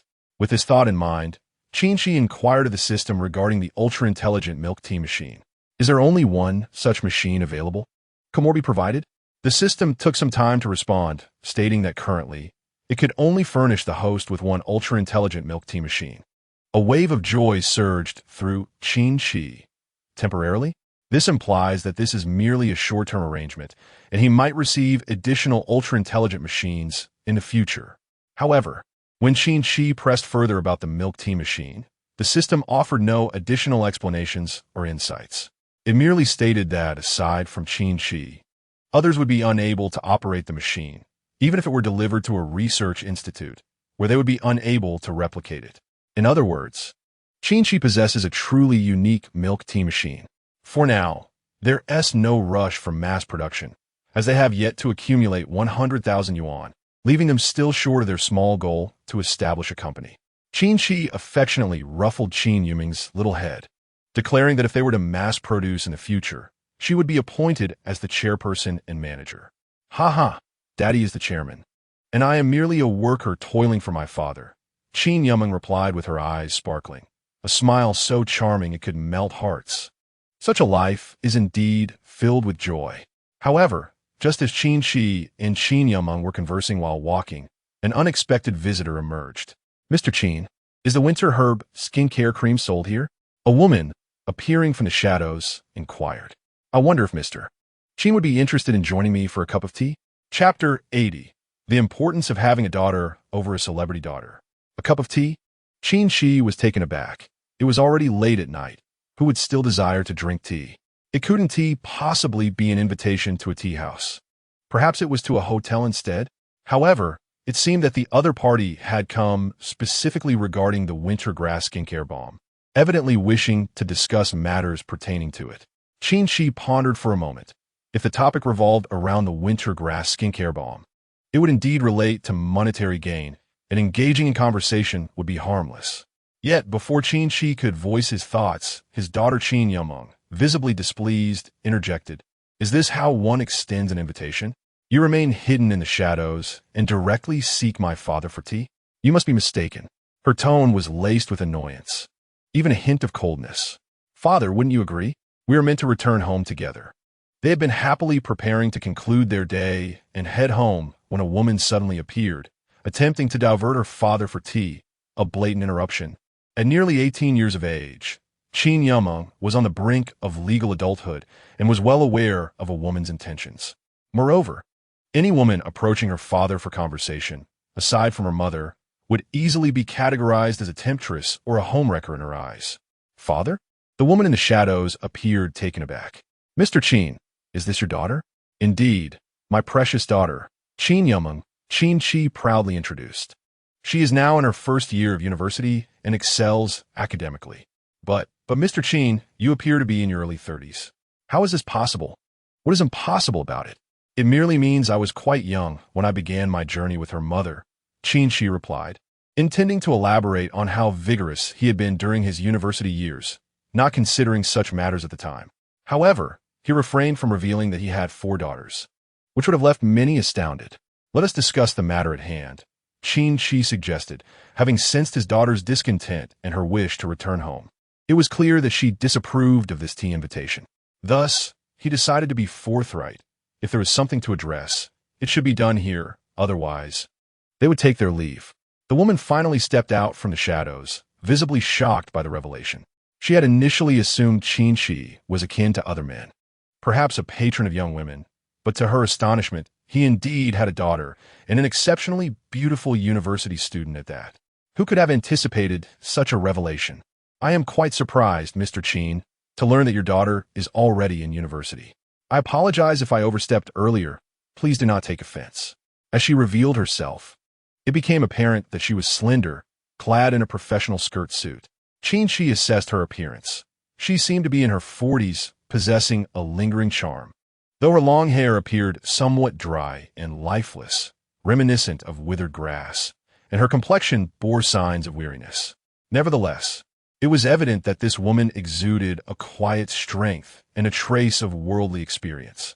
Let us dispense with the pleasantries. Please state your business directly. Although the woman before him possessed a certain allure and grace that undeniably exuded femininity, Qin Qi found himself devoid of interest in any other woman at this moment. His thoughts were occupied with how to earn a living and how to secure a promising future for his daughter. These were the paramount concerns for him. Indeed, it was also a factor that Qin Qi was now a married man. Reflecting on this, a slight gloom settled in his heart. Why had Jiang Hanqin remained elusive until now? Perhaps he should inquire with his daughter about her mother's intentions. In truth, this was not merely a manifestation of Qin Qi's infatuation. Rather, he had transitioned into a state of being somewhat of a devoted father. A man who becomes a father, especially one with 4 daughters, inevitably softens in the presence of his children, transforming even the most stoic of men into tender-hearted paternal figures. Guan Xiaoming is my daughter, and I am Guan Jiani. The moment the woman revealed her identity, Qin Qi was unfazed, yet Qin Yumeng was taken aback. You are Guan Xiaoming's mother? She exclaimed, astonished. Hadn't she been out of the public eye for quite some time? Rumors had circulated online that Guan Xiaoming had taken her own life after offending someone. It was understandable that Qin Yumeng was so surprised by the revelation. Guan Xiaoming had been a prominent young star just a few years prior, celebrated for her beauty and acting prowess, with many fans dubbing her the future darling of the stage and the nation's beloved daughter. The shared character in their names had piqued Qin Yumeng's interest in Guan Xiaoming, but since last year, she had heard nothing of her. In fact, for the past 2 years, Guan Xiaoming had scarcely received any offers for roles. This matter is rather intricate, Guan Jiani sighed. Since you are aware, Mr. Qin, would you be so kind as to accompany me to see my daughter? Qin Qi, perplexed, expressed that he had never been an admirer of celebrities and had little regard for such distinctions. To him, regardless of their fame, all individuals were fundamentally the same. None held superiority over another. He affectionately patted Qin Yumeng's head. What is the matter, dear? Is this Guan Xiaoming someone you know? No, that. I've only seen her on television, she replied. Are you a fan of hers? Of course not. Qin Yumeng pouted. I'm far too beautiful to need to idolize anyone. It was merely the coincidence of their names that had drawn her attention. Qin Qi chuckled heartily. That makes perfect sense. Our daughter is so lovely. She certainly doesn't need to idolize anyone. He then turned to Guan Jiani, shrugging slightly. I'm sorry, Miss Guan, but I assumed you wished to discuss matters regarding the winter herb skincare cream. However, since this is not a business matter, there is little left to discuss.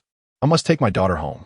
With that, he pushed the milk tea machine aside without hesitation. What a preposterous notion. Why would he choose to spend his evening with a stranger-s daughter when he could be with his own? What kind of logic was that? Qin Qi's thoughts were rather straightforward. If the matter at hand involved a discussion of cooperation, then certainly he would be open to dialogue. However, the idea of visiting someone else's daughter in the dead of night, regardless of whether she was a celebrity, did not pique his interest in the slightest. When faced with the choice between his daughter and a beautiful star, Qin Qi's decision was unequivocal. It would always be his daughter. Observing Qin Qi's reaction, Qin Yuma's lips curled into a delighted smile. "Dad, you are truly wonderful," she exclaimed. Qin Yuma had harbored some concerns that Qin Qi might disregard her in favor of following Guan Jiani to see Guan Xiaoming simply because she was a celebrity. Yet, it became clear that her father was undeniably her father. Of course, Qin Qi chuckled. What could possibly be more significant than a daughter? Don't you agree? Absolutely. I am definitely Daddy's treasure, Qin Yuma affirmed, affectionately linking her arm through Qin Qi's, enveloped in a sense of dependency. Meanwhile, Guan Jiani stood there, utterly stunned. It wasn't until Qin Yuma and Qin Qi had walked quite a distance away that Guan Jiani finally regained her composure. She gazed at their receding figures, speechless for an extended moment. How could he refuse? Although Xiaoming had lost some fame in recent years, she was still a star. He had shown her no courtesy whatsoever. Chapter 81. Your shamelessness is truly powerful, Dad. I can see that your mind is wandering. You must be thinking about women, right? Qin Yuma pouted, a hint of anger in her voice. Qin Qi snapped back to reality, his expression becoming somewhat awkward as he stammered, "No way." He was indeed thinking about women, but not in the way one might assume. His thoughts were solely occupied with Guan Xiaoming. Her mother was behaving erratically, refusing to purchase winter grass skincare cream, rejecting any discussions of collaboration, yet insisting that he meet her daughter. What was the purpose of such a meeting? Was she unwell? Come on, Dad, admit it. You must be thinking about Guan Xiaoming. Qin Qi cleared his throat awkwardly. I just can't make sense of this situation. What on earth does that neurotic woman want? Who knows? Regardless, you promised to accompany me home. I don't want you walking off with another woman, Qin Yuma insisted, clutching Qin Qi's arm tightly, her head resting on his shoulder, seemingly fearful that he might disappear. Though the night market was nearing its conclusion, a handful of people still lingered. A somewhat unfamiliar aunt, tidying up her stall, cast a disdainful look their way and muttered, "Beasts." Qin Qi felt an urge to confront her, thinking, "What do you mean, Annie? How am I a beast?" However, Qin Yuma merely chuckled, casting a sidelong glance at the aunt with a playful smile. She then lightly kissed Qin Qi's cheek, akin to a dragonfly skimming the water, before resting her head back on his shoulder. The aunt's expression turned sour as she rubbed her eyes, exclaiming, "How eye-watering. Lu Annie, you are new here, so you're unaware. Those two, oh, not just them, there's another who didn't come tonight. This is a regular occurrence. If you find it so distressing, perhaps you should refrain from looking. If you're going to set up shop on this street, and you worry about such trivial matters, your eyes might just go blind," someone nearby whispered to the aunt. The elderly lady spat a few times and quietly inquired, "What's the story with those two? The age difference seems rather substantial, and their behavior is rather inappropriate." Qin Yumeng smiled gently, restraining Qin Qi, who was about to engage in a verbal skirmish with the lady. She whispered, "Let us hurry along. I'm feeling a bit peckish and drowsy. We ought to return and indulge in some beauty sleep, lest I awaken with dark circles tomorrow." Qin Qi had long come to terms with the perceptions of those who were oblivious to the truth. Which of them didn't he presume that Qin Yumeng was merely a university student he was supporting? Why should he concern himself with their opinions? After all, he was fortunate enough to have sired such a beautiful and charming daughter. With this thought, he couldn't help but whistle, his steps while pushing the milk tea machine growing lighter. "My dear, but what is it with that one? I simply wish to return home sooner." Qin Qi contemplated for a moment, deciding against further inquiry. As they wandered into a deserted area, he suddenly sensed the presence of someone trailing behind them, the faint sound of footsteps lingering about 10 meters away. Qin Yumeng, evidently attuned to the sound, tightened her grip on Qin Qi's arm, her body tensing as she whispered, "Dad, have we inadvertently displayed our wealth and stumbled upon a robbery?" Qin Qi turned to glance behind him, but saw no one. He replied softly, "Nonsense, society is quite stable, and the safety here is remarkably good. How could there be a robbery? Just a little further and we'll be home. Have faith. With your father here, you shall not come to harm. You're the best, Dad." Qin Qi felt a silent ache in his heart, realizing that his 4 daughters had grown up without a father. no matter how exceptional their mother was or how well she treated them. The absence of paternal love rendered them pitiable. Yes, he resolved to exert every effort to compensate for their loss. With this determination, he sensed a weight settling upon his heart. Ding! Congratulations on achieving the fatherly love as strong as a mountain milestone. No rewards available. The system's voice echoed in his mind. Qin Qi rolled his eyes, exasperated. What good is it to tell me that without any rewards? He and his daughter continued their leisurely pace, when suddenly the footsteps behind them quickened, indicating that someone was indeed pursuing them. What on earth was happening? Qin Qi set down the milk tea machine, gently positioning Qin Yumeng behind him as he turned to confront the source of the sound. Mr. Qin, wait. Both Qin Qi and Qin Yumeng discerned the familiar, graceful figure of Guan Jiani approaching. Qin Qi felt a mix of bewilderment and irritation. It was rather unsettling for her to follow them at this hour. Guan Jiani, slightly out of breath, reached them but struggled to articulate her thoughts, panting heavily. Oh, no words? Then we shall take our leave. Qin Qi offered no courtesy, having waited a mere 3 seconds for her to speak, but her breathlessness rendered her speechless, prompting him to turn and walk away. Qin, Guan Jiani, determined, clutched at Qin Qi's clothing. What do you want, really? Your behavior is utterly unreasonable. Qin Yumeng pouted, her voice laced with indignation. This is her father, and it has nothing to do with you, woman. What a mess this is. Qin Qi felt utterly speechless, realizing that there was no way to escape this predicament. He could only halt his steps, turn around, and let out a sigh, asking, shall we have some water first to catch our breath? Oh, I didn't bring any. Didn't you bring any either? Guan Jianai was momentarily taken aback, then suddenly scolded, you. But she quickly remembered her dependence on him and softened her tone. Taking a deep breath before saying earnestly, Mr. Qin, I must trouble you to accompany me. Qin Yumeng was on the verge of exploding, rolling her eyes and saying, even if you're the mother of some little star, this isn't how one conducts affairs. If there's something to discuss, you should come to us directly. Does my father not have other commitments? Guan Jian and I immediately replied, I can help him take leave. You need not worry about expenses. Qin Yumeng, hands on her hips and fuming, retorted, take leave? I want to prove. Dad must accompany me. I won't let him go. Guan Jian and I was momentarily stunned. Qin Qi affectionately stroked his daughter's head, feeling a warm glow in his heart. Daughters are simply wonderful. However, he soon felt overwhelmed as Guan Jian and I clenched her teeth and declared, if you refuse to come with me, don't say I didn't warn you. For my daughter, I am capable of anything. What can you do if I don't go? He interjected, Dad, don't go with her. Let us see what she can do. If you don't comply, I shall hire an army of online trolls to ruin your reputation. Qin Qi nearly spat out blood at these words. Realizing the gravity of her threat, online harassment, it seemed, was not particularly illegal. Chapter 82. Learning medicine, moreover, he had heard of the power of these internet trolls. They could be quite formidable, sometimes even lethal from afar. I must admit, your shamelessness is commendable. While Qin Qi was grappling with this dilemma, Qin Yumeng turned her eyes and eagerly asked, do you have many trolls at your disposal? Huh? Guan Jian and I was momentarily caught off guard by Qin Yumeng's question, struggling to keep up, but soon regained her composure, replying, of course, in the entertainment industry. How could one lack resources for such matters? Oh, Qin Yumeng nodded in agreement, clutching Qin Qi's arm and saying, Dad, it seems we have no choice but to acquiesce. Otherwise, shall we go tomorrow? Oh, but we must first clarify what we're going for. To examine my daughter's skin condition. I hope you will keep this confidential. Tomorrow at 8 in the morning, I will send a car to pick you up.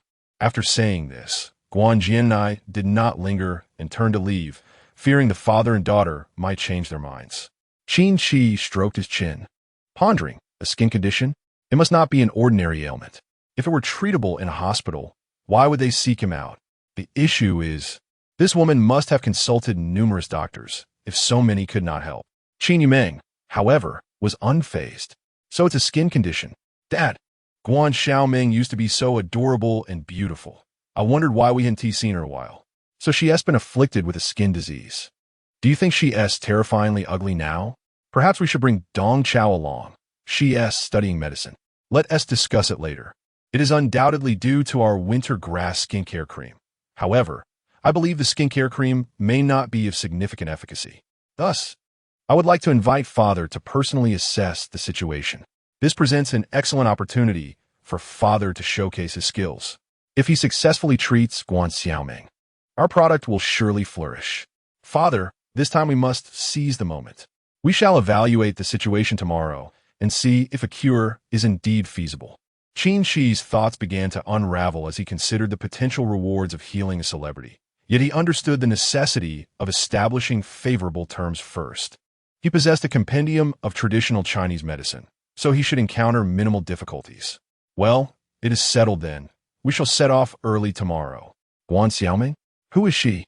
When they returned to the small apartment, Jiang Dongqiao was filled with curiosity upon hearing Qin Yuma mention the upcoming consultation.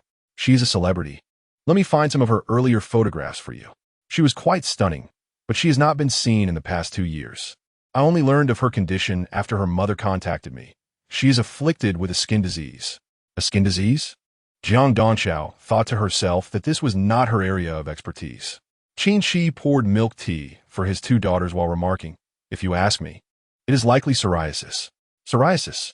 The mere thought of that repulsive affliction caused the 2 girls to feel a wave of nausea, both gasping in distaste. Qin Yuma accepted the milk tea from Qin Qi, her large eyes sparkling. "Father, do you feel confident about tomorrow?" How could I possibly be confident without first assessing the situation? Although Qin Qi had honed his medical skills, he understood that this world harbored peculiar ailments that were either untreatable or exceedingly challenging to remedy. Jiang Dongqiao also took the milk tea, sipping it while mumbling. "Then I shall accompany you tomorrow to observe." Qin Yuma exclaimed with excitement. "Then I will take charge of photography and negotiations. If we execute this well, it could turn into a substantial business venture." She had been pondering how to extract ample value from Guan Xiaoming, her eyes practically glimmering with dollar signs. Jiang Dongqiao playfully tugged on Qin Qi's arm and lightly kicked Qin Yuma, laughing, "You little money grubber, is there nothing you see but wealth? Indeed, in a few days, I shall sell you off for a handsome price." Qin Yuma retorted, refusing to back down. Observing his daughter's feigned rivalry brought warmth to Qin Qi's heart.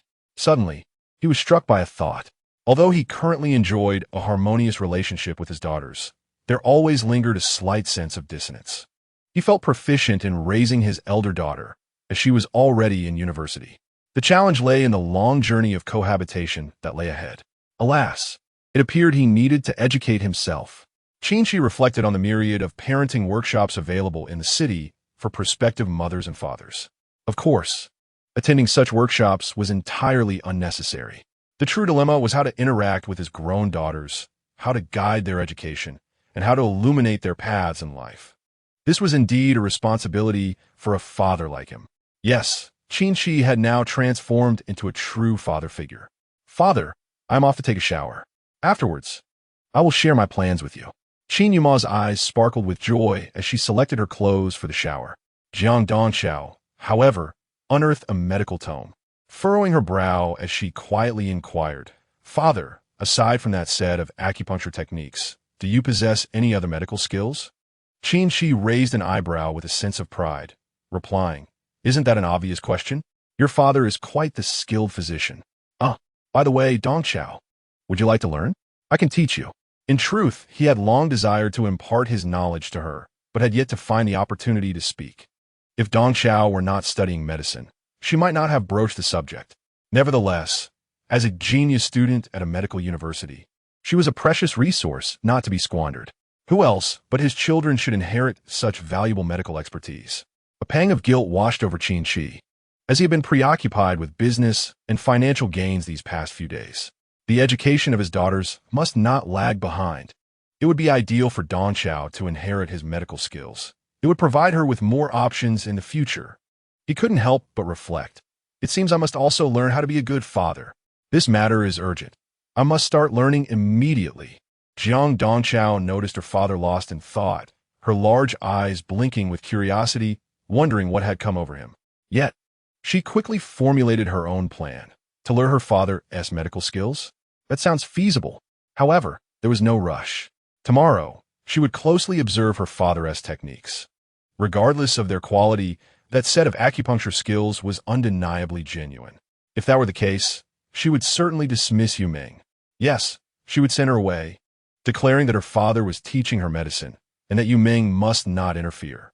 Moreover, as someone majoring in finance, Yu Ming would hardly understand medical concepts perfectly. Her father would be her sole parent for a considerable time to come. With these thoughts, she lost interest in her studies, her eyes sparkling and a smile gracing her lips. Furthermore, she mused, if her father's medical prowess were indeed remarkable, he could showcase it to the dean. If all went well, their university might hire him, allowing her father to teach at her medical school, which would surely be more prestigious than his current position.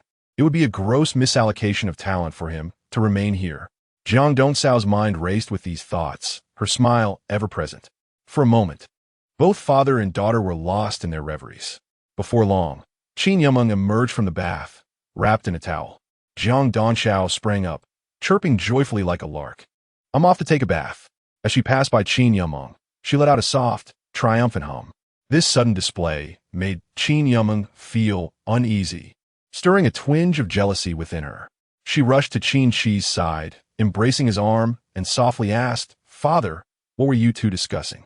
Why does Dongshao seem so peculiar?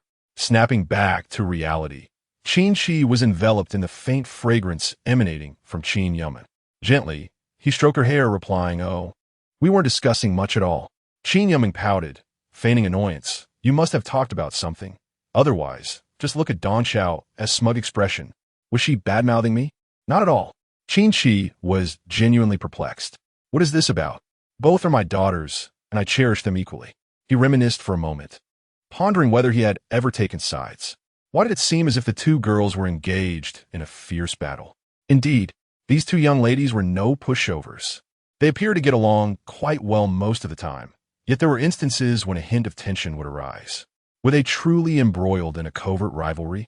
At this thought, he couldn't help but chuckle bitterly. These two young women were already of age, yet they were still causing him worry, indulging in their own little palace intrigues. Oh, wait, it was a tea palace intrigue. After all, such drama occurs in a harem, and this was certainly not a harem. He felt a tinge of exasperation. They must be gossiping about me.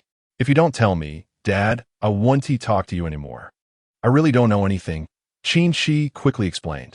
Tomorrow, we're supposed to attend to that celebrity, right? I was just thinking that since Dongshao is studying medicine, it would be interesting to see if she appreciates my skills, so I could teach her in the future. After all, who else should inherit a father's talents if not his daughter? Dad, you're biased. Why not pass it on to me? Qin Yuma interjected. Qin Qi was momentarily taken aback and asked, Do you want to study medicine? Qin Yuma stuck out her tongue and replied promptly, Not at all. That sounds terribly dull. Why study medicine when there are more enjoyable ways to earn money? Qin Qi chuckled. Well then, I shall entrust my business to you in the future. Once the company is registered, you will be the general manager. Really? Dad, you're the best. A wave of happiness washed over Qin Yuma. You know, since I became aware of things, whenever I saw other children as fathers, I would think of ours. One time, the four of us sisters even asked Mom where Dad had gone. A wave of guilt surged within Qin Qi, and he awkwardly inquired, What did your mother say? Qin Yuma rolled her eyes. Mom said, We don't have a dad.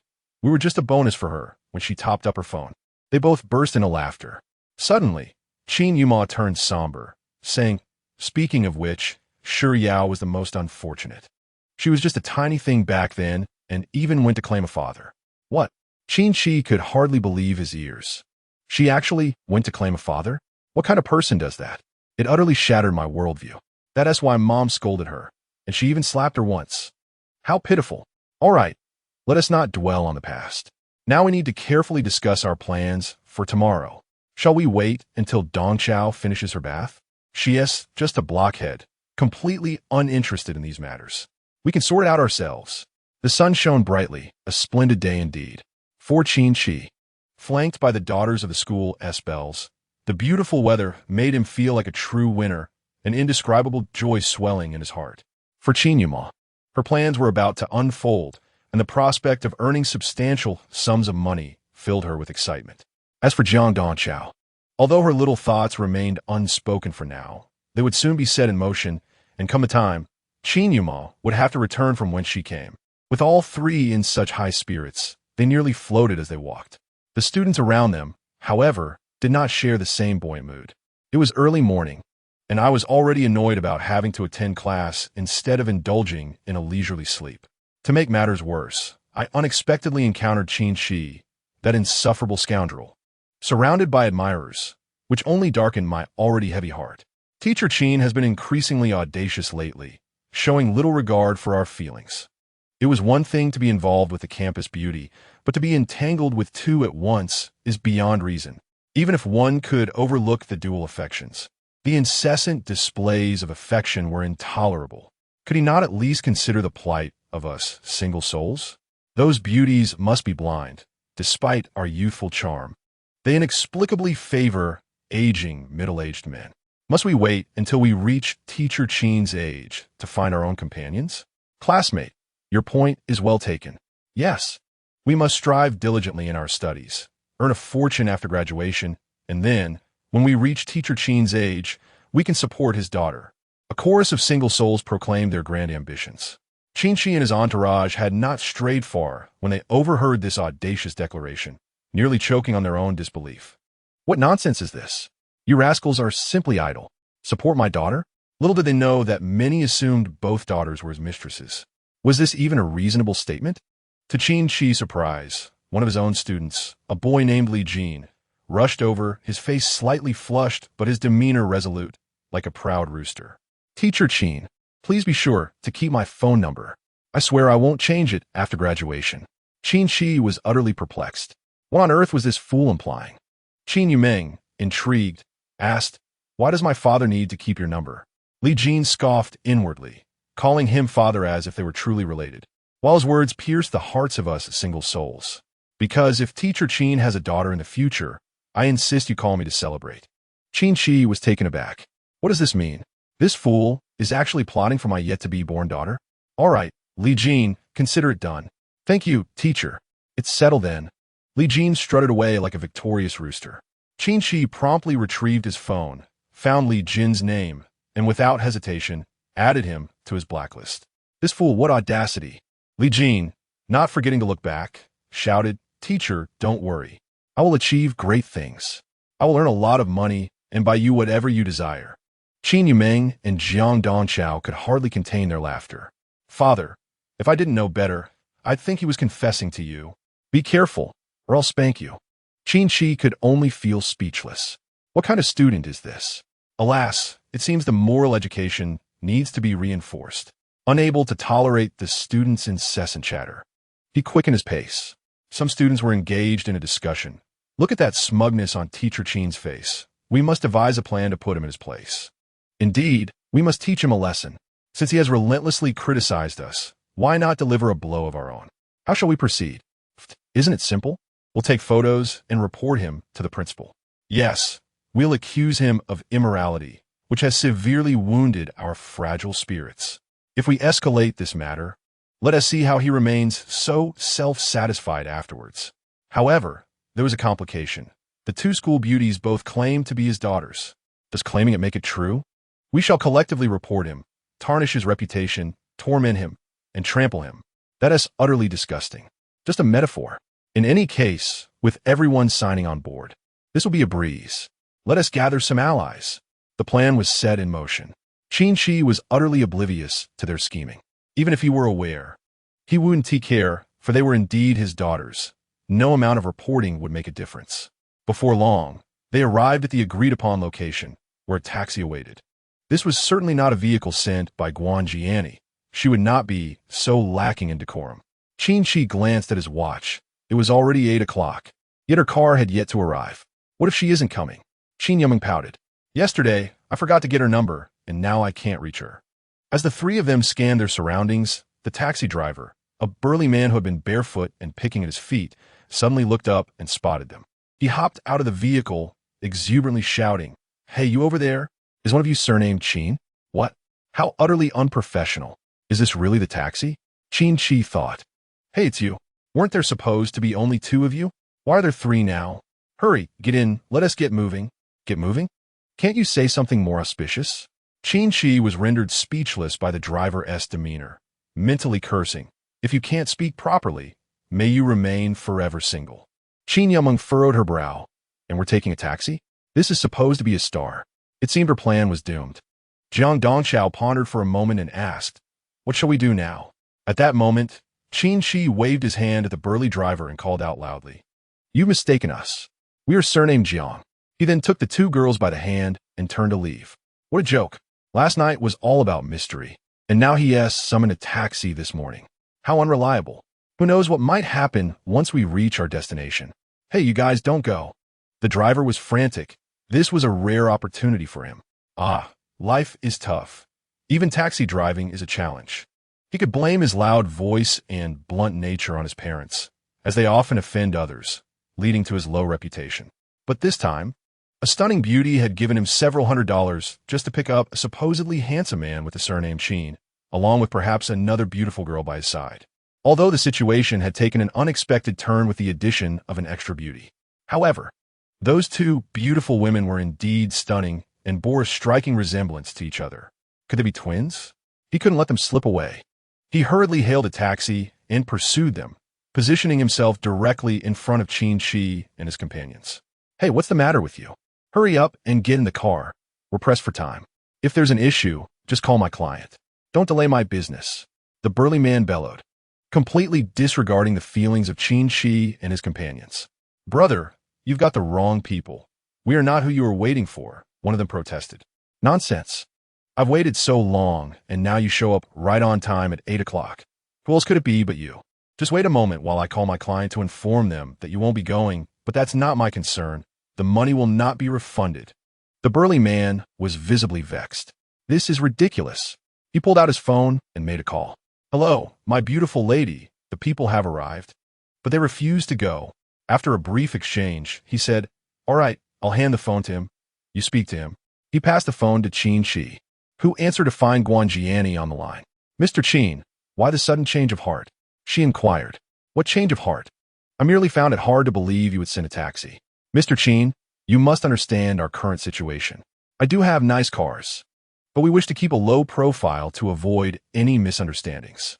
The burly man muttered under his breath. "You look down on taxis and those of us who drive them." Qin Yumeng quickly interjected, "Uncle, we don't look down on you. I'm only 22. The burly man nearly lost his composure, exclaiming, "Goodness, I really am 22. He usually enjoyed playing basketball. Could this be the reason why he struggled to find a girlfriend?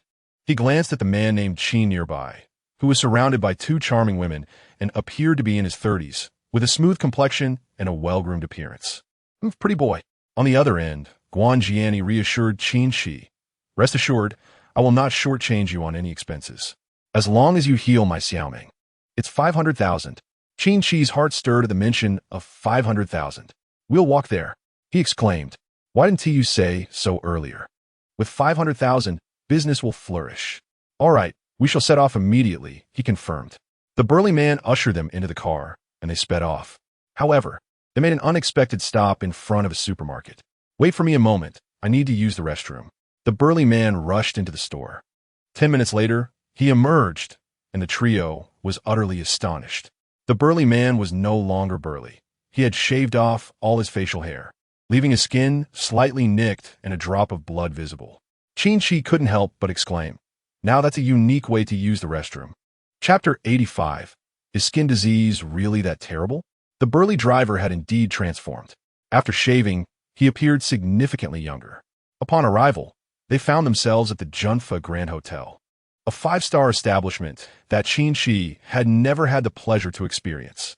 As Qin Qi and his two daughters exited the vehicle, a bearded man handed over his business card, suggesting they contact him if they ever needed a ride. In a hushed tone, he proposed to Qin Qi, "What if I were to become your apprentice?" Qin Qi regarded this man with disdain, but at that moment, Guanjia and I, wearing a mask and sunglasses, cautiously emerged from the hotel entrance. After scanning the surroundings to ensure no paparazzi were tailing her, she exhaled in relief, her demeanor slightly easing. She waved at the bearded man, instructing him to leave for now, promising to call if needed. Qin Qi found Guanjia's secretive behavior rather irksome. What was the point of such theatrics? It was as if she feared the world might not recognize her celebrity status. No, it felt more like she feared they wouldn't recognize her mother as fame. Moreover, was Guan Xiaoming truly that renowned? At least, Qin Qi had no inkling of her identity.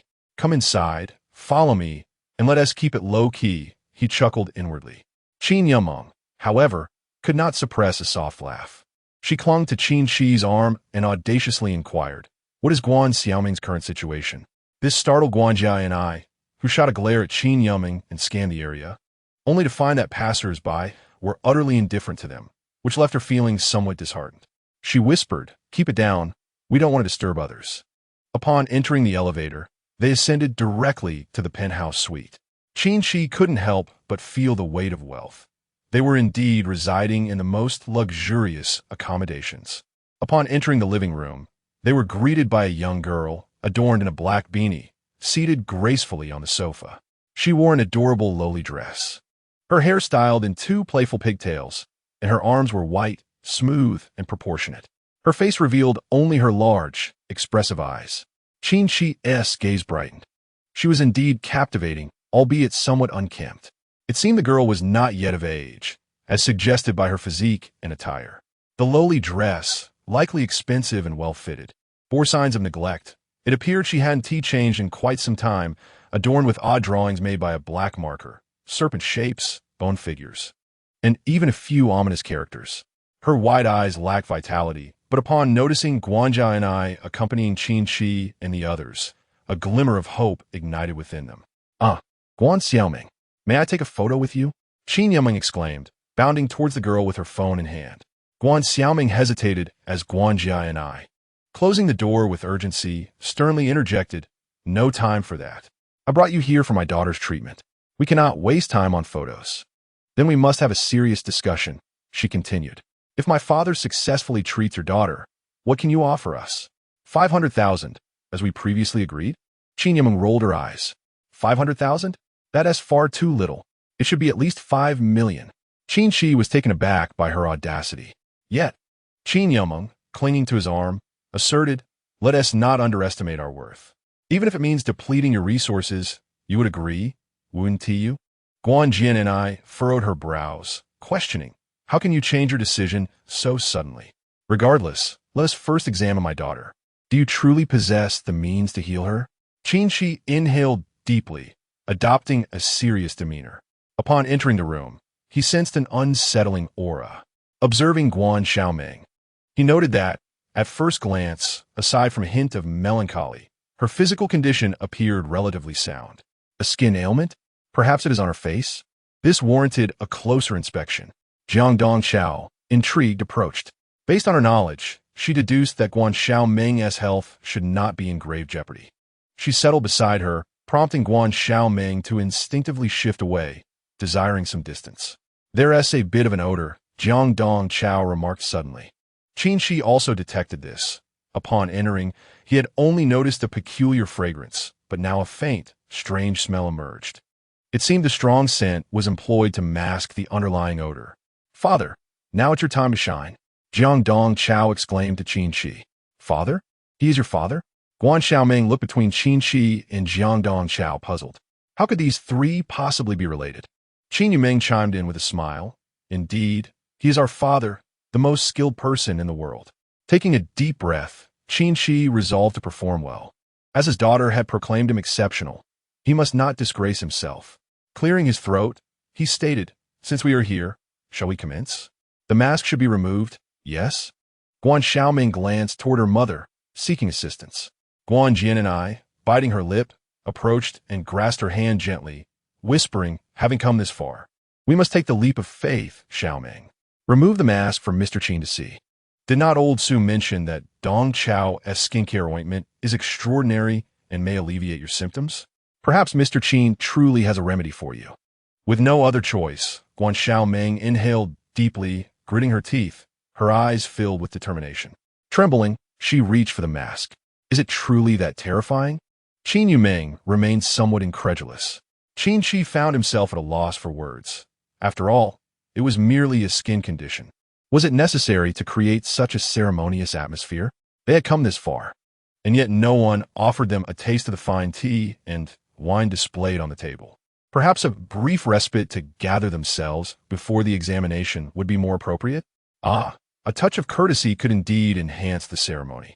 Lost in his thoughts, Qin Qi was suddenly jolted back to reality when Qin Yumeng tightly grasped his arm and screamed. Meanwhile, Jiang Dongchao leaped with excitement, exclaiming, "Ah, Mr. Qin, do you see this? Can you help?" Guan Jian and I felt a flicker of annoyance toward Jiang Dongchao, but refrained from reprimanding her, instead turning her gaze to Qin Qi. However, she noticed that Qin Qi was not focused on her daughter, but rather on Qin Yumeng. Guan Jian and I was nearly infuriated. How could this man be so unreliable? He was summoned to provide medical assistance, yet he was fixated on his daughter. "Mr. Qin, please examine my daughter. Would you?" Qin Qi rolled his eyes. "I will first check on my daughter. Do not be frightened." "My dear, are you all right?" I'm fine." Qin Qi turned to gaze at the flickering eyes of Guan Xiaoming. Chapter 86. The Deceptive Merchant. The mask had slipped down to her forehead, revealing a remarkably delicate and adorable face, tinged with a hint of childlike innocence. While not conventionally stunning, her countenance was undeniably perfect, with that rare and captivating touch of youthfulness, which was the most potent allure. Coupled with the helplessness reflected in Guan Xiaoming's eyes, she was truly a sight to behold. However, the unfortunate flaw was a black sore on her face, roughly the size of an eyeball, which, upon closer inspection, bore a striking resemblance to one. The center appeared slightly festering and decayed. Qin Qi could not help but exclaim, "This is Guan Jian," he interjected. "Mr. Qin, do you recognize this ailment? I have sought the counsel of numerous renowned physicians for my daughter, yet they remain perplexed, unable to determine whether it is a skin disease or a malignant sore. No treatment has yielded significant results." Taking a deep breath, Qin Qi replied solemnly, "You have come to the right person. Most have never encountered such a condition. This situation is somewhat troublesome, and it may require around a week." Initially disheartened by the mention of trouble, both Guan Jiani and Guan Xiaoming perked up at the mention of a week. "Really? You can truly cure it?" Jiang Dongchao turned to Qin Qi, excitement evident in her voice. "Dad, have you really treated this before?" "To be honest, I have never seen anything like it." Proudly, Qin Qi raised his chin. "Of course, I can treat it. It merely takes a bit of time." Internally, he felt a twinge of disdain for Guan Jiani and Guan Xiaoming, thinking it was merely a sore. Yet they were treating it with such mystery. Even if it were incurable, the worst outcome would be disfigurement, not loss of life. A sore like this, while troublesome, was within his capabilities. A week would suffice. "Dad, what exactly is this sore?" "Well, it is known as a malignant sore." Qin Qi mused inwardly, contemplating how to avoid alarming them by naming it directly as a demon sore. If his daughters were not present, he might have been more forthright. But with both girls there, he opted to spare them the fright. The term demon sore had been mentioned by the elderly man who had taught him the art of acupuncture, so he knew how to treat it. This condition was somewhat akin to hysteria provoked by malevolent forces. No wonder the atmosphere in this room felt so eerie. Qin Qi glanced around, then shrugged. Guan Jiani remained skeptical, repeatedly asking, "Mr. Qin, you can truly cure it?" "So many physicians," Qin Yumeng interjected confidently. "If Dad says he can cure it, then he surely can. He's the best." However, she continued, "Since we are counting on my father for treatment, we must discuss the terms now, to avoid any future regrets." Before Guan Jiani could respond, Guan Xiaoming eagerly stood up, declaring, "I will agree to anything you ask for." Qin Qi observed her determined gaze, reminiscent of a martyr ready to sacrifice. "Little one, your words are likely to be misconstrued." Guan Jiani glanced at her daughter's side and chose to remain silent. Qin Yumeng retrieved 2 already printed contracts from her bag. "Here are the contracts for your review," she announced. "In essence, you are all aware of the winter grass skincare balm and its remarkable effects. Therefore, we hope that Guan Xiaoming can become a promoter for the winter grass skincare balm." Guan Jiani interjected, "So, you wish for Xiaoming to be your spokesperson? In that case, you must present your offer." Qin Yumeng waved her hand dismissively. "Incorrect. Not a spokesperson, but a salesperson." "A salesperson?" Everyone was taken aback. Qin Qi stroked Yumeng's head, utterly perplexed by what this girl was contemplating. After all, Guan Xiaoming is a celebrity. Having recovered from her ailment, she is bound to continue her career in the entertainment industry. Now, you want her to serve as our salesperson? That's rather excessive. There was no way Guanjiani would accept such terms, and she promptly refused. Absolutely not. My Xiaoming has a bright future ahead. She will be filming movies and releasing albums. How could she possibly become your salesperson? However, Guan Xiaoming nodded emphatically, regardless of the conditions. As long as it can cure me, I will agree. Please allow me to explain. This salesperson is not a traditional one, but rather a celebrity salesperson. This means you will continue your celebrity status while simultaneously promoting our products. It's that simple. The crowd was momentarily stunned. What does this imply? To put it succinctly, our winter grass skincare balm will soon launch a new luxurious upgraded version for sale, and these will be in limited quantities. Therefore, it is solely up to you, our celebrity salesperson, to promote these products. The target audience for our luxurious upgrade is none other than the stars themselves. Every customer who purchases the luxurious upgrade will become our client, and should they have any ailments, they can make an appointment with my father for a consultation. As for my father's medical expertise, I believe once Guan Xiaoming is cured, you all will have no doubts about it, correct? The attendees, not lacking in intellect, quickly grasped Qin Yiming's intent. Qin Qi couldn't help but give his daughter a thumbs up. In this day and age, where is it easiest to earn money? Undoubtedly, it is from the affluent. It goes without saying that the so-called luxurious upgrade Qin Yiming mentioned was merely a fancier packaging, with the price increased by several multiples. This was clearly a pathway to substantial profits. Qin Qi's mind began to race with possibilities. Qin Yiming smiled, of course. The price must be uniformly set according to our designated rates. The celebrity salesperson will also receive a commission, tentatively set at 10%. Guan Jiani's mind began to churn with ideas, her eyes sparkling. What price do you intend to set per bottle? Annie, what do you think is a suitable price? Well, the bottle must be adorned with pink diamonds. It has to exude luxury. The price should certainly be 500,000 per bottle. 500,000 per bottle? Qin Qi was taken aback. This woman is ruthless. No, I want 30%. Leave everything to me. You just provide the skincare balm, and I will handle the packaging and sales. What do you say? Is it a deal? Qin Yiming's eyes sparkled with excitement. This is indeed a promising venture. All right, it's settled then. Aunt, I wondered why I felt an unusual warmth upon first seeing you. Guan Jiani could hardly suppress her eye roll. Warmth indeed. What did you say last night? You were eager to send me away. Since we are on this subject, Mr. Qin, I kindly ask you to expedite the treatment for my daughter. Am I right in saying we call each other Yuma? Allow me to confer with Yuma regarding the specifics. Jiang Dongqiao cast a sidelong glance at the two, muttering under her breath, shameless merchant. Chapter 87. That is my daughter. Qin Qi's heart brimmed with joy. He glanced at Jiang Dongqiao, contemplating the notion that business matters should be entrusted to Yuma, while he could gradually impart medical knowledge to Dongqiao. In this way, both daughters would genuinely gain from his wisdom. This feeling was indeed delightful. Is this what a true father should do? It is not merely about indulging one's offspring, but also about imparting and guiding them. Guan Xiaoming had no interest in business affairs. Her sole focus was on curing her ailment. Thus, she gazed at Qin Qi with hopeful anticipation. Jiang Dongqiao, eager to assist, tugged at Qin Qi. Father, please proceed swiftly. Let us not concern ourselves with the merchant's affairs. Do not speak ill of your sister, Qin Qi replied as he turned to Guan Xiaoming, suddenly feeling a bit troubled.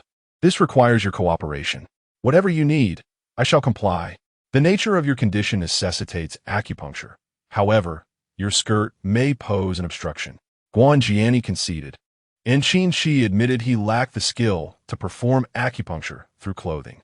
He retrieved a set of needles from his bag, laying them on the table, and then produced a small alcohol lamp, igniting it. Remove your clothing and take your seat. I shall begin shortly. Guan Xiaoming felt a flush of shyness. Yet, in her quest for healing, she lowered her head and shed the soiled skirt. Thus, an almost entirely bare form stood before Qin Qi, her skin trembling slightly from nervousness. Qin Yuma's expression soured as she approached to whisper, "How does it look? What nonsense are you speaking? I am here for treatment. Go discuss the details with Annie." Qin Qi internally gasped, nearly facing a mortifying situation. He was no stranger to the affairs of the heart, yet all his previous partners were fully matured women. He had never engaged with a young girl. Wiping the sweat from his brow, he settled himself. Do not be tense. Relax your body. When I insert the needles, you may feel a slight warmth, but it is merely a matter of acclimatization. Please refrain from sudden movements. This ailment was, in essence, a result of excessive yin energy. Once contracted, the yin energy intensified, creating a vicious cycle. Therefore, Qin Qi's task was to employ acupuncture to stimulate her yang energy. As her yang energy flourished, the affliction would naturally improve. After completing the treatment, he found himself drenched in sweat, yet the procedure had gone exceedingly well. Guan Xiaoming, too, was perspiring from the surging yang energy within her. The scent of her hormones continually tantalized Qin Qi's senses, causing his heart to race. As the session concluded, he exhaled deeply. That will be all for today. I shall return tomorrow. This endeavor had consumed over 2 hours. Let us share a meal. I shall arrange for food to be delivered. Guan Jiani arranged a sumptuous feast. After lunch, Qin Qi returned home with his 2 daughters by taxi. Dad, you're amazing. I made up my mind. I must learn. Jiang Dongqiao exclaimed excitedly, linking her arm with Qin Qi's in the back seat. The driver wiped the sweat from his forehead. Times are chaotic. He glanced at the 3 young individuals in the rearview mirror. The young man was handsome, and the young women were stunning. Most strikingly, the 2 young beauties appeared to be twins. The driver mused, wondering what kind of influential figure the young man was to be able to support such a beautiful pair of sisters. Could he be someone from the entertainment industry? Perhaps these sisters were on the verge of debuting, hence their acknowledgement of him as their godfather. A wealthy figure indeed, one to be reckoned with. Yet, why were they taking a taxi? It puzzled him. Dad, besides this miraculous acupuncture, do you possess other skills in medicine? Jiang Dongqiao inquired. Oh, I have many abilities, but they all pertain to traditional Chinese medicine. Are you truly interested in learning? Absolutely. I am determined to study diligently. So when you have the time, you must teach me one-on-one. Qin Yuming interjected, her tone urgent. Jiang Dongqiao retorted, what do you mean? Of course, we must focus on learning medicine from Dad without distractions. I insist on listening in. What is the problem with that? That simply won't do. Your presence will be a distraction. Qin Qi sighed inwardly. Here it begins. It seemed his 2 daughters were indeed in a subtle rivalry. He felt compelled to express his opinion. Dad, isn't it crucial to concentrate on something as important as studying medicine? Shouldn't we avoid distractions? Jiang Dongqiao pressed, to which Qin Qi conceded. That makes sense. Exactly. Yumeng is being troublesome. Jiang Yumeng pouted. Well, I could just sit quietly beside you and say nothing. That won't work. Your very presence will disrupt us. Jiang Dongqiao countered. Yumeng, why not move back to the school for a while, so I can focus on learning medicine from Dad? Qin Yumeng fell silent, fuming as she gazed out the window. I won't pay attention to you. Regardless of what you say, I will pretend I didn't hear. She seethed. What is so remarkable about studying medicine? Dad entrusts his business to me. Qin Yumeng was indignant, realizing why Jiang Dongqiao had been smiling in her sleep the previous night. She had been concocting such underhanded schemes. How should she retaliate? She could not allow her sister to revel in victory. Thus, she engaged her agile mind, devising one clever plan after another. Meanwhile, the driver continued to sweat as he drove, bemused by the sibling rivalry. What extraordinary talent does this man possess? He is truly remarkable. Upon returning to the apartment, Qin Yuming stormed off to school, while Jiang Dongqiao, with a smile on her face, said, Dad, please teach me well tonight. Watching his daughters leave for school, Qin Qi felt a sense of satisfaction, though he was also troubled. With both daughters embroiled in a covert conflict, this would be quite a challenge. Aside from these 2, there are still 2 more who have yet to arrive. Should they come, for daughters could indeed gather around a table for mahjong. Amidst his happiness, Qin Qi felt a twinge of concern. Never mind, he thought. I should not dwell on it too much. Let me indulge in a leisurely slumber. Just as he was drifting into a deep sleep, the shrill ring of his phone jolted him awake. To his astonishment, it was the principal calling. Mr. Qin, do you have a moment? Principal, what is the matter? I have time now. If that is the case, please come to my office at once. The office? Normally, the principal did not summon teachers in such a manner. Qin Qi reflected on whether he had committed any wrongdoing recently, but found nothing amiss. Could be something good? That seemed unlikely. Nevertheless, he made his way to the principal's office. Please have a seat. We need to have a serious discussion. The portly principal even brewed him a cup of tea. Principal, is there something you wish to discuss? Well, this is a bit awkward, but since we are both men, let us get straight to the point. You're currently cohabiting with two young ladies, correct? What? Cohabiting? Qin Qi sprang to his feet, exclaiming, "Those are my daughters." Chapter 88. Are we that familiar? It was sudden. Until now, he had been unaware of their existence. When they approached him, he promptly arranged for a paternity test. Of course, they were his biological daughters. Is that so? They're indeed your own? Absolutely. How delightful. The principal chuckled. Your daughters are quite lovely. I even inquired and found out that they are both campus beauties, exceptionally talented. Actually, my son is quite gifted as well. Qin Qi's expression darkened. Enough. What are you implying? Are you thinking of pursuing my daughters? Dream on. I have seen your son, standing at a mere 5 feet tall and weighing 150 pounds. How could he possibly be worthy of my beautiful daughters? We should arrange a gathering between our families. We could discuss parenting matters while the young ones converse about their own interests. Qin Qi was at a loss for words. The principal continued solemnly, well, since they are indeed your biological daughters, there is no significant issue regarding your lifestyle. However, there remains a concern. Principal, what issue could that be? You have never raised a child, so you do not truly understand how to nurture them, do you? Who am I? I have studied psychology. Young Qin, your approach to interacting with your daughters is problematic. Qin Qi pondered silently. What could possibly be wrong? His daughters had suddenly grown up, and he merely wished to compensate them well. Of course, he wanted to pamper them. Young Qin, consider this. As daughters mature, which father showcases affection for them in such a manner? Your daughters are no longer children. They're adults now. It is essential to foster their independence. They cannot solely rely on you as their father. Qin Qi remained silent, inwardly thinking that they had only just reunited. Your manner of raising your daughters poses significant issues. It could have psychological repercussions. Typically, university-age children have already distanced themselves from their parents, yet you continue to live with them, indulging them as though they were your romantic partners. A daughter is merely a cherished sweetheart from a previous life. Qin Qi remained somewhat obstinate. In any case, do reflect on this matter and exercise restraint in the future. All right, there's nothing more to discuss. If you have matters to attend to, please be on your way. Upon exiting the dean's office, Qin Qi found himself lost in contemplation. Had he truly erred? Yet, he genuinely adored his daughters. Very well. He resolved to peruse literature on this subject, seeking wisdom on harmonious interactions. He made his way directly to the library. Students within the library took notice of him. Did not Teacher Qin claim to be busy and on leave? Why, then, was he here today? Oh dear, could it be that he was indeed here to read? Let us follow him and ascertain what book has captured his interest. Wow, what book is he holding? One exclaimed, squinting in vain. You blind fool. Can't you see the large title? It's a parenting guide. What? A parenting guide? Is he preparing to have children? Surely not. So soon? What about those two sisters he is supporting? Is there something going on? Unthinkable. A beast indeed, as expected from the surname Qin.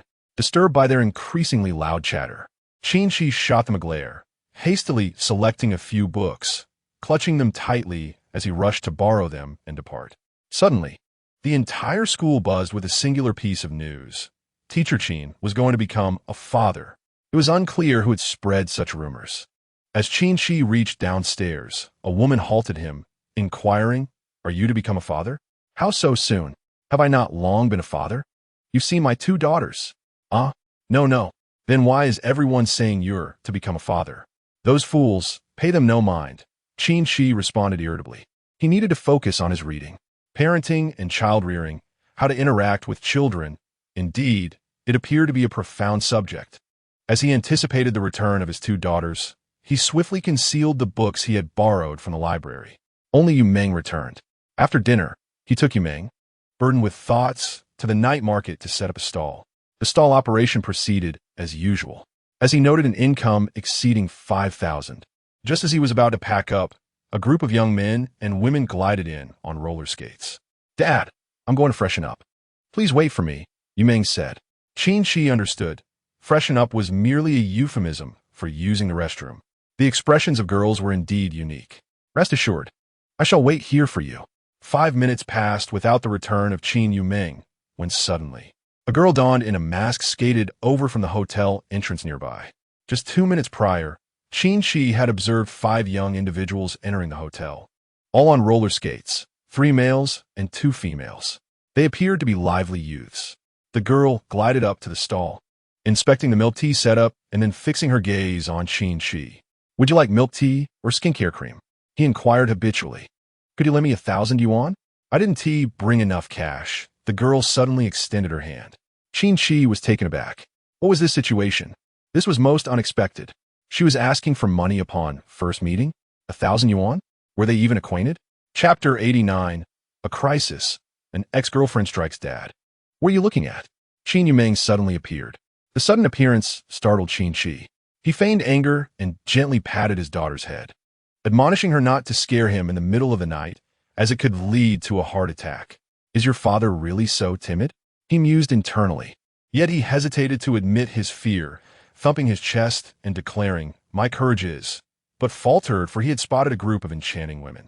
This group comprised 4 exquisitely dressed young ladies, each showcasing a distinct style. Some donned skirts, while others opted for denim paired with knotted shirts, and surprisingly, one was clad in a kimono, leaving him uncertain of her nationality. Qin Qi instinctively shrank back, covering his face and turning away. Had his daughter not been present, he would have fled without a second thought. Hey, Dad, the one who resembles you, what's wrong? Qin Yumeng, noticing her father's unusual demeanor, diverted her gaze to the alluring group. The 4 women, adorned with captivating smiles, had attracted nearly every eye and were now approaching them. Indeed, Mr. Qin, who would have thought you were here peddling wares? One of them exclaimed. We previously doubted the posts we saw online, but here we are to confirm it tonight. Ah, I've heard that Yumeng's milk tea is excellent for the skin. Another chimed in. Not just that, this winter grass skincare balm is superior to even the most luxurious cosmetics. And I've heard it's made entirely from natural ingredients, offering benefits without side effects. I'm enamored. How did you, old Qin, manage to procure such treasures? They continued, their chatter incessant. Right? This little sister is adorable. How old is she? Is she of age? One inquired, ogling Qin Yumeng's figure. Her physique surpasses mine. It appears that old Qin has been quite indulgent with her. Indeed, just this afternoon, I saw a post stating that teacher Qin is delving into parenting knowledge. Is that true? Little sister, how many months along are you? You don't look it at all. Your figure is so well maintained. Oh, how I wish I could retain such a shape if I were to conceive. Perhaps it's old Qin's secret remedy? Another teased. Why didn't you unveil such a secret earlier? Look at my figure. It has changed drastically. The group of beautiful women chattered incessantly, leaving Qin Qi wishing for a hole to burrow into. This was indeed uncanny. All of them were his former girlfriends, and one he could scarcely recall by name. Why had they suddenly appeared? If they were to come, why form a group? Was it possible that the previous post had stirred trouble? Surely, with so many likes, they must have conspired behind the scenes to confront him en masse. At that moment, Qin Qi found himself resonating with Guan Jianyi's words, to remain low-key and maintain an air of mystery. With the 4 stunning women alongside Qin Yumeng, a contest of beauty ensued. Individually, Qin Yumeng shone brightly, but the sheer number of her competitors posed challenge. Nonetheless, she displayed no signs of intimidation. Her intelligence was evident, and she could easily discern the identities of the 4 beauties. However, she did not immediately reveal her thoughts. Instead, she smiled and inquired, "Are you friends of my father?" Oh dear, she even mentioned father. How sweet her words are. Old Qin, did you not once find my speech lacking in sweetness? Perhaps you might consider my words now, for they have become quite delightful. Of course, the young lady may indeed call him father. Young lady, you appear to be merely in your teens, yet you possess such a lovely charm. You are quite right. Are we not friends of old Qin? I wonder if old Qin still remembers us.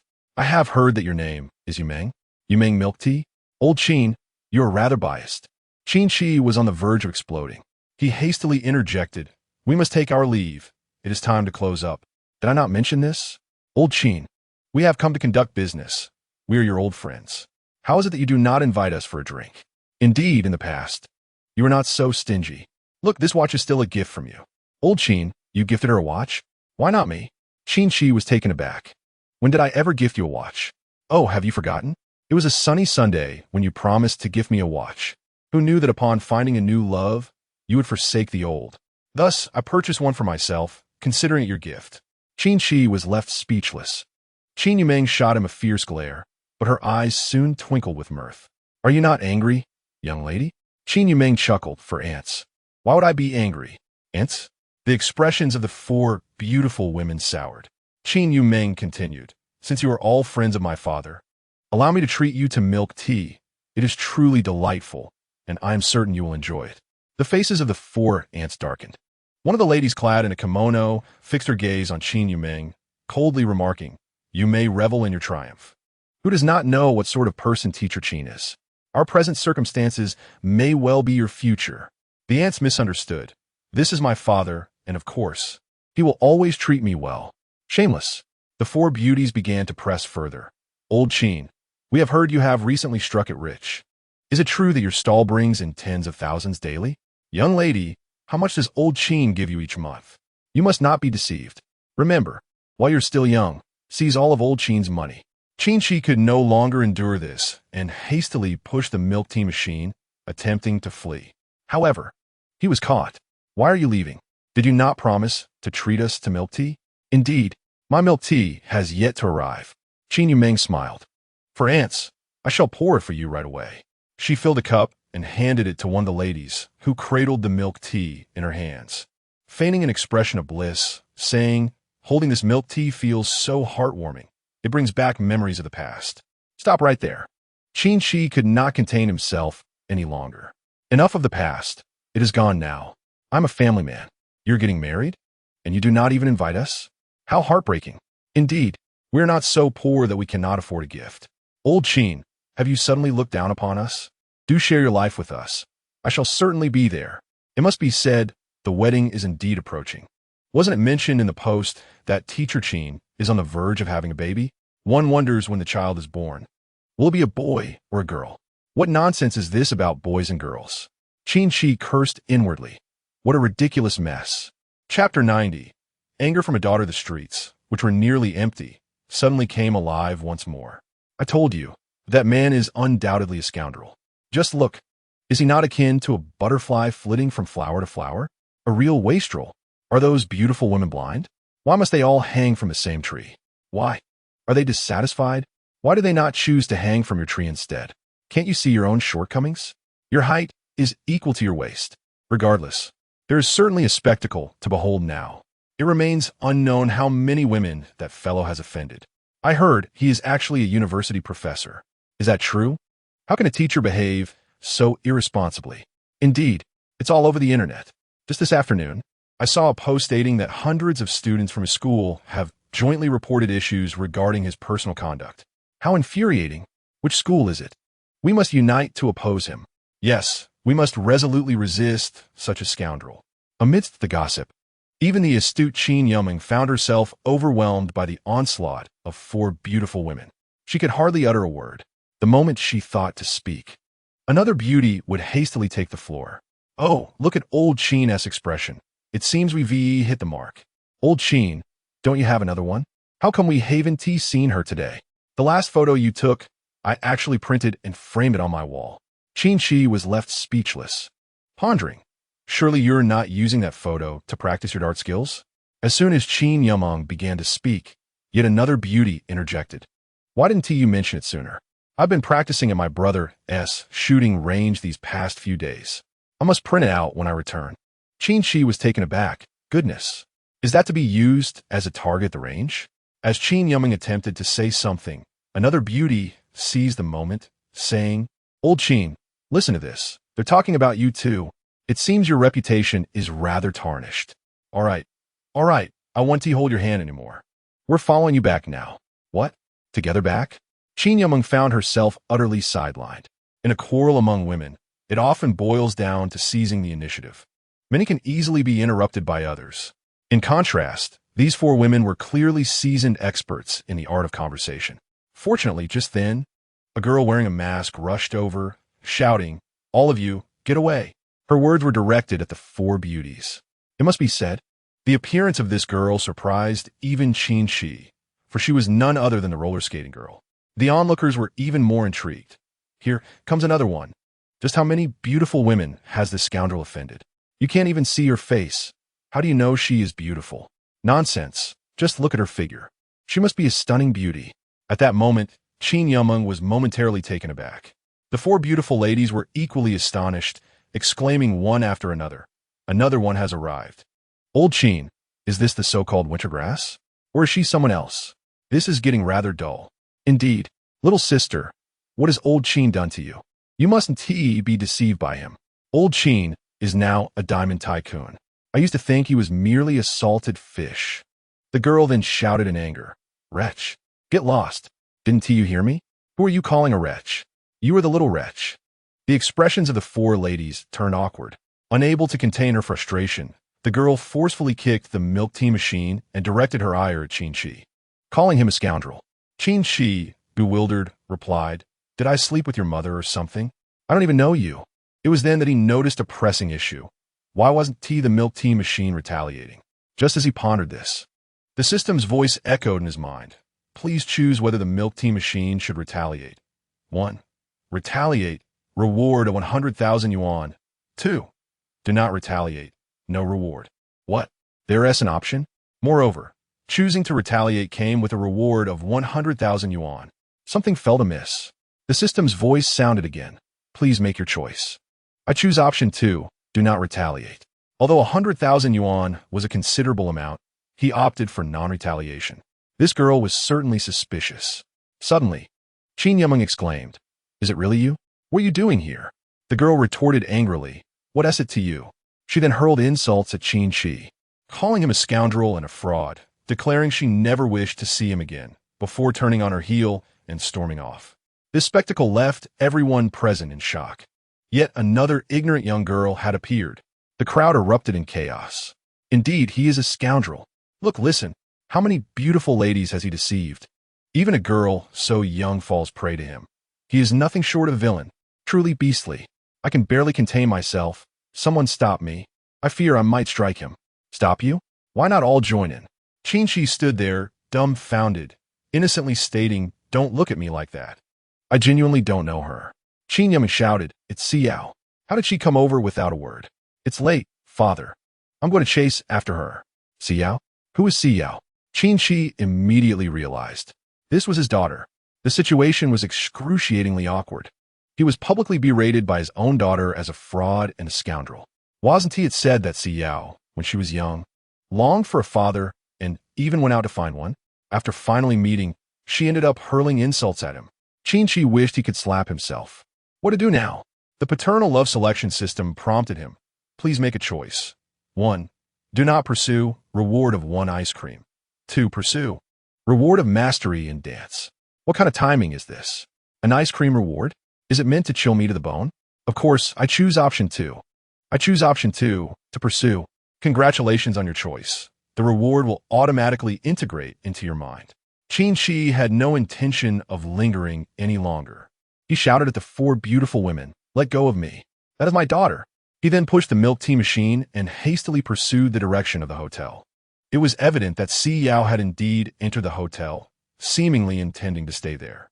However, it appeared that she had come with several others, leaving Qin Qi puzzled about the sudden visit's purpose. Regardless, he needed to clarify matters, as Xiao was the daughter who most desired her father's presence. After pushing the milk tea machine into the hotel lobby, a staff member approached him immediately. Sir, please do not obstruct my way. Where has my daughter gone? Speak quickly. The staff member replied apologetically, I am sorry, but if you're not a guest, you cannot go upstairs. Qin Qi halted the milk tea machine in the lobby and handed the staff member a 100 yuan bill. Is your daughter the one who just rushed upstairs? Please, lead the way. The staff member's attitude was commendable, truly professional. Qin Qi couldn't help but pat the young man's shoulder, praising, Young man, I foresee great achievements in your future. Chapter 91. This situation became quite awkward. The staff member escorted Qin Qi into the elevator, ascending to the upper floors. Daughter? What nonsense is this? The young man mused. Observing that Qin Qi appeared to be in his 30s, Handsome, indeed, but his character seemed questionable. Must be a goddaughter, he concluded, recalling the stunning girl who had just raced up. What a pity she was taken by this middle-aged fellow. Was he fond of the godfather-goddaughter dynamic? The staff member's mind began to wander. As the elevator contained only the two of them, he cautiously inquired, "What business are you in, sir?" Qin Qi casually replied, "Milk tea and skincare products." A big boss. The staff member understood, recognizing that skincare was highly profitable. In this day and age, what money was easiest earned? Clearly, it was women's money. "Do you know any celebrities?" The staff member suddenly asked. Qin Qi was taken aback. What kind of question was that? It seemed nonsensical. Nevertheless, he answered, "I know a couple." "Just a couple? Who would believe that?" The staff member was convinced that this man must know many celebrities. After all, he had a goddaughter. Surely he was acquainted with numerous stars and might even invest in films someday. What about directors? He asked cautiously. "What do you mean? Just hurry up and take me upstairs without all this chatter." Qin Qi was exasperated by the young man's incessant questions. Understood. In this hotel. If you have any requests, just let me know, and I will handle them promptly. Qin Qi found the young man's words amusing, amused by the thoughts swirling in his mind. All he desired was to see his daughter as swiftly as possible. He implored the young man not to delay him. Understood. Upon reaching the third floor, the staff member led him to room 303. As soon as they arrived outside the door, they heard Qin Yuming's voice from within. "Does your mother know you came here?" "What business is that of yours?" came Qin Si Yuan's retort. Qin Qi was taken aback. Did she sneak out? He knocked on the door. "Who is it?" A man's voice called from inside. "A man." Qin Qi was left utterly stunned. A sudden, inexplicable anger surged within him. How could there still be men inside? The waiter cleared his throat, announcing, "Room service." "Not needed," came the voice of a man from within. "Another man? How many men are there?" Qin Qi was infuriated. He quietly inquired of the waiter, "How many people are staying in there?" The waiter whispered back, "Five." "Five? Indeed, 3 men and 2 women. This is a double room with 2 beds. It's quite chaotic." Qin Qi felt as though he had bitten into an exquisitely cold ice cream, a chill penetrating to his core. What kind of scenario is this? Why are 5 people occupying one room? "Open the door." He knocked forcefully, calling out, "Daughter, open the door." "Father? What are you doing here?" Qin Yuming responded, somewhat taken aback. Just as she was about to unlock the door, another voice interrupted. "Tell him to leave. I don't want to see him." "You're mistaken. Father isn't what you think. He is actually a good man. He is a scoundrel, a liar. I've told you, I never wish to see him again." Qin Qi inwardly lamented. How did it come to this? The encounter with his third daughter was entirely unlike what he had envisioned. Having met the first 2 daughters, he had expected a similar joyful reunion with the third. Instead, he was met with shock, devoid of any joy. It was all the fault of those 4 meddlesome women. Why did they choose to appear now of all times? Could it be that he had been too ostentatious lately? He vowed silently that he would erase all contact with those ex-girlfriends. From now on, he would pretend he didn't know them. Yes, he would act as if they were strangers. "Who are you?" "Huh, we had a past." "Nonsense. I am an upstanding gentleman, a good father. I've never been involved with you. You must have mistaken me for someone else. Surely, there is another scoundrel with the same name who has wronged you." Qin Qi knocked again, pleading, "Let me explain." "I don't want to hear it. Get lost." The waiter, standing nearby, was astonished. This wealthy individual seemed to be quite the notorious playboy. How many beauties had he been supporting? A true winner in life, transcending the ordinary. Although this affluent man appeared troubled, it was clearly a joyful kind of trouble. He secretly wished to experience such troubles himself in the future. Fortunately, at that moment, the door quietly creaked open. Seizing the opportunity, Qin Qi rushed inside. Indeed, there were 2 beds. The room held 3 young men and 3 young women, including Qin Yuming. Qin Siyu sat on the left bed, her back turned to him, while Qin Yuming, sitting beside her, shrugged in his direction. The 3 young men and another girl stood silently to one side. In this tense atmosphere, Qin Qi cleared his throat and addressed the 3 men and 1 woman. "I must ask you all to leave." "You can leave. I don't wish to see you." Suddenly, Qin Xiao hurled a small bag towards him. Qin Qi exclaimed inwardly, "Goodness, such fury! Could it be that in her mind, he once held a lofty and admirable image, contrasting starkly with the reality, thus provoking such anger?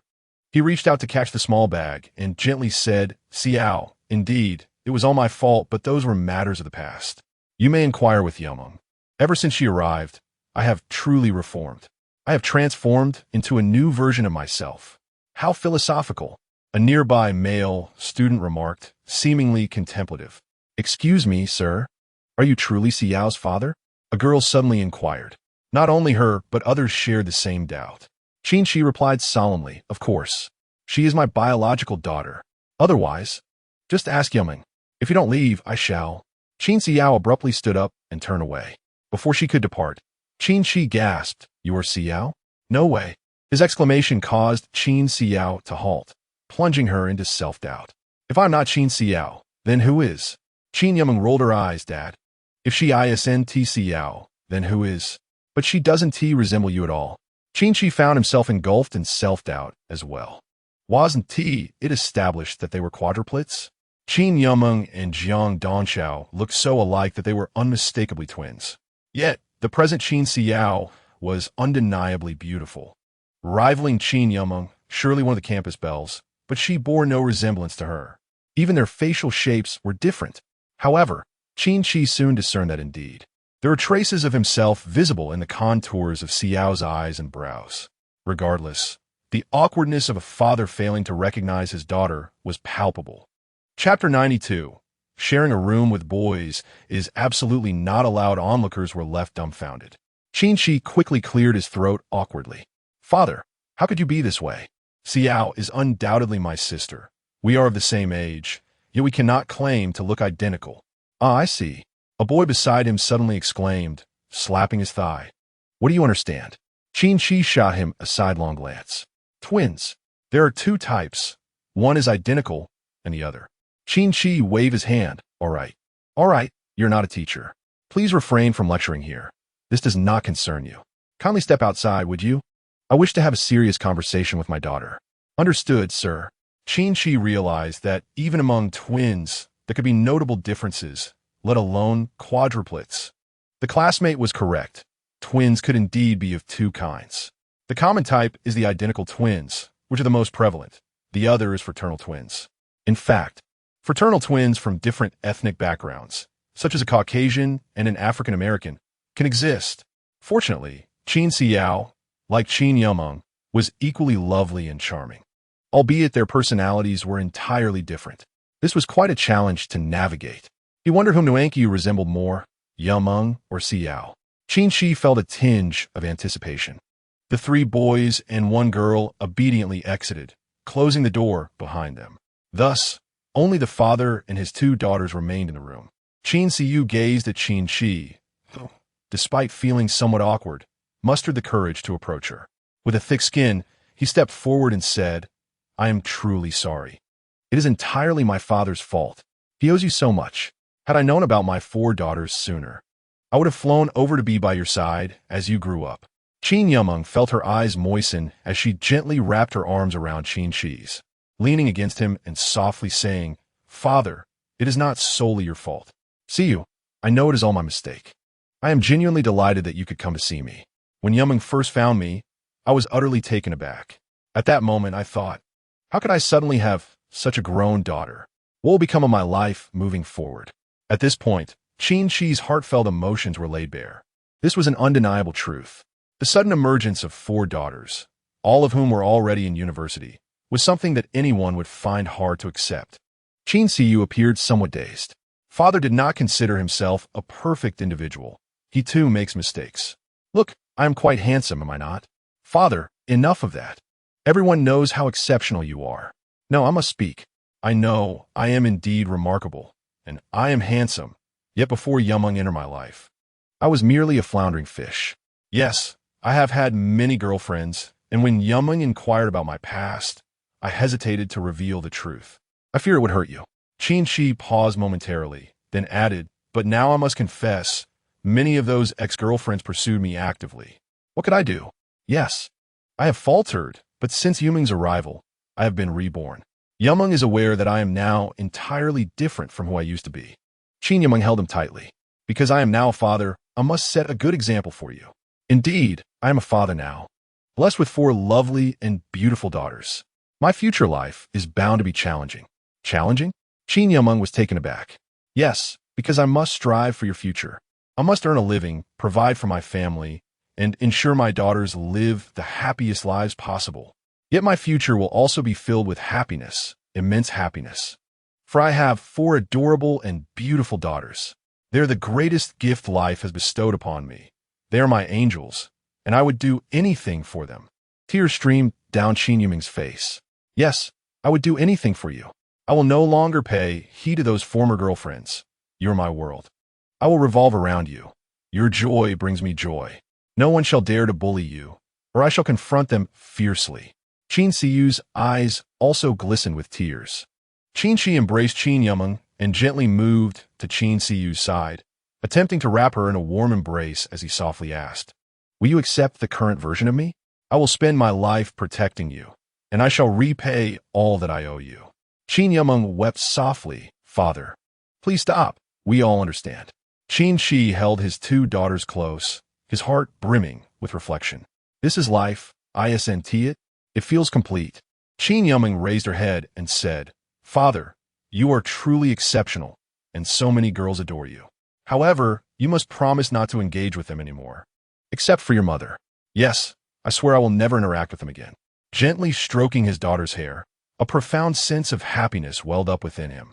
Although Qin Qiu still showed a hint of resistance, she ultimately leaned into his embrace. What has become of their mother? What kind of scene will unfold when they finally meet? Qin Qi couldn't help but furrow his brow. Their mother was quite a formidable character. There was a mix of eagerness and apprehension. At that moment, the system chimed in, "Congratulations on reconciling with your daughter. Please choose a reward. 1. A hairdryer. 2. A paintbrush." Qin Qi was taken aback. What absurd rewards are these? A hairdryer? If memory serves, this option appeared during the first reward selection as well. What would I want with a hairdryer? And the second option, a paintbrush? Neither of these rewards seemed particularly substantial. Seriously, system, this is quite dismissive. Please make your selection. There's a surprise. The system added playfully. Qin Qi could only silently choose option 2. Then a paintbrush it shall be. The reward will be dispatched via mail. Please keep your phone accessible. Forget it. I won't indulge this mischievous system any longer. He sat on the bed with his 2 daughters and suddenly asked, "See you? Why did you come over here?" "I came to participate in a competition." "What competition?" "A street dance competition. It starts the day after tomorrow." "I didn't tell Mom." "So I didn't bring enough money." "So, you 5 are sharing one room?" "That's unacceptable." Qin Qi suddenly focused on the crucial point. Qin Qi's demeanor seemed somewhat aloof. Although she had forgiven Qin Qi, she still remained a bit distant. Initially, he had intended for them to occupy 3 separate rooms. But due to insufficient funds, they had to squeeze together. 3 rooms, that's not too bad. But why didn't you come and find me? Qin Yimeng added. Even if you didn't seek out Dad, you should have come and find me. Staying in a hotel is quite unsafe. What is unsafe about it? We've stayed in hotels before. What? Qin Qi nearly leaped up. You've done this before? What happened? Nothing.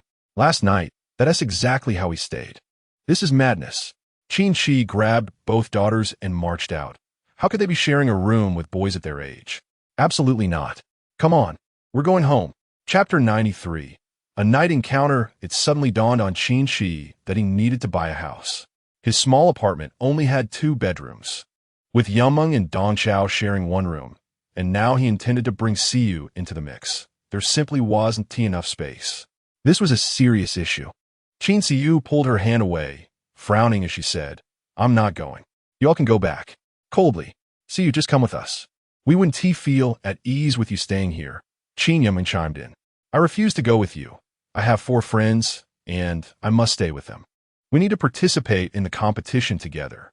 Qin Qi internally lamented that this daughter had no sense at all. They had only just reunited. And yet she wouldn't heed her father's words. It seems that Qin Xiao possesses a temperament entirely distinct from that of Dongchao and Yuma, and thus must be approached with patience. Consequently, Qin Qi gently suggested, "However, it's impossible for 5 individuals to share a single room. Your father is financially capable. Please utilize this.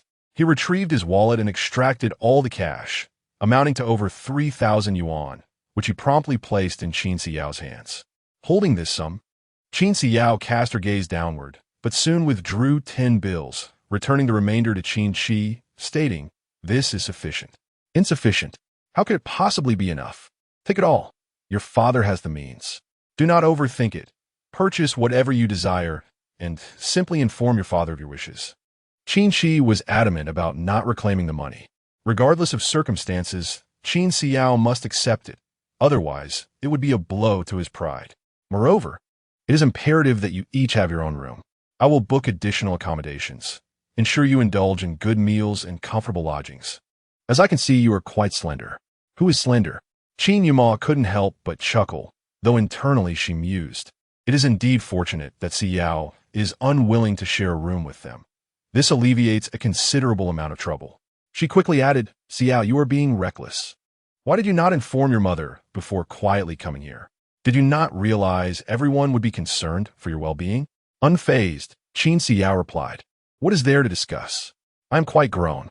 Qin Qi sighed inwardly, thinking, no matter how old you become, in my eyes, you will always be a little girl. "Here are the tickets for the competition. Please take them and attend to cheer for us," he said, tucking away 3 tickets. It appeared that Qin Xiao was indeed moved. As the 3 tickets were just right, sufficient for their needs, he proceeded to reserve 2 additional rooms for Qin Xiao and another girl to share, while 3 boys would occupy the remaining 2 rooms, allowing Qin Qi to feel a bit more at ease. Upon arriving at the hotel lobby, they were fortunate that the 4 young women had already departed, thus reducing some potential complications. Qin Qi and Qin Yumal wheeled the milk tea machine back. Suddenly, Qin Qi inquired, "What is the matter with Xiao?" "What do you mean?" She retorted. "She has always been this way, cold and distant, rarely engaging with others. What could have caused such a transformation? Who knows? Perhaps it stemmed from that incident in her childhood when her mother disciplined her." "Your mother struck her? What prompted that? Did I not mention? She mistakenly called another man father. So, it was indeed a past wound that had left its mark." Qin Qi shook his head, deciding not to dwell on it excessively. He believed that with time, she would eventually accept him. Of course, you mustn't be deceived by her current demeanor. She is likely brimming with joy within. After all, she has always yearned for a good father. Are you not happy? Of course I am happy. I am indeed joyous. Though I do miss your mother a bit. I also wish to see her. Really? Then shall I call her to arrange a time for a family reunion? Qin Qi genuinely wished to see the mother of his children. However, despite his desire, the thought of that formidable woman filled him with trepidation. It is worth noting that all 4 daughters were the result of that strong-willed woman's assertiveness. For many years, Qin Qi has navigated the world of flowers with ease. And apart from a mother of his child, he has never been forced into any unwanted encounters. Given her profession as a lawyer, it comes as no surprise that she is undoubtedly a formidable woman. Thus, his expression bore a hint of embarrassment. The opportunity had indeed presented itself. "Father, are you afraid of Mother?" "Not at all. How could I possibly be afraid of her?" The night pathway was treacherous, and the deserted streets were eerily silent. The glow of the street lights illuminated a faint figure in the distance. The figure, with a bottle of liquor in one hand and the other tucked into his pocket, staggered as he walked. Qin Yuman clung to Qin Qi's arm, her face radiating happiness, utterly oblivious to the malice emanating from the figure leaning against the lamppost. Qin Qi merely glanced at the individual, unable to discern his features clearly, yet he had no inclination to provoke him. So he chose to ignore the encounter and continued on his way. "Qin Qi?"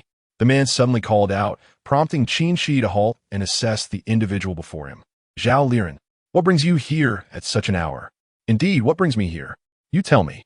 The inebriated man swayed toward them, a potent smell of alcohol permeating the air. Qin Yameng scrunched her brow and covered her nose. "Oh, have you changed girlfriend again? A fresh-faced school beauty, no less." "Qin Qi, I truly envy you." Qin Qi hastily clarified, "This is my daughter." "Daughter, say hello to Uncle Zhao." Qin Yameng pouted, unwilling to acknowledge a drunken man. She simply wished to distance herself from this insufferable drunkard. However, Zhao insisted on closing the gap, his bleary gaze fixed on Qin Yameng as he grinned, Old Qin. Don't jest. I know what kind of man you are. Today at school, I heard you've been quite fortunate in your romantic endeavors. Old Zhao, that's not true. Truly not. This is my daughter. We must be on our way now. Take care of yourself. Qin Qi was keen to avoid any confrontation with the drunkard. When sober, Old Zhao was decent enough, but once intoxicated, he could turn into a rabid dog. In truth, Qin Qi had often felt a twinge of pity for Old Zhao. Once, he had held a respectable position as a prominent contractor, married to a beautiful wife who lectured at Qin Qi school. However, disaster struck when Zhao went bankrupt. While bankruptcy is indeed a setback, it is not insurmountable. At that time, Old Zhao had even invited Qin Qi for a drink, assuring him he could make a comeback. And even if he couldn't, his wise wife could sustain him. More crucially, he was about to become a father. Yet, a more devastating blow followed. The child bore no resemblance to him, instead mirroring one of his wife's colleagues. That was truly tragic. Consequently, Old Zhao struck his wife for the first time. She subsequently divorced him. Ordinarily, one would move on, but Old Zhao regretted his actions. He resolved to forgive his wife, disregarding the past, and sought her out at the school from time to time. The issue lies in the fact that his wife has no intention of forgiving him. Consequently, this has devolved into a farce. Today, of course, Lao Zhao once again ventured to the school to plead with his wife for reconciliation. The outcome was predictable. You flaunt your bravado. Indeed, misfortune struck. Lao Zhao succumbed to his drunken rage. He glared menacingly at Qin Qi and bellowed, "Lu Di's whos. You scoundrel. You've stolen my wife and cavorted with other women. I swear I will end you today." As he spoke, he hurled an empty wine bottle towards Qin Qi. Chapter 94. The tickets are gone. Qin Qi felt a surge of frustration. Why was today so unlucky, filled with inexplicable troubles? He shielded his daughter and sidestepped slightly. With a loud crash, Lao Zhao's bottle instead shattered against the milk tea machine. In retaliation, the machine erupted with a spray of murky water, drenching Lao Zhao to the bone. Slipping on the wet floor, he fell and found himself momentarily unable to rise, though the alcohol had begun to wear off. And he lay there weeping. "Hey, Lao Zhao, don't frighten me. But you initiated this, so don't blame me." Qin Qi mumbled to himself, thinking, of course. "This is your fault. I did not provoke you. Besides, who would take offense at a drunken man?" He pushed the milk tea machine, intending to leave, when Lao Zhao suddenly called out, "I have a question for you. If you get up, we can discuss it." To Qin Qi's relief, Lao Zhao managed to rise. If this man were to hold a grudge against him, it would not bode well. "Oh, you're a teacher, Qin Qi. I'd like to ask you, how is it that you always attract beautiful women?" Qin Qi was genuinely amused by this fellow's audacity. What a time to inquire. Doesn't he notice the audience around us? Is it appropriate to discuss such matters in front of my daughter? He cast a somewhat awkward glance at her, who pretended not to hear. Clearing his throat, he replied, "Well, first you need to clean yourself up a bit, dress handsomely, and be a bit more charming, and things will naturally improve. Now I must be on my way. Farewell." He hastened to leave, wary of what further nonsense Lao Zhao might conjure. Upon returning to the small apartment, he found Dong Chao had already returned and was showered, engrossed in a book on the bed. "Why are you so late today?" Qin Yu Meng chirped, launching into a discussion about Qin Si Yao. "How did she come here? We hadn't received any prior word. Isn't she just staying with us? After the competition, she will return. Besides," Qin Yu Meng's voice softened, "it's better she doesn't come. Her cold demeanor makes her hard to get along with." "True. So we will go watch her compete and cheer for her." "Of course. Aren't you going?" "Of course." Seeing his two daughters so animated in conversation, Qin Qi interjected, "Make sure to wash up and get to bed early. We have to attend to that patient tomorrow."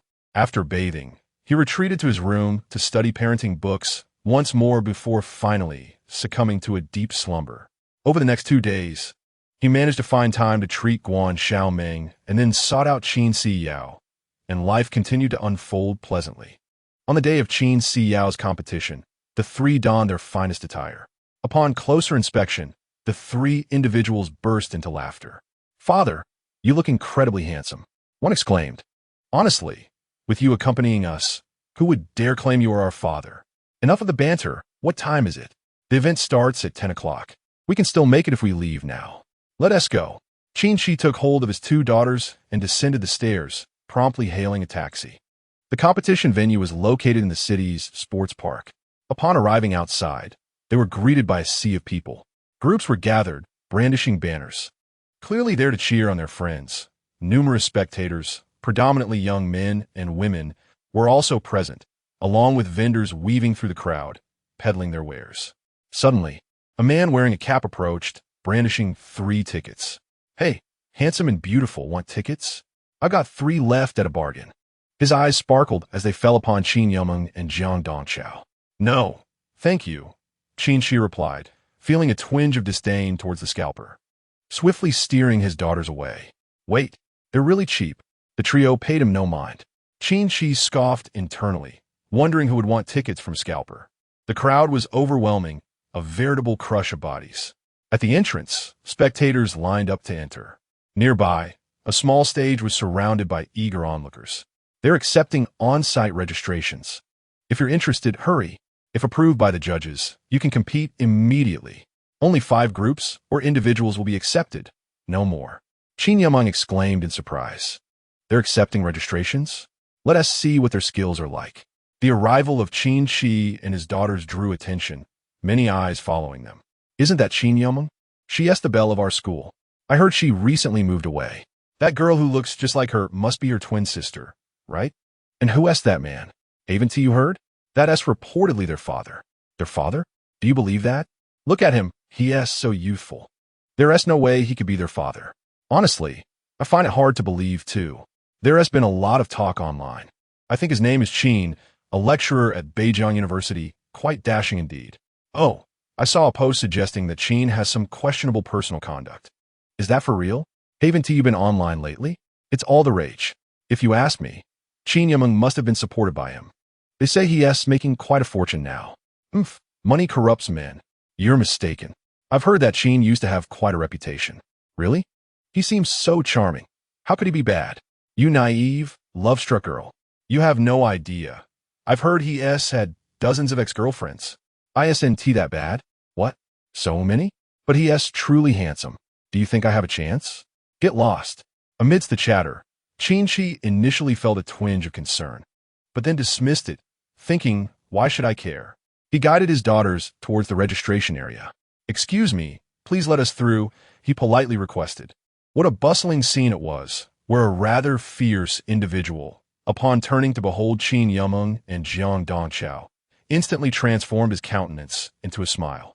Qin Qi could not help but admire this person's audacity, thinking, with such a thick skin, he is surely destined for greatness.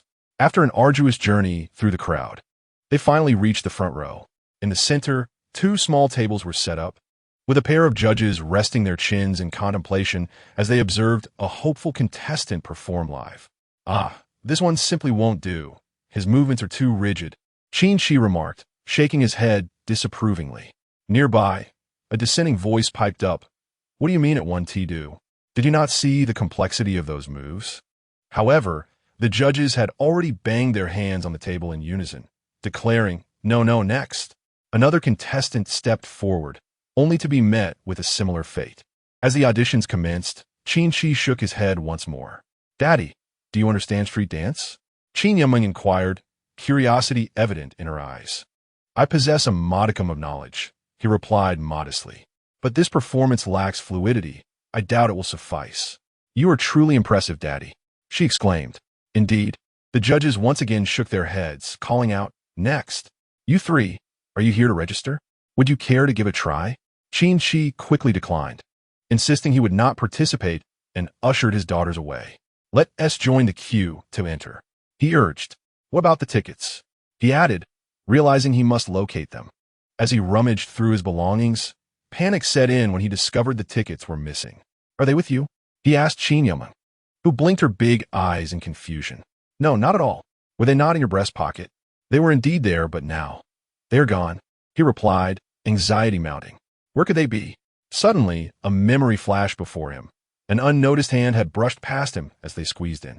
Could it be that this hand had pilfered his tickets? Such a deft maneuver. "Daddy, are the tickets truly lost? What shall we do? We had front row seats. If we cannot enter, what will see you think?" Chapter 95. Registration for the competition. Oh, dear brothers and lovely ladies, what a surprise to see you again. What is the matter? Do you not wish to enter and watch? I am collecting tickets. I will take as many as you have. The scalper's face lit up upon spotting Qin Qi and his daughters. Oh, weren't you rather aloof just moments ago? And now you've come crawling back to me? How much for 3 tickets? Qin Qi asked directly. 3? I'm afraid I have only 2 left, at 500 each, making a total of 1,000. 1,000? Why don't you go rob a bank? Qin Qi retorted, incredulous at the exorbitant price, especially since the face value was merely 30. The scalper chuckled, my friend. These tickets are in high demand. Just a moment ago, there were 3, but now only 2 remain. You must decide quickly, for many others are clamoring for them. But you only have 2. I need 3. That is your dilemma. Do you want them or not? If you refuse, I will sell them to someone else. At that moment, a sweaty individual burst onto the scene, exclaiming, I want tickets. How much? 500. Just 1 for me. The urgency in the man's voice was palpable. Qin Qi felt his own urgency escalate. He immediately extended his hand, declaring, I wanted them first. I shall take both tickets. Spare me the chatter. Pay up immediately. The man, drenched in sweat, appeared on the verge of tears. What is wrong with you? Why are you robbing me of my tickets? Qin Qi, disinterested in further dialogue, swiftly collected the tickets and led his 2 daughters away. Father, we've been duped this time. That person is clearly a shill, Qin Yumal whispered. I am aware. 1,000 yuan is a trivial matter. However, the tickets are of great significance. Regardless of the circumstances, as long as we gain entry, that suffices, Qin Qi replied. Qin Yumal exclaimed with frustration. That scalper is truly despicable. Moreover, who could have possibly stolen our tickets? We only have 2 now, and we still need 1 more. What shall we do? We'll have to find someone to purchase one, Qin Qi suggested. He inquired among several individuals, but no one was willing to part with their tickets, leaving him feeling somewhat helpless. However, one individual offered a suggestion. As long as you gain entry, there are 2 potential paths. One is to buy another ticket. The second, if you can dance, it could be even easier. Dance? Qin Qi pondered, stroking his chin thoughtfully. Indeed, father, why not sign up? If you pass the registration, wouldn't that allow direct access to the backstage? We shall cheer for you and see you. Qin Yumal suddenly exclaimed with excitement. Participate in the competition? That is indeed a promising avenue. Qin Qi's spirit soared. Having recently mastered his dance skills, he was now far superior to those younger competitors. Yet, he wondered if it might be somewhat unfair. Nonetheless, should he successfully register and gain backstage access, encountering Xiao would surely be a delightful surprise. What a splendid idea. Let's go register. At the registration site, the announcer called out, we are just 1 participant short. Don't miss this opportunity. I shall register. Qin Qi stepped forward. You? Didn't you say you weren't going to sign up? The 2 judges looked slightly irked upon seeing him. Are you jesting with us? Trying to steal my spotlight? I, too, am here to register. A young man, donning a helmet, stepped forward. His gait was rhythmical, evidently a seasoned dancer. Someone in the crowd exclaimed, It's Chu Feng. I can't believe he is participating in this competition. Initially, he appeared on the participant list, which had disappointed many. Who would have thought he would register on-site? Hadn't he been at the television station for a program just 3 days ago? He must have just returned. Isn't it surprising that he is registering here? This will be interesting. Qin Yumal asked curiously. Who is Chu Feng? Don't you know who he is? He is a street dance master, the bronze medalist from the last national street dance competition. This event is merely provincial. He is bound to win. That feels a bit unfair. My father is certainly more skilled than he is. You're boasting. He is the 3rd best in the nation. How could anyone here possibly surpass him? Suddenly, Qin Yumal raised Jiang Dongsao's hand high and shouted, Go, Daddy. A single shout brought some hearts to a standstill. Qin Qi cast a faint smile at his 2 daughters and nodded gently. Chu Feng turned his gaze towards Qin Yumeng and Jiang Dongchao, his heart skipping a beat before shifting back to Qin Qi, inwardly cursing, Scoundrel. The despicable man before him was utterly detestable. Those 2 exquisite young women were clearly being supported by this rogue. I cannot tolerate this. The judge proclaimed loudly. Is there anyone else who wishes to sign up? Come up together. Let us not waste this last opportunity. Let us compete as one. Who else wishes to join? Silence reigned. Someone murmured, that final spot undoubtedly belongs to Chu Feng. Who would dare compete against him? Moreover, those who sign up on the spot are generally amateurs. Chu Feng is simply bullying them. Indeed, that lecherous old man is in for a rough time. His reputation will be utterly tarnished. Lecherous old man? Chu Feng raised both hands high, and the crowd quieted immediately. He regarded Qin Qi with disdain and said with a smirk, "This is my first competition against a middle-aged gentleman. I advise you to take care of your back, lest you injure yourself. You ought to consider your own condition. I can see that your legs are uneven in weight, indicating an incomplete recovery from an injury. Am I right? I suggest you return and recuperate properly, lest your stubbornness exacerbates your condition, which could affect your later years." Qin Qi refused to back down. He could discern at a glance that Chu Feng had some physical issues. Even if my legs were crippled, I would never be outperformed by you. A mere middle-aged man. Since we are to perform together, shall I select the music, or will you? Feel free, but I recommend something slower to avoid aggravating your injury, lest you blame me later. The two on stage were locked in a fierce exchange. Qin Qi was perplexed. Why was Chu Feng so irate for no apparent reason? The onlookers, however, were becoming increasingly animated. That middle-aged gentleman truly possessed remarkable audacity, daring to challenge Chu Feng. Surely, Chu Feng would unveil his extraordinary skills and dominate the stage. The old man was utterly overestimating his abilities. That's our teacher Qin. Who would have thought he would enter a street dance competition? I can't believe it. Does teacher Qin even know how to dance? I doubt it. He is merely seeking the spotlight. At this moment, Chu Feng took a deep breath and approached the judges to select a piece of music, which then began to play. Both Qin Qi and Chu Feng inhaled deeply, swiftly taking their positions, facing each other. Chu Feng icily remarked, "Sir, you go first. I'm older, so you should take the lead." Qin Qi understood that the dance battle was about to commence. However, he remained dismissive in his mind. A dance battle? It's merely a form of insult. Yet, this type of insult was not verbal, but expressed through movement. Chapter 96. Overwhelming the stage as the music erupted like a tempest, Chu Feng sprang into action. With the rhythm guiding him, he danced with his hands and feet, occasionally pointing at Qin Qi, bending down, coughing theatrically, and stroking his chin, among other gestures. His movements flowed seamlessly, exuding contempt. The crowd erupted with excitement. Hurry! Chu Feng had seemingly never lost a dance battle. Now, it was merely a question of how that gentleman would respond. How could he possibly respond? As Chu Feng executed his series of movements, one couldn't help but think that if the elderly gentleman could comprehend them, he would have burrowed into the ground by now. Pray tell, what does Chu Feng signify? You are unable to decipher it? Not quite. That merely attests to your lack of intelligence. Chu Feng himself was rendered speechless. Have I desecrated your ancestral grave, or sullied your cooking pot? Is it truly necessary to belittle me so?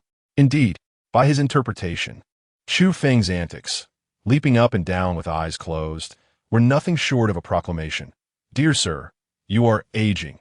It's time to embrace eternal rest. At last, Chu Feng proudly leapt up, retreating a few steps while raising his hands in triumph. The onlookers erupted in thunderous applause. At that moment, the music reached a gentle conclusion, and the judges nodded in approval. As the melody softened, it felt as though the rain had ceased and the sun had emerged. Now, it was Qin Qi's turn to respond. Was it not simply a matter of retorting and returning disdain? I shall confront him. The soothing music naturally demanded a corresponding grace in movement. Qin Qi's actions were indeed languorous. He gestured towards Chu Feng and moved like a tortoise. Then, he twisted his body, reminiscent of a snake. Could it be? This elder was a master. Observing his movements, one could see he was a breakdancing virtuoso. The way he twisted his waist was truly astonishing. It was hard to believe that teacher Qin could dance. Not only could he dance, he seemed to overshadow Chu Feng ever so slightly. Chu Feng's expression grew increasingly grim. Qin Qi's movements seemed to mock him. You are but a great tortoise. A mere snake, a lowly creature. Yet that was not all. Qin Qi had more insidious gestures in store. At that moment, he appeared to engage in finger dancing, his right hand gracefully manipulating the air as if grasping an invisible object. What was he up to? His left hand elegantly danced towards the right, as though we're compressing that unseen item. Suddenly, Chu Feng understood. Are you insinuating that I am but a fly, to be crushed and disemboweled? He could no longer contain himself. The crowd erupted in excitement. This elder was extraordinary. His style was in stark contrast to Chu Feng's. Yet it was difficult to discern which was superior. Not being able to differentiate was inconsequential. Just observe Chu Feng's increasingly stormy countenance. Indeed, he had finally encountered a worthy adversary. The true essence of a person often lies hidden beneath the surface. Who would have thought that teacher Qin was a street dance expert? I long to learn from him, though I wonder if he takes on students. Neither Qin Yumeng nor Jiang Dongchao had anticipated their father's prowess. Dad is amazing. Go, Dad. Go, Dad. The two school bells could not help but cheer him on. Hearing their encouragement, Chu Feng's expression darkened further, nearly reaching the point of explosion. Such insolence! As the music once again paused, Qin Qi stepped aside, offering a faint smile to his daughters. Then it was Chu Feng's turn. Invaders in the village? This was a veiled insult directed at the elder. Behold, a swift strike to vanquish the invaders. Oh, here he comes, executing a one-handed handstand. A full 360-degree rotation. The high difficulty moves have arrived. Chu Feng still possessed remarkable skill. Indeed, he was now serious. In this passage, Chu Feng was drenched in sweat, clearly exerting himself to the utmost. Next came Qin Qi, whose segment was accompanied by a notably brisk tempo. Consequently, Qin Qi's movements transformed into a flurry of rapidity, drawing an increasing number of supporters from the crowd. So handsome. Teacher Qin is so handsome. I love you, Teacher Qin. I have always said Teacher Qin is the best. The cheers intensified, especially from a throng of adoring young girls. That's our father. Qin Yumeng expressed her discontent. She then grasped Jiang Dongchao's hand and exclaimed, Father is amazing. Father is the best. Father is so handsome. Suddenly, another female voice joined in. Who? Another daughter has appeared? Both Qin Yumeng and Jiang Dongchao were taken aback. At that moment, Qin Yumeng finally spotted Lu Wanru amidst the crowd, her face flushed with excitement. Shameless, Qin Yumeng muttered under her breath. Yet, Lu Wanru's gaze was solely fixed on the dancing Qin Qi as she cried out, Go, Daddy! Soon, several other female voices echoed, Go, Daddy! Qin Yumeng and Jiang Dongchao were left in astonishment, their hearts boiling with indignation. He's our father, not yours. A bunch of ignorant, shameless girls. Even more astonishingly, a number of young admirers joined in, chanting, Father is so handsome. Go, Daddy. Fortunately, Qin Qi's segment finally came to an end upon hearing these shouts. He felt a cold sweat break out. Where did all these daughters come from? I can't just claim them. He lamented, realizing he had been too ostentatious, fearing that even the Yellow River would not cleanse him of this mess. Amidst the cheers, Chu Feng's expression grew increasingly grim. It seemed he could not outshine Qin Qi in this dance battle. What to do? The only option left was to employ sheer skill and execute exceedingly high difficulty moves to overshadow him. Gritting his teeth, Chu Feng commenced his performance. Look, Chu Feng has unleashed his signature moves. All of them are of extraordinary difficulty. Wow, that 720-degree spin, and that one-handed support. The execution is incredibly smooth, truly the prowess of a national bronze medalist. His reputation is well-deserved. After this series of high-difficulty maneuvers, I wonder how the uncle will respond. Indeed, given the uncle's physique and the fatigue he has already incurred. Just then, the onlookers gasped. Chu Feng lost his balance and fell to the ground. Gripping his left leg tightly, his face twisted in pain. Oh no, his injury has flared up. The music halted. The entire venue fell into a hushed silence. All eyes fixed on the agonized Chu Feng sprawled on the floor. Qin Qi took a deep breath and suddenly stepped forward, saying, I have always told you that your injury was problematic. You insisted on pushing yourself. Relax, I can help. Get away. Chu Feng fiercely shoved Qin Qi's hand aside, gritting his teeth as he struggled to stand, supporting himself with both hands on his left leg. I can truly help. You must believe me. Outperformed. But next time I will regain my honor. Dragging his injured leg, Chu Feng resolutely made his way through the crowd, which parted to clear a path for him.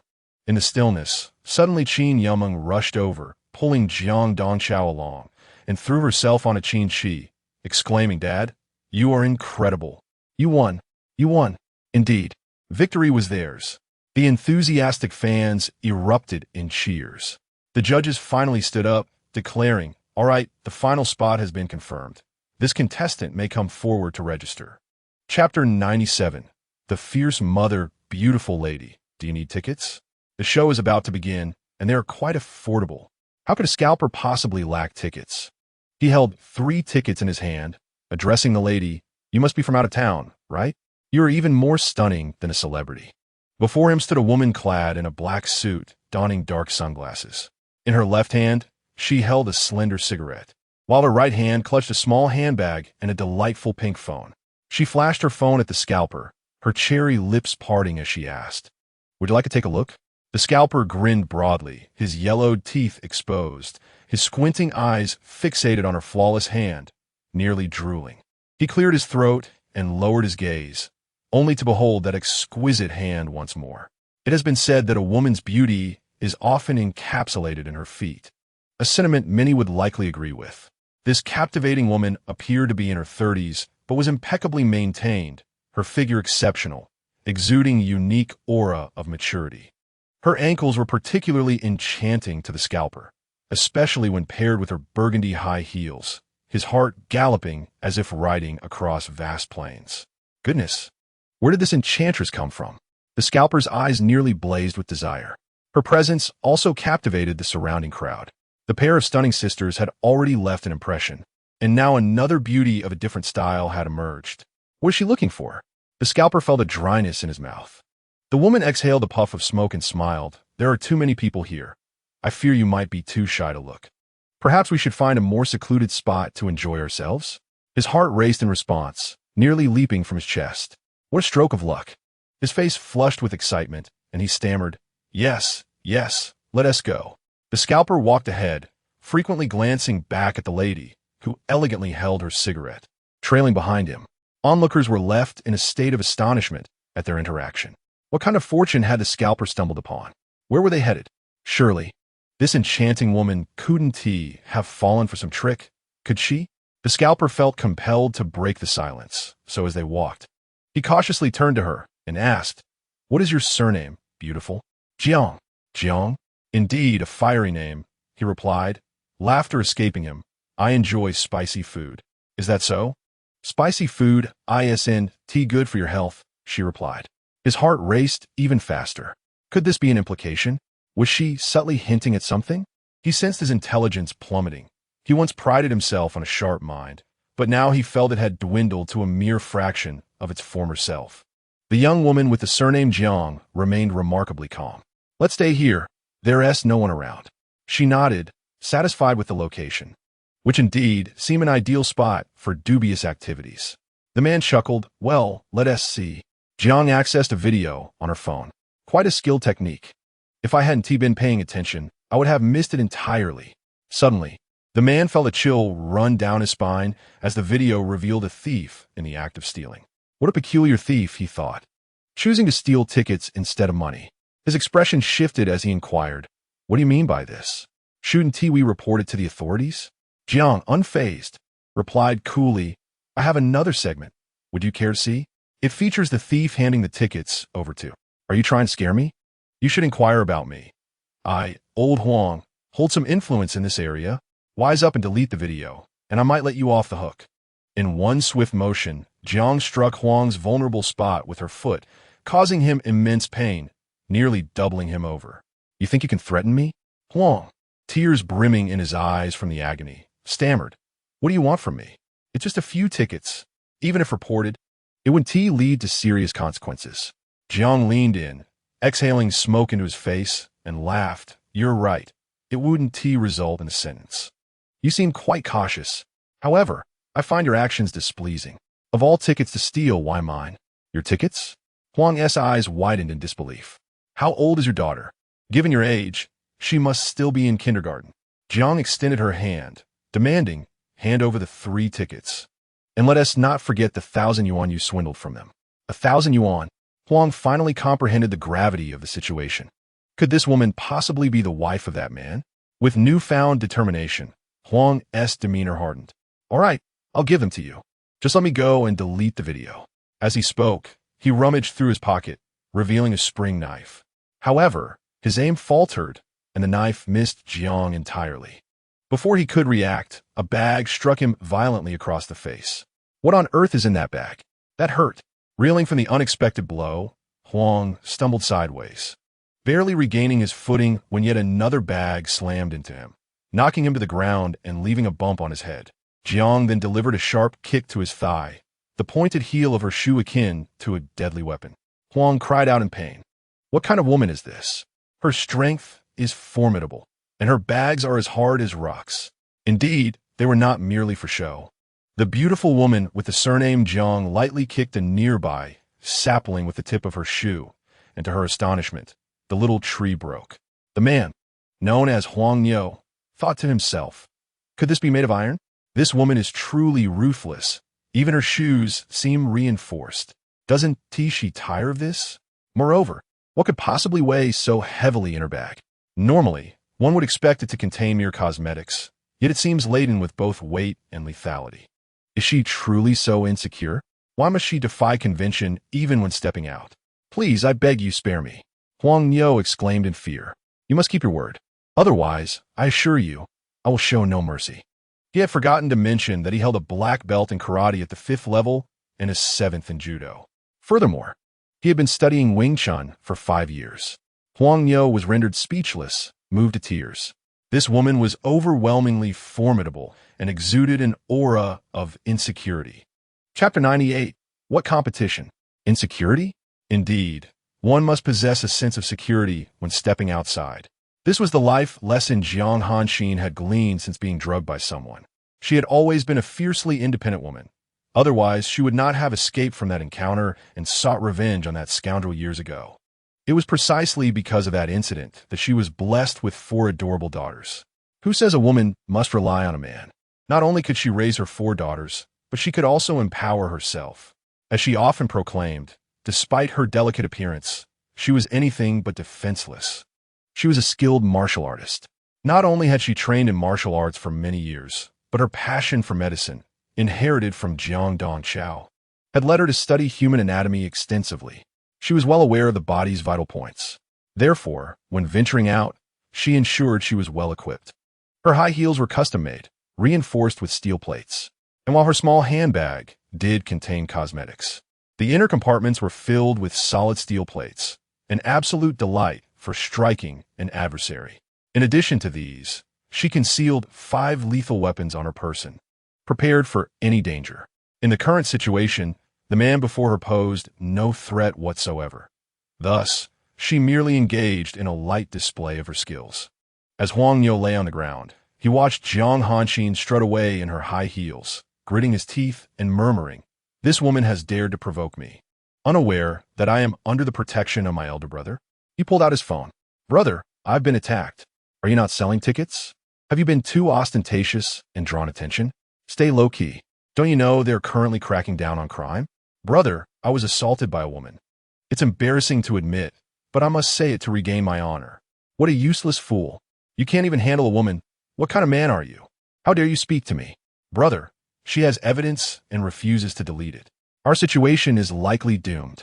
Furthermore, she inadvertently revealed that she seems to be an undercover officer.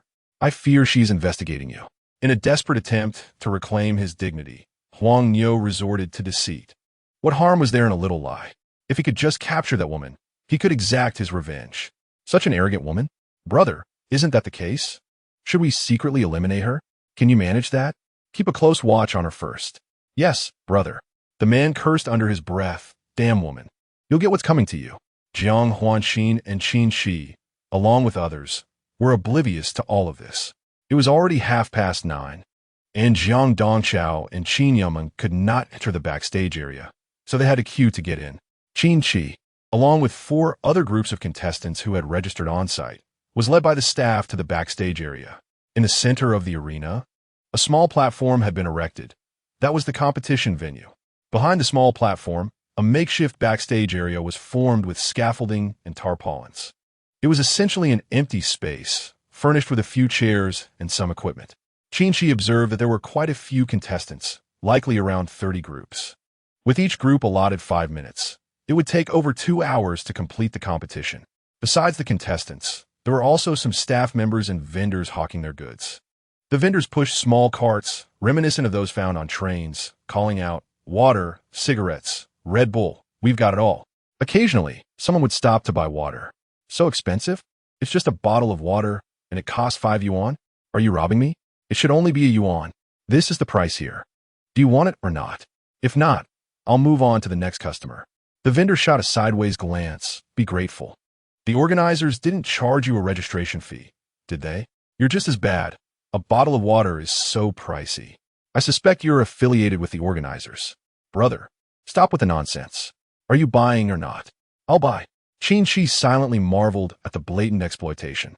Some people wanted to buy water, but complained about the price, saying, "I'll go buy it outside." The vendor sneered, "Outside? Go ahead, but after 9:30, you can only exit, not re-enter. Do you want to forfeit your eligibility to compete? This is outrageous. Expensive? If you want to drink water, you have to pay." Qin Qi anxiously searched for Qin Qi among the contestants. A minute later, he spotted the 5 of them practicing their dance steps in a corner. Just as he was about to approach, someone called out, "Teacher Qin, Wang Xiao, what are you doing here?" Qin Qi recognized him immediately. Wang Xiao was one of his students. "Teacher Qin, what are you doing here?" Accompanying Wang Xiao were 2 other students, clearly part of the same group, dressed in custom red vests emblazoned with a large character for handsome. Qin Qi shot Wang Xiao a glare. "I'm asking you, aren't you supposed to be in class today? Did you skip class to come here?" "Not at all. I took a leave of absence. I've been registered for a long time. By the way, Teacher Qin, how did you get in? You're not a staff member, are you?" "No. Wait, you have a contestant number? You're competing too." Wang Xiao was taken aback. Qin Qi chuckled softly. He was contestant number 33. Wang Xiao and his group were number 12. "No way. Teacher Qin, you're competing too? You can dance street style?" No time to chat. Just perform well later."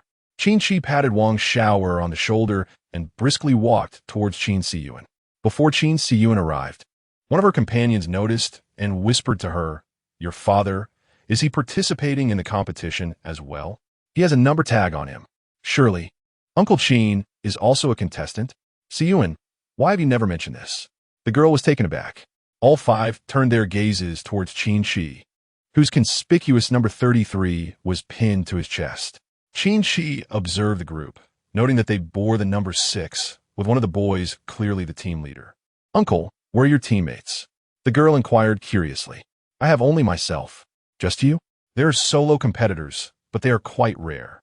Most teams consist of multiple members." Qin Qi felt somewhat helpless. After all, his ticket had been stolen. Noticing that Qin Qi seemed disinclined to converse, she merely nodded gently before returning to her practice. Thus, he remarked, "You all continue your training. I shall watch from the side." He couldn't help but notice that all participants, apart from himself, were youthful boys and girls, which made him feel a tad awkward. Some resting competitors were curious about this middle-aged man and wondered about his presence in the competition. What? Chu Feng is signed up too? It's unbelievable that this uncle outperformed Chu Feng. It's true, we witnessed it ourselves. This uncle is quite impressive. Do not underestimate him. If he can surpass Chu Feng, I dare say the championship is surely his. Impossible. I heard that Chu Feng is injured. His performance must have suffered because of it. No matter how capable that uncle is, he cannot possibly be better than Chu Feng. He is just an old lecher. How shameless to compete with us at his age.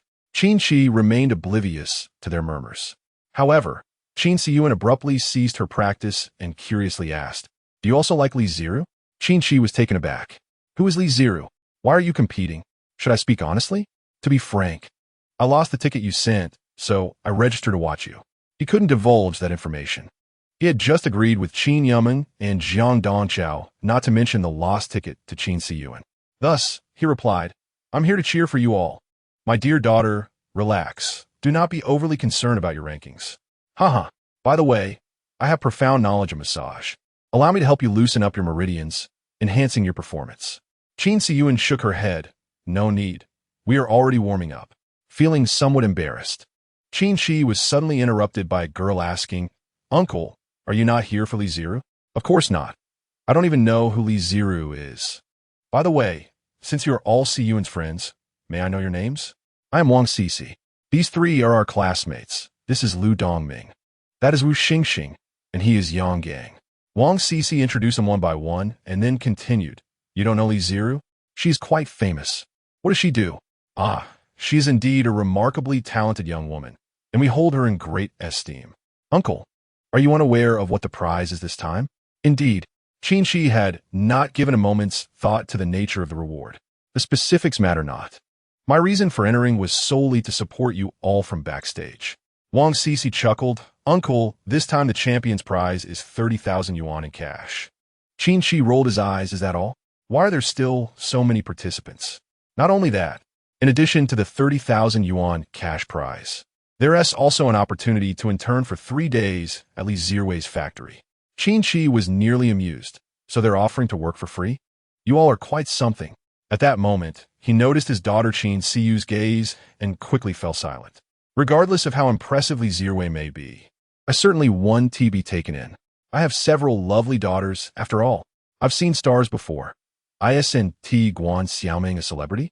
Besides, who knows what Li Zirui even looks like or what kind of talent she possesses? It matters not. As long as my daughter is well, all is well."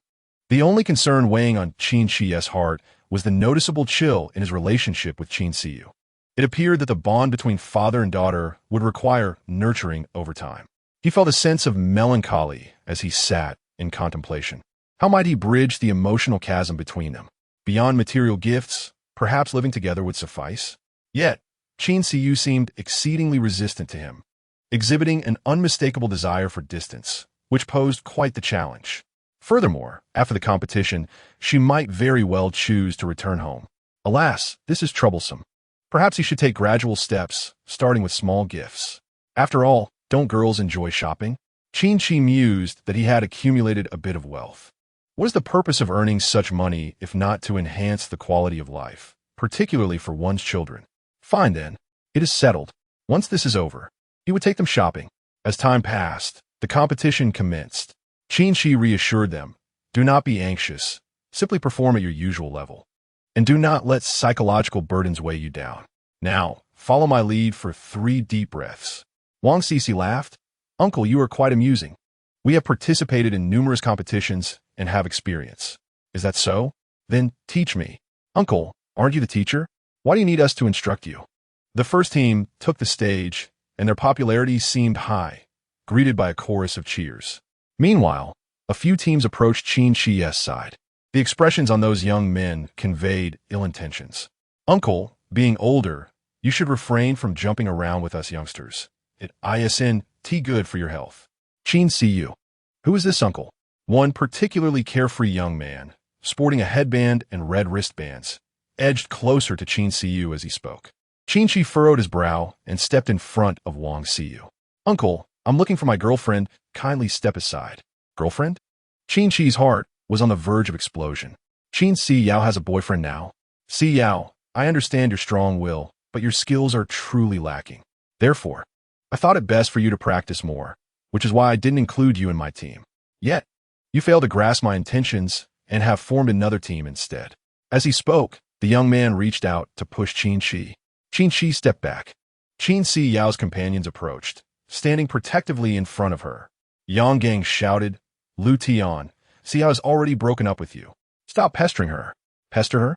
If I were pestering her, I would have approached her long ago. Besides, whether we break up or not is not for you to decide. I have been with Si Yao for 3 years. How could it be that we can just end it with a mere word? 3 years." Qin Qi's mind could hardly comprehend it. This was utterly absurd. Finally, Qin Si Yao could no longer contain herself and exclaimed, "Lu Tian, be quiet. We have long since broken up. Do not seek me out again." "Oh, have you perhaps become involved with this middle-aged man?" "We are well aware of the affairs of this so-called middle-aged gentleman, a university professor no less." "Teacher Qin, quite impressive. I hear you have been supporting 2 campus beauties, and now it appears you are also supporting her." Qin Qi retorted angrily, "Scoundrel, Si Yao is my daughter." "Daughter? Who would believe that?" Lu Tian exclaimed triumphantly. Ha! Si Yao, do you remember that time you affectionately called me dad? Call this scoundrel dad? Qin Qi could no longer restrain himself. He coldly demanded, Lu, what do you mean by that? What do I mean? Are you a scavenger, old man? Does this worn-out shoe have any worth? You scoundrel. Qin Qi was enraged and pushed Lu Tian. What? You want to fight? Who's afraid of whom? Lu Tian was indeed unafraid, as his stature matched Qin Qi's. He retaliated with a forceful shove. Just as Qin Qi was about to strike this insolent youth, a staff member intervened, shouting, What is happening here? Is this a place for fighting? Cease at once. Otherwise, you will be disqualified. Lu Tian raised his hands, smugly declaring, I am not fighting. How about that? She has called me dad with her own lips. Curse you. Qin Qi suddenly lashed out. Disqualify? What nonsense. Lu Tian let out a piercing scream, clutching his vital area as he collapsed to the ground, tears streaming from his eyes. The staff member rushed over, pointing at Qin Qi, exclaiming, What have you done? Fighting? You are disqualified. Number 33, you are disqualified. Is there a doctor present? Please check on contestant number 24. Yes. Someone immediately responded loudly, identifying themselves as a doctor. Could you please assess the condition of contestant number 24? The staff member had already crouched down to assist Lu Tian and had not noticed who had responded. The doctor approached, saying, Excuse me, let me take a look. All right. Just as the staff member stepped aside, Curse you. Another kick was delivered. Lu Tian deserved it. His teammates were watching him and did not notice that the doctor was, in fact, Qin Tian. Lu Tian screamed in agony. Qin Qi quickly raised his hands in surrender, exclaiming, I am indeed a doctor. I am not deceiving you. Chapter 100. Census check. What kind of doctor are you? The onlookers winced in discomfort.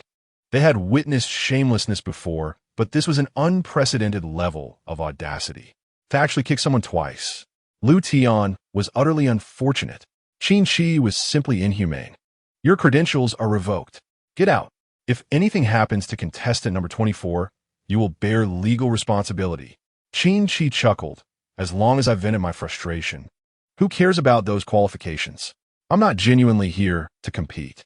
He then turned to Qin Qi, flashing a smile, and called out loudly, Daughter, your father will always be your steadfast support.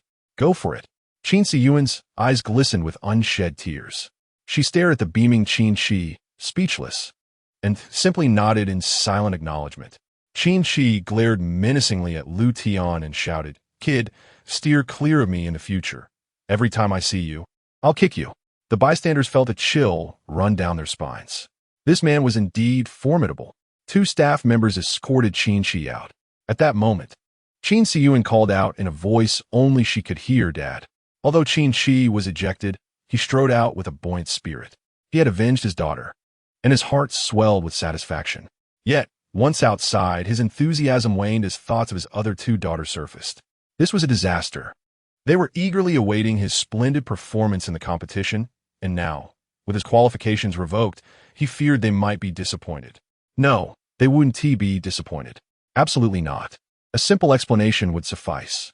However, the competition had commenced, and he could no longer access the audience area, a significant predicament. The entrance remained open, with only two gatekeepers checking tickets, and no audience members were entering. Outside, the plaza was nearly deserted. A scalper sat on a small round ball, fanning himself with a few tickets. Hey, didn't you say there were no tickets? The scalper looked up at Qin Qi, startled, but quickly recovered. You're still outside? Want a ticket? They're going for $100 each now. Qin Qi seethed. You just sold it to me for 500. The scalper promptly replied, All right then. 500 each. Get lost. Qin Qi retorted, infuriated. You're a fraud. Come on, brother. Isn't that how business works? The event has only just begun. The tickets still hold some value. 100 each, buy or not. Forget it, I won't buy anything. I'll just wait here.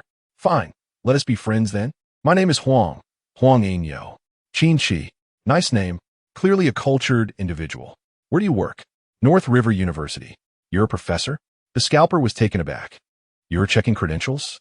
Huang was inwardly astonished, but quickly smiled. Here, Professor Huang, have a cigarette. I'm just making friends. The two beauties you were with earlier, are they your daughters? Don't get any wrong ideas. I don't smoke. Indeed, I suspected they were your daughters. Brother, what a coincidence. You just purchased 2 tickets. To be honest, they are rather expensive. Otherwise, I would gladly give you one. Let us be friends, no misunderstandings. Such kindness? The scalper unexpectedly handed over a ticket. With a hint of hesitation, Qin Qi accepted the ticket, waved, and said, "Thank you. I'll head in now. Go on. Go on." The scalper chuckled as he watched Qin Qi enter.